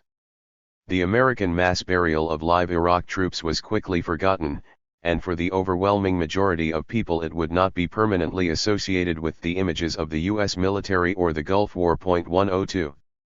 Iraqi soldiers in trenches widely reported having been bombarded heavily with napalm, a weapon previously employed extensively in Vietnam and Korea which stuck to their skin and burned them alive. They described such attacks as unimaginable, like a living hell. When it emerged that napalm was being employed, U.S. officials denied it was being used against enemy personnel, although this claim appeared increasingly tenuous as the body of evidence grew that it was being doused across Iraqi troop concentrations. 103 Although horrific, napalm's use in the Gulf was far less extreme than its uses in prior conflicts in East Asia, where it was dropped in tremendous quantities by American aircraft to douse civilian population centers from end to end. These American attacks, which many considered to be inhuman atrocities in their own right, were only made possible by the vilification of Iraq using fabricated atrocities in the lead-up to the war. Another notable tragedy that resulted directly from the fabrication of Iraqi atrocities was the fallout from the use of depleted uranium rounds by U.S. forces in the theater. During Operation Desert Storm, an estimated 340 to 350 metric tons of depleted uranium was fired in battle, releasing millions of grams of airborne radioactive particles with half-lives of over 4 billion years, meaning contamination would be effectively indefinite. 104 Depleted uranium rounds were made from low-level radioactive waste left over from manufacturing nuclear fuel or warheads, and although not designed for the purpose of contamination, this was a very significant side effect of their employment. As one of the densest elements on the planet, 84% as dense as the world's densest element osmium, depleted uranium had applications both in tank armor and in various anti-armor and anti-bunker weapons. According to the U.S. Army, depleted uranium rounds fired by an American M1A1 Abrams tank provided the force of a race car striking a brick wall at 200 miles per hour, but with all of its energy compressed into an area smaller than a golf ball. 105 These weapons later saw extensive use by U.S. forces in Yugoslavia. 106 and Syria. 107 as well as within Iraq's own borders for years after the 2003 invasion. 108 Upon impacting its target, a depleted uranium round oxidizes into an easily inhalable dust which can travel for at least 42 kilometers from the site of impact. 109 Effects of exposure to depleted uranium contamination include an extreme rise in cancer rates, genetic abnormalities, and severe deformities in children at birth. 110 The element's particularly long half-life makes contamination from it much more dangerous than that from neutron and thermonuclear bombs. This affected both Iraqis and Western personnel. As British Royal Navy Commander Robert Greene stated in a paper in the New Zealand International Review, citing a range of scientific sources. Since the 1991 Gulf War, there has been a surge of unexplained illnesses, cancers, and children born with genetic deformities among the Iraqi people, especially in the south near the battlefields. At the same time, both American and British veterans have reported similar health and reproductive problems, collectively known as Gulf War syndrome. Many of their problems, particularly cancers and birth defects, seem consistent with radiation exposure. The official U.S. casualty total in 1991 was less than 300 dead and another 300 wounded or ill. Now over 8,000 are dead, and over 200,000 of those same troops are claiming disability benefits. In Britain, more than 600 veterans have died and 9,000 are seriously sick with multiple ailments. This amounts to around 30% of American and 17% of British troops who went to the Gulf. 111. Greene's conclusions were widely supported by a range of sources, which as time passed increasingly represented a majority consensus on the issue. 112 A confidential UN report leaked in May 1999 notably stated regarding depleted uranium, "This type of ammunition is nuclear waste, and its use is very dangerous and harmful. 113 The Gulf War would hardly be the last time that atrocity fabrication facilitated American military offensives abroad in which depleted uranium was then very widely used. While the results of extensive use of depleted uranium rounds by U.S. forces would become clearer only with time, as is the case with all forms of nuclear contamination, the most devastating immediately visible impact of the war was the Western air campaign and in particular its targeting of Iraqi population centers. While shortages of precision-guided weapons limited U.S. capabilities against tactical targets, attacks focused primarily on key civilian infrastructure targets such as water and sewage processors. 114 The British military intelligence company Jane's Information Group concluded that coalition operations had worked to bring Iraqis' infrastructure virtually back to where it was at the country's birth, back to 1921, setting back 70 years of sustained development. 115 U.S. forces launched 109,390. Of the 126,581 coalition air sorties, or 86%, with Saudi Arabia and Britain between them making up most of the remainder with over 12,000 between them. 116 According to a report by the Washington Post in 1991, the purpose of the U.S. bombardment was to drive down Iraqi living standards by destroying key infrastructure such as oil refineries, electrical plants, and transportation networks. Examples included the destruction of 80% of Iraq's power generation capabilities and the crippling of its sewage treatment system. 117. The U.S. air campaign targeted 8 dams, destroying not only a major supply of hydroelectric power but also municipal water supplies and flood control. Other consequences included the emergence of widespread malnutrition and associated illnesses, and an inability to store vaccines which ended the vaccinations of children. Farm herds were devastated and food storage facilities were destroyed. Among the targets the U.S.-led air campaign destroyed were 676 schools, 16 chemical and petrochemical plants, 7 textile factories and 5 engineering plants. 118 As a result, the population was forced to subsist on a starvation-level calorie intake at half the calories per person of the minimum standard for healthy living. 119 With malnutrition rising steeply across the country. 120 From an upper-middle-income country, Iraqi living standards quickly plummeted with the subsequent 12 years of economic sanctions further deepening the population's impoverishment. Living standards never recovered to pre-war levels and over 1 million of its population died as a result. 121 Sanctions proved highly effective in preventing post-war recovery, and according to statistics from U.S. sources they had caused the deaths of 500,000 Iraqi children by 1996. 122 Pulitzer Prize-winning CNN war correspondent Peter Arnett, who reported from Baghdad during the war, recalled having a very tense relationship with the U.S. military because they did not approve of his coverage of the air campaign. Relations deteriorated, he said, as the bombing campaign developed and I was revealing every day more excesses of bombing. There were villages 20, 30, 40 houses had been destroyed. Only about 6% of the bombs used in the Iraq War were guided missiles, and they were mainly in Baghdad, the most high-profile target. Elsewhere in the country they were using these dumb bombs and they were devastating many localities we were visiting. 123. When Arnett's team filmed a bombed-out Iraqi baby milk factory, U.S. intelligence claimed that it was a biological weapons facility. Arnett ridiculed the claim, stating, "If this was a biological testing center, they would not have let us walk all over the premises. Accompany us around the premises. Let us touch everything. Pick up samples such as this bag. We used it for coffee, that's how confident I was." The U.S. government is perfectly capable of lying to achieve its aims in a time of national crisis, and they did. It was very effective because in the years that followed the Gulf War, that was the most frequently asked question, what about the baby milk plant? And the question was always, you weren't duped, were you? That was the single most effective piece of military black propaganda that I've seen in my whole career. And I've been in this business for 35 years. 124. Arnett was chastised as a dupe of Saddam Hussein, which was particularly reputationally harmful as Hussein had by then been built into a worse than Hitler figure primarily on the basis of fabricated atrocities attributed to him.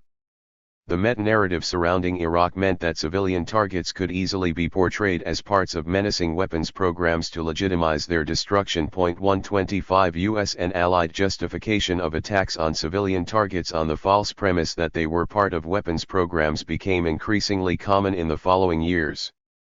These ranged from a cruise missile strike on one of East Africa's largest medicine factories in Sudan in 1998, under the false pretext that it was a chemical weapons facility, 126, to an Israeli attack on Syria in 2007 under the dubious claim that the target was part of a Syrian-Korean nuclear weapons program. 127 By fabricating claims of enemy weapons facilities, the U.S. gave itself a free hand to attack civilian targets at will, much as fabricating claims of Iraqi atrocities had allowed it to go to war. The U.S. was further able to cover up its involvement in a major disaster by blaming Baghdad, with an oil spill resulting in a 30-mile-long oil slick at sea and footage of a bird struggling in the black water used to claim that Iraq had declared war on nature itself by intentionally causing it. The Daily Mirror referred to it as Saddam's Black Sea on its front page.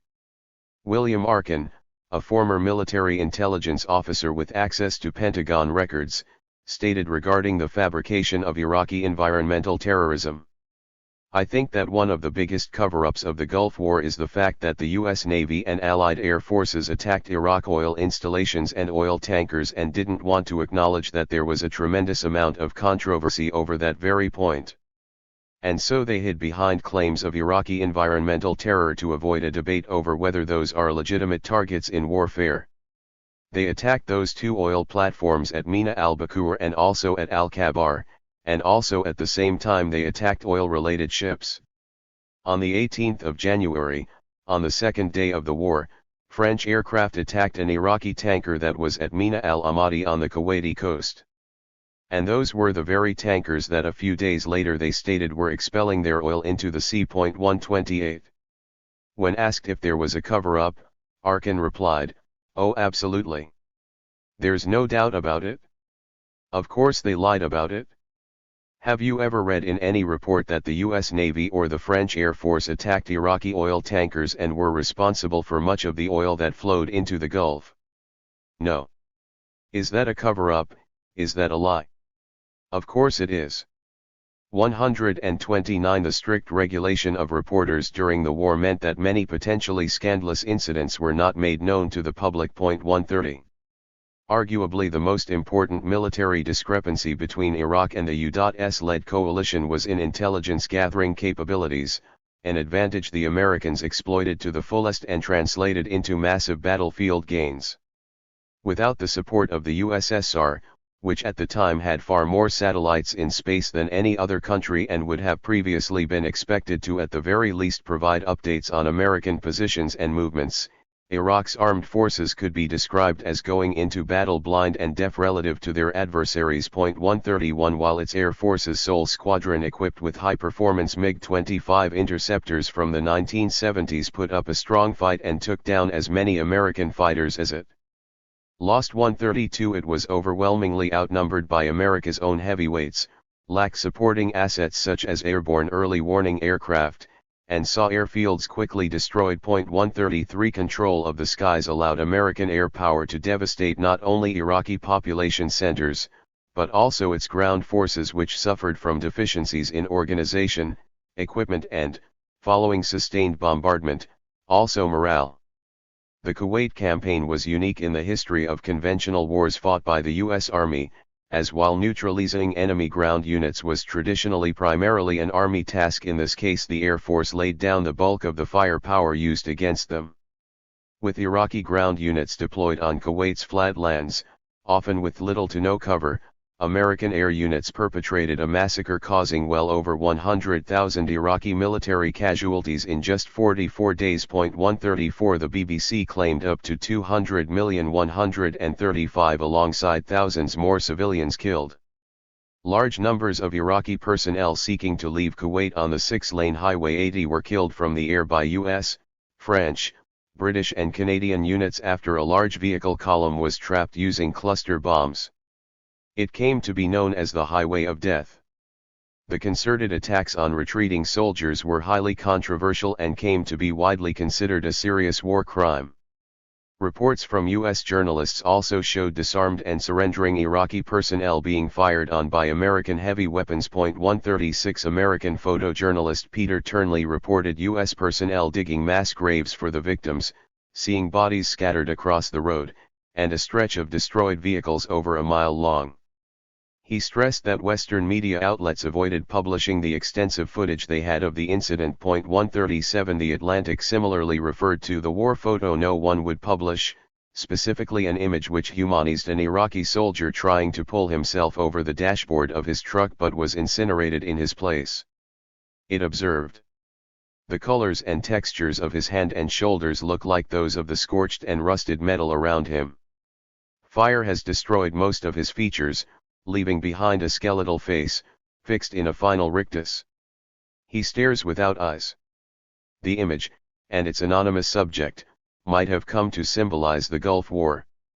Instead, it went unpublished in the United States, not because of military obstruction but because of editorial choices. The hypnotizing and awful photograph ran against the popular myth of the Gulf War as a video game war, a conflict made humane through precision bombing and night vision equipment.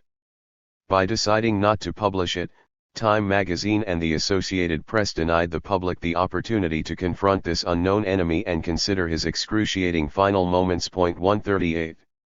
In sharp contrast to the emotive depictions Kuwaiti babies who were never slaughtered, or of tortured mannequins which CFK presented as supposed evidence of Kuwaiti suffering, the very real and often brutal deaths of Iraqis was sanitized with strict censorship and with bloodless language such as surgical strikes and kinetic warfare.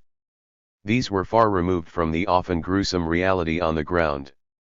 The commander of U.S.-led coalition forces, General Norman Schwarzkopf, notably justified the mass killing of retreating soldiers by citing the atrocities they had allegedly committed, stating, "This was a bunch of rapists, murderers, and thugs who had raped and pillaged downtown Kuwait City and now were trying to get out of the country before they were caught." 139 The New York Times similarly stressed that most of those who observed the incident thought the Iraqis were getting only what they deserved. 140 Even after the war's outcome was decided, the fact that fabricated atrocities vilifying the enemy had become central to the meta-narrative surrounding it made almost any measure against Iraq, including the slaughter of thousands of retreating soldiers, seem acceptable. Vi. The Highway of Death came at the close of the war and was one of the few parts of the conflict which the press had relatively free access to. As professor and award-winning journalist Ben H. Bagdikian reported, the military learned its own lesson from Vietnam: keep wars short and keep the news media completely controlled in the opening days of the engagement. By maintaining total control of the initial image in a military action, the government can create the framework into which the public theater fits subsequent information. Censorship was described as unprecedented and draconian, even compared to the extreme precedent set by the Korean War. Bagdikian further elaborated, in the opening days of the Gulf War, American news people were sequestered and forced to transmit totally controlled military versions of what was happening. After the shooting war was over and reconstruction of the realities known, once again, the major news media failed to collect all the facts and present them in a coherent way that would effectively correct the misleading and inadequate information the public had been given earlier. 141 Press seen to be overstepping their bounds were in some cases physically assaulted and arrested by the U.S. military. 142 The few parts of the war the press did gain free access to, however, they found truly horrific, and it can only be speculated how many more atrocities were committed in the preceding 40 days leading up to the Highway of Death. 7. U.S. military intervention against Iraq in 1991 paved the way for over a decade of economic sanctions followed by full-scale invasion of the country in 2003. This had further consequences not only for Iraq, whose population would endure several more massacres by Western hands, but also for the wider Middle East. 143 Decades of Western warfare on Iraqi soil, both economic and kinetic, were made possible by successful atrocity fabrication from August 1990 to January 1991, with Western forces having never left Iraqi territory ever since. Only once the Gulf War was over was the content of Nayra's testimony confirmed to have been completely false, as was the case with many other alleged Iraqi atrocities which had been reported as total certainties but lacked verifiable sources. By this stage, with Iraq lying in ruins not to recover for well over 3 decades and with the country's image cemented as evil in the Western world and beyond, the facts disproving the anti-Iraqi narratives were only an afterthought. As NBC News' John Chancellor wrote shortly after the war ended, the conflict brought with it a baggage train of myth and misconception, exaggeration, and hyperbole. Accounts of Iraqi atrocities were accepted without question. There was the tale of premature babies thrown out of incubators in a Kuwait hospital and left to die. It never happened. There were facts misperceived, truth bent out of shape and a fog of myth and misconception.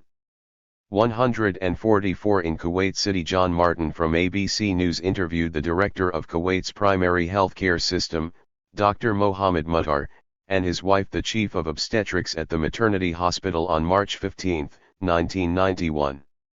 Muttar firmly denied that Iraqis had taken babies from incubators.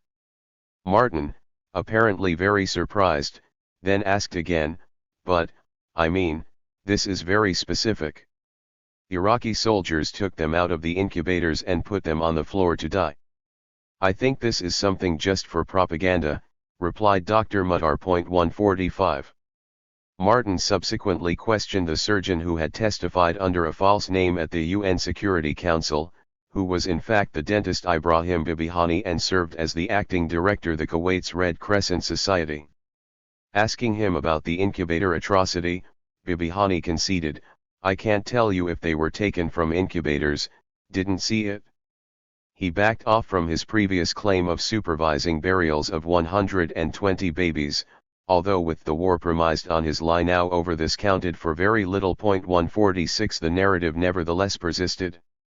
An example was the wife of U.S. Senator John McCain, a leading advocate for military action, who as late as June 1991 insisted under questioning that allegations were true. She later acknowledged that she had been relying on hearsay. 8 While the story was disproven, the meta-narrative it created, and the way it shifted public discourse and perceptions of Ba'athist Iraq would stain that state's image indefinitely. 147. The incubator baby killings were far from isolated among Western allegations in proving to be entirely fabricated. Another was the report that Iraq had forcibly relocated 40,000 Kuwaitis to its own territory, although the actual figure was 1,500 to 2,000. Another came from Amnesty International, which had claimed in its December 19 report that the number of extrajudicial killings runs into the hundreds and may be over 1,000. According to senior Kuwaiti officials, the figure was a little bit over 300. Stories of Iraqi soldiers raping and looting at will were also seriously questioned. Paris Match, for example, had received a picture allegedly depicting Iraqis shooting blindfolded Kuwaiti resistance in Kuwait City. It later emerged that the picture was of Iraqi soldiers who had looted the city being executed by their own military as a disciplinary action, indicating zero tolerance for such conduct.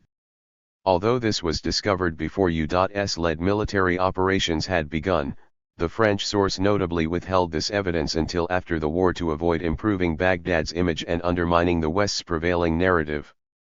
The editors later described their motive as follows: "It was our obligation to renounce publication so as not, in the name of the scoop, to aid the image of Saddam Hussein." 148. In contrast to Iraqi-occupied Kuwait, where premature babies in their incubators were relatively safe, many prematures were killed in Iraq by the U.S. and its allies. In July 1991, Patrick Tyler from the New York Times interviewed the director of Baghdad's Saddam Pediatric Hospital, Dr. Kazem Ismail, who recalled that on the first night of the Western air campaign the targeting of civilian infrastructure caused major losses.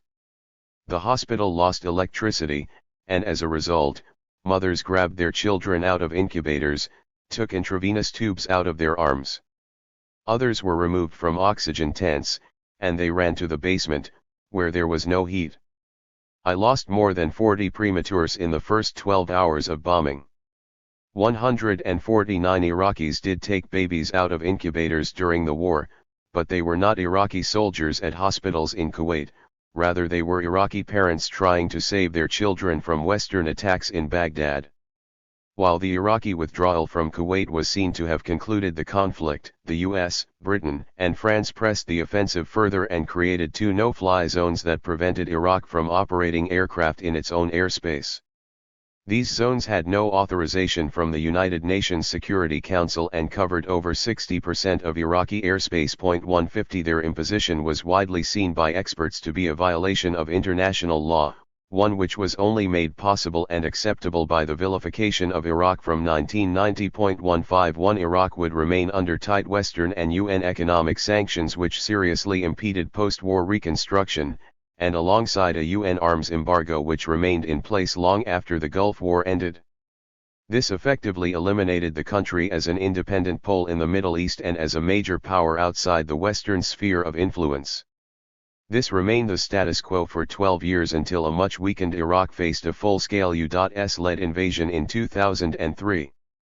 The U.S.-led assault in 1991, facilitated by fabricated claims of humanitarian abuses, led to a decades-long humanitarian catastrophe from which Iraq is unlikely to fully recover for at least half a century. The result was over 700,000 Iraqi deaths at a conservative estimate between 1991 and 2003, 152 and over 1 million deaths between 2003 and 2008 in a second war made possible by Desert Storm. 153 This did not account for the deaths and extreme deformities in children caused by depleted uranium, stunted growth of an entire generation, or the sharp decline in the quality of life seen after 1991. Iraq faced multiple further rounds of Western attacks throughout the 1990s which similarly relied heavily on fabricated narratives and false claims for justification. A notable example in December 1998 saw Washington and London claim that Baghdad had expelled weapons inspectors from the United Nations Special Commission, which Western drafted resolutions at the United Nations Security Council required to be deployed to disarm the country.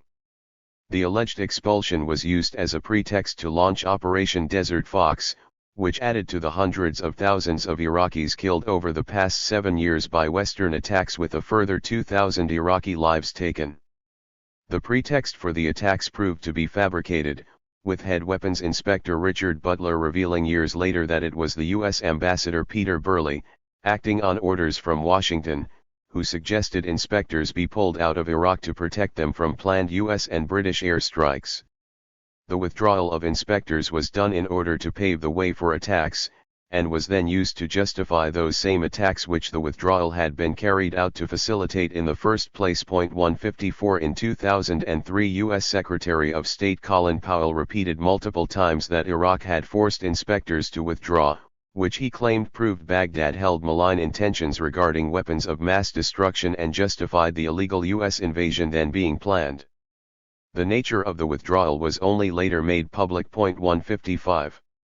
A particularly notable aspect of the use of atrocity fabrication in the Gulf War was the role of Amnesty International and other Western human rights NGOs in providing legitimacy to false claims of atrocities, as this marked the starting point of a predominant trend in future Western atrocity fabrication efforts. This saw Western NGOs, under the pretext of supporting human rights, publish vilifying and very often poorly evidenced content to target a particular Western adversary whenever there was a need to turn opinion against them.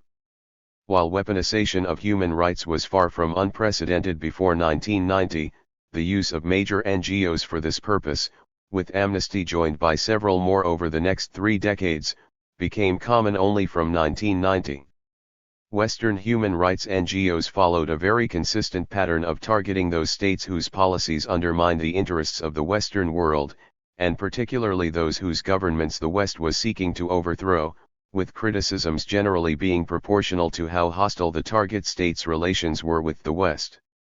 This had the impact not only of building public consensus in support of hostile policies, be it military action or economic sanctions, but also of delegitimizing opposition to such policies by portraying those who failed to sufficiently oppose the targeted state as uncaring for human rights and regime apologists. Such reactions to those who opposed military action against Iraq were widespread and often emotionally charged by Nayara's testimony and the other similar fabricated reports.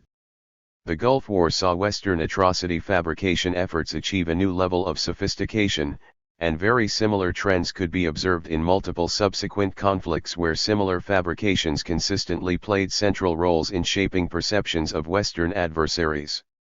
When calls grew in the West to put the Iraqi leadership on trial for the war, the Iraqi Bar Association notably sought to organize a popular trial for President Bush for the crime of invading Grenada, indicating that the recent American attack had some presence in Iraqi political discourse.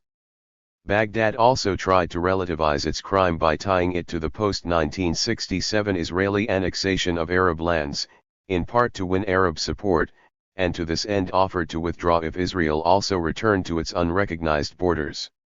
Some analysts postulated that Iraq had been given the green light by Washington to take military action against Kuwait, possibly in an effort to bait Baghdad into invading, with U.S. Ambassador April Glaspie having told President Hussein shortly before the war, "We have no opinion on the Arab-Arab conflicts, like your border disagreement with Kuwait."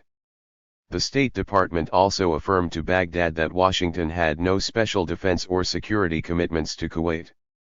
The first large-scale deployments of U.S. ground and air units to the Gulf, and subsequent expansion of the Western military presence, was strongly opposed by both secular and Islamist voices in the Arab world.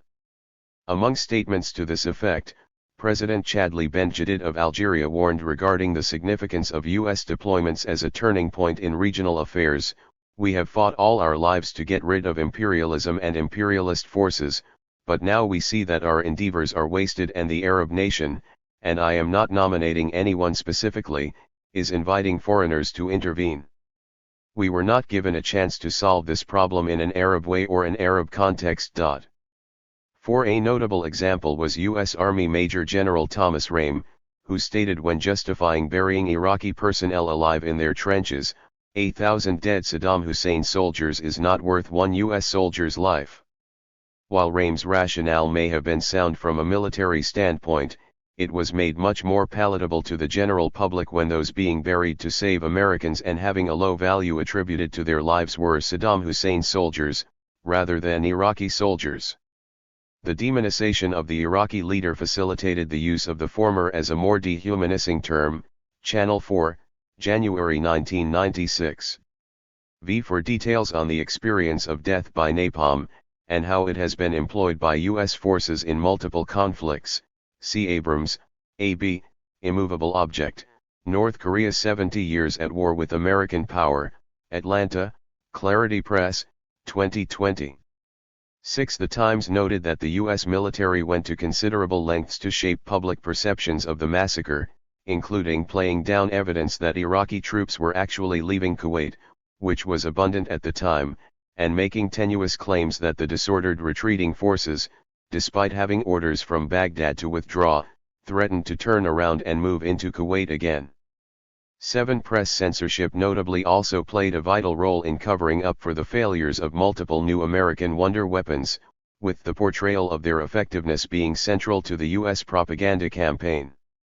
Prominent examples were the Tomahawk cruise missile, which supposedly demonstrated never-before-seen precision strike capabilities, but in fact missed the large majority of its targets and sometimes hit Saudi Arabia and Turkey, and the Patriot air defense system which reportedly proved effectively useless despite the modesty of Iraq's missile arsenal.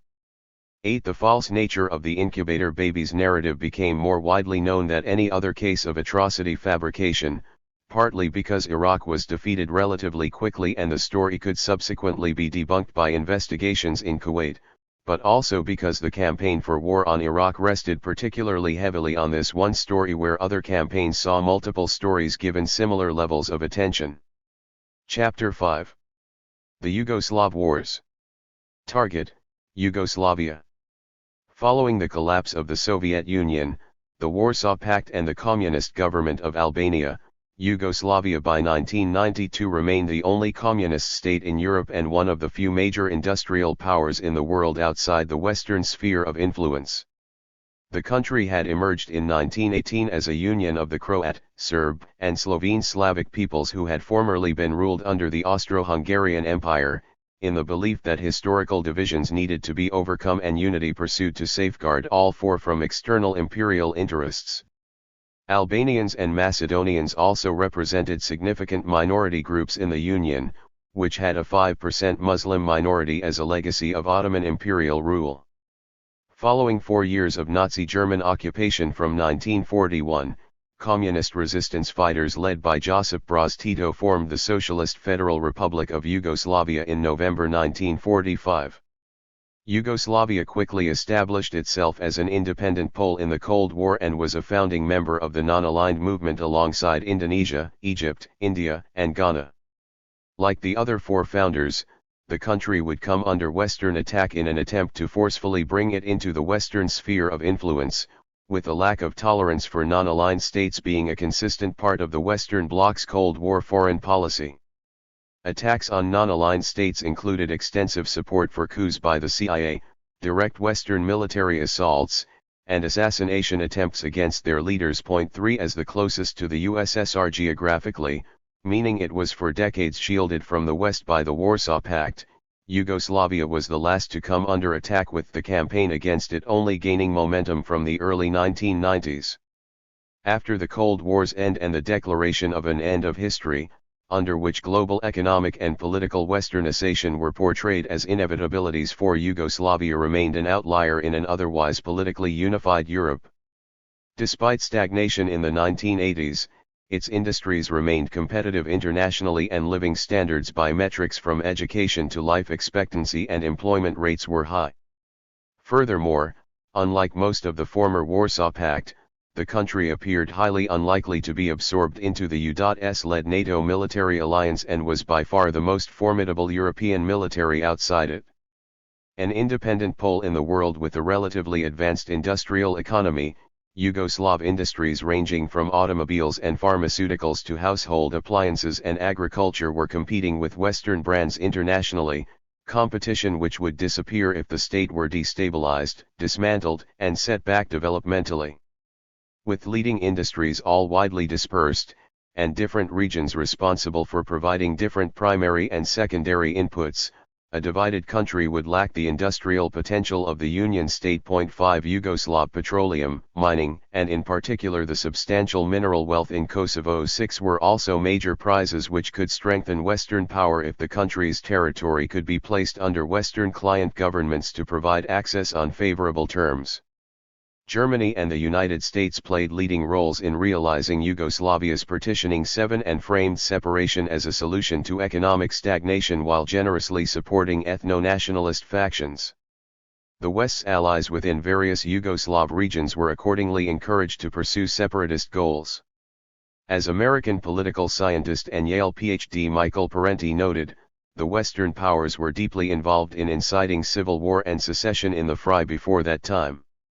One of the earliest and most active sponsors of secession was West Germany, which first openly championed Yugoslavia's dismemberment in 1991, but was giving Slovenia and Croatia every encouragement long before then. Western powers subsequently increasingly involved themselves in financing the secessionist organizations and creating the politico-economic crisis that ignited the political strife, according to Parenti, who highlighted regarding the process, once the bloodletting starts, the cycle of vengeance and retribution takes on a momentum of its own. In order to hasten the discombobulation of Yugoslavia, the Western powers provided the most retrograde, violent, separatist elements with every advantage in money, organization, propaganda, arms, hired thugs, and the full might of the U.S. national security state at their backs. Once more the Balkans were to be Balkanized. 8. After building ties with and generously supporting separatist factions in Yugoslavia's republics, threats were made to cut off aid unless the country held unscheduled elections in 1990. Washington further stipulated that these elections were to be conducted within each republic and not at the federal level. The US in particular had a very long history of manipulating foreign elections to ensure that candidates favorable to Western interests prevailed, or else cancelling or preventing them when victories for pro-Western candidates could not be engineered. Point 10 In Yugoslavia, the National Endowment for Democracy and various CIA front organizations funneled vast funds to support the election campaigns of separatist political groups favorable to Western interests.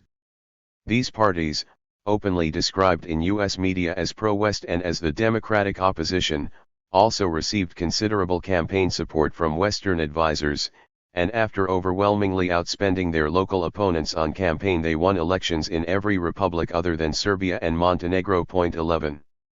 Slovenia was the first region to leave the Union, and in 1991 closed its borders and banned any protests against its moves towards secession. Croatia soon followed suit, and both quickly began to receive Western military advisors and sizable arms shipments from Western countries and particularly from Germany. German instructors further engaged in combat with the Yugoslav military when fighting alongside separatist militias. The European community then moved to call for Yugoslavia's separation into sovereign and independent republics, while the U.S. passed the 1991 Foreign Operations Appropriations Act, which offered aid to individual republics but not to the Yugoslav central government, thereby further weakening federal ties. When Croatia and Slovenia subsequently declared their full independence as separate states within one day of one another in June 1991, Germany and the Vatican were the very first to recognize them as nation-states. Unlike Slovenian, Croat, or Muslim minority groups, which quickly became dominated by separatist factions that fell in line with Western designs for a partitioning of Yugoslavia, the Serb ethnic minority was far from compliant. Serbs were the only group to have given up an independent nation-state in order to enter into a unified state when Yugoslavia was formed, and Serbia and Montenegro remained the most strongly supportive of the federation. Serbs were not only the largest and most influential ethnic group, but also had a proportionately higher percentage of membership in the ruling Communist Party than any other. In the 1989 elections, Serbs and Montenegrins supported the former communists in their respective republics, with Serb workers having also led opposition to an austerity program imposed by the International Monetary Fund to service Yugoslav debt. Serbia accordingly refused IMF-prescribed privatization of state assets. Point 12 The entrenched historical religious animosity between the Western world and the Orthodox Christian world to which the Serbs belonged was also seen by some analysts to have been a further factor leading the Serbs to be singled out for targeting. As the Union increasingly fell apart, Serb-majority regions in separatist provinces, such as Croatia's Krajina district, sought to secede from the newly seceded countries and rejoin Yugoslavia. Point 13 In the case of Krajina, Croatia responded with a military operation by separatist militias which now formed the post-independence armed forces, and with Western support, including airstrikes, caused thousands of casualties among Serb civilians and sent 225,000 more into flight as refugees. Many of those who fled were subsequently strafed from the air, with the operations described years later in 1999 as the largest ethnic cleansing of the Yugoslav Civil War. 14 The Independent reported in August 1995, the rearming and training of Croatian forces in preparation for the present offensive are part of a classic CIA operation, probably the most ambitious operation of its kind since the end of the Vietnam War. 15 Similar support was provided on an even greater scale to separatist forces from the Muslim and Croat ethnic groups in the self-declared Bosnian Republic. 16 And by 1997 the CIA station in Bosnia was reputed to have become one of the largest in Eastern Europe. 17 Hired to represent the interests of Croat, Bosnian Muslim, and later Kosovar Albanian separatist groups, the public relations firm Reuter and Finn played a central role in the campaign to turn world opinion against the Yugoslav state and the Serbs. The firm's director James Harf highlighted how disseminating sensationalist reports caused a drastic increase in public support for U.S. military intervention in Bosnia. He told French journalist Jacques Merlino in April 1993 that he was proud of having manipulated overseas Jewish opinion, which was otherwise set to oppose the Islamic and Croat state projects due to the former's close ties with radical Islam and the latter's historical collaboration with Nazi Germany and extermination of Jews in the 1940s. Regarding Jewish opinion towards Western-aligned far-right separatist forces, he said, "Our challenge was to reverse this attitude, and we succeeded masterfully, with a campaign focused on portraying Serbs as the new Nazis and capitalizing on Roy Gutman's reports of death camps." The ideological predecessors of the Croat separatist leadership had provided the most manpower to the Nazi German-led war effort in the 1940s, committing atrocities against Jews and Serbs too extreme even for the Nazis themselves. 18 Harf highlighted how this past and the similarly extremist position of the Muslim Bosnian leadership posed difficulties to public relations efforts. To have managed to put Jewish opinion on our side. This was a sensitive matter, as the dossier was dangerous looked at from that angle. President Tudjman was very careless in his book, Wastelands of Historical Reality. Reading his writings one could accuse him of anti-Semitism. In Bosnia the situation was no better. President Izetbegović strongly supported the creation of a fundamentalist Islamic state in his book The Islamic Declaration. Besides, the Croatian and Bosnian past was marked by real and cruel anti-Semitism. Tens of thousands of Jews perished in Croatian camps, so there was every reason for intellectuals and Jewish organizations to be hostile towards the Croats and the Bosnians. Our challenge was to reverse the attitude, and we succeeded masterfully. When the Jewish organizations entered the game on the side of the Bosnians, we could promptly equate the Serbs with the Nazis in the public mind. Nobody understood what was happening in Yugoslavia. The great majority of Americans were probably asking themselves in which African country Bosnia was situated. By a single move we were able to present a simple story of good guys and bad guys which would hereafter play itself. Almost immediately there was a clear change of language in the press, with use of words with high emotional content such as ethnic cleansing and concentration camps, which evoke images of Nazi Germany and the gas chambers of Auschwitz. No one could go against it without being accused of revisionism. We really batted 1,000 in full. 19. When Merlino highlighted, "When you did this, you had no proof that what you said was true. All you had were 2 Newsday articles," Harf replied, "Our work is not to verify information. Our work is to accelerate the circulation of information favorable to us. We are professionals. We had a job to do and we did it. We are not paid to moralize." 20. The receptivity of Western media to almost any anti-Serb story was key to facilitating Reuter and Finn's success.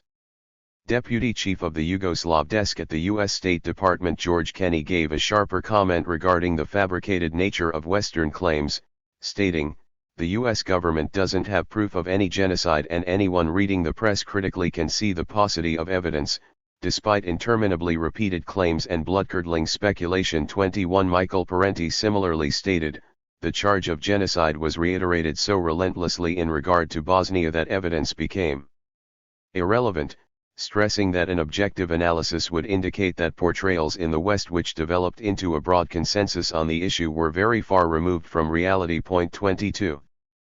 Former Deputy Commander of the U.S. military's European Command Charles Boyd noted the following in Foreign Affairs regarding the way Serb minority was vilified in the West during clashes with Western-backed Croat and Muslim separatist forces in Croatia and Bosnia: "The popular image of this war is one of unrelenting Serb expansion.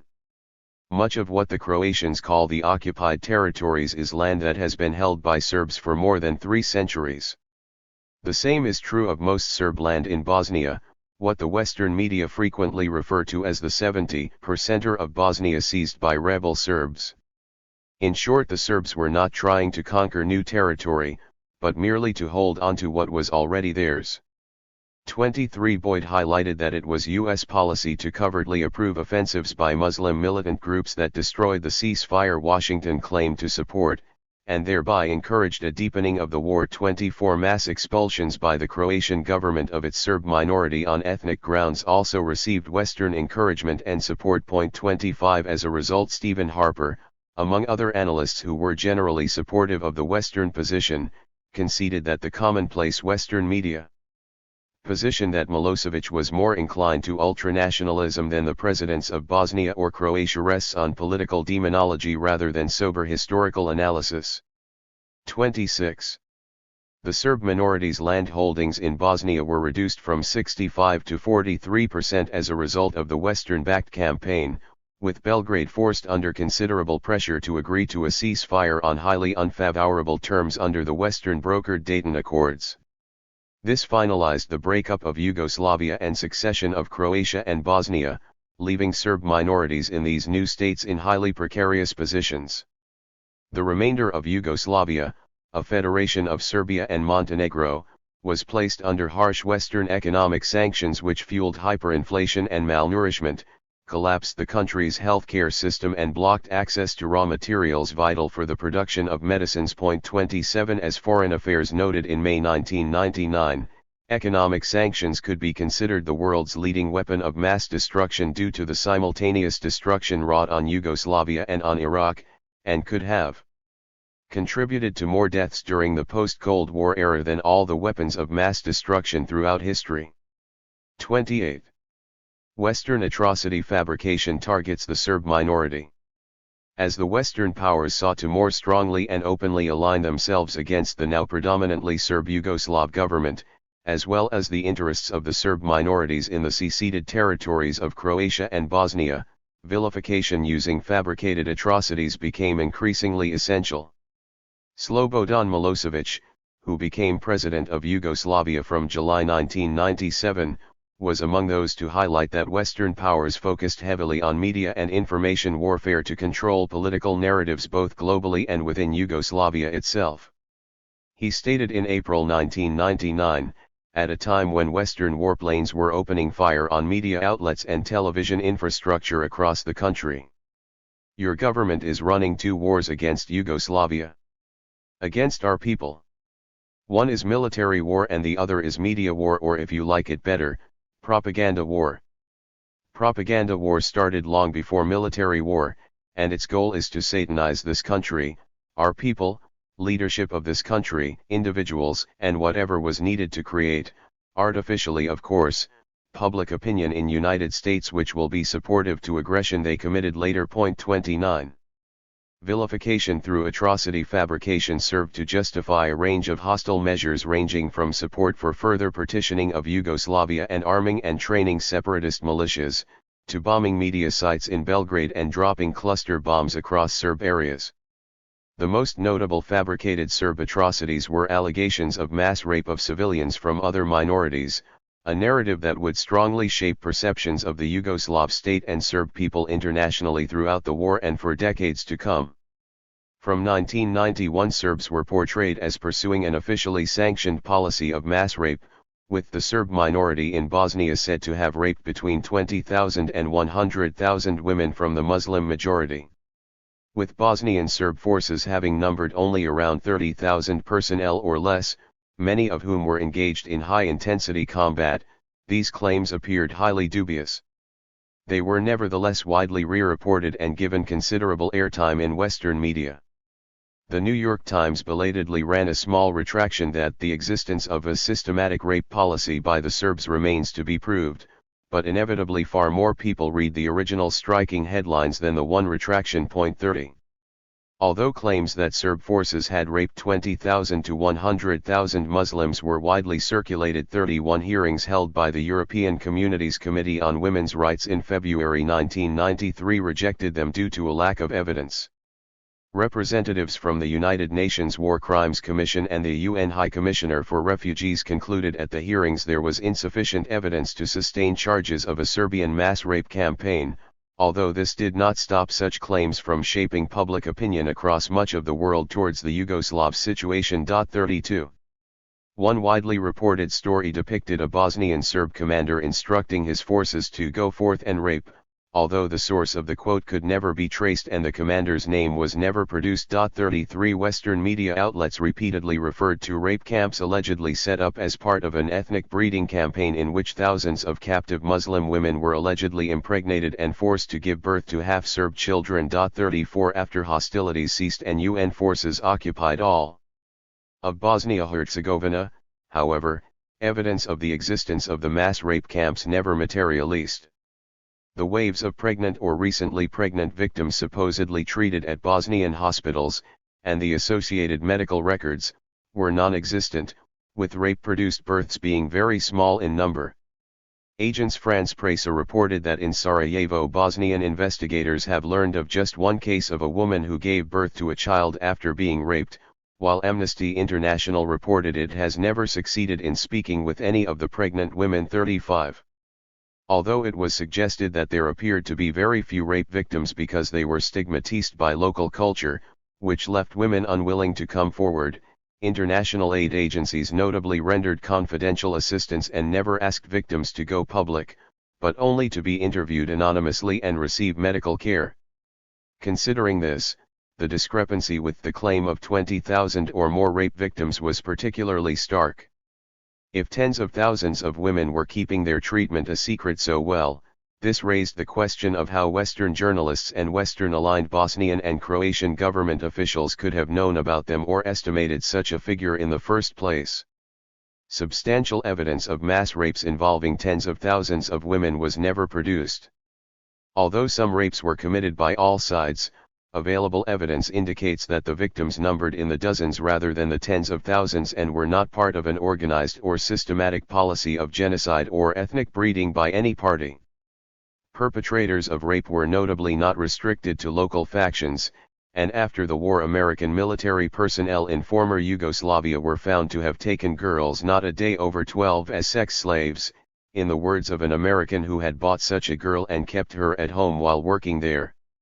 As Army veteran Ben Johnson, who worked as a military contractor in Yugoslavia, recalled regarding the trafficking of sex slaves, you could get basically any girl you wanted. Lot of people said you can buy a woman and how good it is to have a sex slave at home. 36 rapes and child rapes committed by Western-aligned forces, and particularly by Western personnel themselves, inevitably received negligible coverage. A representative from Helsinki Watch noted that reports of mass rapes originated with the Croatian and Bosnian governments and had no credible support. Chief correspondent of the London Observer, Nora Beloff, claimed she elicited an admission from a senior German official that there is no direct evidence to support the wild figures of rape victims. The official in charge of the Bosnian desk in the German Foreign Affairs Ministry admitted that all such reports came either from Bosnian government sources or from the Catholic charity Caritas, which relied entirely on Bosnian Muslim and Croat sources without independent corroboration. 37. As stories of Serb atrocities were increasingly widely accepted by Western populations, European media outlets outdid themselves in the gruesome nature of their allegations. Even among the Western media, however, it was the British press which fabricated the most extreme claims. The BBC, for one, informed its millions of listeners that Serb snipers were under orders to single out children for targeting, and were paid 2,700 French francs for every child killed. 38 The London Daily Mirror took this even further, and alongside Germany's Bud am Sonntag and Italy's La Repubblica reported that a Bosnian woman was forced to give birth to a dog, a bizarre and biologically incredible story supported by lurid fabricated accounts of fiendish Serbian gynecologists implanting canine foetuses into her womb. 39 German parliamentary deputy Stefan Schwarz told stories in the Bundestag of Serbian successors to Mangel who forcibly implanted dog embryos in women, claiming that a videotape would corroborate his claim. A year later he admitted that no such tape existed, but again the retraction gained much less attention than the original claim. Schwarz had gained instant fame by telling stories of Serbs roasting children in ovens, carrying out burnings and cast rations and using poison gas among many other atrocities. None were supported by evidence. For his extreme claims of enemy misconduct, which made for shocking headlines and could quickly turn public opinion, Schwarz became a very popular source with the Western press. 40. Complementing stories of rape camps, dog births, poison gas, and almost any kind of other imaginable horror, equally unsubstantiated Western allegations of Serbian death camps were widespread. Evoking the memory of Nazi Germany and its allies' Holocaust in the 1940s, American reporter Roy Gutman led efforts to portray the Serbs as the new Nazis. A notable example came on the front page of Newsday in August 1992, which bore the large headline Bosnian death camps and opened with, the Serbian conquerors of northern Bosnia founded 2 concentration camps where more than 1,000 civilians have been killed or died of hunger, and thousands are being kept until death follows. In one of the camps, over 1,000 men are locked up in metal cages. As was far from uncommon for fabricated accounts, Gutman relied on anonymous sources, in this case an ex-prisoner who said, "I saw 10 young men lying in a trench. Their throats were slit, their noses cut off and their genitals torn." 41. Those allegedly exterminated in the death camps were, according to the narrative, burned in cremation furnaces and turned into animal feed. 42 British newspapers were quick to follow Gutman's lead in publishing similar stories, followed by claims that Bosnian Serbs had executed more than 17,000 Muslim and Croatian prisoners. The Sun columnist Richard Littlejohn described the Serbs as the Nazis of the 1990s, while the Daily Mail referred to the alleged death camps as Serbia's Nazi-style attempts at ethnic purification. 43 Leading British leftist politician Ken Livingstone made one of the most dramatic and misleading descriptions, stating, "As the Serbs slaughter their way across Bosnia, Europe is seeing the first real attempt at genocide since Hitler murdered 6 million Jews." 44 The Independent later similarly compared the Serbs to the Nazis to describe them as a challenge to the collective security of the whole continent. 45 The French humanitarian NGO Médecins du Monde even spent $2 million on a publicity campaign promoting juxtaposed pictures of Hitler and President Milosevic, while maxing extensive use of highly misleading barbed wire pictures taken by ITN. 46 The narrative of equating Serbia with Nazi Germany was promulgated across Western media and by multiple Western officials, with any reluctance to bomb Yugoslavia equated with allowing Nazi death camps to continue operating. 47 Roy Gutman's extreme horror stories played a central role in influencing public opinion in the West and beyond, with his particularly gruesome and debased stories being among the most effective. 48 When UN forces gained access to all of Bosnia-Herzegovina, however, they failed to unearth any evidence to support the existence of death camps with metal cages, cremation furnaces, mass graves or the starved mutilated corpses, the existence of which Western reporting had presented as a certainty. 49 Gutman would later play a major role in a very similar campaign to vilify the government of Syria, which by the early 2010s had succeeded Yugoslavia and the Serbs as a primary target for Western fabrication of wartime atrocity stories. He was accused by a number of journalists and scholars of whitewashing the crimes of NATO-backed insurgent groups and allowing a very strong opinion bias to influence his work. 50 The importance of Gutman's publications was largely a result of its popularity with Western media outlets, which consistently very actively promoted them. This led British journalist Joan Phillips to retrace Gutman's steps on the ground, which represented one of very few cases of members of the Western press making serious efforts to verify allegations against the Serbs. Phillips discovered that Gutman had visited Serbian camps only after publishing articles describing them as death camps. A visit to the Trnopolje camp, a death camp akin to Birkenau according to Gutman, was not even entirely a detention camp, with many of its inmates having entered willingly to find safety from the fighting in nearby villages. Omarska camp, meanwhile, was run by civil authorities as a temporary holding center, with Gutman's story about it resting solely on the testimony of one man who himself admitted that he had not witnessed any killings. 51 Phillips also determined that Gutman's article on the Brčko camp, where 1,350 people were supposedly slaughtered, also relied on the testimony of just one individual who claimed he had been imprisoned there. 52 A notoriously unreliable Bosnian government source was the only confirmation. Bosnian President Alija Izetbegović would later concede that the stories of Serb death camps had been fabricated with the aim of bringing about a NATO assault to support separatist groups from the air. 53 Investigating further, Phillips found that while Gutman did journey to the Manjaka detention site, which was another facility in the hands of the supposedly genocidal Serbs, he had toured it and interviewed prisoners who, although complaining about the food, gave no indication that torture or executions were taking place. Indeed, Serb forces seemed to be respecting the Geneva Conventions, with Phillips reporting that the International Red Cross had consistently had access to Manjaca from the time it opened, while many of those held were prisoners of war being kept for future prisoner exchanges. Similar camps with similar conditions were seen in Muslim and Croat areas, and while at times crowded, there was never any substantial evidence of unusual conduct. Nonetheless, Western coverage portrayed standard Serb prison camps as the new Auschwitz, while giving little indication that the almost identical camps of Western aligned forces even existed. In 1992, photographs were widely published by Western media outlets allegedly showing mistreated Bosnian Muslim prisoners in Serb camps. They subsequently proved to be staged. At the Trnopolje refugee camp, for example, Western journalists and photographers deliberately placed themselves in a small barbed-wired enclosure which fenced in a utility shed, while the Muslim men were photographed standing outside. The pictures cleverly gave the impression the men were behind barbed wire. Furthering the imagery evoking the liberation of the Nazi death camps, Western media outlets singled out a small number of emaciated men from among the well-fed and healthy majority and photographed them individually behind barbed wire. One such image was prominently displayed on the cover of Time among several other Western publications. Another such prisoner, who appeared on the cover of Newsweek, was identified as a Serb, Slobodan Konjevic, who had been arrested by Serb forces for looting, although his criminal and ethnic backgrounds were left out in order to portray his clearly poor health as a result of ethnic cleansing and Auschwitz-like conditions.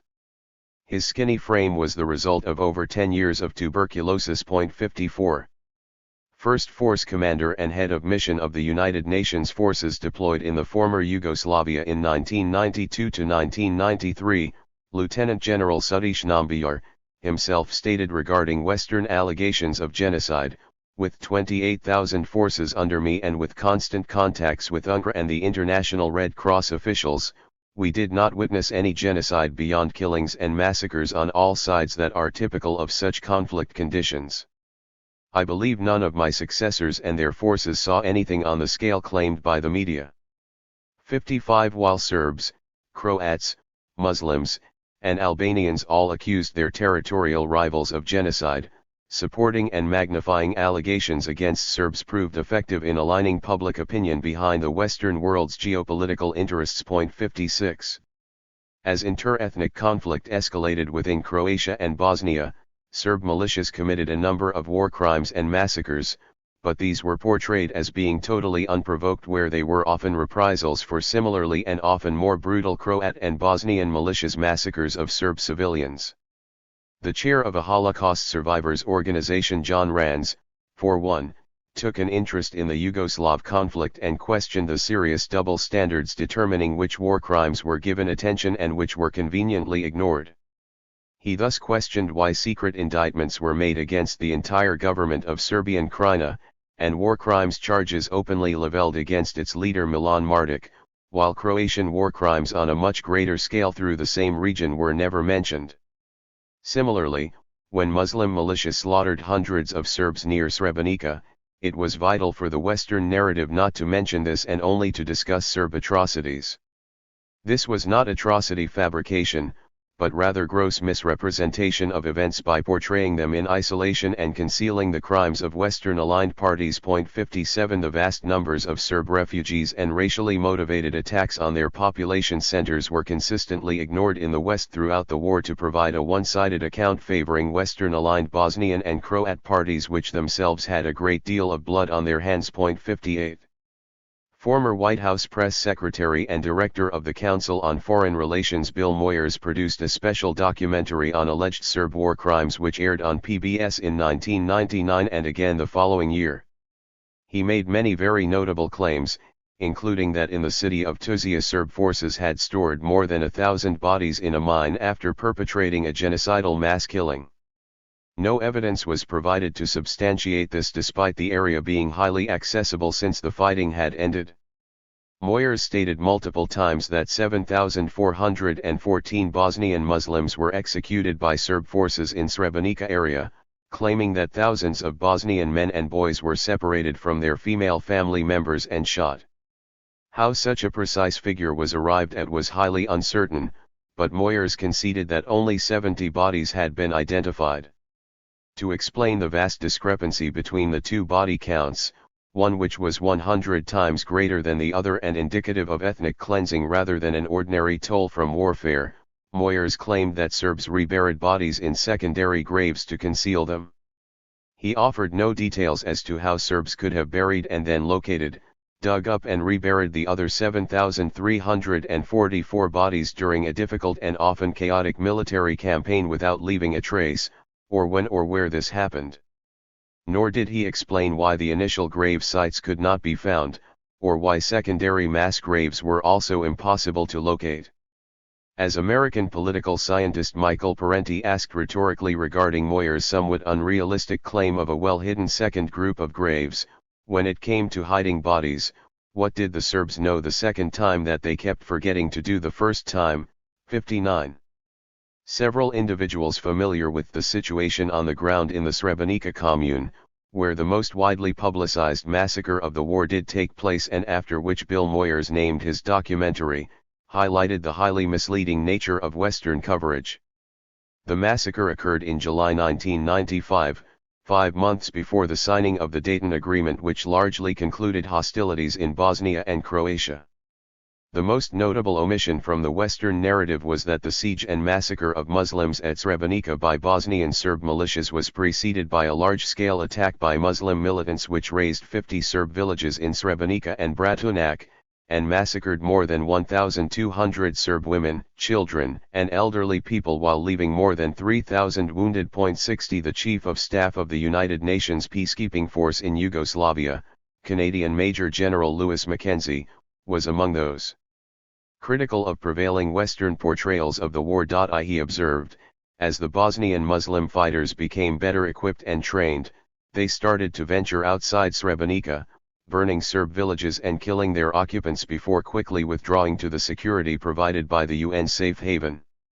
These attacks reached a crescendo in 1994 and carried on into early 1995. Mackenzie stressed that the Serb move on Srebrenica was provoked by the need to end attacks by Western-aligned Muslim militias, that these attacks on Serb villages had killed at least as many Serbs as the Muslims who were killed in the reprisals, and that by sparing women and children the Serbs could not be considered guilty of genocide despite Western claims to the contrary. 61 Indeed, with Srebrenica's location making it vital to the formation of a separate Bosnian Muslim state, and with just 25% of its population belonging to the Serb minority while 73% were Muslims, it was far more plausible that proponents of a purely Islamic state would seek to ethnically cleanse the Orthodox Christian Serb minority than that the minority would attempt genocide against a population 3 times their number.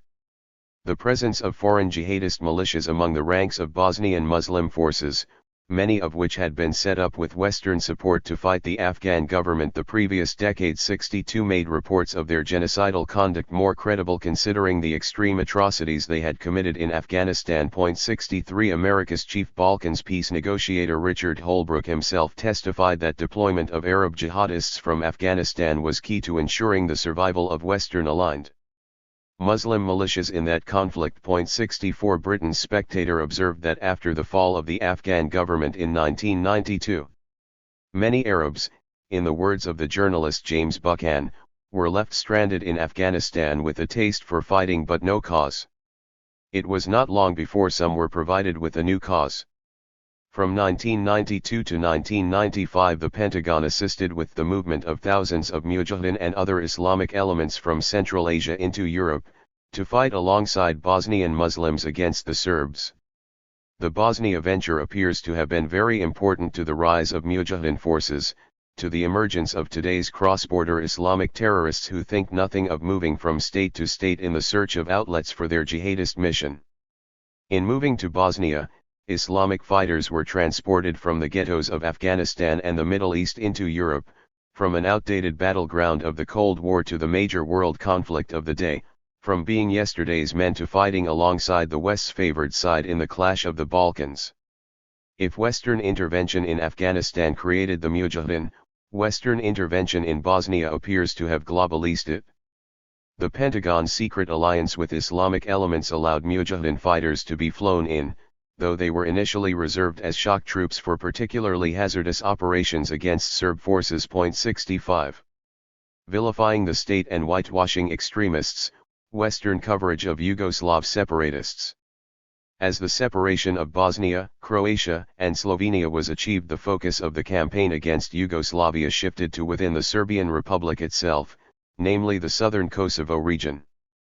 Forming the heart of a new insurgency against continued Yugoslav and Serbian sovereignty over Kosovo, the Kosovo Liberation Army separatist group received very considerable support from US and its allies, most notably Germany and Turkey from the mid-late 1990s. Much like Bosnian Islamic groups, the Liberation Army was also bolstered by large numbers of foreign jihadists, many of them trained in Al-Qaeda terror camps in Afghanistan. 66 The group made its debut by bombing camps housing Serbian refugees from wars in Croatia and Bosnia in February 1996. It was described by Janes at the time as acting indiscriminately and as a force that does not take into consideration the political or economic importance of its victims, nor does it seem at all capable of seriously hurting its enemy, the Serbian police and army. Instead, the group has attacked Serbian police and civilians arbitrarily at their weakest points. 67 In contrast to the Yugoslav Republic, which had its origins in the anti-Nazi guerrilla movement of the 1940s, the KLA was a direct successor to Italian-backed fascist militias during the Second World War. 68. Western efforts to divide Kosovo from what remained of Yugoslavia, and from Serbia, which it was an integral region of, centered on forcing the Yugoslav armed forces to withdraw from the territory while simultaneously strengthening the KLA.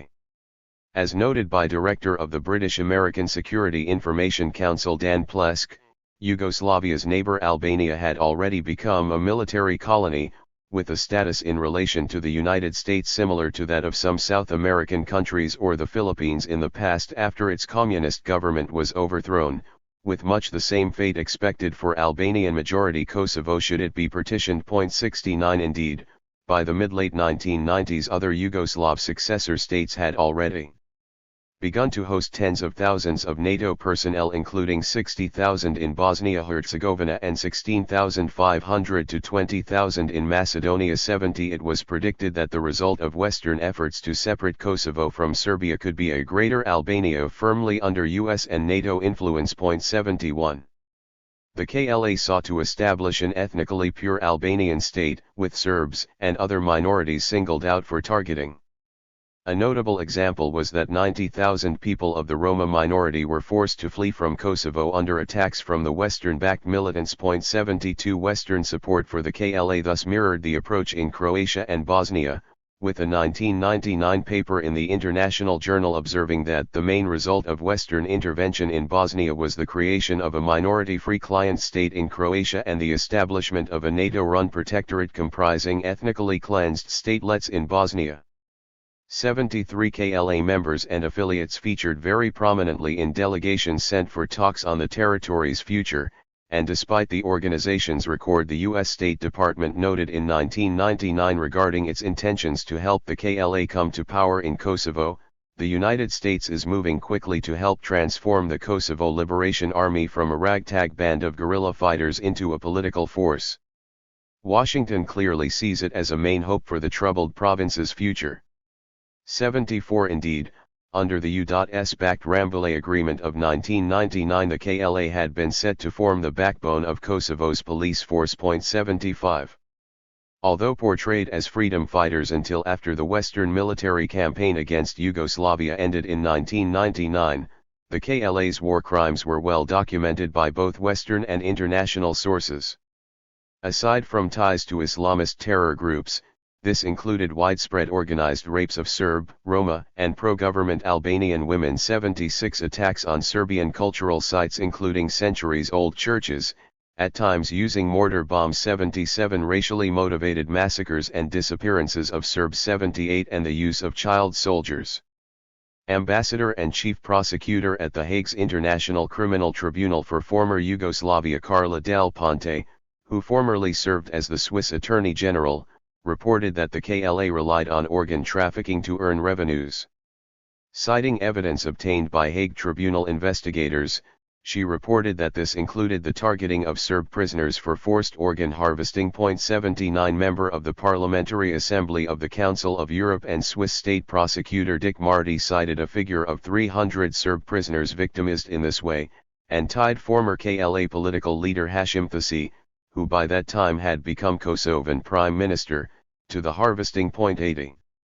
NATO did not initially demand outright independence for Kosovo, but rather the creation of a transitionally autonomous protectorate with the establishment of a separate state structure safeguarded by Western militaries, a state of affairs which would pave the way for the KLA to then declare independence. 81 Former State Department Yugoslavia desk officer George Kenny observed in 1998 regarding the expected nature of the KLA-run protectorate which the West was working to create: it will have a pan-Albanian and Islamist orientation, overlaying a culture steeped in the tradition of extended patriarchal families, blood vengeance, and an incomprehension of women's rights. 82 The ethnically Albanian ethno-nationalists NATO empowered ensured that Kosovo was cleansed of its non-Albanian populations, with Serbs in particular slaughtered, forced to flee, or worse. 164.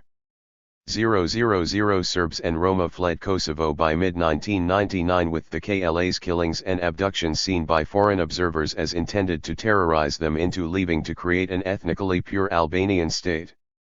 This was a goal which the KLA's predecessors, the Nazi collaborators of the 1940s, had also sought to achieve. 83. The KLA relied heavily on funds from the narcotics trade and trafficking in human slaves to fund its operations against Yugoslav forces, although Western media outlets only began to give meaningful coverage to this after the war was over. Police records in other European states, as well as multiple independent investigations, consistently provided strong evidence for this connection. With 1/5 of all sex slaves in the world passing through the Balkans and 80% of all Europe's heroin being imported by Kosovar Albanian groups, the revenues of KLA-associated organized crime were substantial. 84 These groups benefited considerably from Western support to realize Kosovo's separation from Serbia and Yugoslavia, which allowed them to continue their illicit activities unchecked as they formed the leadership of the new independent Kosovo. 85 As Mother Jones observed in early 2000 regarding Kosovo's drug trade in particular, with Milosevic gone, and no one in control, the former freedom fighters are now transforming the province into a major conduit for global drug trafficking. In the 6 months since Washington enthroned the Kosovo Liberation Army in that Yugoslav province, KLA-associated drug traffickers have cemented their influence. In Kosovo, it's hard to separate a legal organizational structure from an illegal one. 86 militiamen from allied drug cartels notably fought as part of the KLA against the Yugoslav government. 87 Among those attesting to the KLA's role as one of the world's leading drug traffickers were France's Geopolitical Observatory of Drugs, Germany's Federal Criminal Agency, Europol, Jane's Intelligence Review, and even the U.S. chief negotiator and architect of the Rambouillet Agreement Christopher Hill. 88.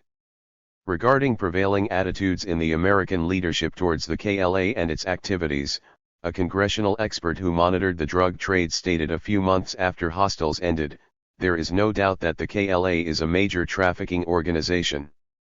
But we have a relationship with the KLA, and the administration doesn't want to damage reputation. We are partners. The attitude is, the drugs are not coming here, so let others deal with it." 89 The KLA's nature was increasingly acknowledged in the West after 1999 once the war effort to bring it to power was over and Yugoslavia had suffered its final defeat.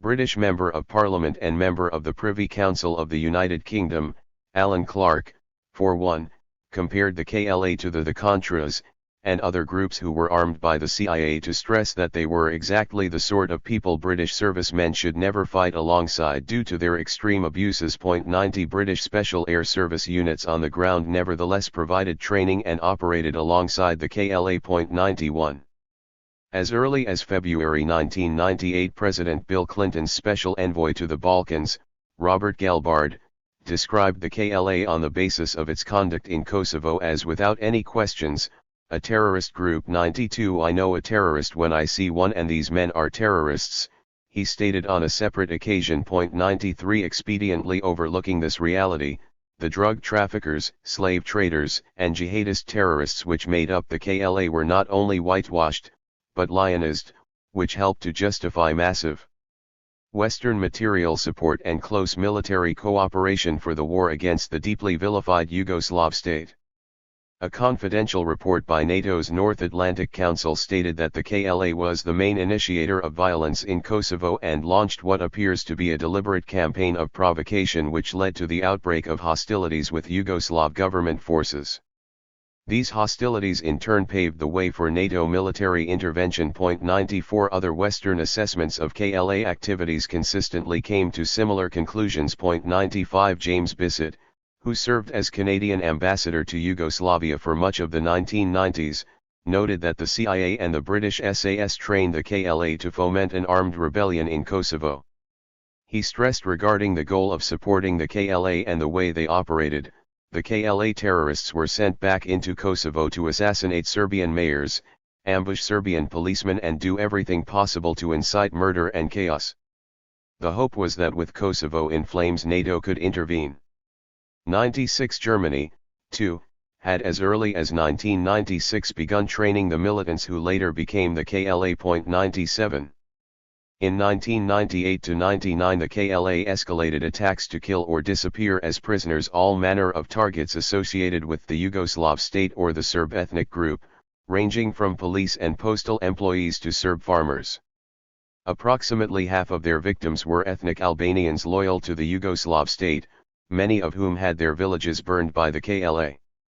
Yugoslav counterinsurgency efforts responding to these attacks by well-armed and highly trained militants, in which hundreds of soldiers were killed, were portrayed in the West not only as repression, but even as a Serb genocide against the ethnic Albanian population. 98 Such claims had little grounding in reality but were valuable for Western efforts to gain a pretext for military intervention to more directly support the KLA.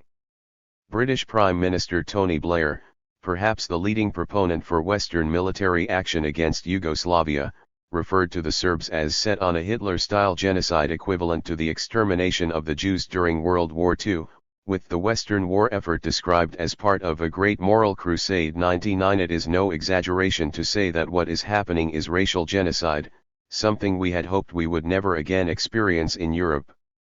Thousands have been murdered, 100,000 men are missing, and hundreds forced to flee their homes and the country, he claimed in May 1999. 100 The U.S. State Department echoed these claims, stating that Yugoslav forces were conducting a campaign of forced population movement not seen in Europe since WW2. The department and the U.S. Information Agency similarly claimed that hundreds of thousands of Kosovo's ethnic Albanian population had been massacred by government forces. 101 Once genocide had been alleged and such claims widely re-reported across Western media, the proponents of war could on the basis of these claims frame a NATO assault as Blair did. There are no half measures to Milosevic's brutality. There can be no half measures about how we deal with it. He is determined to wipe a people from the face of his country. NATO is determined to stop him. And we will. We are united in our determination to right this wrong and reverse ethnic cleansing. 102. Much like allegations made to vilify the West's adversaries across other Yugoslav regions, those against government forces in Kosovo had little substance to them. As observed by American political analyst and author of multiple assessments of the Yugoslav wars, Professor Noam Chomsky, the term genocide, as applied to Kosovo is an insult to the victims of Hitler. In fact, it's revisionist to an extreme. If this is genocide, then there is genocide going on all over the world. And Bill Clinton is decisively implementing a lot of it. If this is genocide, then what do you call what is happening in the southeast of Turkey? The number of refugees there is huge. 103. Alleged Yugoslav government genocide was not the only fabrication which served to provide pretext for a Western military campaign, with Western portrayals of the Rambouillet peace talks in February 1999 also serving to frame a Western attack as unavoidable. The talks were portrayed as having failed due to Belgrade's unwillingness to grant Kosovo greater autonomy which, although it infringed greatly on Yugoslavia and Serbia's sovereignty and right to self-govern, was central to Western demands. British Secretary of State for Foreign Affairs Robin Cook claimed that the reason they refused to agree to the peace process was that they were not willing to agree to the autonomy of Kosovo, or for that autonomy to be guaranteed by an international military presence at all. 104 This portrayal was highly misleading for several reasons. By February 1999 Serbia had already agreed to most of the autonomy proposals, and even to allow UN peacekeeping forces to deploy to Kosovo. The Yugoslav government had not been expected to comply with these somewhat intrusive terms, but such a peace settlement did have the potential to stabilize the situation, undermine the power of Western-aligned separatist factions in Kosovo, and ultimately leave the territory as part of what remained of the Yugoslav state. With engineering military intervention in Kosovo widely seen to have been a key foreign policy objective of the Bill Clinton administration for months before the talks even started. 105 It was imperative for Western designs to have the Rambouillet talks fail and thus be able to portray Belgrade as rejecting peace, thereby providing the pretext for Western military action against it. U.S. Secretary of State Madeleine Albright and her British counterpart Secretary Cook thus moved to insert new terms into the Rambouillet Accord which were so provocative and unacceptable that they would ensure Belgrade would reject them. As a result, Appendix B in the 7th chapter of the document insisted on an occupation of Kosovo by NATO forces, rather than neutral UN forces which Belgrade had accepted. It took this further by also insisting that NATO military aircraft and ground forces would have unrestricted access to all of Yugoslavia, terms few countries would accept. As France's Le Monde Diplomatique observed 20 years later in 2019, inflexibility was not always on the side you would expect. The Serbs agreed to an autonomous government, free elections, and the release of all political prisoners. But the West also wanted to impose NATO troops.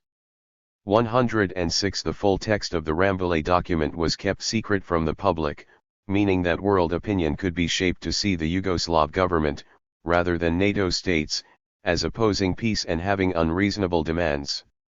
The extreme nature of the Western terms was only exposed weeks after the military campaign had begun, by which time Yugoslavia already lay in ruins. 107 NATO's bombing of Yugoslavia, war crimes to achieve humanitarian ends. Under the pretext of preventing an alleged but non-existent genocide, and on the basis that all peace terms had been rejected by Belgrade, NATO commenced an intensive 78-day bombing campaign against Yugoslavia on March 24, 1999. Lacking authorization from the United Nations or from the Yugoslav government for these attacks, or any argument that it was acting in self-defense, the Western assault was a crime of aggression against a sovereign state, considered the supreme international crime. 108 The Western Alliance had launched limited strikes on Yugoslavia previously, the first in 1995 to support attacks by U.S. trained Croat forces, but the new air assault was far larger in scale and was far more focused on non-military targets. 109 20,000 tons of bombs were dropped in 40,000 sorties, with the munitions used being approximately equivalent to the payload of one of the nuclear warheads dropped on Hiroshima or Nagasaki. Yugoslavia was one of 4 countries the U.S. had attacked from the air in the span of just a few months, with Sudan, Afghanistan, and Iraq also being targeted at the time. Assistant Secretary of State for Democracy, Human Rights, and Labor, Harold Koh, met with the leaders of several U.S. human rights groups to explain how the Pentagon and President Clinton believed human rights concerns should be the driving force behind the Western bombings. He expressed hopes that human rights groups would support the mission and promised that State Secretary Albright could meet with them in person in the near future if they agreed to do so. Amnesty International, Human Rights Watch and others subsequently provided very considerable support to indirectly endorse and legitimize the campaign through their reporting, much as they had 8 years prior against Iraq. 110. A significant number of analysts decried the West's selective humanitarian concern in claiming that alleged abuses against the Albanian minority in Kosovo warranted a military campaign, as while Yugoslavia appeared to be singled out for challenging Western hegemony, minorities in Western-aligned countries were faced far more desperate situations without intervention. 111 From the ongoing civil war in Sri Lanka taking 100,000 lives. 112 To internal conflict in Congo deemed the world's deadliest since World War II. 113 And Turkey's ethnic cleansing of Kurdish villages. 114 It appeared to many that humanitarian military intervention was only conducted when such campaigns could further Western geopolitical interests. 3. Highlighting the absurdity of the precedent set by the Western assault and the fact that it could never be applied consistently, Israeli Foreign Minister Ariel Sharon highlighted that if his country's Arab minority in the Galilee region declared autonomy, as KLA-affiliated separatists did in Kosovo, would NATO not then need to attack Israel? 115 Despite the target being a socialist state, figures on the American right similarly pointed out that the pretext to attack was so absurd that there was nothing to stop similar strikes on Israel over its Arab minority or the US over its own minority issues if the principle was applied equally. 116 Indeed, after the bombings of 1999, Yugoslav citizens frequently argued to illustrate their sense of injustice that just as NATO had intervened to separate Bosnia, Croatia, and Kosovo, Yugoslavia needed to intervene protect the Mexican minority in Texas, which they claimed suffered more serious cultural discrimination and economic adversity than Albanians in Kosovo ever had. If the rationale NATO had used for its assault were applied consistently, they claimed, then foreign military action was urgently needed to make Texas an independent country as a safe haven for Mexican Americans. While the argument for liberating Mexican Americans was ludicrous, it served to highlight how nonsensical the Western pretext for war appeared to many observers. 117 NATO conducted multiple serious war crimes in its humanitarian-premised military campaign, the most notable being its massive attacks against civilian targets. The headquarters of Belgrade TV, which had been a persistent thorn in the side of Western efforts to control narratives regarding the conflict and had given extensive coverage to the crimes of Western-aligned parties, had long been expected to be a priority target for NATO attacks once the air campaign began. Shortly before the bombing commenced, NATO spokesman Jamie Shea gave a written assurance that the TV building would not be attacked, although this counted for little when it was destroyed in a NATO airstrike and its staff killed on April 23. Many of its staff, in the middle of their workdays, were left buried under rubble for days, with survivors describing the experience as like a nightmare. 118 The attack caused 32 casualties, half of them deaths. Rather than denying that the attack was intentional as it did when striking other civilian targets, NATO justified bombing the media station on the basis that it was making an important contribution to the propaganda war. 119 The Pentagon justified the attack by claiming that Serb TV is as much a part of Milosevic's murder machine as his military is. 120 U.S. envoy to Yugoslavia Richard Holbrooke described the attack in a speech at the Overseas Press Club's anniversary dinner a few minutes after it was carried out as an enormously important and, I think, positive development, a sentiment widely echoed across in Western media and by political figures. 121 Critics of the attack, however, would years later compare it to the radical Islamist killings of French press figures at the Charlie Hebdo magazine in 2015. Highlighting the double standards between Western outrage at the targeted killings of press figures in France and the broad support when Western militaries did the same in Yugoslavia. 122 The Yugoslav Foreign Ministry described the attack as an attempt to dig out our eyes and cut off our ears so that you will be exposed only to one side, to the factory of lies. 123 Western justifications for the attack were based on the presumption that if a media outlet's political narratives were opposed by the West, it was justifiable to attack that outlet and kill its staff. The Yugoslavs, and its Serb ethnic group in particular, had been sufficiently vilified with fabricated atrocities so as to make such Western attacks appear widely acceptable. The attack was one of several serious war crimes committed. 124 Although the only one ever charged was the general manager of the TV HQ, Dragoljub Milanovic, who was sentenced by the European Court of Human Rights to 10 years in prison for failing to evacuate the building when ordered to do so by NATO. 125 Milanovic was under no obligation to follow NATO's orders, and the fact that he was the only one charged provided an important insight into the nature of the Western understanding of human writes at the time. The airstrike on the Belgrade TV HQ was far from an isolated incident, with NATO attacks singling out transmitters throughout Serbia for targeting and cutting off television reception in Kosovo and the northern province of Vojvodina. An example was an attack on TV facilities in the city of Novi Sad which interrupted broadcasts to all its 400,000 residents, with the destruction of means whereby political narratives contrary to those of the West were promulgated appearing to be an important priority for attack. 126 NATO notably attempted to use the threat of bombing to force Yugoslav media outlets to disseminate pro-Western content, with spokesman Air Commodore David Wilby in one case on April 8 warning the Serbian national broadcaster RTS that it would be met with fire from Western aircraft unless it drastically altered its schedule and coverage to play Western programs for 6 hours a day in prime time.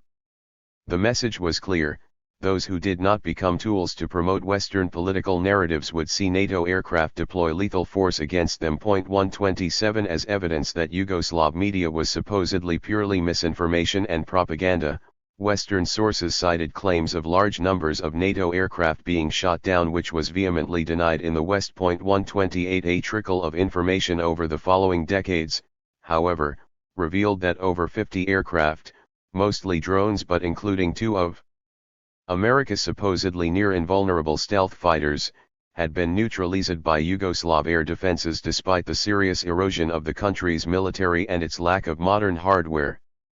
Yugoslav claims that its own fighters shot down American F-15s in air-to-air combat, however, were never verified. Although in many cases verified, Yugoslav media's reports were considered unacceptable because their portrayal of the war was at odds with Western interests. 129. On April 23 alone, the day of the strike on the TV HQ, NATO planes attacked at least 3 transmitters as well as key civilian infrastructure including bridges and electrical plants. The New York Times conceded that these attacks were being carried out even though the electrical power largely goes to civilians, who are also the main users of the country's bridges. 130 Indeed, even journalists highly critical of the Yugoslav government and its media outlets referred to NATO as having lost the distinction between military and civilian targets and aims. 131 Beyond the dangers of being hit by NATO bombs directly, civilians were seriously endangered by the secondary effects of the Western air campaign, including food and fuel shortages, loss of access to medicines, destruction of water, sewage and sanitation systems, and breakdowns in healthcare and the functioning of hospitals.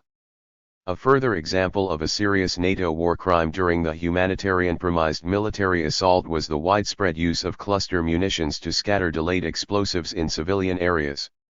The most famous incident was the Royal Netherlands Air Force's attacks on a crowded marketplace, a hospital, a university, and several shops, in the Serbian city of Nis from May 7 to 12. The positions attacked were far from any military targets, with residents describing NATO strikes on the market as showering it with bombs randomly. 132 NATO denied knowledge of the attack and subsequently claimed it was an accident, although the incident was hardly isolated. 133 The extent of the use of cluster munitions by Western forces resulted in large quantities of unexploded ordnance littering the Serbian countryside and threatening civilians into the 2020s, despite cleanup efforts by the post-war government. 134 In 2009, 10 years after NATO concluded its air campaign, an independent Norwegian survey estimated that 160,000 people in Serbia were still in danger from cluster weapons, with many areas left indefinitely off-limits due to their use. Belgrade emerged as a world leader in calls to globally ban cluster munitions, largely as a result of its population's experience on the receiving end of their use. 135 Deputy Chief of the Yugoslav Desk at the U.S. State Department George Kenny himself conceded regarding the nature of NATO's employment of cluster munitions against Yugoslav targets: dropping cluster bombs on highly populated urban areas doesn't result in accidental fatalities. It is purposeful terror bombing. 136. Western war crimes were notably not confined to Yugoslav targets, with the U.S. launching an unprovoked precision strike on the Chinese embassy in Belgrade on May 7 that demolished the office of the military attaché and caused 27 casualties. A $2 billion B-2 Spirit bomber, one of the latest additions to the American arsenal, launched the attack from a base on the U.S. mainland using a highly precise JDAM satellite-guided bomb which had an unrivaled degree of accuracy. Although the CIA, U.S. State Department and British Foreign Office all claimed the strike was accidental, this was not widely believed even within the Western world. Claims that the embassy was not clearly marked or that NATO was using obsolete maps were widely deemed by experts and officials to be far from credible. As the national interest noted, it's difficult to imagine that the vast U.S. military and intelligence apparatus could mistake an embassy with a traditional Chinese green-tiled roof for a military logistical hub. 137 The Chinese government referred to American explanations of the incident as anything but convincing. 138 At NATO's Combined Air Operations Center in Vicenza, Italy, an American colonel was widely cited by Western media outlets near the end of the year admitting to the intentional strike, stating, "That was great targeting. We put 2 JDAMs down into the attaché's office and took out the exact room we wanted. They won't be using that place for rebro anymore, and it will have given that bastard Arkin a headache." 139 Other reported motives for the attack included sending a strong signal to the Yugoslav leadership that the international community, including China as the world's leading non-Western power, could not save it from the Western assault, and that Chinese intelligence was using the embassy to monitor NATO cruise missile strikes under combat conditions in order to develop countermeasures. 140. The Guardian noted regarding the attack, non-U.S. staff were suspicious. On May 8 they tapped into the NATO target computer and checked out the satellite coordinates for the Chinese embassy. The coordinates were in the computer, and they were correct. While the world was being told the CIA had used out-of-date maps, NATO's officers were looking at evidence that the CIA was bang on target.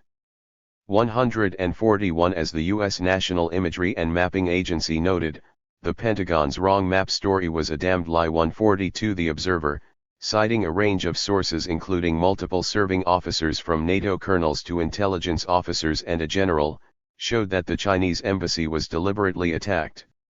As one intelligence officer told the paper, if it was the wrong building, why did they use the most precise weapons on Earth to hit the right end of that wrong building?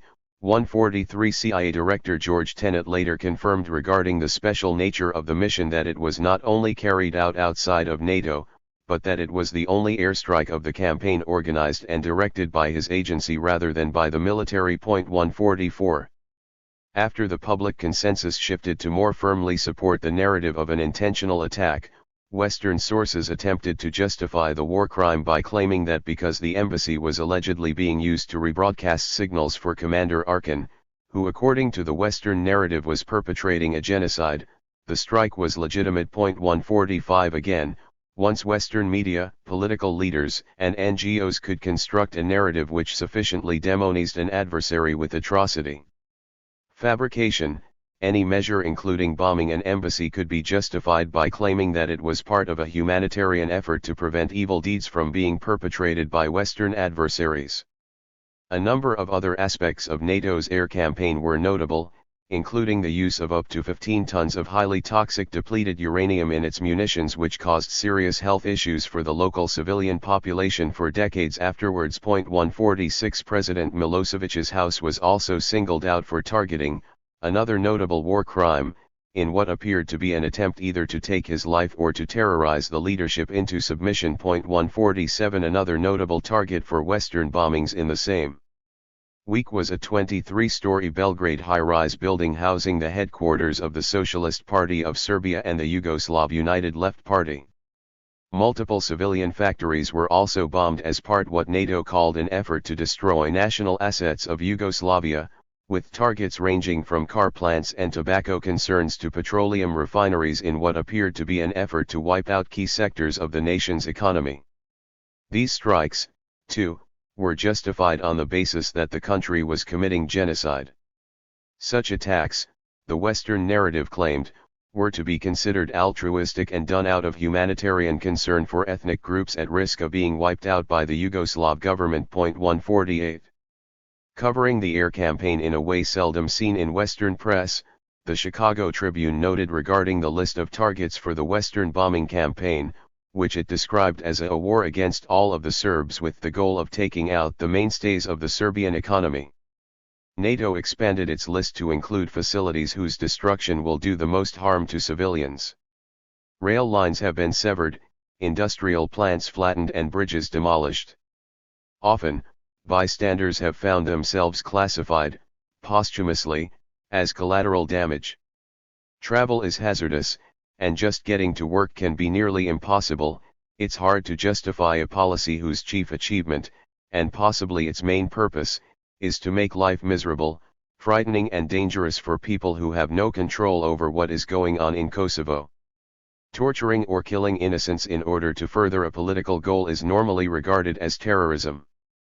But deliberately and needlessly inflicting pain on the people of Serbia, while creating conditions that promise to spawn disease and death, is seen by NATO as a perfectly legitimate strategy. 149.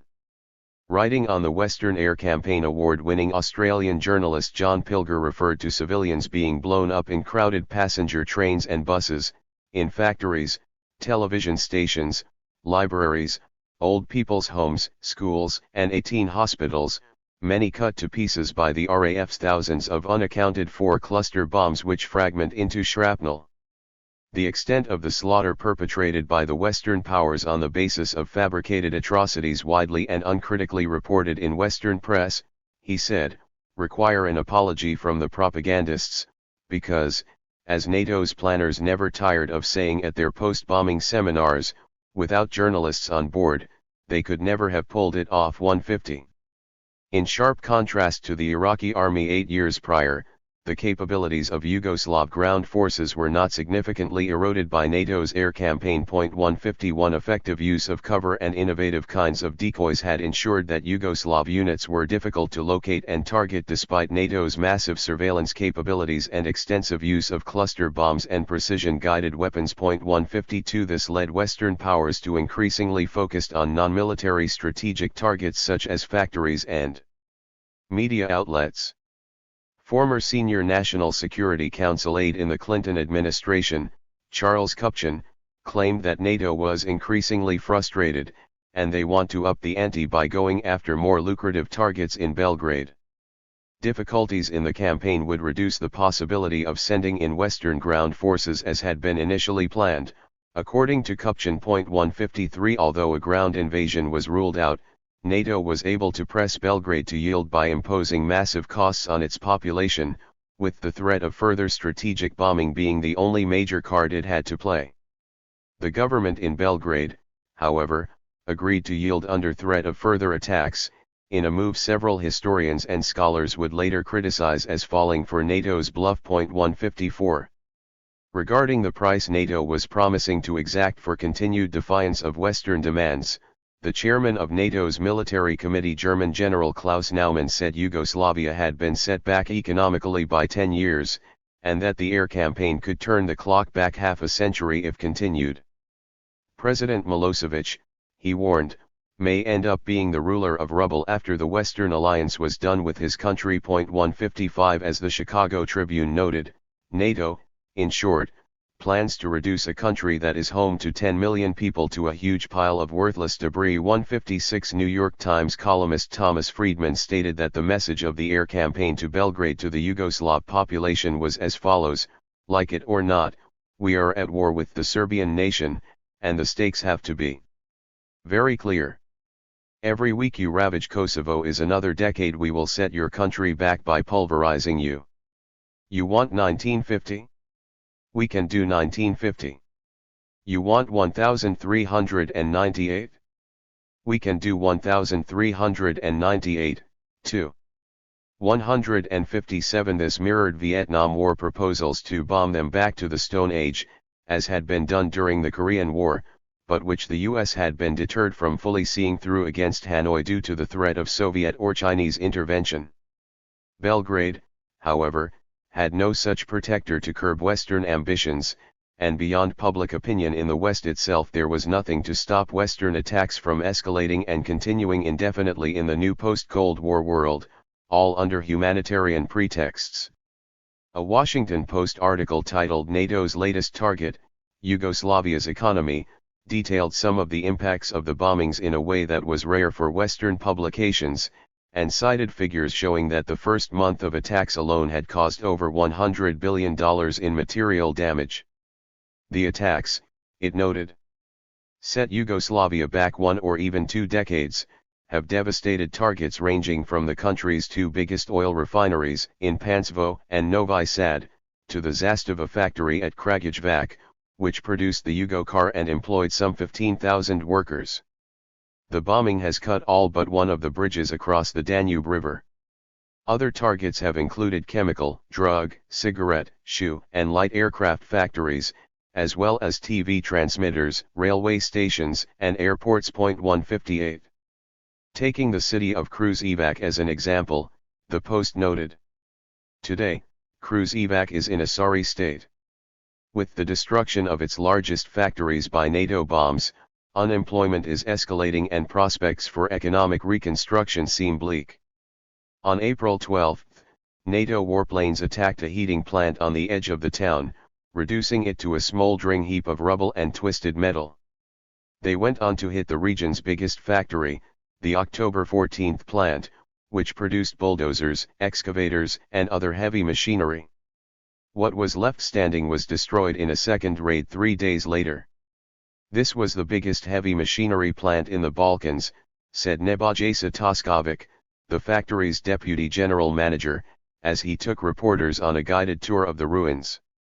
"Without machinery from this factory, the country will be unable to reconstruct all the bridges and everything else that has been destroyed by NATO." 159. Quoted by the Post, the director of the coal-fired heating plant which supplied heat to 50,000 people, Radoslav Savic, observed regarding the attack, "Nobody can understand why our plant was hit. We were not a military target. There was not a single gram of oil inside the plant. The only purpose is to make our people suffer." 160. Yugoslavia yields, but no sign of mass graves. As multiple Western studies of the war concluded, the fact that the Yugoslav leadership apparently believed that NATO had both the intent and the freedom of action to destroy their country's entire infrastructure if need be led them to yield to avoid unacceptable hardship for the civilian population. It was the attacks and threat of additional attacks on infrastructure which generated the decisive pressure for war termination, after having subjected the public to cumulative stress caused by daily air raid alerts. Conveying to Belgrade that this was the price of defying Western interests thus greatly benefited NATO when it came to persuading Milosevic to accept its terms for war termination. 161. Indeed, some claimed that more robust bombing of infrastructure targets in Belgrade at the outset of the conflict could have brought about a Western victory more quickly. 162. It was clear that Yugoslavia's military had not been defeated, but attacks on civilian targets and its economy had terrorized it into submission.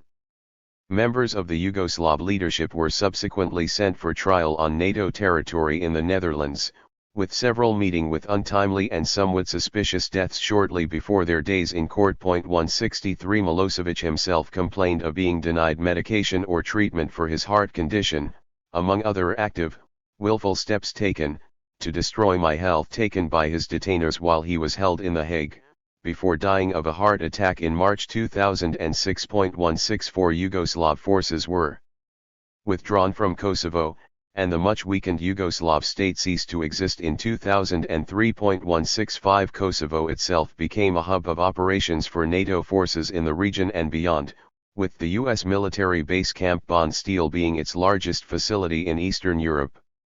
Despite being recognized by the United Nations as a part of Serbia, Kosovo's separation gained Western recognition, and increasingly recognition from much of the non-Western world, as a de facto independent state which aligned itself strongly with Western interests. Although Kosovo's lack of UN member status prevented it from formally joining NATO, 166 Slovenia, Croatia, and Montenegro did so in 2004, 2009 and 2017 respectively. Bosnia and Herzegovina joined a membership action plan and was considered a NATO aspirant country, leaving only Serbia outside the Western military bloc. 167. After the bombing campaign came to an end and investigations into the alleged genocide in Kosovo began, the Western narrative increasingly began to fall apart under weight of evidence.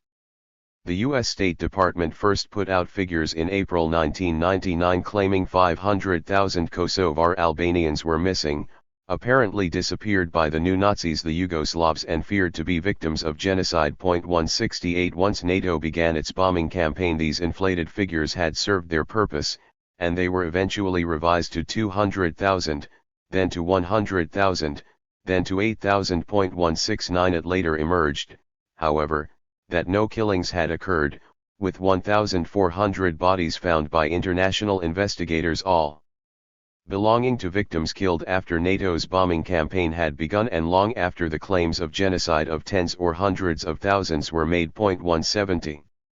The American Association for the Advancement of Science's war crimes specialist Patrick Ball, who claimed Yugoslav forces were hiding the bodies of their victims very effectively and were not going to leave any bodies lying around as evidence, still extrapolated based on such assumptions a death toll of 9,000 plus or minus 3,000.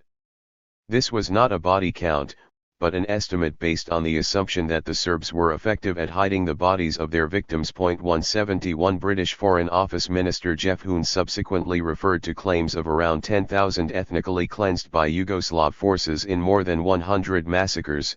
172 A figure which American officials referred to as conservative in the extreme. 173 The figure originated with the Kosovo-based Council for the Defense of Human Rights and Freedoms, many of the staff of which were KLA members, although the highly partial nature of the source was not made an issue as its claims aligned with Western interests. The U.S. State Department and multiple media outlets used this figure, which was impossible to verify because the KLA-linked council refused to share its list of missing persons. 174 The New Statesman was among the minority of Western outlets which highlighted that these claims were utterly unsubstantiated, stressing how unreliable such claims really were by highlighting how the number had so quickly fallen from hundreds of thousands to just tens of thousands. 175. While the term genocide was used to provide NATO with a pretext to launch its military campaign, the findings of forensic teams on the ground showed that the Western narrative was very far removed from reality. 176 The leader of a Spanish team sent to Kosovo, for one, complained angrily that he and his colleagues had become part of a semantic pirouette by the war propaganda machines, because we did not find not one, mass grave. 177 A United Nations court subsequently ruled in September 2001 that Yugoslavia had not carried out genocide in Kosovo, a verdict harshly criticized in the West and deemed highly controversial for contradicting the Western narrative. This was particularly remarkable considering the massive and near unchallenged Western influence over UN proceedings, especially in the post-Cold War years, and was only possible due to the overwhelming nature of available evidence contradicting Western allegations of genocide. The Guardian, a leading proponent of the war, conceded in an article 9 years later in 2008, the genocide in Kosovo was a complete fabrication, but it helped Blair and Clinton spin their narrative of a humanitarian intervention, to cloak the real economic and strategic reasons for NATO's military intervention. 178. As France's Le Monde Diplomatique observed 20 years later in 2019, in order to justify their own use of force, Western forces denounced Serbian intransigence, and exaggerated the gravity of the situation on the ground, calling it a genocide, and putting forward fake news that was taken up by a host of media outlets. 179 Indeed, in the 3 months from June to August 1999 alone, the New York Times ran 80 articles, nearly one a day, that made some reference to mass graves in Kosovo. 180 What mass killings did occur, however, appeared to have been done by the KLA rather than by the government, as international investigations made clear. As the Wall Street Journal noted in December 1999 following its own investigation that the huge killing fields some investigators were led to expect. The pattern is of scattered killings in areas where the separatist Kosovo Liberation Army had been active. It concluded that NATO stepped up its claims about Serb killing fields essentially to divert attention away from its own killings, in response to a fatigued press corps drifting toward the contrarian story, civilians killed by NATO's bombs. Referring to a much-hyped mass grave obsession, the journal stressed that this atrocity propaganda largely came from the KLA, the very party responsible for the majority of the killings, and that no genocide had in fact been perpetrated. 181 Such admissions were rare in Western media, with the Wall Street Journal standing out for conceding these points. A further very significant disclosure, which was confirmed by the International Criminal Tribunal for the former Yugoslavia in October after hostilities concluded, was that the Trpca lead and zinc mines, which were central to the Western narrative alleging genocide, contained no corpses, remains or even teeth. This contradicted repeated claims by NATO and American officials and by Western media outlets that over 1,000 corpses of genocide victims had been hidden there, many disposed of in vats of hydrochloric acid, and that the mines were the site of a mass dumping of executed corpses and Auschwitz-style furnaces. 182 The Daily Mirror predicted that the names of the victims at the mines would live alongside those of Belsen, Auschwitz, and Treblinka. 183 With Western media outlets widely setting a similar tone. As Michael Parenti noted regarding the investigation and the absence of mass graves which the Western narrative indicated certainly existed, how the Serbs accomplished these mass grave disappearing acts without being detected is not explained. Where was the evidence of mass grave sites having been disinterred? Where were the new grave sites now presumably chock full of bodies? And why were they so impossible to detect? Questions of this sort were never posed. 184 The Western narrative, although later thoroughly disproven, was highly successful, and after over a decade of operations against Yugoslavia, the West's objectives in what remained of the state were fully attained in 1999 as a direct result of effective atrocity fabrication. Intelligence cables from Canadian peacekeepers to the country's National Defence Headquarters, released in 2022, highlighted that they predicted the insurmountable goal of satisfying Muslim demands will be the primary obstacle in any peace talks. They emphasized continued outside interference in the peace process, namely the U.S. encouraging Izetbegovic to hold out for further concessions and clear U.S. desires to lift the arms embargo on the Muslims and to bomb the Serbs, which were serious obstacles to ending the fighting.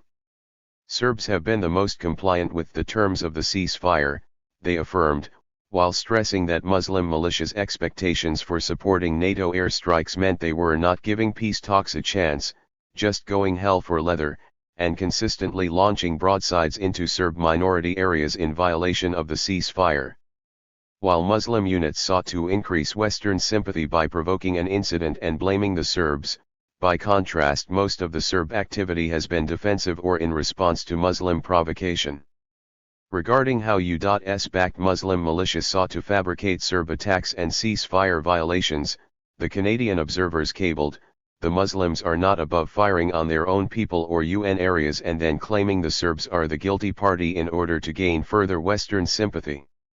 The Muslims often cite their artillery extremely close to UN buildings and sensitive areas such as hospitals in the hope that Serb counter-bombardment fire will hit these sites under the gaze of the international media. We know that the Muslims have fired on their own civilians and the airfield in the past in order to gain media attention. Muslim forces outside of Sarajevo have, in the past, planted high explosives in their own positions and then detonated them under the gaze of the media, claiming Serb bombardment.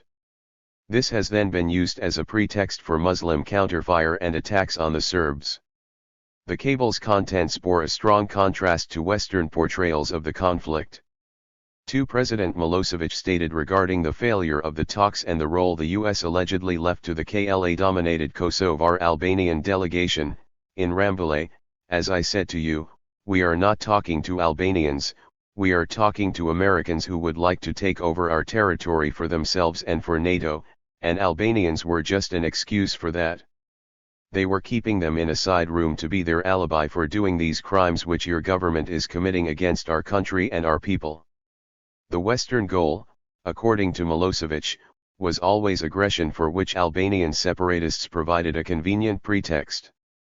3. U.S. Ambassador at Large for War Crimes issues David Sheffer highlighted as an example, while the world's attention has been focused on the massacre last month of 45 civilians at Rakok, Kosovo, and the resulting peace talks in Rambouillet, France, the atrocities in Sierra Leone are far greater in number and severity.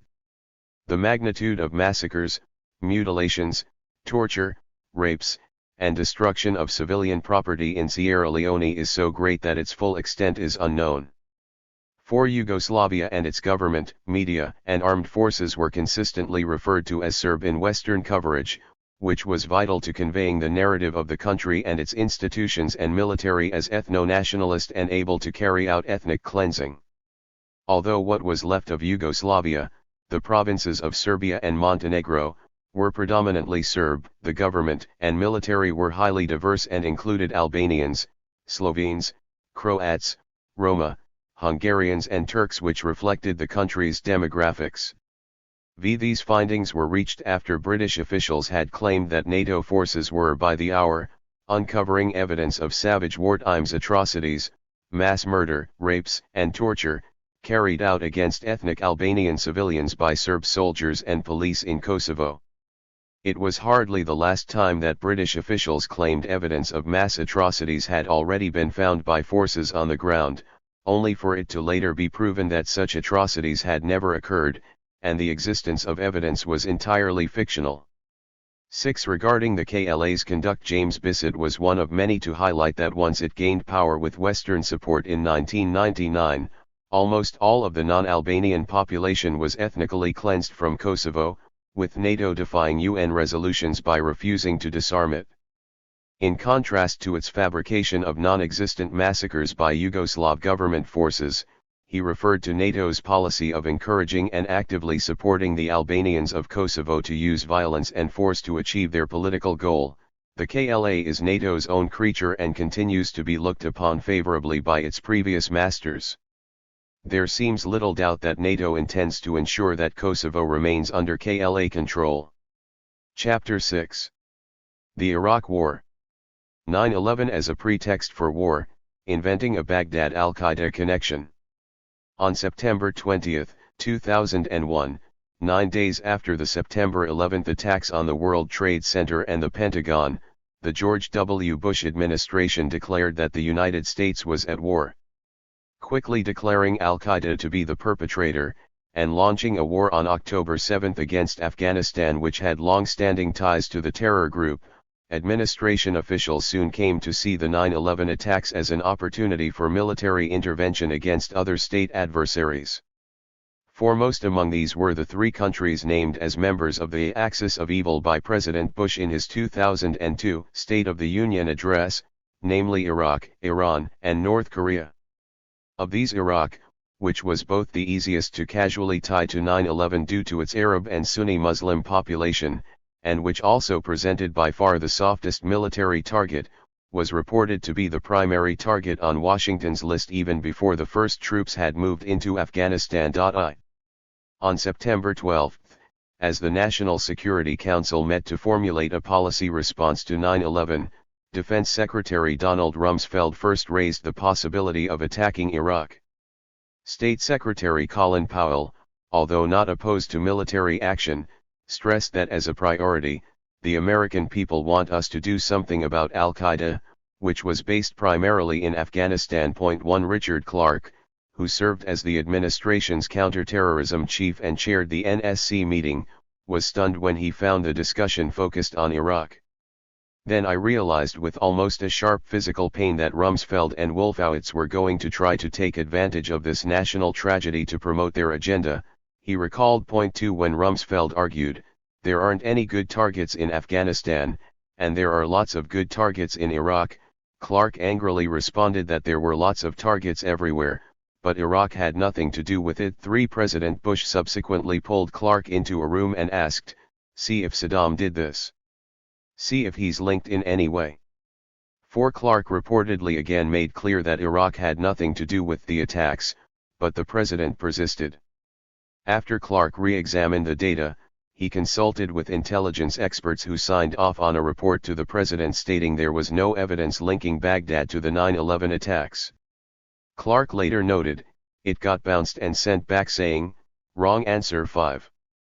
According to a senior administration official cited by the Washington Post, a September 17 top-secret document which outlined plans for a military campaign against Afghanistan also directed the Pentagon to begin planning the invasion of Iraq. 6 Former House Speaker Newt Gingrich, an influential neoconservative member of the Pentagon's Defense Policy Board, stated at a September 19 to 20 meeting regarding the 9/11 attacks, "If we don't use this as the moment to replace Saddam after we replace the Taliban, we are setting the stage for disaster." 7 The Pentagon notably authorized former CIA Director James Woolsey, a neoconservative member of the board, to fly to London on a government plane to find evidence linking Saddam Hussein to the attacks. 8 On September 17 President Bush reportedly told his advisors, "I believe Iraq was involved," an inclination he voiced on at least one other occasion. 9 Having been shown no intelligence to this effect, whether this assertion was a hunch based on the prevailing American meta-narrative on Iraq, or an early sign of the president's intention to use 9/11 as a pretext for war, remains uncertain. By September 21 the CIA had informed the president that no al-Qaeda Baghdad link existed, but Bush continued to press intelligence agencies to find a connection. 10 Following the creation of the Office of Special Plans by Secretary Rumsfeld the following year, this pressure on intelligence analysts to select raw data supporting the purported ties between Baghdad and al-Qaeda, as well as on Iraqi development of weapons of mass destruction, escalated further. As a Pentagon advisor acknowledged, the goal of special plans, to reveal what the intelligence community can't see, providing intelligence which suited Washington's agenda but did not necessarily reflect the real state of affairs. 11 Iraq had been explicitly on Washington's target list for the preceding 3 years, since the U.S. Congress and Senate had passed the Iraq Liberation Act by an overwhelming majority in 1998. The legislation stipulated that Washington should work to remove the regime headed by Saddam Hussein from power in Iraq and to promote the emergence of a democratic government to replace it. The U.S. subsequently more openly provided financial assistance to pro-Western Iraqi opposition groups and funded radio and television broadcasts into the country to propagate American-favored political narratives. The consensus in Washington had shifted away from that of 1991, when leaving the Ba'athist government in power was seen to be in the American interest, with the new legislation of 1998 and extensive airstrikes launched by the Bill Clinton administration in its aftermath marking a turning point in the long campaign against Iraq. The impetus for imposing a change in government on Iraq increased from 2001. Treasury Secretary Paul O'Neill, one of the leading figures on the NSC, recalled that at the Bush administration's first NSC meeting on January 30, 2001, the President's National Security Advisor Susan Rice raised the agenda topic, how Iraq is destabilizing the region. O'Neill later observed, 10 days in, and it was about Iraq. 12 This was partly motivated by concerns that the UN sanctions regime on Baghdad was soon to expire, and with oil prices high and much of the world willing to do business, the country had the potential to make a swift recovery from the crisis of the 1990s and re-emerge as a major power that could undermine Western hegemony in the Middle East. Indeed, even with sanctions in place, Iraq had already begun to show some signs of an economic recovery by 1997, a few months before the Clinton administration had launched its own major attack. At his Senate confirmation hearing that month, Secretary of State Colin Powell pledged to the Senate that the new administration would re-energize the UN sanctions on Iraq, but although this was considered vital to U.S. interests, Washington's ability to do this unilaterally was limited. 13 Leading figures in the Bush administration, including Defense Secretary Rumsfeld, his deputy Paul Wolfowitz, Deputy State Secretary Richard Armitage, and Trade Representative Robert Zoellick, argued in a joint statement that the policy of simply containing Iraq had to be rejected on the basis that the U.S. can no longer depend on our partners in the Gulf War coalition to continue to uphold the sanctions. 14 Rumsfeld, Wolfowitz, Armitage, and Zoellick were all subscribers to the increasingly prominent neoconservative school of thought, which heavily influenced the Bush administration and called for the U.S. to take an imperial role in world affairs. 15 And establish a benevolent global hegemony. 16 18 Leading neoconservatives had sent an open letter to President Bill Clinton on January 26,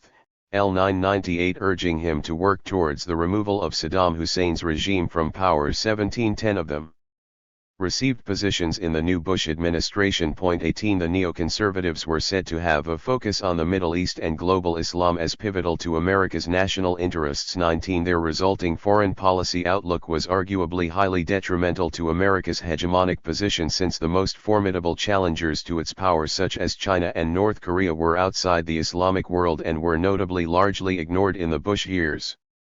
Attacking Iraq was not only a time-sensitive issue due to the expiry of UN sanctions, but it was also militarily one of the most vulnerable American adversaries for several reasons, including the destruction of much of its forces in 1991 and the arms embargo imposed since, which prevented its military's replenishment or modernization.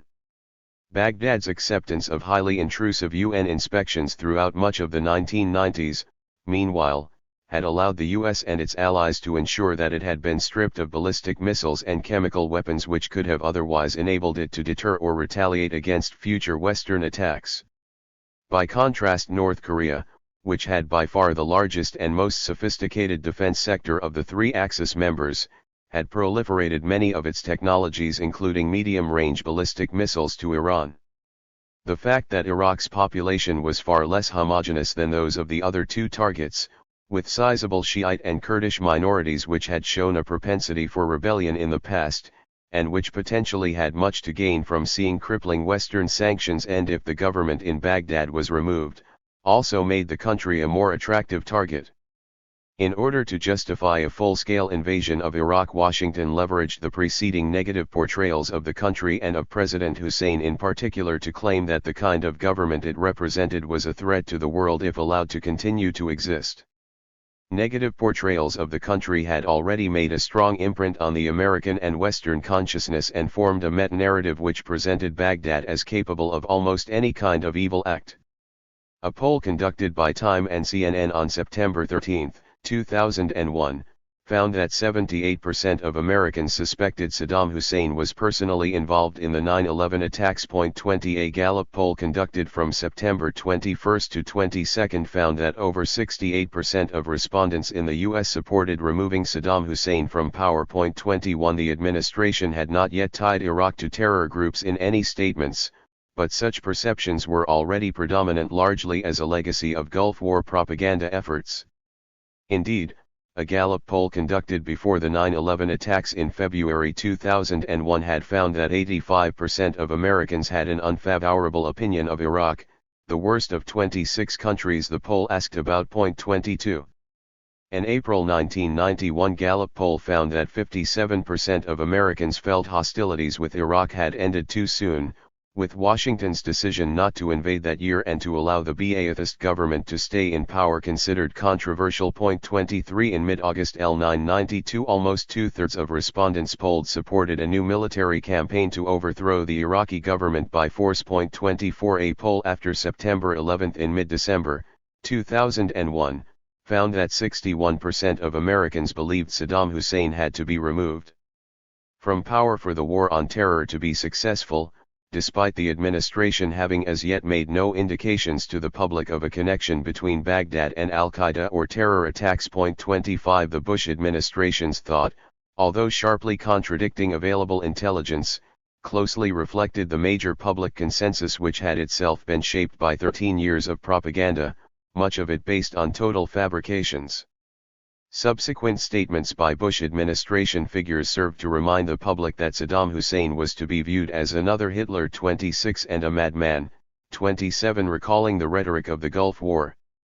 To provide further impetus to the need for military action, the argument for war centered around two new aspects of the Iraq threat which had not been significant parts of the narrative of the Gulf War. These were allegations of ties between Iraq and Al-Qaeda, and the country's alleged development of weapons of mass destruction. The former allowed the case for war to benefit from post-9/11 fervor and public calls for harsh retaliation against those responsible, while making the danger Iraq allegedly posed appear far more imminent. Although developing weapons of mass destruction was hardly an atrocity, nor did it violate international norms since several other states had done or were doing so, Iraq's Ba'athist government had been portrayed as so terribly atrocious in nature that its possession of such weapons was considered totally unacceptable. Thus, the fabricated weapons program was made significant largely due to a meta-narrative which had been built on fabricated atrocity stories such as the 1990 slaughter of incubator babies, in contrast to weapons programs in other countries which aroused far milder public responses. In February 2002, chairman of the influential neoconservative Project for a New American Century think tank William Kristol testified before the Senate Foreign Relations Committee when asked about the next step in the war on terrorism. The short answer is that Iraq is next. 28 The first significant allusion of possible Iraqi ties to al-Qaeda had come on December 9, 2001, when Vice President Dick Cheney, appearing on NBC's Meet the Press, said an alleged meeting between al-Qaeda plotter Mohammed Atta and an Iraqi agent in Prague was pretty well confirmed. 29 Secretary Rumsfeld subsequently alluded to the possibility of Iraq harboring al-Qaeda terrorists in August 2002, 30, claiming the following month that evidence for such ties was bulletproof. 31 Administration officials increasingly raised the possibility of ties between Baghdad and the terror group. On September 9, Cheney claimed U.S. intelligence reports after September 11 had disclosed a number of contacts over the years that pointed to links between Iraq and the 9/11 attacks. 32. The president himself began to allude to the possibility of Iraqi ties to al-Qaeda from September 2002, although not claiming it outright. As a Yale Review of International Studies paper on the image of Saddam Hussein highlighted, Bush simply tarred both Hussein and al-Qaeda with the same terroristic brush to imply a relationship. The persistence of such insinuation effectively allowed the Bush administration to claim that Saddam Hussein and al-Qaeda worked together, and that Hussein was involved in 9/11, without ever outright saying so. 33 Of the 13 speeches the president gave between that of September 12, 2002 at the United Nations General Assembly, and the conclusion of the invasion of Iraq in May 2003, 12 mentioned Iraq and terrorism in the same paragraph and 10 placed them in the same sentence. 34. Other administration officials similarly implied a connection between Baghdad and al-Qaeda without stating it explicitly. In response to a New York Times story claiming a link between Iraq and terror groups, which was later proven to be entirely false, President Bush's National Security Advisor Condoleezza Rice said, "I think it surprises no one that Saddam Hussein is engaged in all kinds of activities that are destabilizing." 35 Creating the image of such ties was heavily dependent on how American and Western perceptions had been shaped regarding what kind of country Iraq was, leading the public to assume what officials would not state outright. A possible connection between Iraq and al-Qaeda became increasingly central to Washington's arguments for war, and was made more serious by claims that the weapons of mass destruction Iraq was allegedly developing could be proliferated to terror groups. As Vice President Cheney declared in March 2002, in reference to Iraqi WMD and its alleged ties with terror groups, "The United States will not permit the forces of terror to gain the tools of genocide." 36 President Bush elaborated in a speech at West Point in June, "Containment is not possible when unbalanced dictators with weapons of mass destruction can deliver those weapons or missiles or secretly provide them to terrorist allies." 37 The WMD argument alone may not have been sufficient to sway the American public, for which claims of ties to terror groups were much more important. Polls showed that 82% of Americans said they would support the war regardless of whether WMDs were found in Iraq. 38 and 64% said Saddam Hussein should be removed from power in Iraq, regardless of whether UN inspectors find evidence of weapons of mass destruction. 39 Indeed, from January 2002 to May 2003, President Bush referred to Iraq's alleged ties to terror groups over 5 times as much in his speeches as he did to alleged WMDs. While the latter allegation held more sway internationally, particularly in Britain, the former had a stronger impact on the post-9/11 American public. 40. The importance of the al-Qaeda link was highlighted by the fact that poll respondents who considered al-Qaeda to be America's greatest threat were more likely to favor invading Iraq than those who thought Iraq itself was America's most important threat. 41 Even if Iraq had WMD and became the world's 7th non-Western nuclear weapons state, it had no reason to suddenly attack the US with them, much as it had refrained from using its chemical or biological weapons even at the height of the Gulf War. While Iraq on its own was not a threat, the image of a Baghdad al-Qaeda axis added an unpredictable and undetectable element to the enemy, and effectively framed Iraqi WMDs as a force multiplier to future 9/11 type attacks. This was key to conveying an imminent need for action against Baghdad. June 2002 saw the initiation of preliminary military actions against Iraq to pave the way for an invasion, with American and British combat aircraft assigned to patrol no-fly zones over Iraq since 1991, reassigned to carry out offensive sorties without provocation under the then-secret Operation Southern Focus. British MOD figures released 3 years later showed that, despite U.S. claims that renewed air attacks were a response to increased Iraqi provocations, Iraqi actions which could be construed as such had in fact been in decline before the operation was initiated. 42 Multiple official sources, including U.S. Army General and CENTCOM Commander Tommy Franks, who in 2003 oversaw the invasion of Iraq, later conceded that Operation Southern Focus was falsely premised on a response to Iraqi resistance to the no-fly zone, and was in fact an attempt to destroy Iraqi air defenses to pave the way for invasion. 43 Defending minorities within Iraq was also used as a pretext for the escalated air assault, although this was later conceded by Whitehall officials to have been false, with the weakening of Iraqi air defenses and communications systems being the actual goal. 44 These attacks continued for 9 months.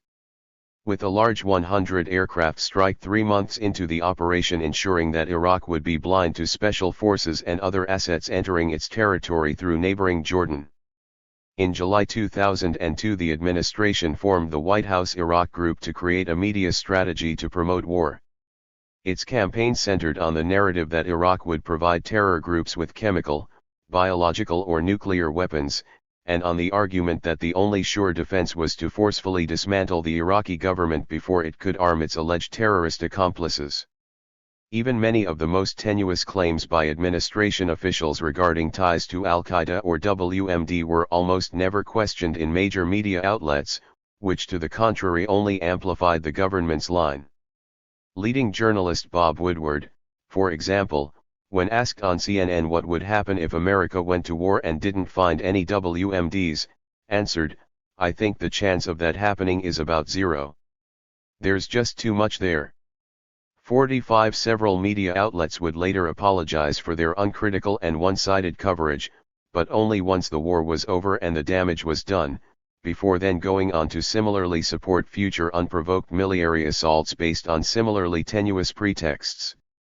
Addressing the press alongside British Prime Minister Tony Blair on September 7, 2002, President Bush asserted the existence of a new report from the UN International Atomic Energy Agency which stated that an Iraqi nuclear arsenal was imminently expected to materialize. A report came out of the IAEA that they were 6 months away from developing a weapon. "I don't know what more evidence we need," he stated. 46 This was one of the most blatant examples of a fabricated claim by the administration, and the IAEA had notably never issued any report which even an imaginative interpretation could reach such a conclusion from. Award-winning former Wall Street Journal reporter and president of Harper's Magazine John MacArthur described Bush's claim as a near-total fabrication, and a completely uncorroborated case for preemptive war, stressing that for public relations purposes, it hardly mattered that no such IAEA report existed, because almost no one in the press bothered to check out the president's claim. 47 The Washington Post's Karen D. Young notably quoted an IAEA spokesman saying that the agency has issued no new report, but she didn't confront the White House with this information, nor was it ever mentioned by the Post beyond her 20-second summary of the press conference. 48 The right-leaning Washington Times was effectively alone in addressing the issue, and pointed out that there were no new reports from the IAEA as the president claimed, nor had the agency ever issued any report with a time frame for an Iraqi nuclear weapons program. It also cited spokesman from the UN inspection teams Mark Gwozdecki, who reported on the actual state of the Iraqi nuclear industry and the possibility of developing nuclear weapons. He stated, "We had concluded that we had neutralized their nuclear weapons program. We had confiscated their fissile material. We had destroyed all their key buildings and equipment. 49. Aside from the Washington Times, U.S., and Western press, and the New York Times in particular, not only did not question the president's claims, but played an important role in ensuring that they resonated with the public. The Times, in John MacArthur's words, inflated what appeared to be a totally fabricated claim by President Bush into something resembling a prediction of nuclear Armageddon while repeatedly citing anonymous administration sources for increasingly ludicrous claims. 50. President Bush formally introduced plans for war on Iraq on September 11, 2002, in a national address from Ellis Island, New York City, which commemorated the 9/11 attacks. The occasion chosen did more to cement the idea in the minds of the public of a connection between the threat from Al-Qaeda and the need for an attack on Iraq, which the president now stated explicitly. Bush alleged that Iraq trained Al-Qaeda in bomb-making and other key skills, provided medical treatment to its leadership, and maintained high-level contacts with the terror group. This partnership was supposedly intended by Baghdad to allow the Iraqi regime to attack America without leaving any fingerprints.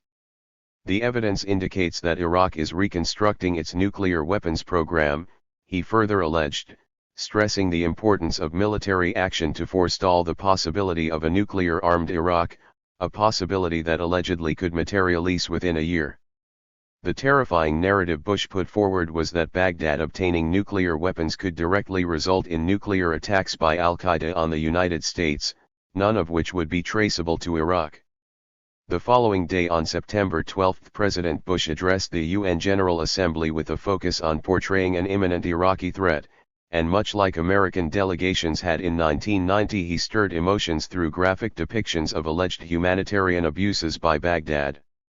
Wives are tortured in front of their husbands, children in the presence of their parents, he claimed before the world. 51 The U.S. subsequently used the UN as a forum to press its claims, particularly surrounding Iraq's alleged development of nuclear weapons, claims which leading international experts firmly refuted.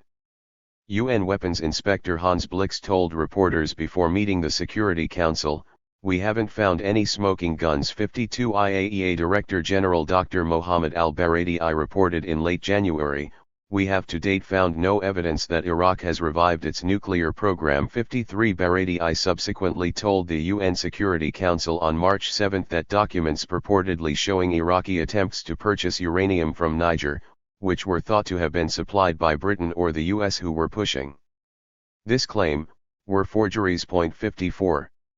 In response to the questions raised regarding Iraq's development of weapons of mass destruction, White House Press Secretary Ari Fleischer responded, "We know for a fact that there are weapons there." 55 Deputy Defense Secretary Wolfowitz told the Council on Foreign Relations on January 23, 2003, "Iraq's weapons of mass terror and the terror networks to which the Iraqi regime are linked are not two separate themes, not two separate threats.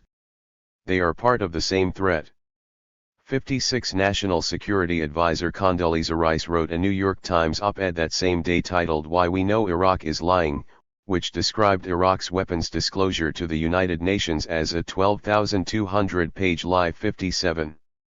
To undermine Washington's case for war and prove its own innocence, Baghdad had notified UN Secretary General Kofi Annan in late September that it would allow UN weapons inspectors to return without conditions. 58 This was a major concession reflecting the seriousness of the situation, since US and British intelligence had previously infiltrated UN inspection teams not only for espionage, but also to attempt unsuccessfully to engineer a coup in Iraq and assassinate Saddam Hussein. 59 UN inspectors had otherwise passed on their findings and large quantities of seized Iraqi government documents to Washington before doing so to the United Nations itself, highlighting controversies regarding how impartial the inspection regime could have been and drawing strong criticisms from several quarters of the UN. 60 Iraq's prior reluctance to allow inspections was portrayed in the West either as paranoia, or more often as a sign that it was hiding something, with the US and British operations that used the inspections as cover only later being revealed. It nevertheless appeared to be the correct move by Baghdad. As a U.S. government source who insisted on anonymity stated in 2002, the Bush administration doesn't want to have UN weapons inspectors go back in, because they might actually show that the probability of Iraq having is much lower than they want us to believe. This administration is capable of any lie, in order to advance its war goal in Iraq, the source concluded. 61 Washington's timetable for military action notably overrode the timetable and processes set by the UN Security Council for inspections in Iraq, thus effectively terminating the possibility. 62. The UN was again used as a forum to make the case for war when on February 5, 2003, State Secretary Powell addressed the Security Council to advocate a U.S.-led invasion. Like all major figures in the administration, Powell was a hardliner, and in the 1990s had indicated the possibility of a Desert Storm-like military campaign to prevent North Korea from developing nuclear weapons. 63 Where he stood out was in his high approval ratings and credibility, which made him the ideal figure to deliver such a presentation. Powell reportedly insisted that CIA Director George Tenet sit directly behind him during the speech to provide the impression that everything said had the full support of the intelligence community. 64 It proved successful, with some studies pointing to a 30-point rise in the number of Americans who felt convinced of a Baghdad al-Qaeda connection following Powell's speech at the Security Council. 65 An assessment by scholars at Princeton University published by the American Political Science Association in 2005 concluded, the 2003 war in Iraq received high levels of public support because the Bush administration successfully framed conflict as an extension of the War on Terror, which was a response to the September 11, 2001, attack on the World Trade Center and the Pentagon. Our analysis of Bush's speeches reveals that the administration consistently connected Iraq with 9/11. New York Times coverage of the president's speeches featured almost no debate over the framing of the Iraq conflict as part of the War on Terror. The assertion had tremendous influence on public attitudes, as indicated by polling data from several sources. In 2002 the terrorism frame was available, believable, and understandable to a country scarred by September 11, making the frame powerful and convincing. 66. They stressed that although President Bush never publicly blamed Saddam Hussein or Iraq for the events of September 11, but by consistently linking Iraqi with terrorism and al-Qaeda he provided the context from which such a connection could be made. The way language and transitions are shaped in his official speeches almost compelled listeners to infer a connection. They elaborated on the technique and its success. The administration juxtaposed allusions to Iraq with the terms terror, bin Laden and al-Qaeda. Furthermore, there was little elite opposition to this rhetoric, leaving the American public with a one-sided flow of information. The connection between Iraq and 9/11 made the latter the most relevant consideration in the minds of the American people when they thought about the war in Iraq, which increased support for the war. 67. In his January 2003 State of the Union address, President Bush made one of most the direct allusions to the possibility of al-Qaeda being equipped with Iraqi weapons of mass destruction, evoking the painful memories of the 9/11 attacks and strongly implying links to Iraq. He stated, "Imagine those 19 hijackers with other weapons and other plans, this time armed by Saddam Hussein. It would take one vial, one canister, one crate slipped into this country to bring a day of horror like none we have ever known." 68 The distinction between imagine the hijackers, and the hijackers could have been / could be in future was a significant one, but not one most viewers would notice. 350 days later, on the eve of the U.S. invasion of Iraq, the majority of Americans believed President Saddam Hussein was involved in the 9/11 attacks. 69. Truth or fabrication? In the lead-up to the Iraq War, and increasingly so afterwards as more papers were declassified and more officials provided new testimonies, it became clear not only that the Bush administration had misled the public, but that the claims it used to justify the invasion were outright false and sharply contradicted the intelligence it was being given. In 2015 the CIA's 93-page 2002 National Intelligence Assessment was declassified, and showed that claims of ties between al-Qaeda and Baghdad were not supported by available intelligence. The NI concluded that there were no operational ties between Iraq and the terror group, casting claims by administration officials in a new light. Secretary Rumsfeld, for example, had stated, "We do have solid evidence of the presence in Iraq of al-Qaeda members, including some that have been in Baghdad. We have what we consider to be very reliable reporting of senior-level contacts going back a decade, and of possible chemical and biological agent training." 70 President Bush made multiple claims to the same effect. 71 including after Baghdad was captured that we have removed an ally of al-Qaeda. 72 The CIA's own documents indicated that these were all entirely false. The only source for claims that Iraq was training al-Qaeda to use chemical and biological weapons came from detained jihadist Ibn al-Sheikh al-Libi, a Libyan who operated a training camp in Afghanistan. He later retracted his claims, stating that he was under torture and was only telling his captors what they wanted to hear. 73 The case of al-Libi was an example of what former Congressman Lee Hamilton, who served multiple foreign affairs and intelligence committees, described as follows: "The intelligence that you get is driven by the policy, rather than the policy being driven by the intelligence." 74 David K., a former Iraq weapons inspector who also headed the Iraq Survey Group, stressed to similar effect in an interview in 2006 that assessments were trying to drive towards a policy conclusion while the information available simply didn't support it. 75 A 2014 Rand Corporation report on the case for war in Iraq similarly highlighted that many intelligence reports from the time were flawed and unreliable because they were influenced by policymakers' desires. 76 Al-Libi's statements extracted through torture were a case in point. Vi. National Security Advisor Susan Rice had received a memo on September 18, 2001, summarizing intelligence on the possible relationship between al-Qaeda and Iraq, which concluded there was little evidence of any links. 77 The administration's narrative of an Iraqi threat, however, continued to be centered on claims that Baghdad was working with the terror group. Claims frequently cited by the vice president that 9/11 conspirator Mohammed Atta had met with an Iraqi intelligence officer were at the center of the case presented for these ties, although by the time they began to be voiced the CIA and FBI had already reported their conclusion that such a meeting never took place. 78 The CIA's 2002 National Intelligence Assessment notably stressed that the information we have on Iraqi nuclear personnel does not appear consistent with a coherent effort to reconstitute a nuclear weapons program, and that there were no definitive signs of development of chemical or biological weapons.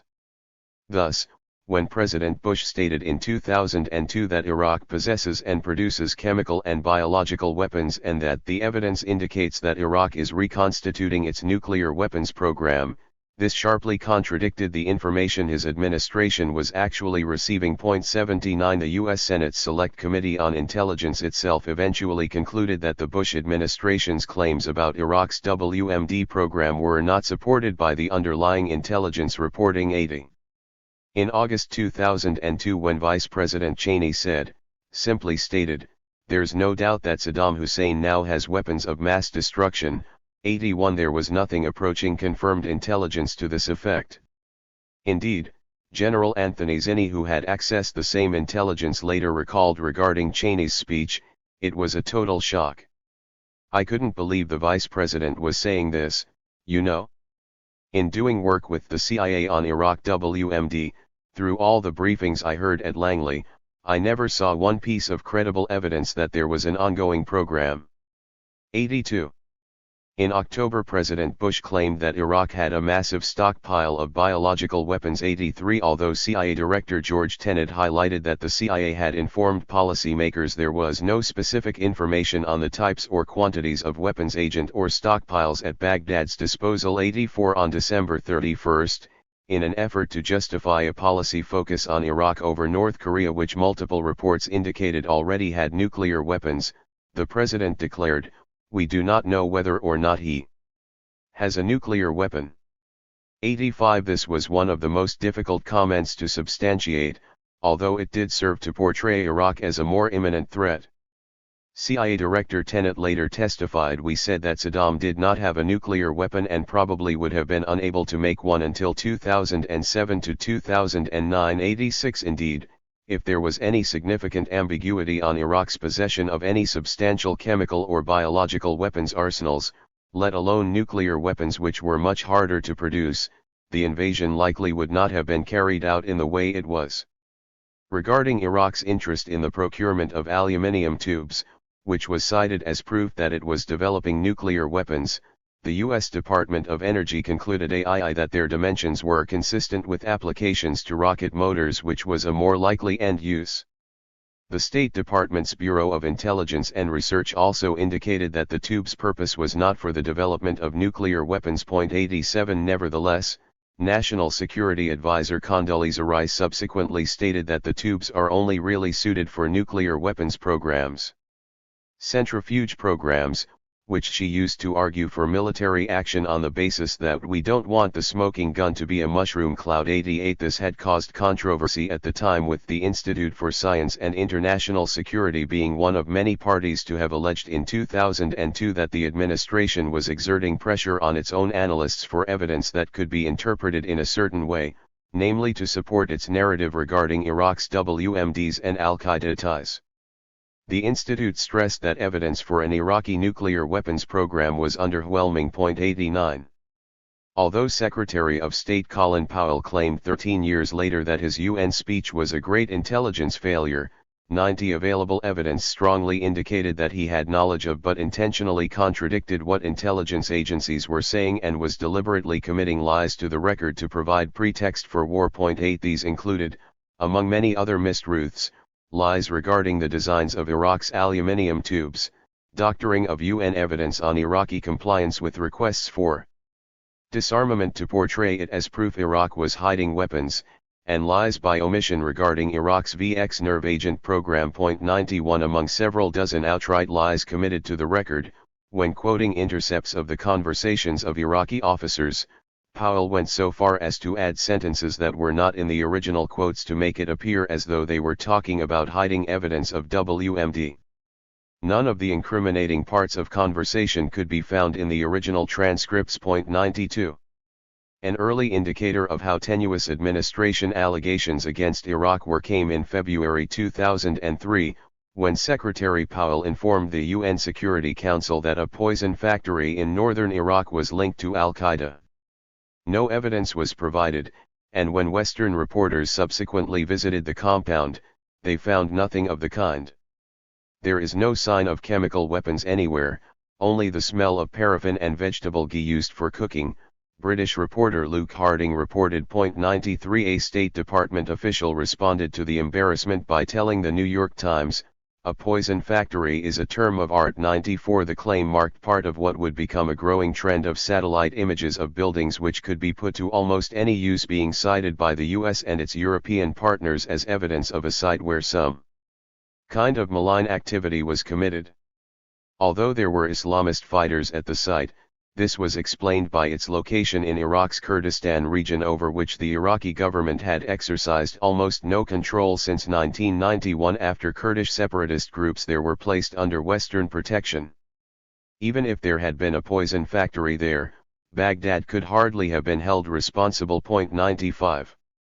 Secretary Powell subsequently announced a threat from a new Iraqi drone, which was portrayed as a major threat that was able to launch biological weapons attacks far and wide.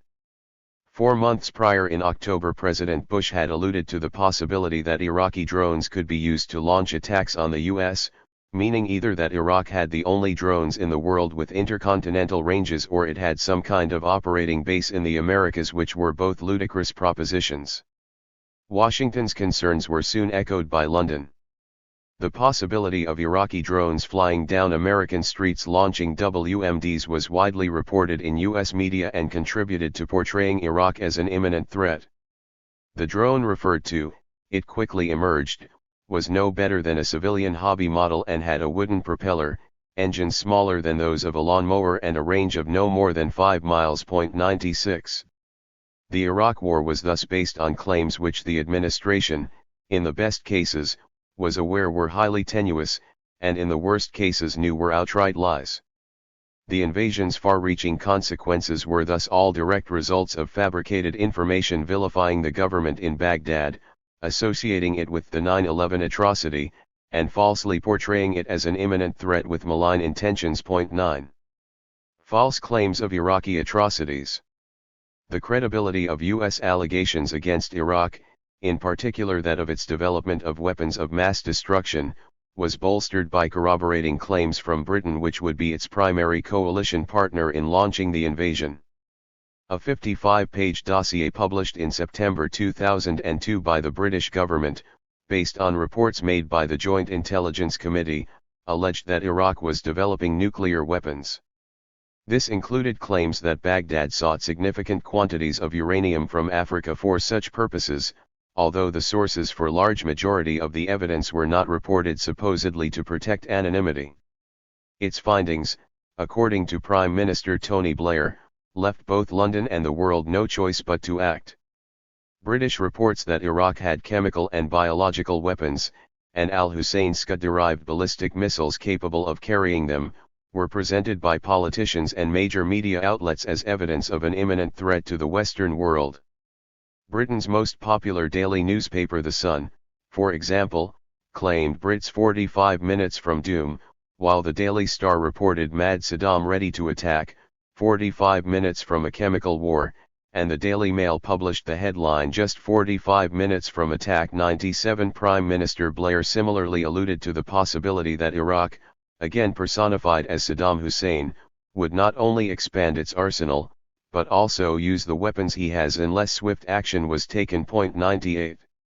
Even if Iraq did have the chemical and biological weapons it was alleged to, presenting the case that the country would use them unprovoked was somewhat ludicrous. The missiles Iraq allegedly had, even according to the dossier itself, had only a 650 kilometers range, allowing them to reach only Cyprus and NATO members Greece and Turkey, as well as all Iraq's neighbors. The fact that Britain had a military base on Cyprus was used to spin this as a sign that Iraq not only could hit Britain, since the base was technically British soil, but that such an attack was going to be initiated without provocation. Iraq's alleged capability was far from remarkable, not only compared to Western and Western-aligned states such as Saudi Arabia 99 and Israel 100, but even compared to other U.S. adversaries. Syria and Iran, for example, used North Korean missiles with ranges of 1000 km 101 and 1500 km 102 respectively, and much more survivable and sophisticated terminal warheads 103, and the former likely fielded more chemical weapons than Iraq ever had.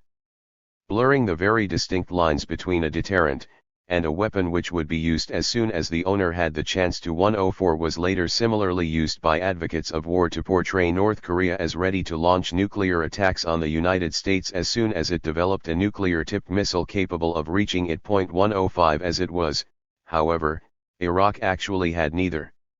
Major General Michael Lowry, who had been involved in producing the dossier, wrote to a subsequent inquiry in 2011, later known as the Shilkut Inquiry, that the purpose of the dossier was precisely to make a case for war, rather than setting out the available intelligence, and that to make the best out of sparse and inconclusive intelligence the wording was developed with care. 106 The claim that Iraqi missiles could reach British territory within 45 minutes was found not only to have been misleading, but to have been outright false, and had been inserted by the government's Director of Communications, Alastair Campbell, against the wishes of the intelligence agencies. British weapons expert David Kelly from the Defence Ministry, who had led 10 UNSCOM missions to Iraq, spoke with journalists highlighting that the dossier, and in particular the 45 minutes claim, were misleading. Kelly was subsequently reported to have committed suicide under circumstances for years seen as suspicious. 107.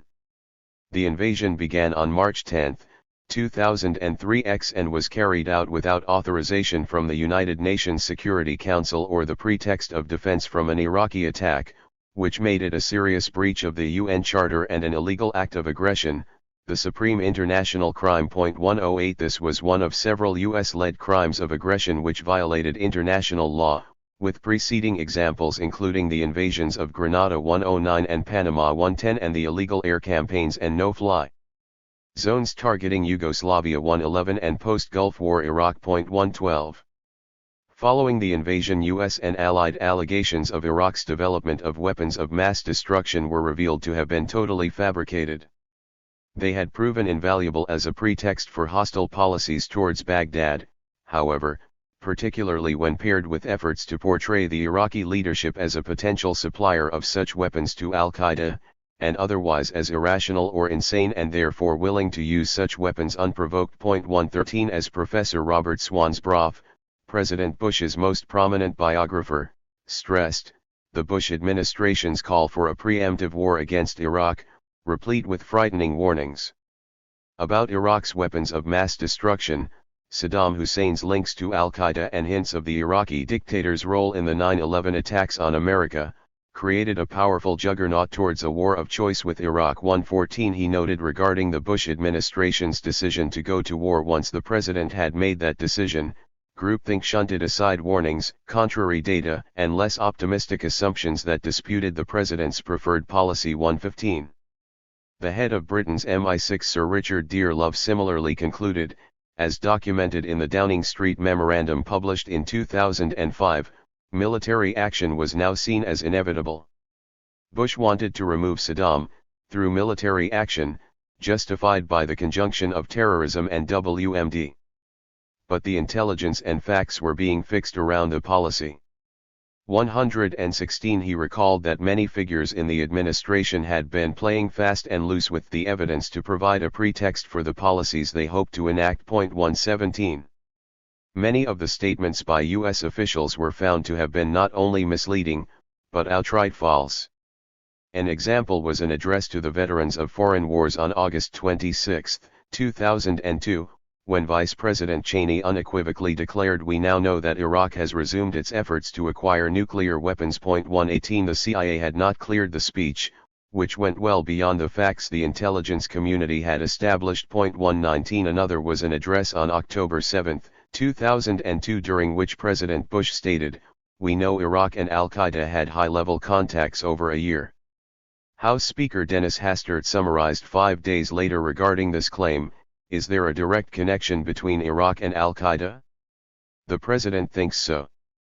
120 This unevidenced claim was seen as a highly dubious by experts considering, among other factors, the sharp animosity between the secular Ba'ath Party and the fundamentalist terror group and their starkly opposing backgrounds and ideologies. 121 As a Cato Institute report noted, as a secular leader of a country divided along religious lines, Saddam represented everything that the global jihadists and Islamic fundamentalists hate. Saddam was deterred from cooperating with terrorists because he feared the terrorists. 122 Colin Powell's chief of staff, Larry Wilkerson, was one of many who stated that available evidence showed the agendas of the state and the terror group were incompatible, leaving little room for cooperation. 123 With the Catholic, Tariq Aziz, as one of his closest confidants, former foreign minister, and deputy prime minister, Saddam Hussein's Iraq had consistently had some of the very worst relations with Islamist groups of any country in the Arab world, and had abolished Sharia courts very early on. For those familiar with Iraq, the allegations of ties to al-Qaeda appeared absurd. 124 The primary argument for war with Iraq was not that it was committing atrocities, but rather that there was an imminent need to preempt an atrocity by terrorists using Iraqi WMD, a narrative bolstered by a strongly implied connection between Baghdad and the mass killings of 9/11.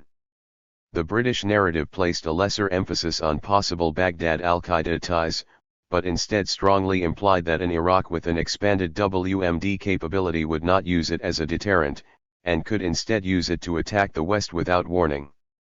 Both narratives were perhaps best summarized by the statement of President Bush, "Facing clear evidence of peril, we cannot wait for the final proof, the smoking gun, that could come in the form of a mushroom cloud." 125 The atrocity fabricated for Iraq by its Western adversaries, pertaining to its weapons program, was one yet to happen and which invading the country was presented as the only means to prevent. J.D. Maddox, an intelligence officer for the Department of Energy assigned to the Iraq Survey Group, the American-led team searching for weapons of mass destruction in Iraq, recalled regarding his deployment to Iraq in June 2003 and growing disillusionment with Washington's narrative. I had privately questioned the motive for going into Iraq, suspicious of the way the administration had shifted its justification over time, but I still chose to go. Secretary of State Colin Powell's now notorious United Nations speech on February 5, 2003, when he argued that Saddam Hussein's regime had developed weapons of mass destruction and posed an imminent threat, assuaged any reservations I might have had. "Every statement I make today is backed up by sources, solid sources," he said. "These are not assertions. What we're giving you are facts and conclusions based on solid intelligence." There was no more trustworthy spokesman, I thought at the time. After just a short time with the group, I had little belief that we would find any nuclear weapons. During late-night rants, my fellow intelligence officers debunked the stories that the Iraqi government had access to African uranium, had developed special centrifuges or was driving biological warfare trailers around the country. But nobody said anything during work hours. That argument had already been made and lost in Washington. The Iraqi weapons of mass destruction were no more than a bit of improvised sham, a con man's counterfeit goods. 126. Maddox highlighted that those who believed WMD would be found were a minority by the time he arrived, as well as the tremendous disconnect between what the military saw on the ground, and what the media and government claimed at home. He recalled, "When I returned to Washington, some weeks later, it was clear to me that people who hadn't served in Iraq knew little of what was really going on. A friend asked me how the search for weapons of mass destruction was going. I responded wryly, 'Well, I'm back, aren't I?' I avoided explaining the enormity of it." Regarding the findings of the group he had been working with, he noted, when the Iraq Survey Group's interim progress report was released, in October 2003, the truth became unavoidable. It offered a thinly veiled admission of failure to find any convincing evidence of recent WMD activity. After that, Maddox recalled, "It became impossible to square my American sense of free will, our image of ourselves as empowered citizens participating in informed choices, with the reality of the way that we were hoodwinked into going along with the invasion of Iraq. I had been taught throughout my childhood and my military training that America conducts wars based on just cause, but the reality emerging from Iraq was that we had been compelled by deception." 127. U.S. government-funded Iraqi National Congress made up of anti-government defectors, which were relied on heavily by the administration to accuse Baghdad of developing WMDs and maintaining ties to al-Qaeda, considered the invasion to be a major victory. After post-invasion investigations proved their claims to be entirely fabricated, the head of the Congress Ahmed Chalabi proudly declared, "We are heroes in error. As far as we're concerned, we've been entirely successful. That tyrant Saddam is gone and the Americans are in Baghdad. What was said before is not important." 128. In aiding the Bush administration, the defectors had not only gained funding and a living in the U.S., but now had a chance to gain power and influence in Iraq itself. 129. Their statements consistently contradicted available intelligence, but administration officials could choose to believe and cite these defector sources with whom they had a common agenda. Similar defector sources would continue to be cited and placed on a pedestal to profoundly shape Western narratives surrounding other adversaries, most notably North Korea and China. Complementing claims that Iraq posed an imminent threat to Western security through WMD development and al-Qaeda ties, a secondary narrative portraying the invasion of the country as a humanitarian action also played a significant role in providing pretext for war. Like in 1990-91, when the Kuwaiti population were portrayed as the victims in fabricated atrocity stories, in the months preceding 2003 invasion new horror stories cast Iraq's own population in the role of those a Western war effort was needed to save. Iraq's government was far from the most humane in its treatment of dissent, as perhaps best demonstrated by its large-scale chemical attacks on Kurdish villages in the 1980s, for which it had received full U.S. support. Its post-1980s practices, namely various forms of torture, were hardly sufficient to evoke an extreme enough reaction overseas, both because such practices were almost unanimous in the Arab world and extremely common in much of the Third World, and because the US and Britain themselves were known to be severely torturing suspected jihadists at the time. Indeed, several of America's own victims were tortured to death at various black sites across the world, and many including US citizens were arrested and held indefinitely without trial. 130 Iraq's abuses thus had to be portrayed as out of the ordinary, and shown to be particularly grotesque. The most prominent atrocity story was that of Saddam's human shredder. This was a plastic shredding machine into which the Iraqi president was reported by Western sources to feed his enemies into, feet first, as a particularly brutal form of execution, which was described in graphic detail. According to Western coverage, the remains of the victims were subsequently used as fish food. See Men Shredded, Then Say You Don't Back War. The Times headline read on March 18.131. The story itself originated in an address to the British House of Commons, with Member of Parliament and CLWYD writing a piece in the Times on the day of the Iraq debate in the House. When Australian Prime Minister John Howard addressed his country on March 20 to explain why Australian forces would support the US-led coalition, he alluded to a humanitarian mission justified by the use of a human shredding machine as a vehicle for putting to death critics of Saddam Hussein. This is the man, this is the apparatus of terror, we are dealing with, he concluded. 132. Citing the shredder story, the Daily Mail slammed activists and religious leaders who refused to endorse the war, stating, "Bodies got chewed up from foot to head. This is the evil that the Pope, the Archbishop of Canterbury and the Anglican bishops refused to fight."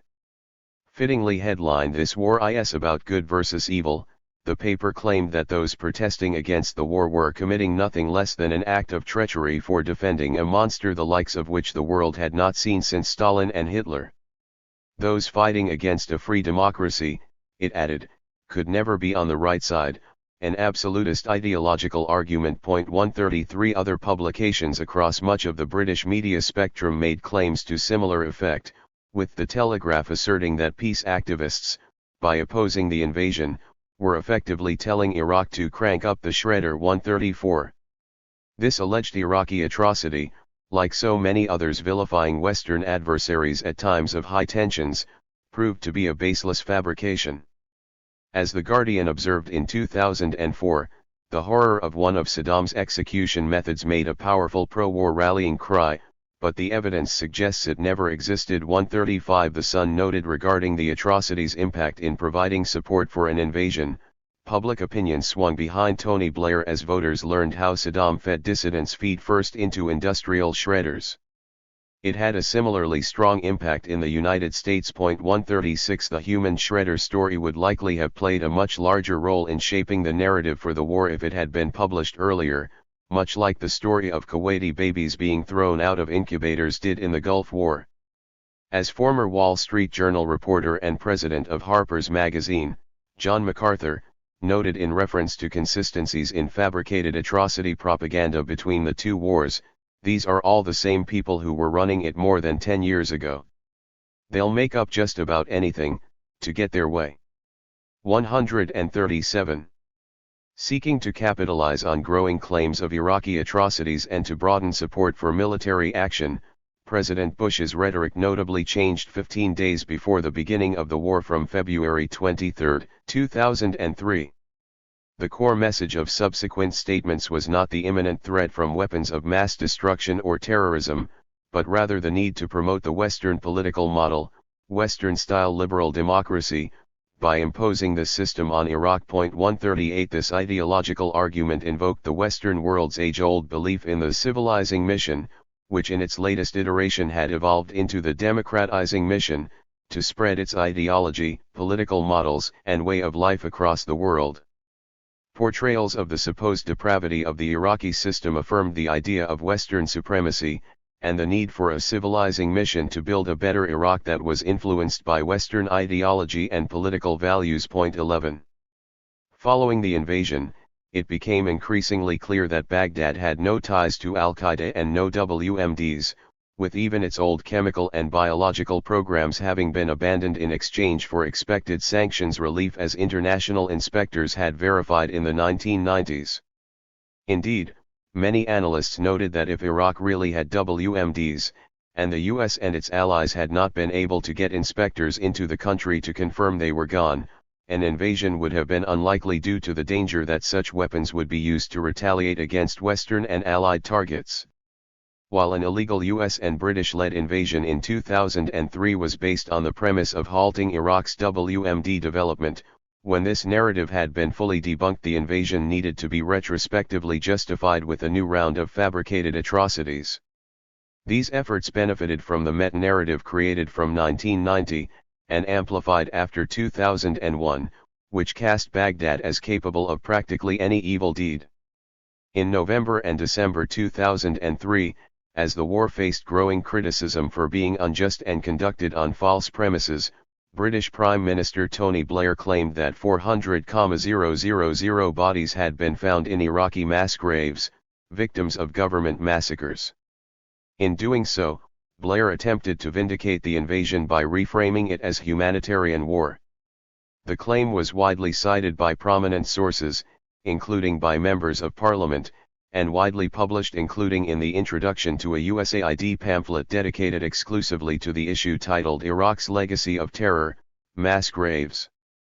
Blair is quoted as having stated on November 20, "We've already discovered, just so far, the remains of 400,000 people in mass graves."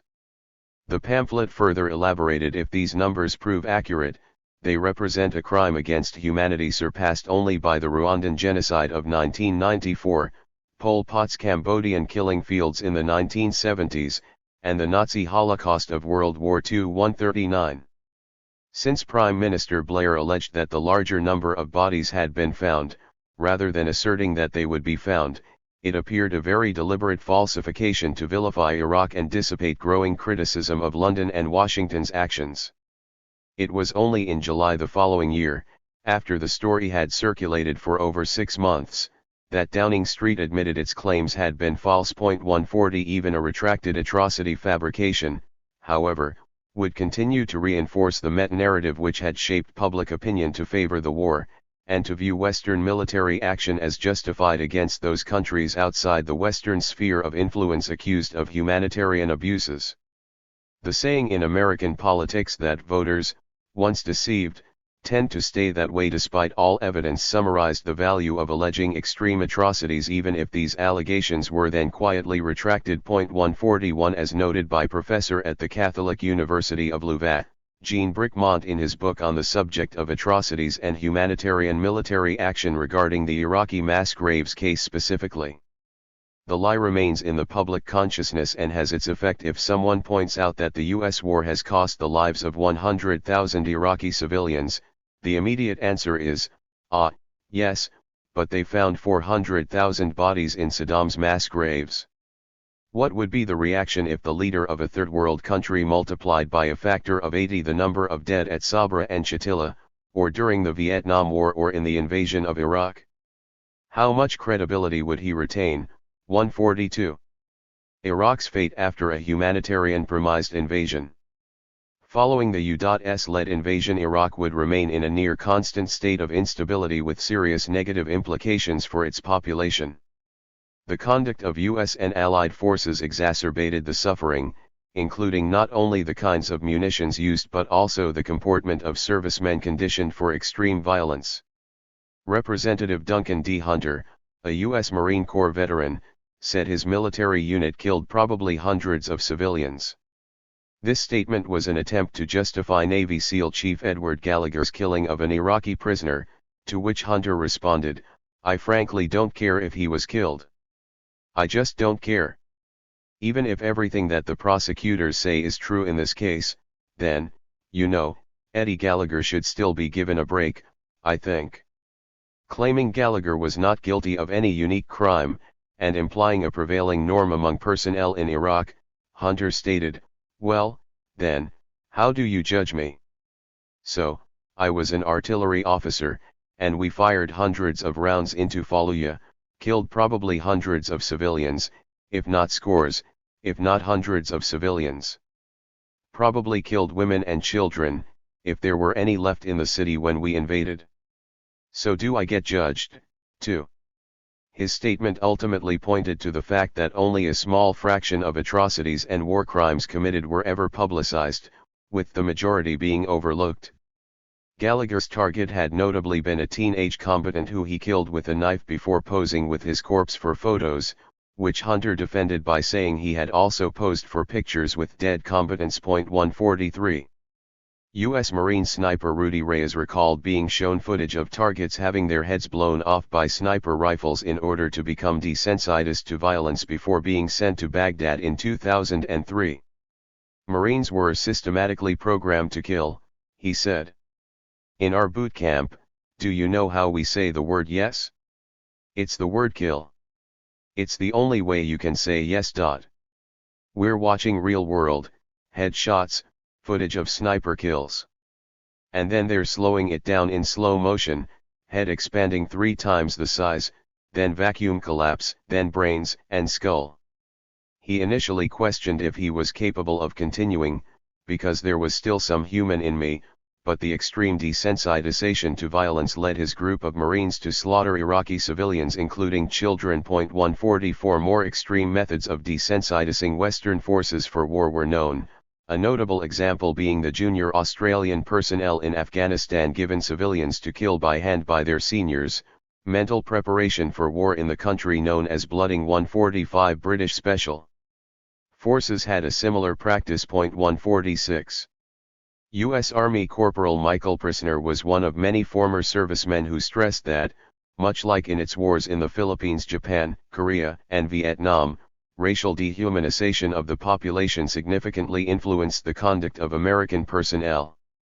Although less well documented and arguably much less severe than in the wars in East Asia, the Iraqi population still suffered greatly for being perceived as less than human in the eyes of Western occupation forces. Another Marine recalled regarding how perceptions of the Iraqis fueled misconduct: if they looked like an insurgent, you did what you wanted for them. The Marines took it upon themselves to shoot at, beat, rob, rape, kill whomever they wanted to. And that's being proposed on the news as a few bad apples, an isolated incident. Regarding how Marines training influenced their conduct, he stated what's inherent to that training. Well, people in the Middle East are referred to as sand niggers, hajis, camel jockeys, towelheads, barbarians, terrorists. Women bitches, CS. These prevailing attitudes which fueled misconduct, according to him, were all firmly entrenched in the training, all firmly entrenched in the ideology, all firmly entrenched in the linguistics and lexicon within the military. 147. Speaking to Middle East Eye in 2019, British personnel recalled that rules of engagement in Iraq as well as Afghanistan allowed them to kill suspicious-looking unarmed civilians, with one describing the result as a killing spree. In the Iraqi city of Basra, anyone holding a phone or a shovel could be considered a combatant and shot on the spot. One serviceman recalled, "We were shooting old men, young men. This is what I witnessed. I have never seen such lawlessness." They revealed instances in which, after young boys were killed, weapons were planted on them to make them look like combatants. "Our commanders," they would tell us, "we will protect you if any investigation comes. Just say you genuinely thought your life was at risk, those words will protect you," one of the former servicemen said. 148 Some British activists alleged that because the military was allowed to run their own criminal courts and prosecution service, and was able to exert considerable pressure domestically, its personnel could not be held accountable for such conduct. 149. Although the overthrow of the Iraqi government in May 2003 left U.S.-led coalition forces fighting only insurgents with handheld weapons, meaning they faced no tanks, armor, or bunkers, U.S. forces still made extensive use of depleted uranium weaponry including in civilian areas. In 2014 reports emerged that showed that U.S. forces fired depleted uranium rounds in population centers such as Samawa, Nasiriyah, and Basra. 150 From 2005 Iraqi doctors observed a staggering increase in rates of infant mortality, Cancer and leukemia in the Iraqi city of Fallujah, which was bombarded by U.S. Marines the previous year, with these rates exceeding those among survivors of the nuclear strikes on Hiroshima and Nagasaki in 1945. As The Independent observed in 2011. Iraqi doctors in Fallujah have complained since 2005 of being overwhelmed by the number of babies with serious birth defects, ranging from a girl born with 2 heads to paralysis of the lower limbs. They said they were also seeing far more cancers than they did before the battle for Fallujah between U.S. troops and insurgents. Their claims have been supported by a survey showing a 4-fold increase in all cancers and a 12-fold increase in childhood cancer in under 14s. Infant mortality in the city is more than 4 times higher than in neighboring Jordan and 8 times higher than in Kuwait. 151. Similar effects were seen in parts of Yugoslavia and in southern Iraq after the Gulf War. 152. Professor Chris Busby, one of the authors of a survey of 4,800 Fallujah residents, said regarding the cause of cancers and birth defects to produce an effect like this, some very major mutagenic exposure must have occurred in 2004 when the attacks happened. What was striking, he noted, was not only the greater prevalence of cancer, but the speed at which it affected people. The fallout, he concluded, suggested that some kind of uranium weapon was used. The survey was carried out by 11 researchers in January and February, who visited 711 houses in Fallujah, and concluded that the effects on the population were similar to that in the Hiroshima survivors who were exposed to ionizing radiation from the bomb and uranium in the fallout. 153. Aside from their toxic effects, depleted uranium rounds were also incendiary and thus had a much greater threat of collateral damage than normal munitions. Fallujah had also been bombarded with white phosphorus, which represented another serious war crime. The Independent reported, U.S. commanders largely treated Fallujah as a free-fire zone to try to reduce casualties among their own troops. British officers were appalled by the lack of concern for civilian casualties, with officers who ordered such attacks not seeing them as significant enough to be worth reporting to superiors. A decline in healthcare and sanitary conditions in Iraq after 2003, where it was already much lower than before 1991 due to 12 years of sanctions and the bombing of key infrastructure, only worsened the situation, as did the population's fear of U.S. military checkpoints which prevented them from going to Baghdad for healthcare. 154. The treatment of Iraqis suspected of aiding the insurgency was similarly egregious, with many held without charge or legal access, killed in custody or subjected to severe torture. The Washington Post described prisoners forced to retrieve their food from toilets and produced 65 pages worth of sworn statements. It reported, the detainees said they were savagely beaten and repeatedly humiliated sexually by American soldiers working on the night shift at Tier 1A in Abu Ghraib during the holy month of Ramadan, pressed to denounce Islam, or were force-fed pork and liquor. Many provided graphic details of how they were sexually humiliated and assaulted, threatened with rape, and forced to masturbate in front of female soldiers. Many of them recalled the same event or pattern of events and procedures. Most of the detainees said in the statements that they were stripped upon their arrival to Tier 1A, forced to wear women's underwear, and repeatedly humiliated in front of one another and American soldiers. They also described beatings and threats of death and sexual assault if they did not cooperate with U.S. interrogators. Qasim Mehdi Hilaz, detainee number 151,108, told investigators that when he first arrived at Abu Ghraib last year, he was forced to strip, put on a hood and wear rose-colored panties with flowers on them. Most of the days I was wearing nothing else, he said in his statement. 155. During the rape of a boy between 15 and 18 years old, other prisoners heard his screams and watched the assault, with a female soldier taking pictures. The kid was hurting very bad, one prisoner said. He recalled prisoner being punished for asking for time to pray by being cuffed to the bars of a cell window and left for close to 5 hours, his feet dangling off the floor. The prisoner also watched a detainee being tied to his bed and sodomized by soldiers with a phosphoric light. Another recalled regarding that incident that the Iraqi victim was screaming for help. There was also a white female soldier, short, she was taking pictures. 156. Others recalled being beaten severely, having U.S. personnel step on their heads, and having the chemicals from phosphoric lights poured on them, which made their bodies glow for the soldiers' amusement.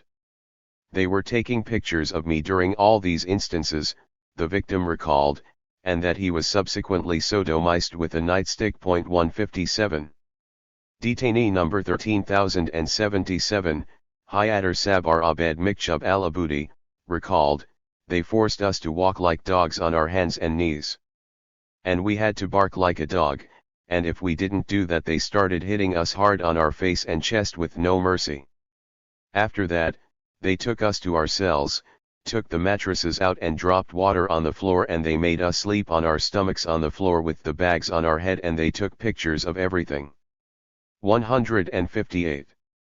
Detainee number 151362, Amin Saeed al-Sheikh, recalled, they said we will make you wish to die and it will not happen. They stripped me naked.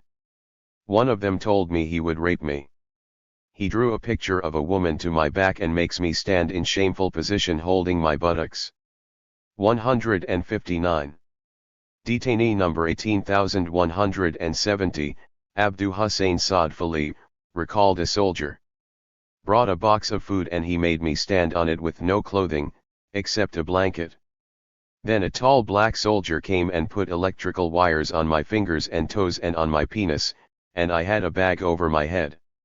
Do you pray to Allah? I said yes. They said, you and him. One of them said, you are not getting out of here health, you are getting out of here handicapped.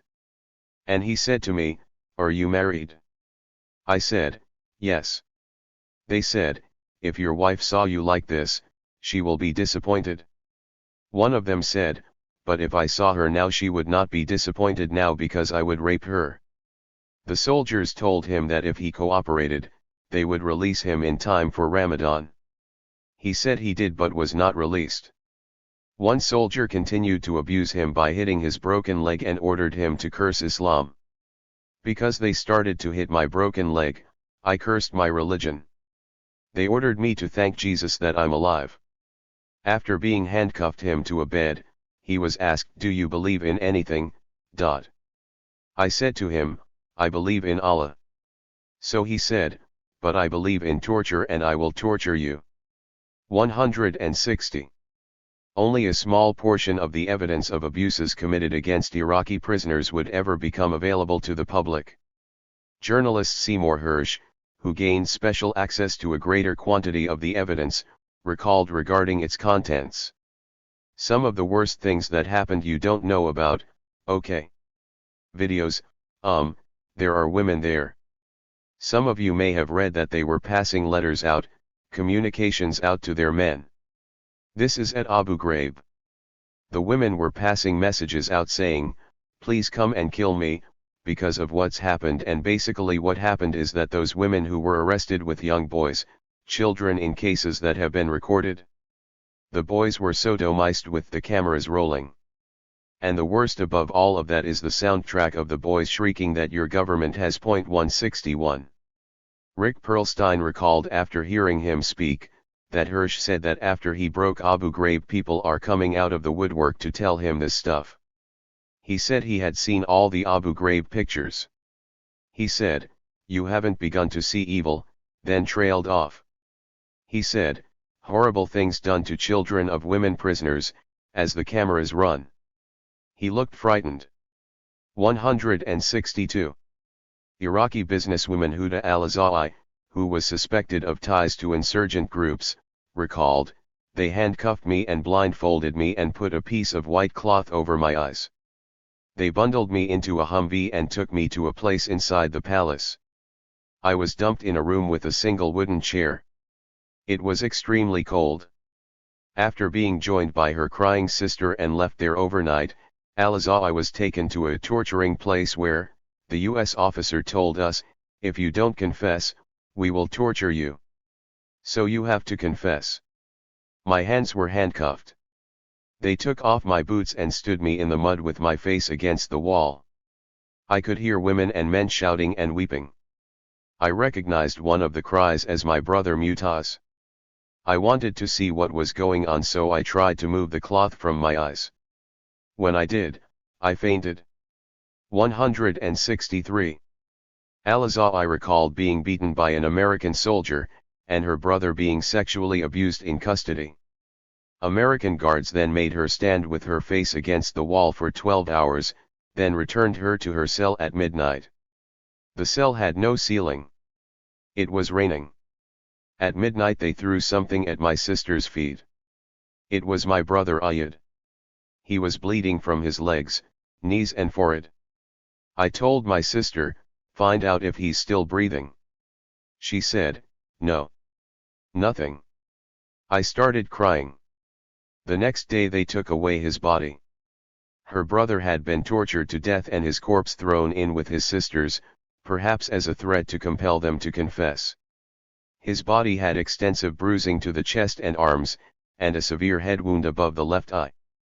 Photos were shown to British journalists as evidence, although his death certificate from an American doctor claimed he died from cardiac arrest of unknown etiology. 164. After being put on a minibus with 18 other detainees, Al-Azhar recalled the U.S. personnel told them, "Nobody is going to sleep tonight." They played scary music continuously with loud voices. As soon as someone fell asleep, they started beating on the door. It was Christmas.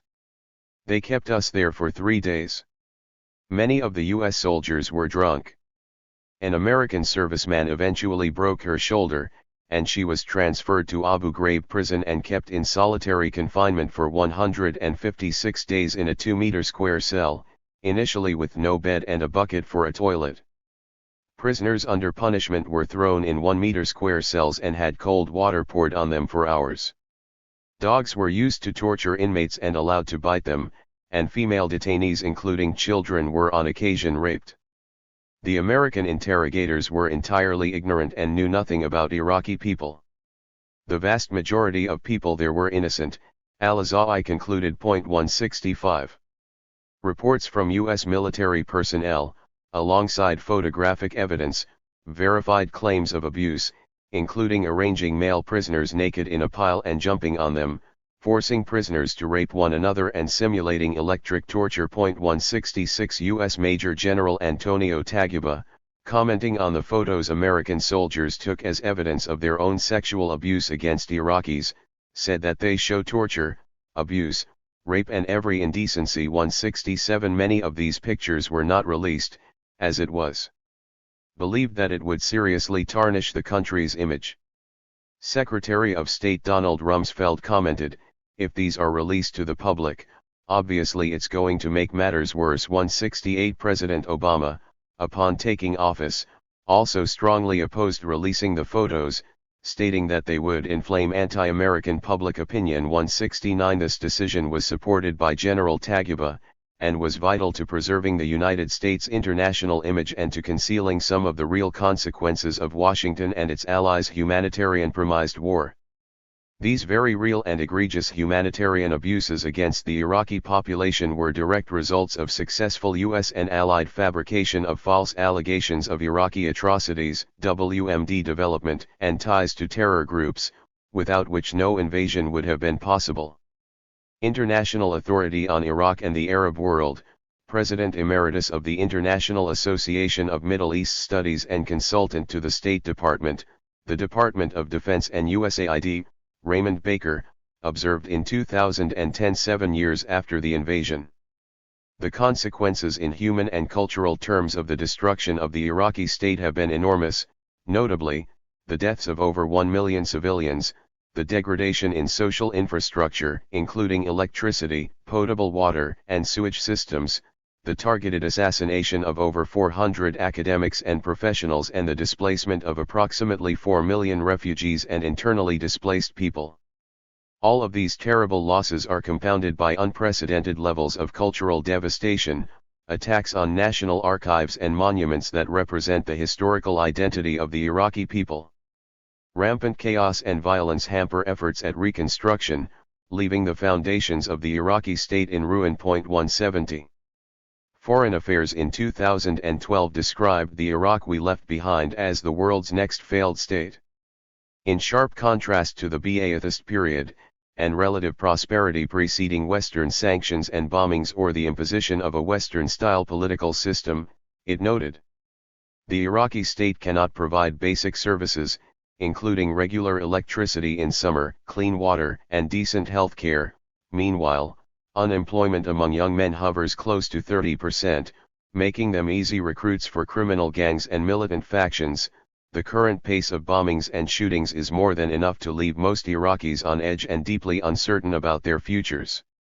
They have lost any hope that the bloodshed will go away and simply live with their dread. 171. Human Rights Watch reported to similar effect, the rights of Iraq's most vulnerable citizens, especially women and detainees, are violated with impunity, and those who would expose official malfeasance or abuses by armed groups do so at enormous risk. The 2003 invasion and its resulting chaos have exacted an enormous toll on Iraq's citizens. Taking women's rights as an example, which contrasted very sharply with the Ba'athist era.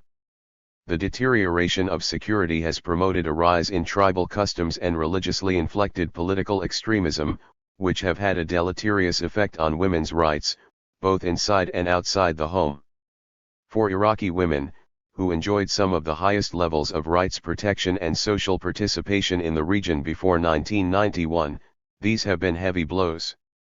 Militias promoting misogynist ideologies have targeted women and girls for assassination, and intimidated them to stay out of public life.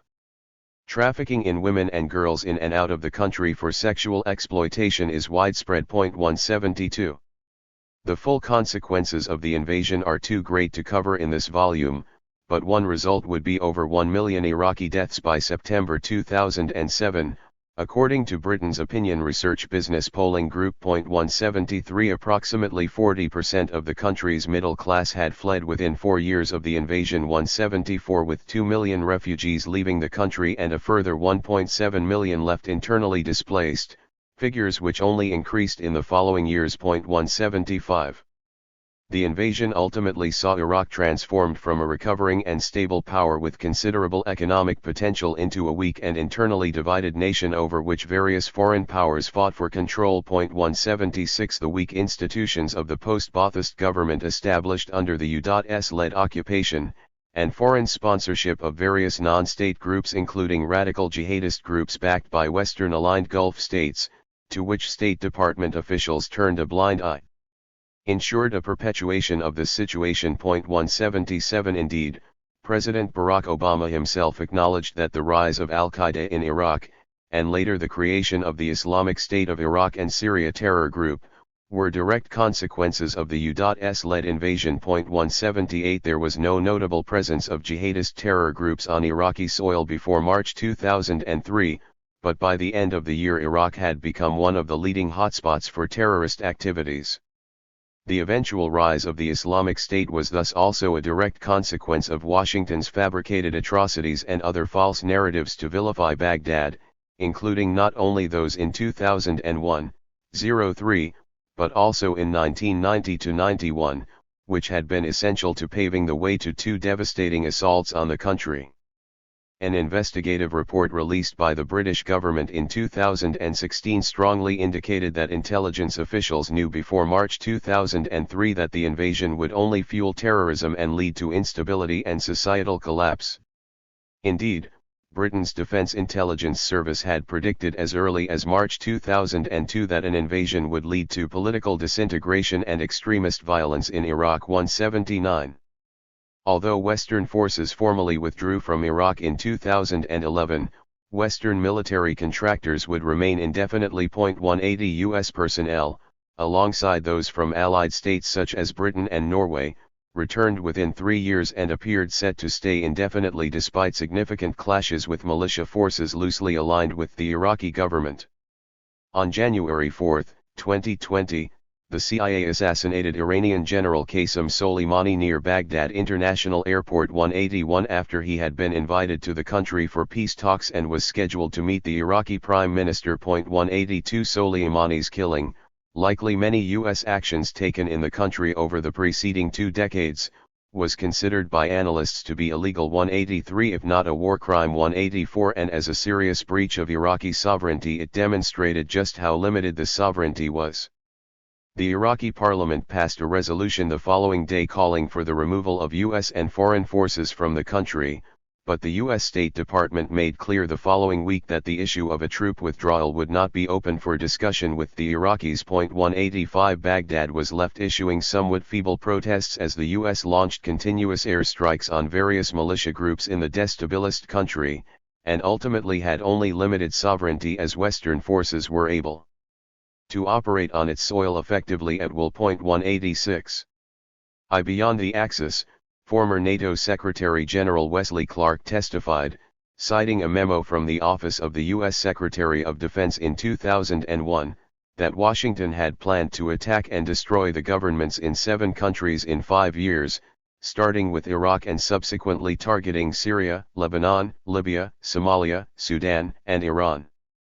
2. The New York Times had notably cited Iraqi defectors residing in the West as the source of its claims, which represented part of an emerging trend that played a central role in Western atrocity fabrication efforts long after Iraq, namely the exploiting of dissidents who depended heavily on Western or Allied support and patronage to earn their livelihoods in an unfamiliar country, or else allured by the promise of attaining power when their country's government was overthrown and a pro-Western regime installed.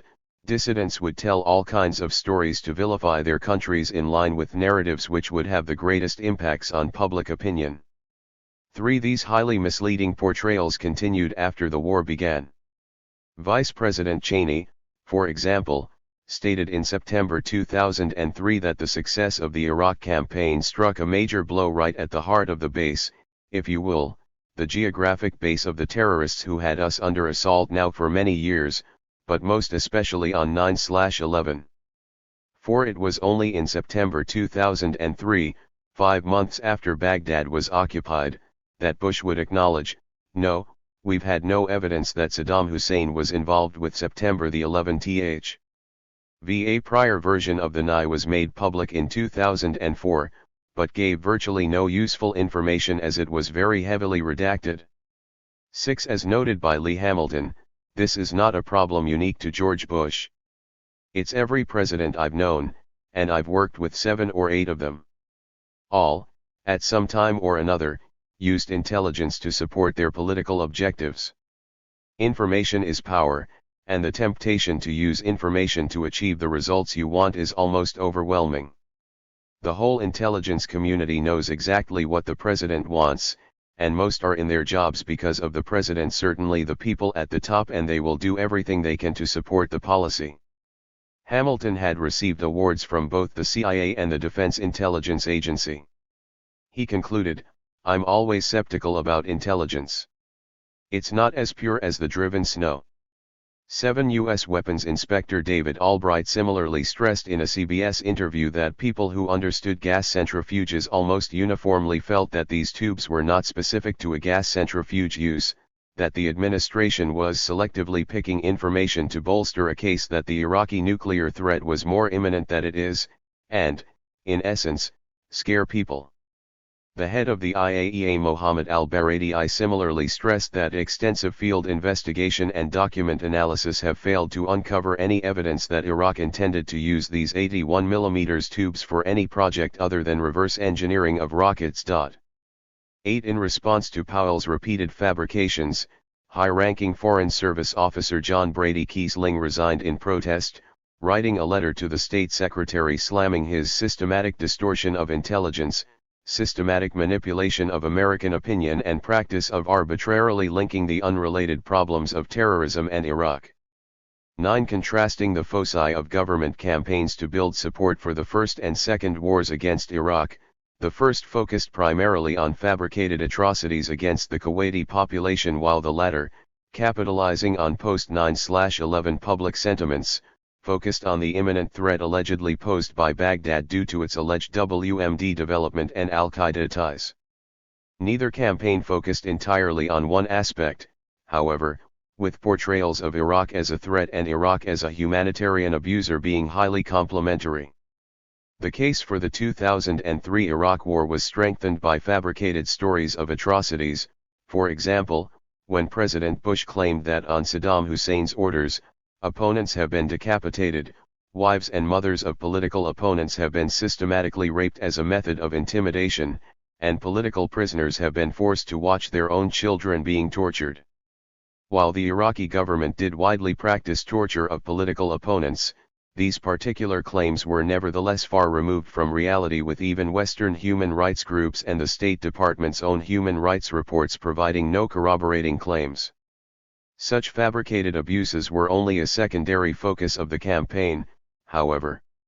In the same vein, a secondary aspect of the campaign to win support for the 1991 Gulf War had focused on false claims of vast Iraqi armies on the Saudi border, a threat to Western oil supplies, and an expansionist Iraq developing nuclear weapons. Coverage of the war itself saw press tightly controlled, not only through a similar pool system to the First Gulf War, but also through threats and expulsions. Newsday's Letta Taylor, for one, was threatened with expulsion for reporting what the U.S. Marines she was accompanying were saying. She cited frequent references to nuking the ragheads and camel jockeys, the names widely used for Iraqis, and asked one Lance Corporal what a raghead was. He replied, "Anybody who actively opposes the United States of America's way. If a little kid actively opposes my way of life, I'd call him a raghead too." She recalled, because the remarks suggested an enormous cultural chasm between the invaders and the invaded, I reluctantly felt obliged to report them. After my article was published, Capt. Mile Hammond, the Gold Company commander, threatened to kick me out of his unit in a move I interpreted as an attempt to soften my reporting. Later in the campaign, as U.S. forces faced growing opposition, 4 journalists, 2 each from Israel and Portugal, were roughed up and expelled from Iraq by the U.S. Army on the basis that they posed a security threat. That day U.S. forces fired on a hotel known to be full of reporters, killing 1 from Reuters and 1 from Spain's Telechino. Although the military claimed it was unintentional, several analysts speculated otherwise based on the timing and circumstances. Over a decade of propaganda vilifying Iraq had fed a meta-narrative which affected not only the general public, but also many in the political and military leadership, legitimizing the idea of a moral invasion to impose westernization of the Iraqi political system. Robert Swansbrough, for one, observed in Bush a moral outrage at the forces of evil operating in the Middle East. CIA analyst John Nixon was among those to highlight that even when it was in complete contradiction, the U.S. leadership consistently placed their own prejudices above what intelligence on adversaries such as Iraq and North Korea actually indicated. Conditioned to see them as evil, policymakers were unable to objectively analyze them. He stated after several meetings in the White House and with military and intelligence officials, "I can conclude that U.S. policymakers were prisoners of what they thought they knew, countervailing intelligence be damned."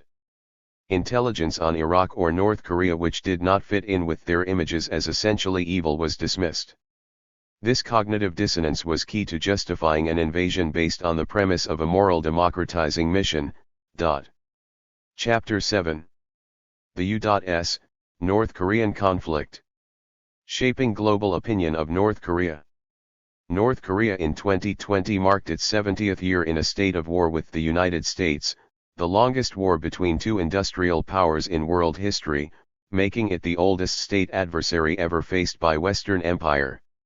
The conflict had taken on newfound importance for Washington after the Soviet bloc's disintegration, with immense Western pressure on much of the world to eschew ties with Pyongyang and intense Western economic sanctions between them, leaving the country increasingly isolated. With Soviet protection and military aid lost, military pressure simultaneously escalated, leading Washington to come close on multiple occasions to launching attacks. 1 From the 1990s, and increasingly in the 20th century, a strong consensus emerged in the Western world that North Korea's destruction was not only inevitable, in line with broader perceptions of an end of history and inevitable global westernization, but that this process had to be accelerated. In more extreme terms, As noted by the Center for the National Interests Director of Korea Studies Harry J. Kazianis, North Korea is a stain on human history that needs to be expunged, a statement which broadly reflected Western thinking towards the country. Point 2. Western economic warfare efforts, although pursued over several decades, succeeded only in curbing North Korea's potential growth but not in forcing it into crisis as was achieved in Iraq 3, Venezuela 4, Iran 5, Syria, or other Western targets with more vulnerable economies. The East Asian state succeeded in sustaining economic growth, albeit at a slow rate, and in keeping both exchange rates and prices for most basic goods stable despite sanctions that were wholly unparalleled worldwide in their intensity. Point 6. This was largely explained by the robustness of the state's economy, which before the 1990s had been one of the most developed of all Western adversaries. Data from the Geneva-based World Intellectual Property Organization showed that, in terms of registered industrial designs, North Korea was second only to the Soviet Union among socialist countries by the mid-1980s, with sustained investment raising it to fourth place in the world in 1990 behind only Japan, South Korea, and the United States. Point 7. High levels of technical education among the workforce even in rural areas were repeatedly observed by foreign professionals, while domestic industrial works such as hydroelectric dams were, according to experts from companies such as the Swiss-Swedish ABB Group, considered nothing less than engineering masterpieces. 8. North Korea repeatedly proved resilient not only to Western economic pressure, but also to military threats, with its emphasis on military readiness, widespread political education 9 and a sizable defense industry limiting options for a Western assault.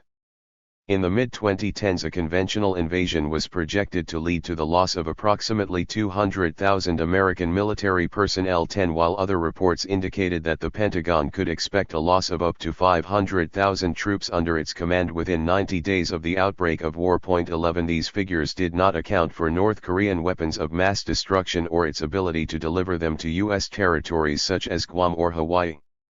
The price of military action grew considerably further from 2017 after the ability to strike cities across the U.S. mainland with thermonuclear warheads was demonstrated in Korean weapons tests and confirmed by American intelligence. 12 In a war with the country, a victory for U.S. and Allied forces was considered far from assured, and the eradication of cities across the American mainland was a significant possibility. 13. Facing limitations in their ability to impose military and economic pressure on North Korea, the U.S. and its partners capitalized on their tremendous advantages in controlling the global information space to launch complementary campaigns on a third front. These included not only efforts to spread Western-favored political narratives among North Korea's population through radio broadcasts among other means. 14 But also to promote a negative image of the country overseas. Unlike Iraq in 1991 or Libya in 2011, where intense atrocity fabrication over a period of several months or even days was used to rapidly reshape international public opinion in preparation for war, in the Korean case atrocities and other misconduct were fabricated over decades to mold world opinion over time. The low likelihood of an imminent hot war, and very long span of cold conflict, created conditions for which this kind of information campaign was ideal. Western efforts in the information space have served to seriously tarnish North Korea's image, to portray its population as better off if their country were brought under Western influence, and to help cast any prospective Western assault as a justified humanitarian endeavor. As North Korea in many ways represents the epitome of rejection of Westernization, discrediting its policy direction as an alternative to submission to Western hegemony and preventing the emergence of any kind of North Korean soft power are other notable achievements of these efforts. The Western campaign in the information space has included not only the fabrication of Korean atrocities and other forms of misconduct by both in Western media outlets and by various anti-Pyongyang human rights groups, but also consistent framing of Pyongyang as the sole perpetrator in major international incidents based on questionable or non-existent evidence. Atrocity fabrication through defectors. Since the 1990s, atrocity fabrication has played a central role in Western efforts to shape public opinion of North Korea both within Western countries and internationally, with North Korean defectors residing in the West or in Western-aligned states often being at the crux of these efforts. Defectors have consistently been able to derive significant financial benefits from denouncing their former homeland, with the more extreme stories gaining the most publicity, while some of the most prominent figures have gained celebrity status in the West. Although the accounts of a small number of defectors have served as the most essential source of extreme negative stories about the country, the most influential and best publicized testimonies alleging the most egregious abuses by the Korean state have consistently suffered from serious inconsistencies. One such defector was Shin Dong-hyuk, whose allegations of severe human rights abuses were widely reported as fact by Western press, activists, political figures, and NGOs despite a lack of evidence. Shin's life story, Escape from Camp 14, One Man's Remarkable Journey from North Korea to Freedom in the West, was written by former Washington Post journalist Blaine Harden based on Shin's narration. The title was strongly indicative of the agenda it represented, the story of Western good against Asian communist evil, and it became a bestseller promoted in Western countries as a key reference for understanding North Korea. Translated into 27 languages and sold worldwide, Western human rights organizations heavily based several of their reports on the country on Shin's testimony. This testimony, retold several times in movies and documentary films, was then used as a pretext for further Western economic sanctions and was said to have shifted the global discourse about North Korea. 15 A Western-led United Nations Commission in 2014, Justice Michael Kirby's Commission of Inquiry on Human Rights in the Democratic People's Republic of Korea, based its report and positions almost exclusively on Shin's testimony. A member of the commission referred to him as the world's single strongest voice on Pyongyang's alleged abuses. 16 Shin was the first defector to have his testimony on human rights in North Korea heard by the United Nations. Ko Sung-hun, the New York Times correspondent in Seoul, highlighted growing suspicions surrounding Shin's testimony and later concluded, "Shin lied to me and so many others." Professor Andrei Lankov, an expert on and outspoken critic of North Korea 17 acknowledged that Shin had been pressured by anti-Pyongyang groups to tell his story as he did, with the hype surrounding him for years preventing an objective analysis that would later expose him as a fake. Lankov emphasized that this was part of a widespread issue, with defectors facing considerable pressure to fabricate extreme stories. 18 Other lower-profile North Korean defectors notably referred to Shin's testimony as complete lies. 19. It was only several years after Shin's testimony was published that its writer, Blaine Harden, himself revealed that the defector had fabricated much of his story while the book was being drafted. 20 Shin later admitted to much the same. Referring to him as an unreliable narrator, Harden re-emphasized that Shin was the only source of information about his early life which allowed the defector to alter his account as he pleased in the knowledge that it would be accepted without corroboration or evidence. 21 Harden added that he would not be surprised if Shin made further alterations to his testimony in future. 22 An assessment of North Korean defector testimonies in the International Journal of Communication Ethics highlighted that the discrediting of Shin did little to dampen the enthusiasm for celebrity defectors and their stories, with his testimony being far from the last to significantly influence both policy and world opinion before being proved false. 23 Western sanctions on Pyongyang and UN reports made on the basis of Shin's allegations were notably not reviewed, much less changed, which marked a notable success for the anti-Pyongyang groups which pressured him into fabricating North Korean atrocities and supported his work's propagation. 24 What the DPR case adversaries needed was not necessarily a verifiable story, but rather an emotional and horrifying one which could be used to vilify it before the world and serve as a pretext for further hostile actions. Shin's testimony filled this role perfectly, and there was no need for it to be even remotely true to do so. Shortly after the flaws in Shin's testimony were exposed, another defector, Park Hyun-mi, rose to high prominence through similarly fierce promotion and strong endorsements in the West. At her debut speech at the One Young World Summit in Dublin in October 2014, she dressed in highly presentable pink traditional clothing and, much as Nayara had, conspicuously wiped her eyes and held her hand to her mouth with long pauses which gave her words much added dramatic effect. Much as Colin Powell was described as having committed lie after lie to portray an Iraqi threat 25 from advanced drones to a poison factory to false claims regarding aluminium tubes, so too did Park Yeon-mi commit falsehood after falsehood to the record. Much as Powell's statements continued to be debunked, only for him to come out with more, so too were most of Yeon-mi's claims relatively easy to confirm as false, as was clear to anyone with even a rudimentary understanding of North Korea. This did not stop her from making more claims which continued to be widely publicized by a Western press eager for such stories, and her fame quickly became unprecedented among celebrity defectors. Park's false claims to global audiences regarding life in North Korea are too numerous to list, but some examples are given below. In the first line of her opening One World Summit speech she stated, "North Korea is an unimaginable country. There is only one channel on TV. There is also no internet." For anyone with a basic knowledge of the country, who has exchanged emails with friends in Pyongyang or flicked through multiple channels showing several foreign films, these claims are ludicrous, but perfectly believable for Western audiences.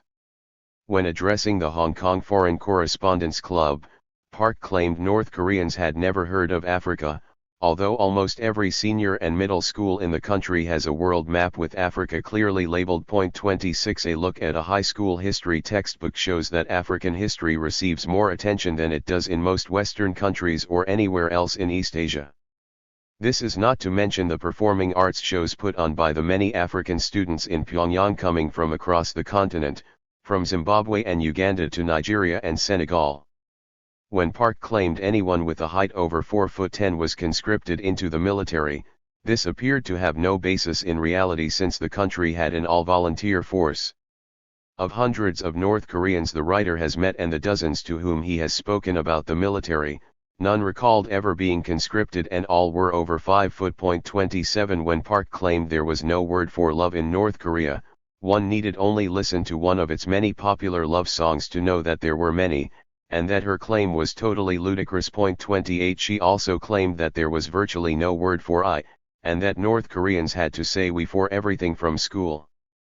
Again totally ludicrous for anyone who has watched television or any kind of North Korean popular media or heard people have daily conversations across the country. 29 Her claims relied on her audience's total ignorance about the country, and to the prejudiced meta-narrative which Western coverage had fostered for decades. Before the end of 2014 a number of foreign journalists, many based in Seoul, had begun to question the truthfulness of Park's story, with freelance journalist John Power publishing articles for The Diplomat and the Christian Science Monitor highlighting her serious inconsistencies. The result, he noted, was harsh attacks on him by the often radical anti-North Korean groups which supported her. "I got a lot of grief for the story I wrote about Yeon-mi Park. I pissed off every right-winger. I wrote the story raising the questions people had about her and it got me in a load of shit," he noted. Such attacks may have been intended to deter others from highlighting the extremely tenuous nature of her claims. Dr. Andrei Lankoff observed that there were bigger forces of manipulation at play with Park's rise to fame, highlighting that it was part of a broader phenomenon under which parts of the typical defector story had to be fabricated for the story to sell. The real story of the refugee does not sell. It's easier to create some fake stories about obligatory torture in the camps every second Saturday than to tell the real story, which is boring, he concluded. 30. Award-winning documentary producer Mary Ann Jolly, having interviewed Park several times, observed in 2014, "Was the story she told of her life in North Korea accurate? The more speeches and interviews I read, watch, and hear Park give, the more I become aware of serious inconsistencies in her story that suggest it wasn't. If someone with such a high profile twists their story to fit the narrative we have come to expect from North Korean defectors, our perspective of the country could become dangerously skewed." Jolly was one of many to highlight that the facts Park presented consistently failed to stand to reason. For example, in telling of her escape from North Korea, Park often says she crossed 3 or even 4 mountains during the night to get to the border and describes the pain she endured because her shoes had holes in them. However, Haisan where Park was living is right on the river that divides the two countries and there are no mountains to cross.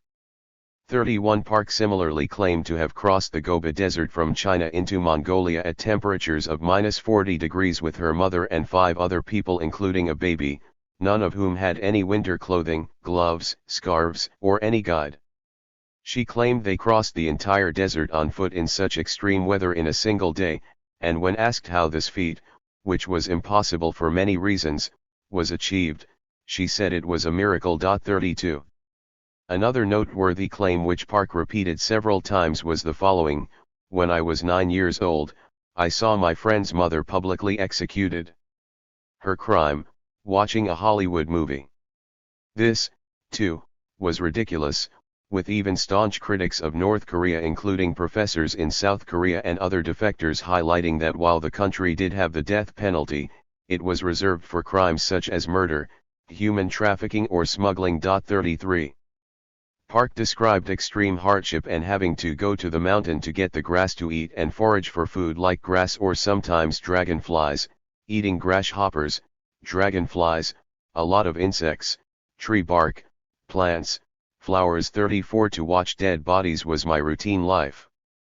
That's how many people were dying from food, and starving, she noted on a separate occasion. 35 A 2021 iteration of the story was even more extreme, recalling piles of human bodies every spring from malnutrition, and you see children, just rats eating human eyes, first, and then children catching these rats and they eat them and they somehow die from, I don't know what it is.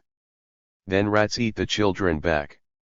So this cycle of us eating rats and they eat us back is going to continue and continue. 36 Such horror stories were very far from atypical, particularly in her later talks. Earlier in her career preceding her major debut in 2014, however, when Park was interviewed alongside other defectors on the South Korean television show Now On My Way to See You, her mother was asked, when we talk about stories of people eating grass or people struggling to eat, Yeja says, oh, that never happened. Why is that? Did Yeja never go through these experiences? Park's mother replied, we were not to that extent. We were just never in a position where we were starving. She claimed her daughter didn't know about any serious hardship in North Korea until she left the country, stating, her father did his best to give his kids a better life, so, the kids didn't know the truth about what was going on in North Korea, highlighting that Yeonmi only learned about such stories after being featured on Now On My Way to See You. 37 The contradictions regarding Park's personal experiences, including the kinds of abuses and hardships she claimed to have faced, were even more extreme, as well documented by another defector named Park Ju. 38. Park Yeonmi's early perceptions of North Korea contrasted sharply with her much more extreme claims of later years. For example, her mother stated regarding a defector TV program she appeared on, where other defectors recounted various horror stories regarding their experiences, she calls me before and after a show recording, asking me, am I really North Korean? She says she has no idea what the other girls on the show are talking about. She says she thinks everyone is lying on the show. 39. Lee Jae-sun, another North Korean defector, noted that several facts about Park's story were clearly false. Regarding some of Park's claims she commented no one would believe this unless they were an idiot. 40 South Korean professors Shi Eun-yu and Kim Hyun-ah, who worked at the country's processing sector for North Korean defectors, strongly refuted several of Park's statements. It's not possible, they stated outright. 41 Swiss businessman Felix Abt, who had worked and traveled extensively in North Korea for 7 years, strongly refuted Park's claims as obviously exaggerated or plain false, noting multiple significant inconsistencies. 42. Park's narrative was nevertheless highly prized in the West for the emotional deliveries she gave, for the way her extreme claims could grab headlines, and for affirming Western supremacy by presenting Westernization as the solution to an inevitable fate of her country. She was thus strongly endorsed and promoted by Western sources because, like Nayara, her story suited the Western agenda against a key target. Following her debut, she embarked on an international promotional tour that included radio and television appearances around the world, and subsequently appeared on a panel at the U.S. State Department on Human Rights Day to present her claims. Several journalists, such as veteran DPRK analyst Michael Bassett, continued to conclude that Park's statements regarding North Korea were out of touch with the reality in the country, and that she was using outright lies to gain fame and, in the process, tarnish the country's image. Park meanwhile reaped a small fortune from her sensationalized speeches, from which she earned over $12,500 per speech according to her agent. 43.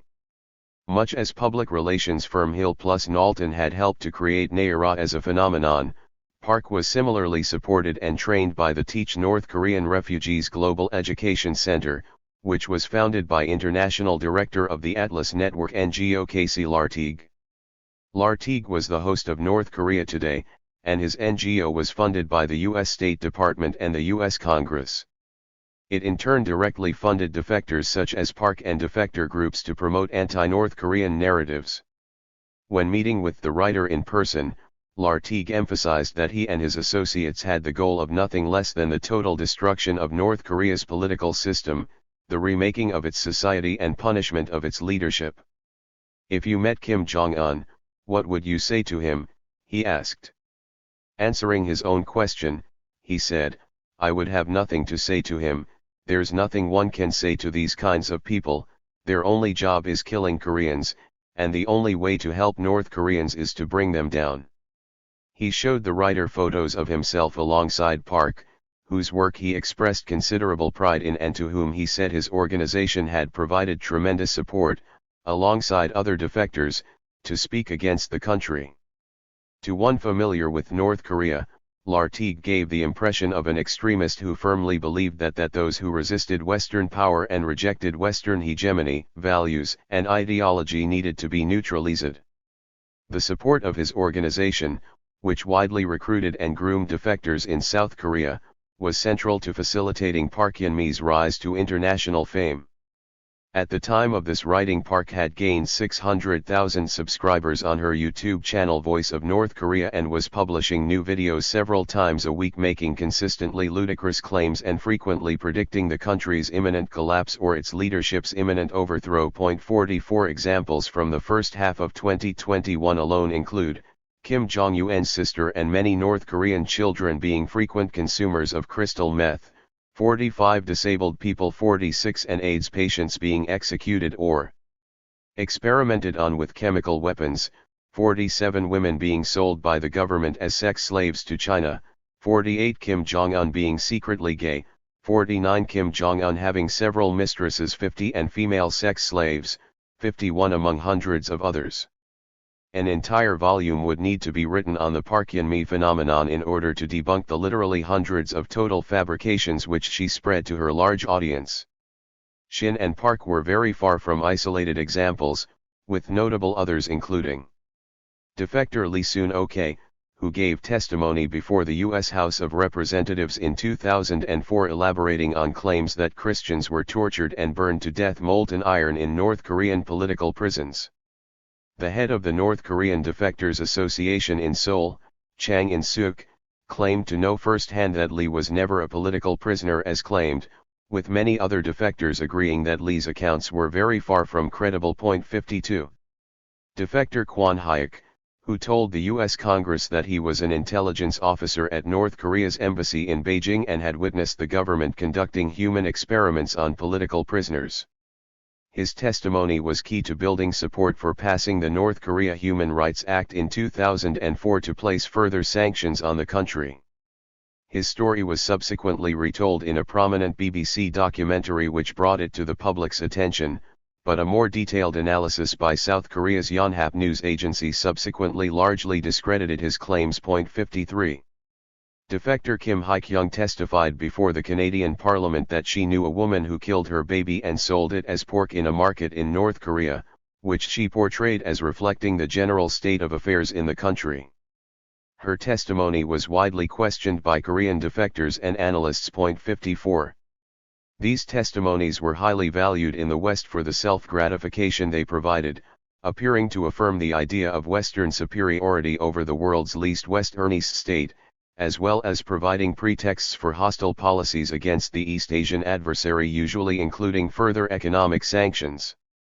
Writing for the International Journal of Communication Ethics, in a study of how defector testimonies shaped coverage of North Korea, journalism educator in South Korea Richard Murray noted that much Western reporting was highly speculative or loosely fictional, with uncritical use of defectors skewing the world's understanding of the country.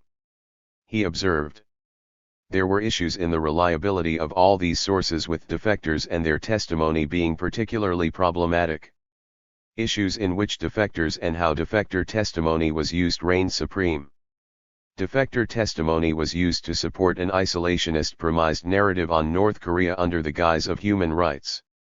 Stereotyping, caricature, and lazy analysis are all hallmarks of the use and treatment of North Korean refugees and their community as a whole in reporting North Korea from South Korea. The marketplace for defector stories is crowded, and that has led to defectors outdoing each other to sell their stories." 55. New York Times correspondent Ko Sung-hun similarly observed regarding defectors, "Some of them have a habit when they meet a reporter, they begin imagining, what kind of answer is he looking for? They will provide the answer they think you want, horrible made-up stories about NK." Efforts by anti-North Korea and human rights organizations to use defectors to manipulate journalists were widespread, he observed, and there was a strong tendency to exaggerate and make up stories, recounting, "I see human rights activists doing this all the time." 56. Media outlets also played important roles in interpreting and at times distorting defector accounts to fit into the narratives that were most favored. As noted by lecturer at Leiden University and head of Korea work at the International Crisis Group Christopher Green, media outlets and scholars consistently dishonestly portrayed North Koreans as leaving their country only due to hardship and deprivation. He highlighted that the primary reasons for leaving ranged from wanting to be with loved ones abroad or wanting a better education for their children, and often had nothing to do with living conditions in North Korea itself, but that this kind of story would not be fit in with the narratives journalists or scholars sought to convey. 57. The South Korean government's National Human Rights Commission of Korea similarly observed a tendency on the part of journalists, distorting defector accounts of life and escape from North Korea. 58.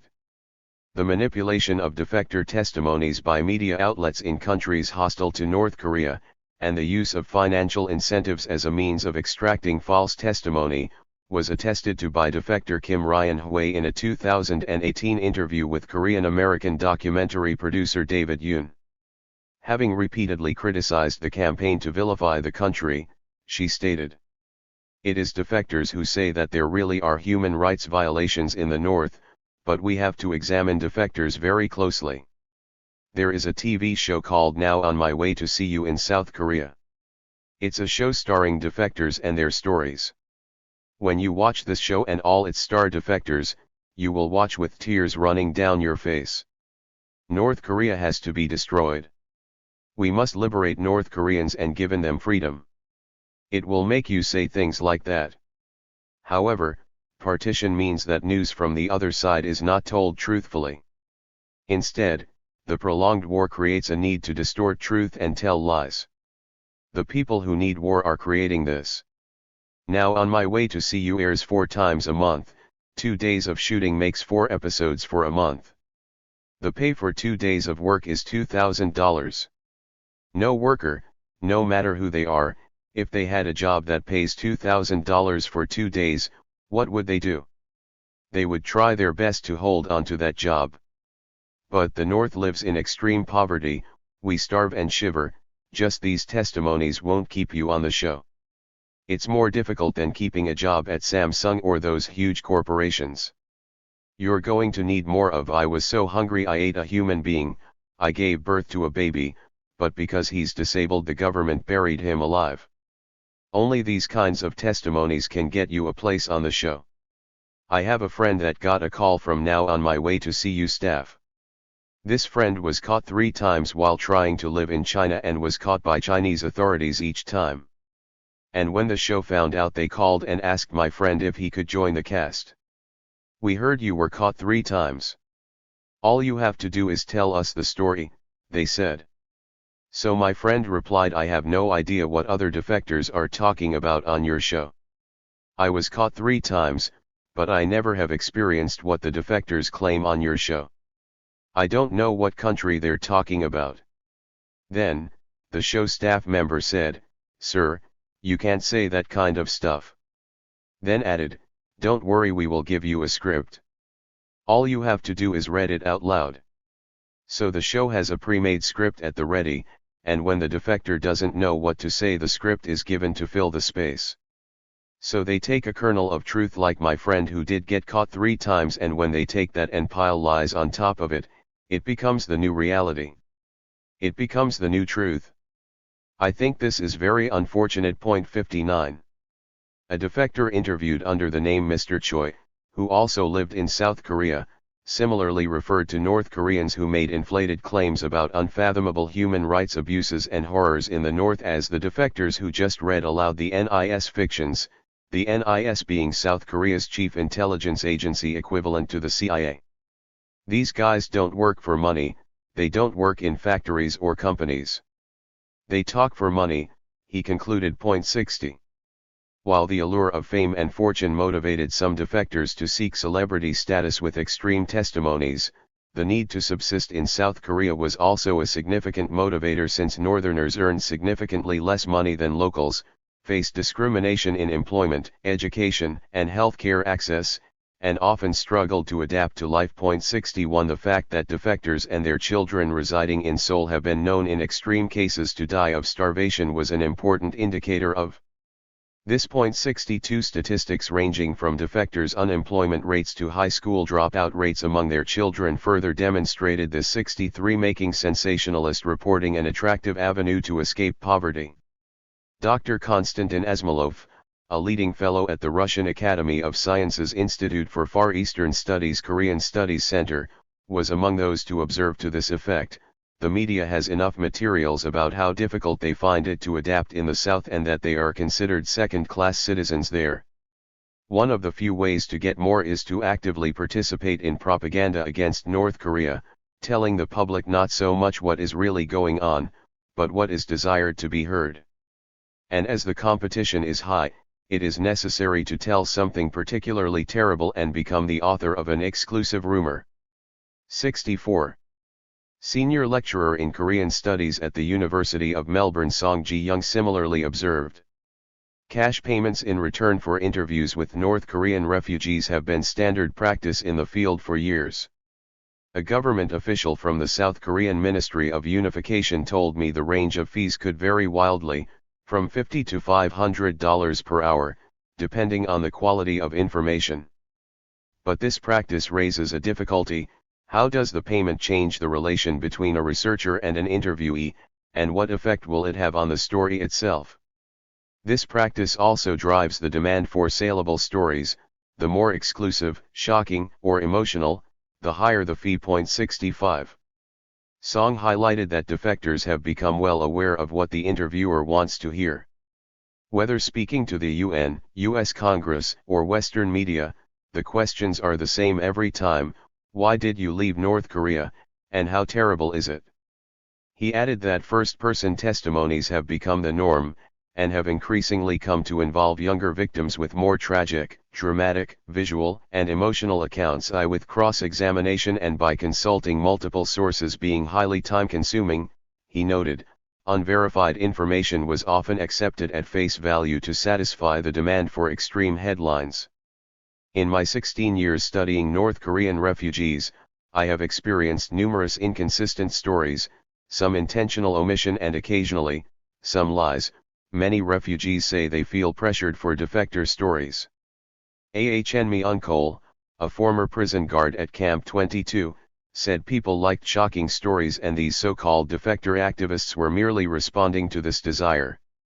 Chong Kwang-il, a former prisoner at Camp 15, said the fame brought by media exposure trapped them, forcing them to reproduce a certain narrative.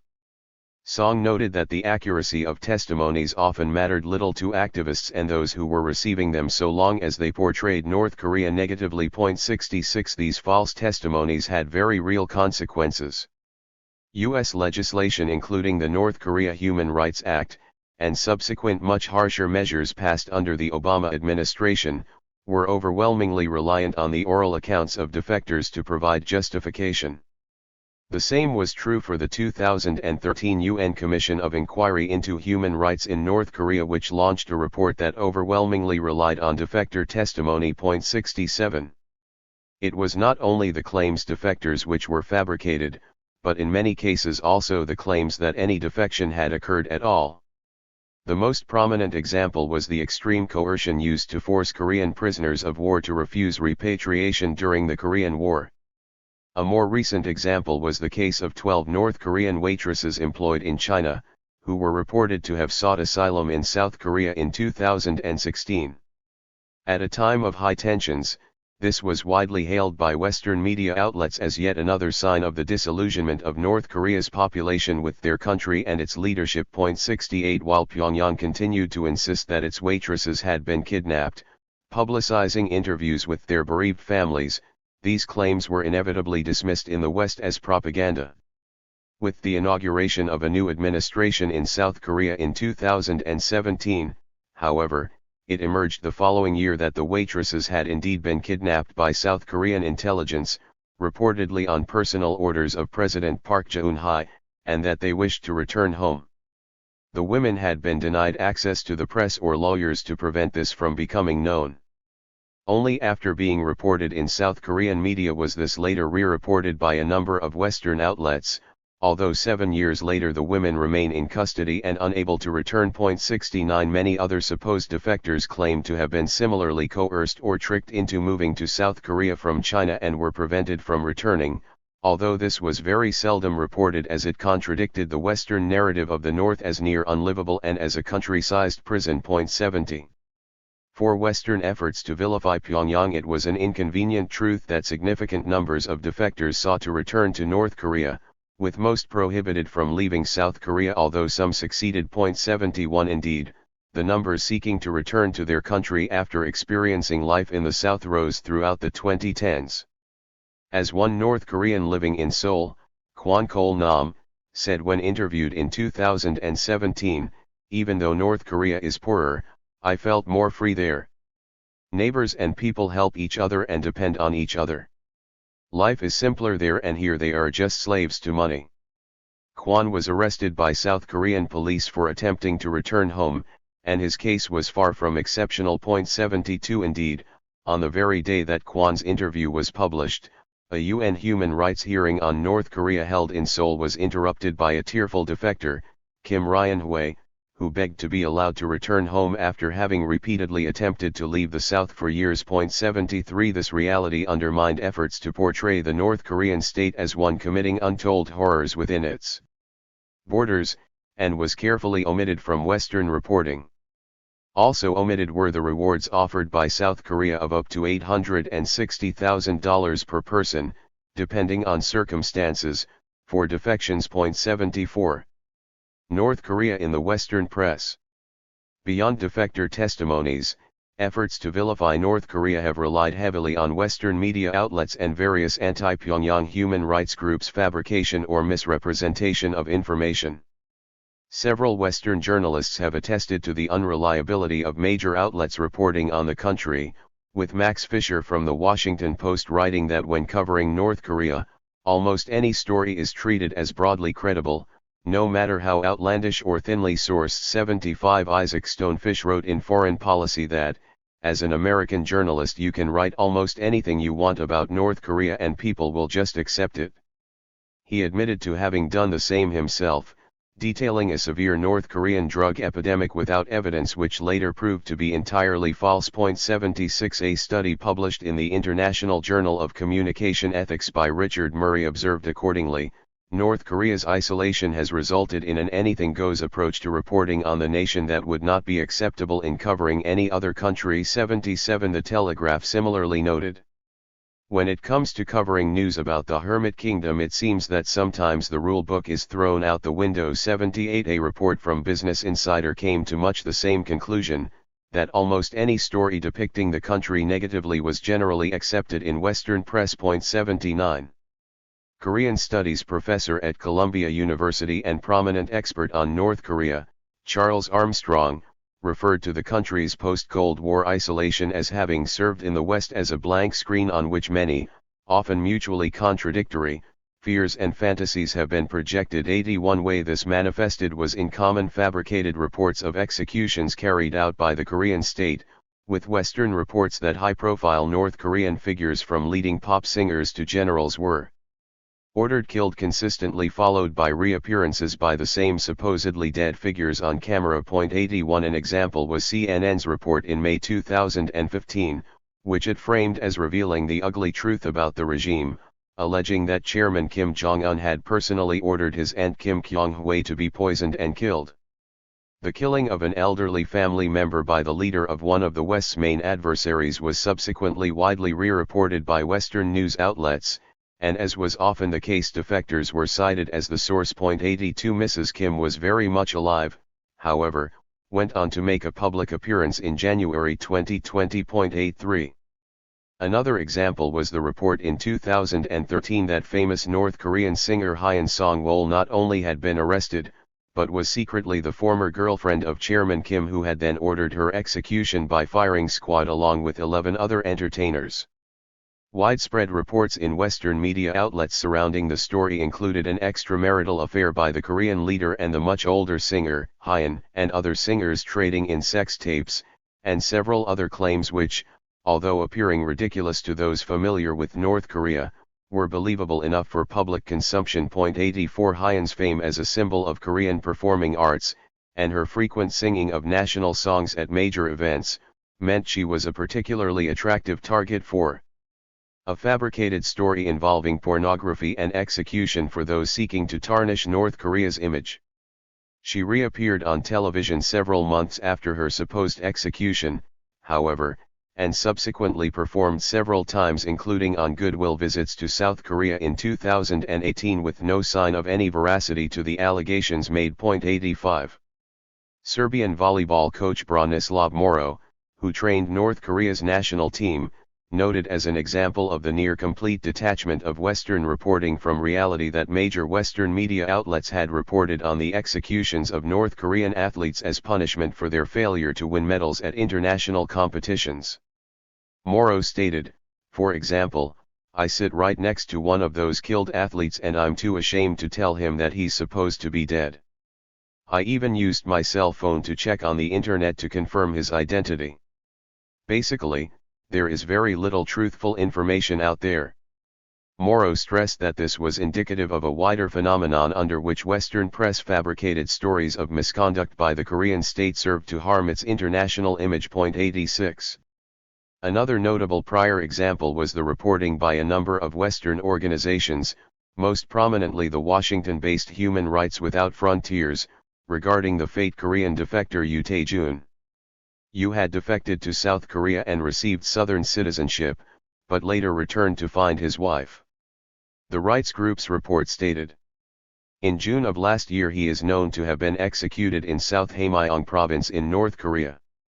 It is known that the North Korean government executed many former North Koreans, however this is the first time that the victim has actually been identified. In addition, due to the fact that Mr. Yoo was a South Korean citizen, the repercussions for this incident are expected to be large. Mr. Yoo was publicly executed in front of a group of North Korean citizens. It is known that he was charged with going to South Korea and committing treason against the Pyongyang government." 87. By all accounts, seconded prominent British rights expert Aidan Foster Carter, "He's now very dead." At just 33. 88 Western and South Korean media were quick to pick up on this execution, with prominent Seoul-based paper Chosun Ilbo reporting on it on 10 separate occasions. After reports of his public execution had circulated in Western press for some months, the now very dead Yoo Tae-jun gave a press conference in North Korea on June 12, 2001.89. He subsequently returned to South Korea in 2002, having been fully pardoned for his defection by Pyongyang. Yu's mother, Ahn Chong-suk, stated regarding the circumstances of his return, "I heard from my son that the North Korean leader directed my son's pardon on April 30 last year by saying that a man who loves his wife also loves the fatherland." She nevertheless cautioned her son to lie about the circumstances of his return because otherwise it might make Kim Jong-il look good. 90 Yu's case was far from an exceptional one in terms of the coverage it received from Western human rights groups and media outlets. False reports of executions went as far as the claim in 2019 by leading British papers, citing anonymous sources, that a North Korean general had been executed by being thrown in piranha tank built specifically for such killings.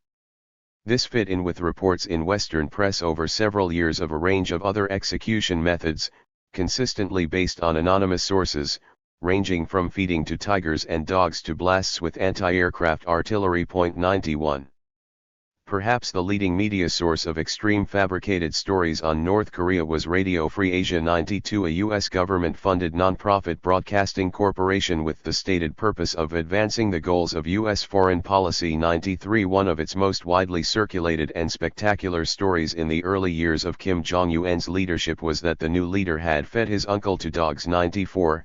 A story widely re-reported in Western news outlets which proved to be entirely false. 95. RFA was a leading producer of fabricated stories either alleging severe North Korean government abuses of its population or claiming the state had instituted absurd new policies. Another notable example was a report shortly after Chairman Kim's accession that all men in North Korea were required by law to copy his exact haircut. 96. Which was similarly re-reported as fact without evidence or corroboration. 97. As was very often the case with RFA stories in particular, it turned out to be entirely false. 98. Foreign businessmen and NGO workers in Pyongyang at the time all contradicted the story. In the words of the director of Singapore-based NGO Chosun Exchange, it was just stupid.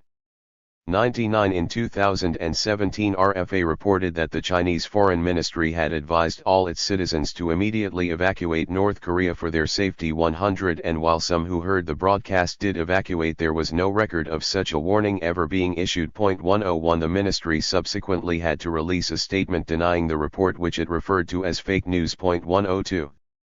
RFA retained close ties to U.S. intelligence from its foundation, and was referred to by the New York Times as a CIA broadcasting venture established during the Cold War as part of a generously funded agency propaganda network alongside Radio Free Europe, Radio Liberty, Free Cuba Radio and several others. 103. By fabricating stories misrepresenting and demonizing North Korea, the state-funded outlet advanced U.S. foreign policy goals by depicting America's oldest state adversary as a pariah and exacerbating tensions around it. Alongside outright fabrications, news from North Korea was often misrepresented in Western reporting with similar results. An example was a report in 2012 that Pyongyang had claimed to have discovered a unicorn lair. 104. This was again widely re-reported by Western media outlets and was one of many fabricated stories to appear in the New York Times, endorsed best-selling guide to the country titled North Korea, Unmasking Three Generations of Madmen. 2. The original Korean statement announced the discovery of an archaeological site associated with the ancient capital of Kingdom Myeong of Goguryeo, a poetic term for which is Kairingal, a unicorn lair. 3. Complementing Western reporting vilifying the DPRK, positive imagery of the state was consistently depicted either as a facade or censored entirely. The blocking of North Korean-run or pro-North Korean media content by American social media platforms such as YouTube represented only part of the picture. 105. A prominent article written for the German Institute of Global Area Studies by researchers David Schim and Dirk Neighbors regarding portrayals of North Korea in the West concluded that positive images were tightly and effectively censored. Images of North Korea showing its military strength and internal weakness are highlighted as idiosyncratic aspects to emphasize its otherness. The use of images marks North Korea in particular ways, which separate them from us. A good example of what is made almost invisible in Western representations of North Korea is smiling or joyful ordinary North Korean people, They concluded. 106. One seemingly trivial but significant example of suppression of positive imagery of North Korea was the response to the popular apolitical video blog by British traveller Lewis Cole, which focused on the quality of attractions such as its fun karaoke and water parks and the kind local people. When the video's popularity risked undermining predominant Western portrayals of North Korea, Cole was heavily criticized by organizations such as New York-based Human Rights Watch for failing to speak negatively about the country's politics, and was even widely accused of being a paid agent of Pyongyang. 107 Cole was instead expected to describe the country in line with the way its image had been constructed in the West, an invisible true North Korea never seen on camera but which Western sources insisted represented the reality of the country. 1081 where seemingly happy and well-fed people were supposedly secretly starving and miserable behind closed doors. 109. The extent to which positive aspects and achievements of North Korea were denied or dismissed, based on the supposition that the country must actually look different in secret, reflected the strength of the meta-narrative the Western world had constructed, which predisposed populations exposed to its media to dismiss positive stories and accept negative ones. Dr. Konstantin Asmolov observed to this effect. The author sees one more aspect associated with the fundamental demonization of the DPRK as the land of darkness. After all, from the standpoint of the demonizing propagandists, such a state is fundamentally unable to create something positive, especially something aimed at improving the living standards of the population. If something is noticed there which is along the lines of improving the living standards of the population, it is propaganda, and the actual situation does not work that way. If they invent something useful, that is not actually their own invention, they just stole it. If something is built there, then the building has been erected on the bones of countless prisoners, or it has something to do with the Potemkin village. 110. Even in supposedly apolitical content, North Korea could very seldom be mentioned in the West without harsh rebuke. Whether it be a travel guide, an art gallery or a collection of mountain scenery, there was almost always additional commentary labeling it as something along the lines of the most vicious, paranoid, murderous dictatorship, as a British book on flag designs referred to it. 111 This is not only indicative of the degree of animosity felt in the Western world towards its oldest adversary, but also an almost total inability to view it apolitically. Sinking a South Korean warship, an attack that never happened. As tensions between Pyongyang and Washington increased in the 2010s, North Korea was increasingly accused of launching attacks based on dubious evidence.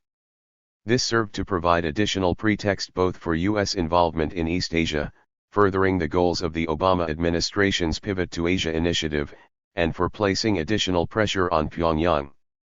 On March 26, 2010, the South Korean Navy Pohang-class corvette ROKS Cheonan sank during anti-submarine warfare exercises, killing 46 seamen on board. The incident was initially widely blamed by families of the dead on the incompetence of the Navy, but some weeks later local media began to speculate that North Korea may have been to blame.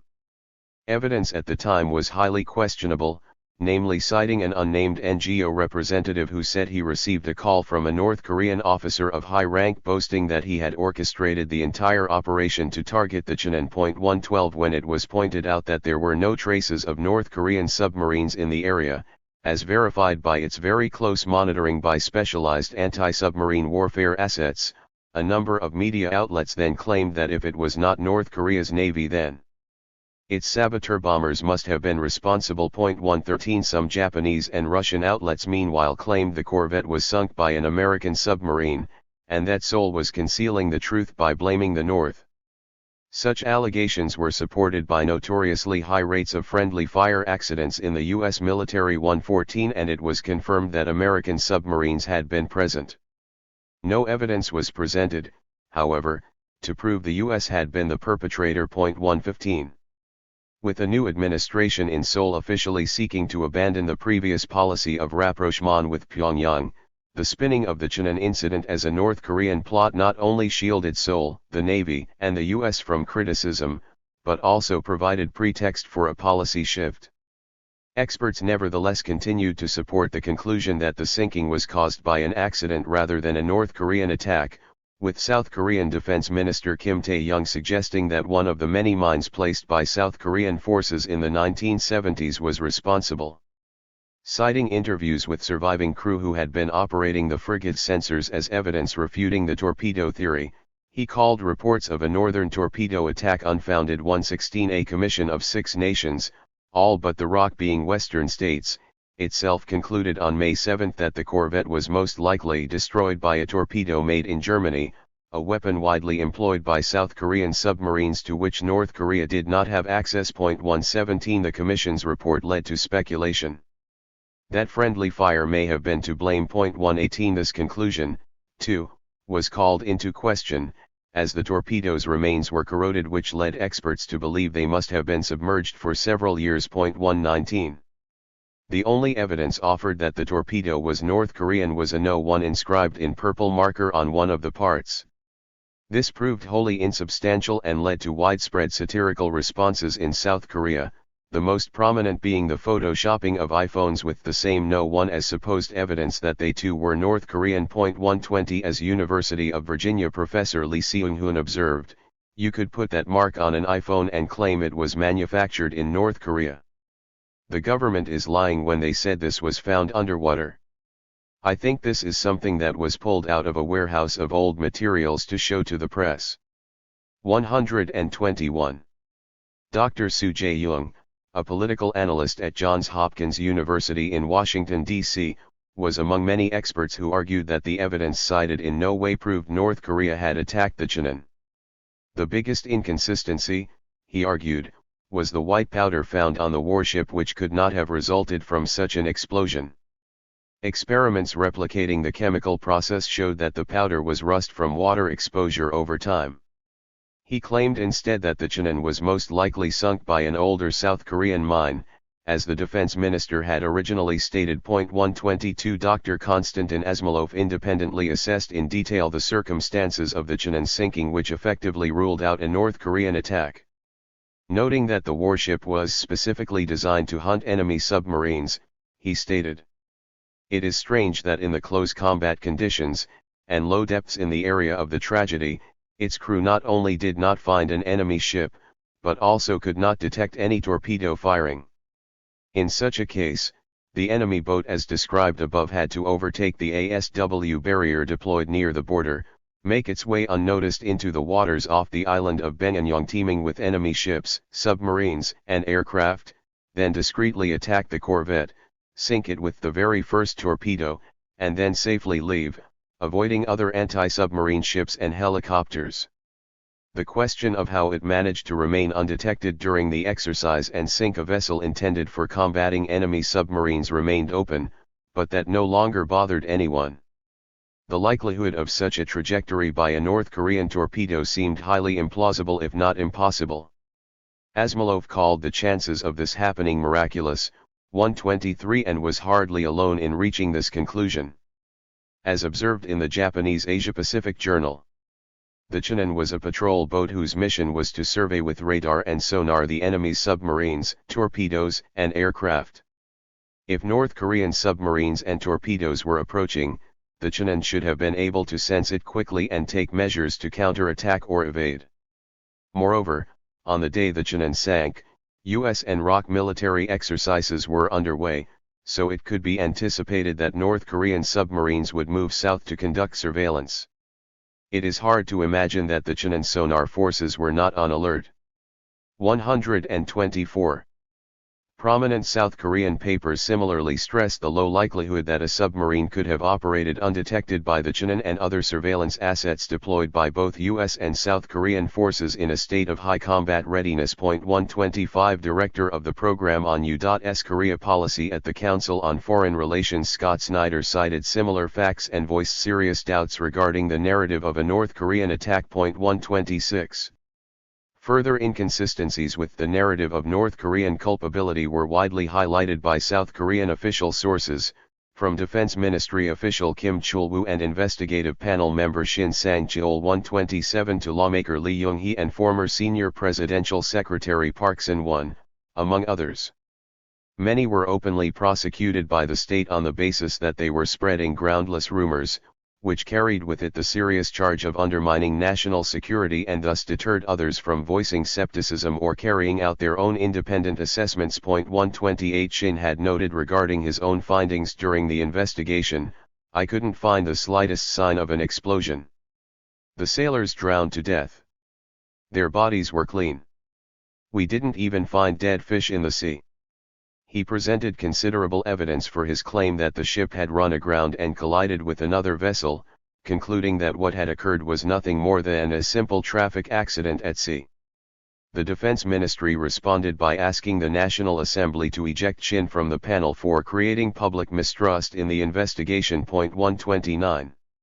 Lee Young-hee was sued for defamation by the Korean Joint Chiefs of Staff for pointing out, in a speech before the National Assembly, that the feed from a thermal observation device showing the moment the warship's stern and bow split apart, which would have indicated how the incident occurred, was being purposefully withheld.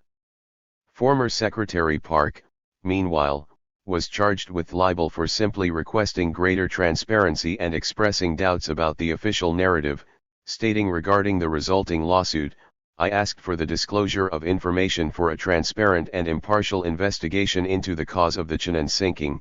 The libel suit seeks to silence public suspicion over the incident. 130 As Dr. Asmolov observed, "It started to become clear to experts that what's important is not who actually sank the ill-fated corvette, but who is named responsible for the tragedy."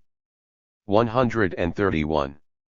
The Cheonan incident played well into the hands of the US and the new Lee administration by reversing inter-Korean rapprochement, and was well timed with escalating sanctions to cut North Korea off from its valuable economic relationship with the South. Lee's administration used the incident to end almost all trade and escalated pressure on Pyongyang on both the military and information fronts. 132 U.S. Secretary of State Hillary Clinton visited South Korea soon afterwards and spoke of designs towards changing the direction of North Korea and offering the opportunities for a better life for the people of the North, which based on how such rhetoric was commonly used in the West was widely interpreted as a thinly veiled call for toppling the non-Westernist government there. It was hoped that the Cheonan incident would allow the Obama administration to rally greater support from other regional actors and from the South Korean public for a hard line against Pyongyang. 133. While it remains uncertain how the Cheonan sank, the narrative of North Korean culpability, which was later pressed by the Western-led investigation team and repeated to the exclusion of all others across Western media, remains highly implausible. This is particularly true when considering the changing nature of the claims and the nature of the evidence cited.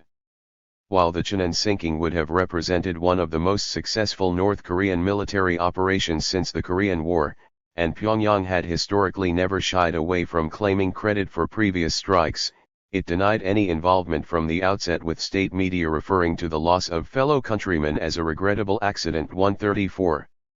A chemical assassination in Malaysia.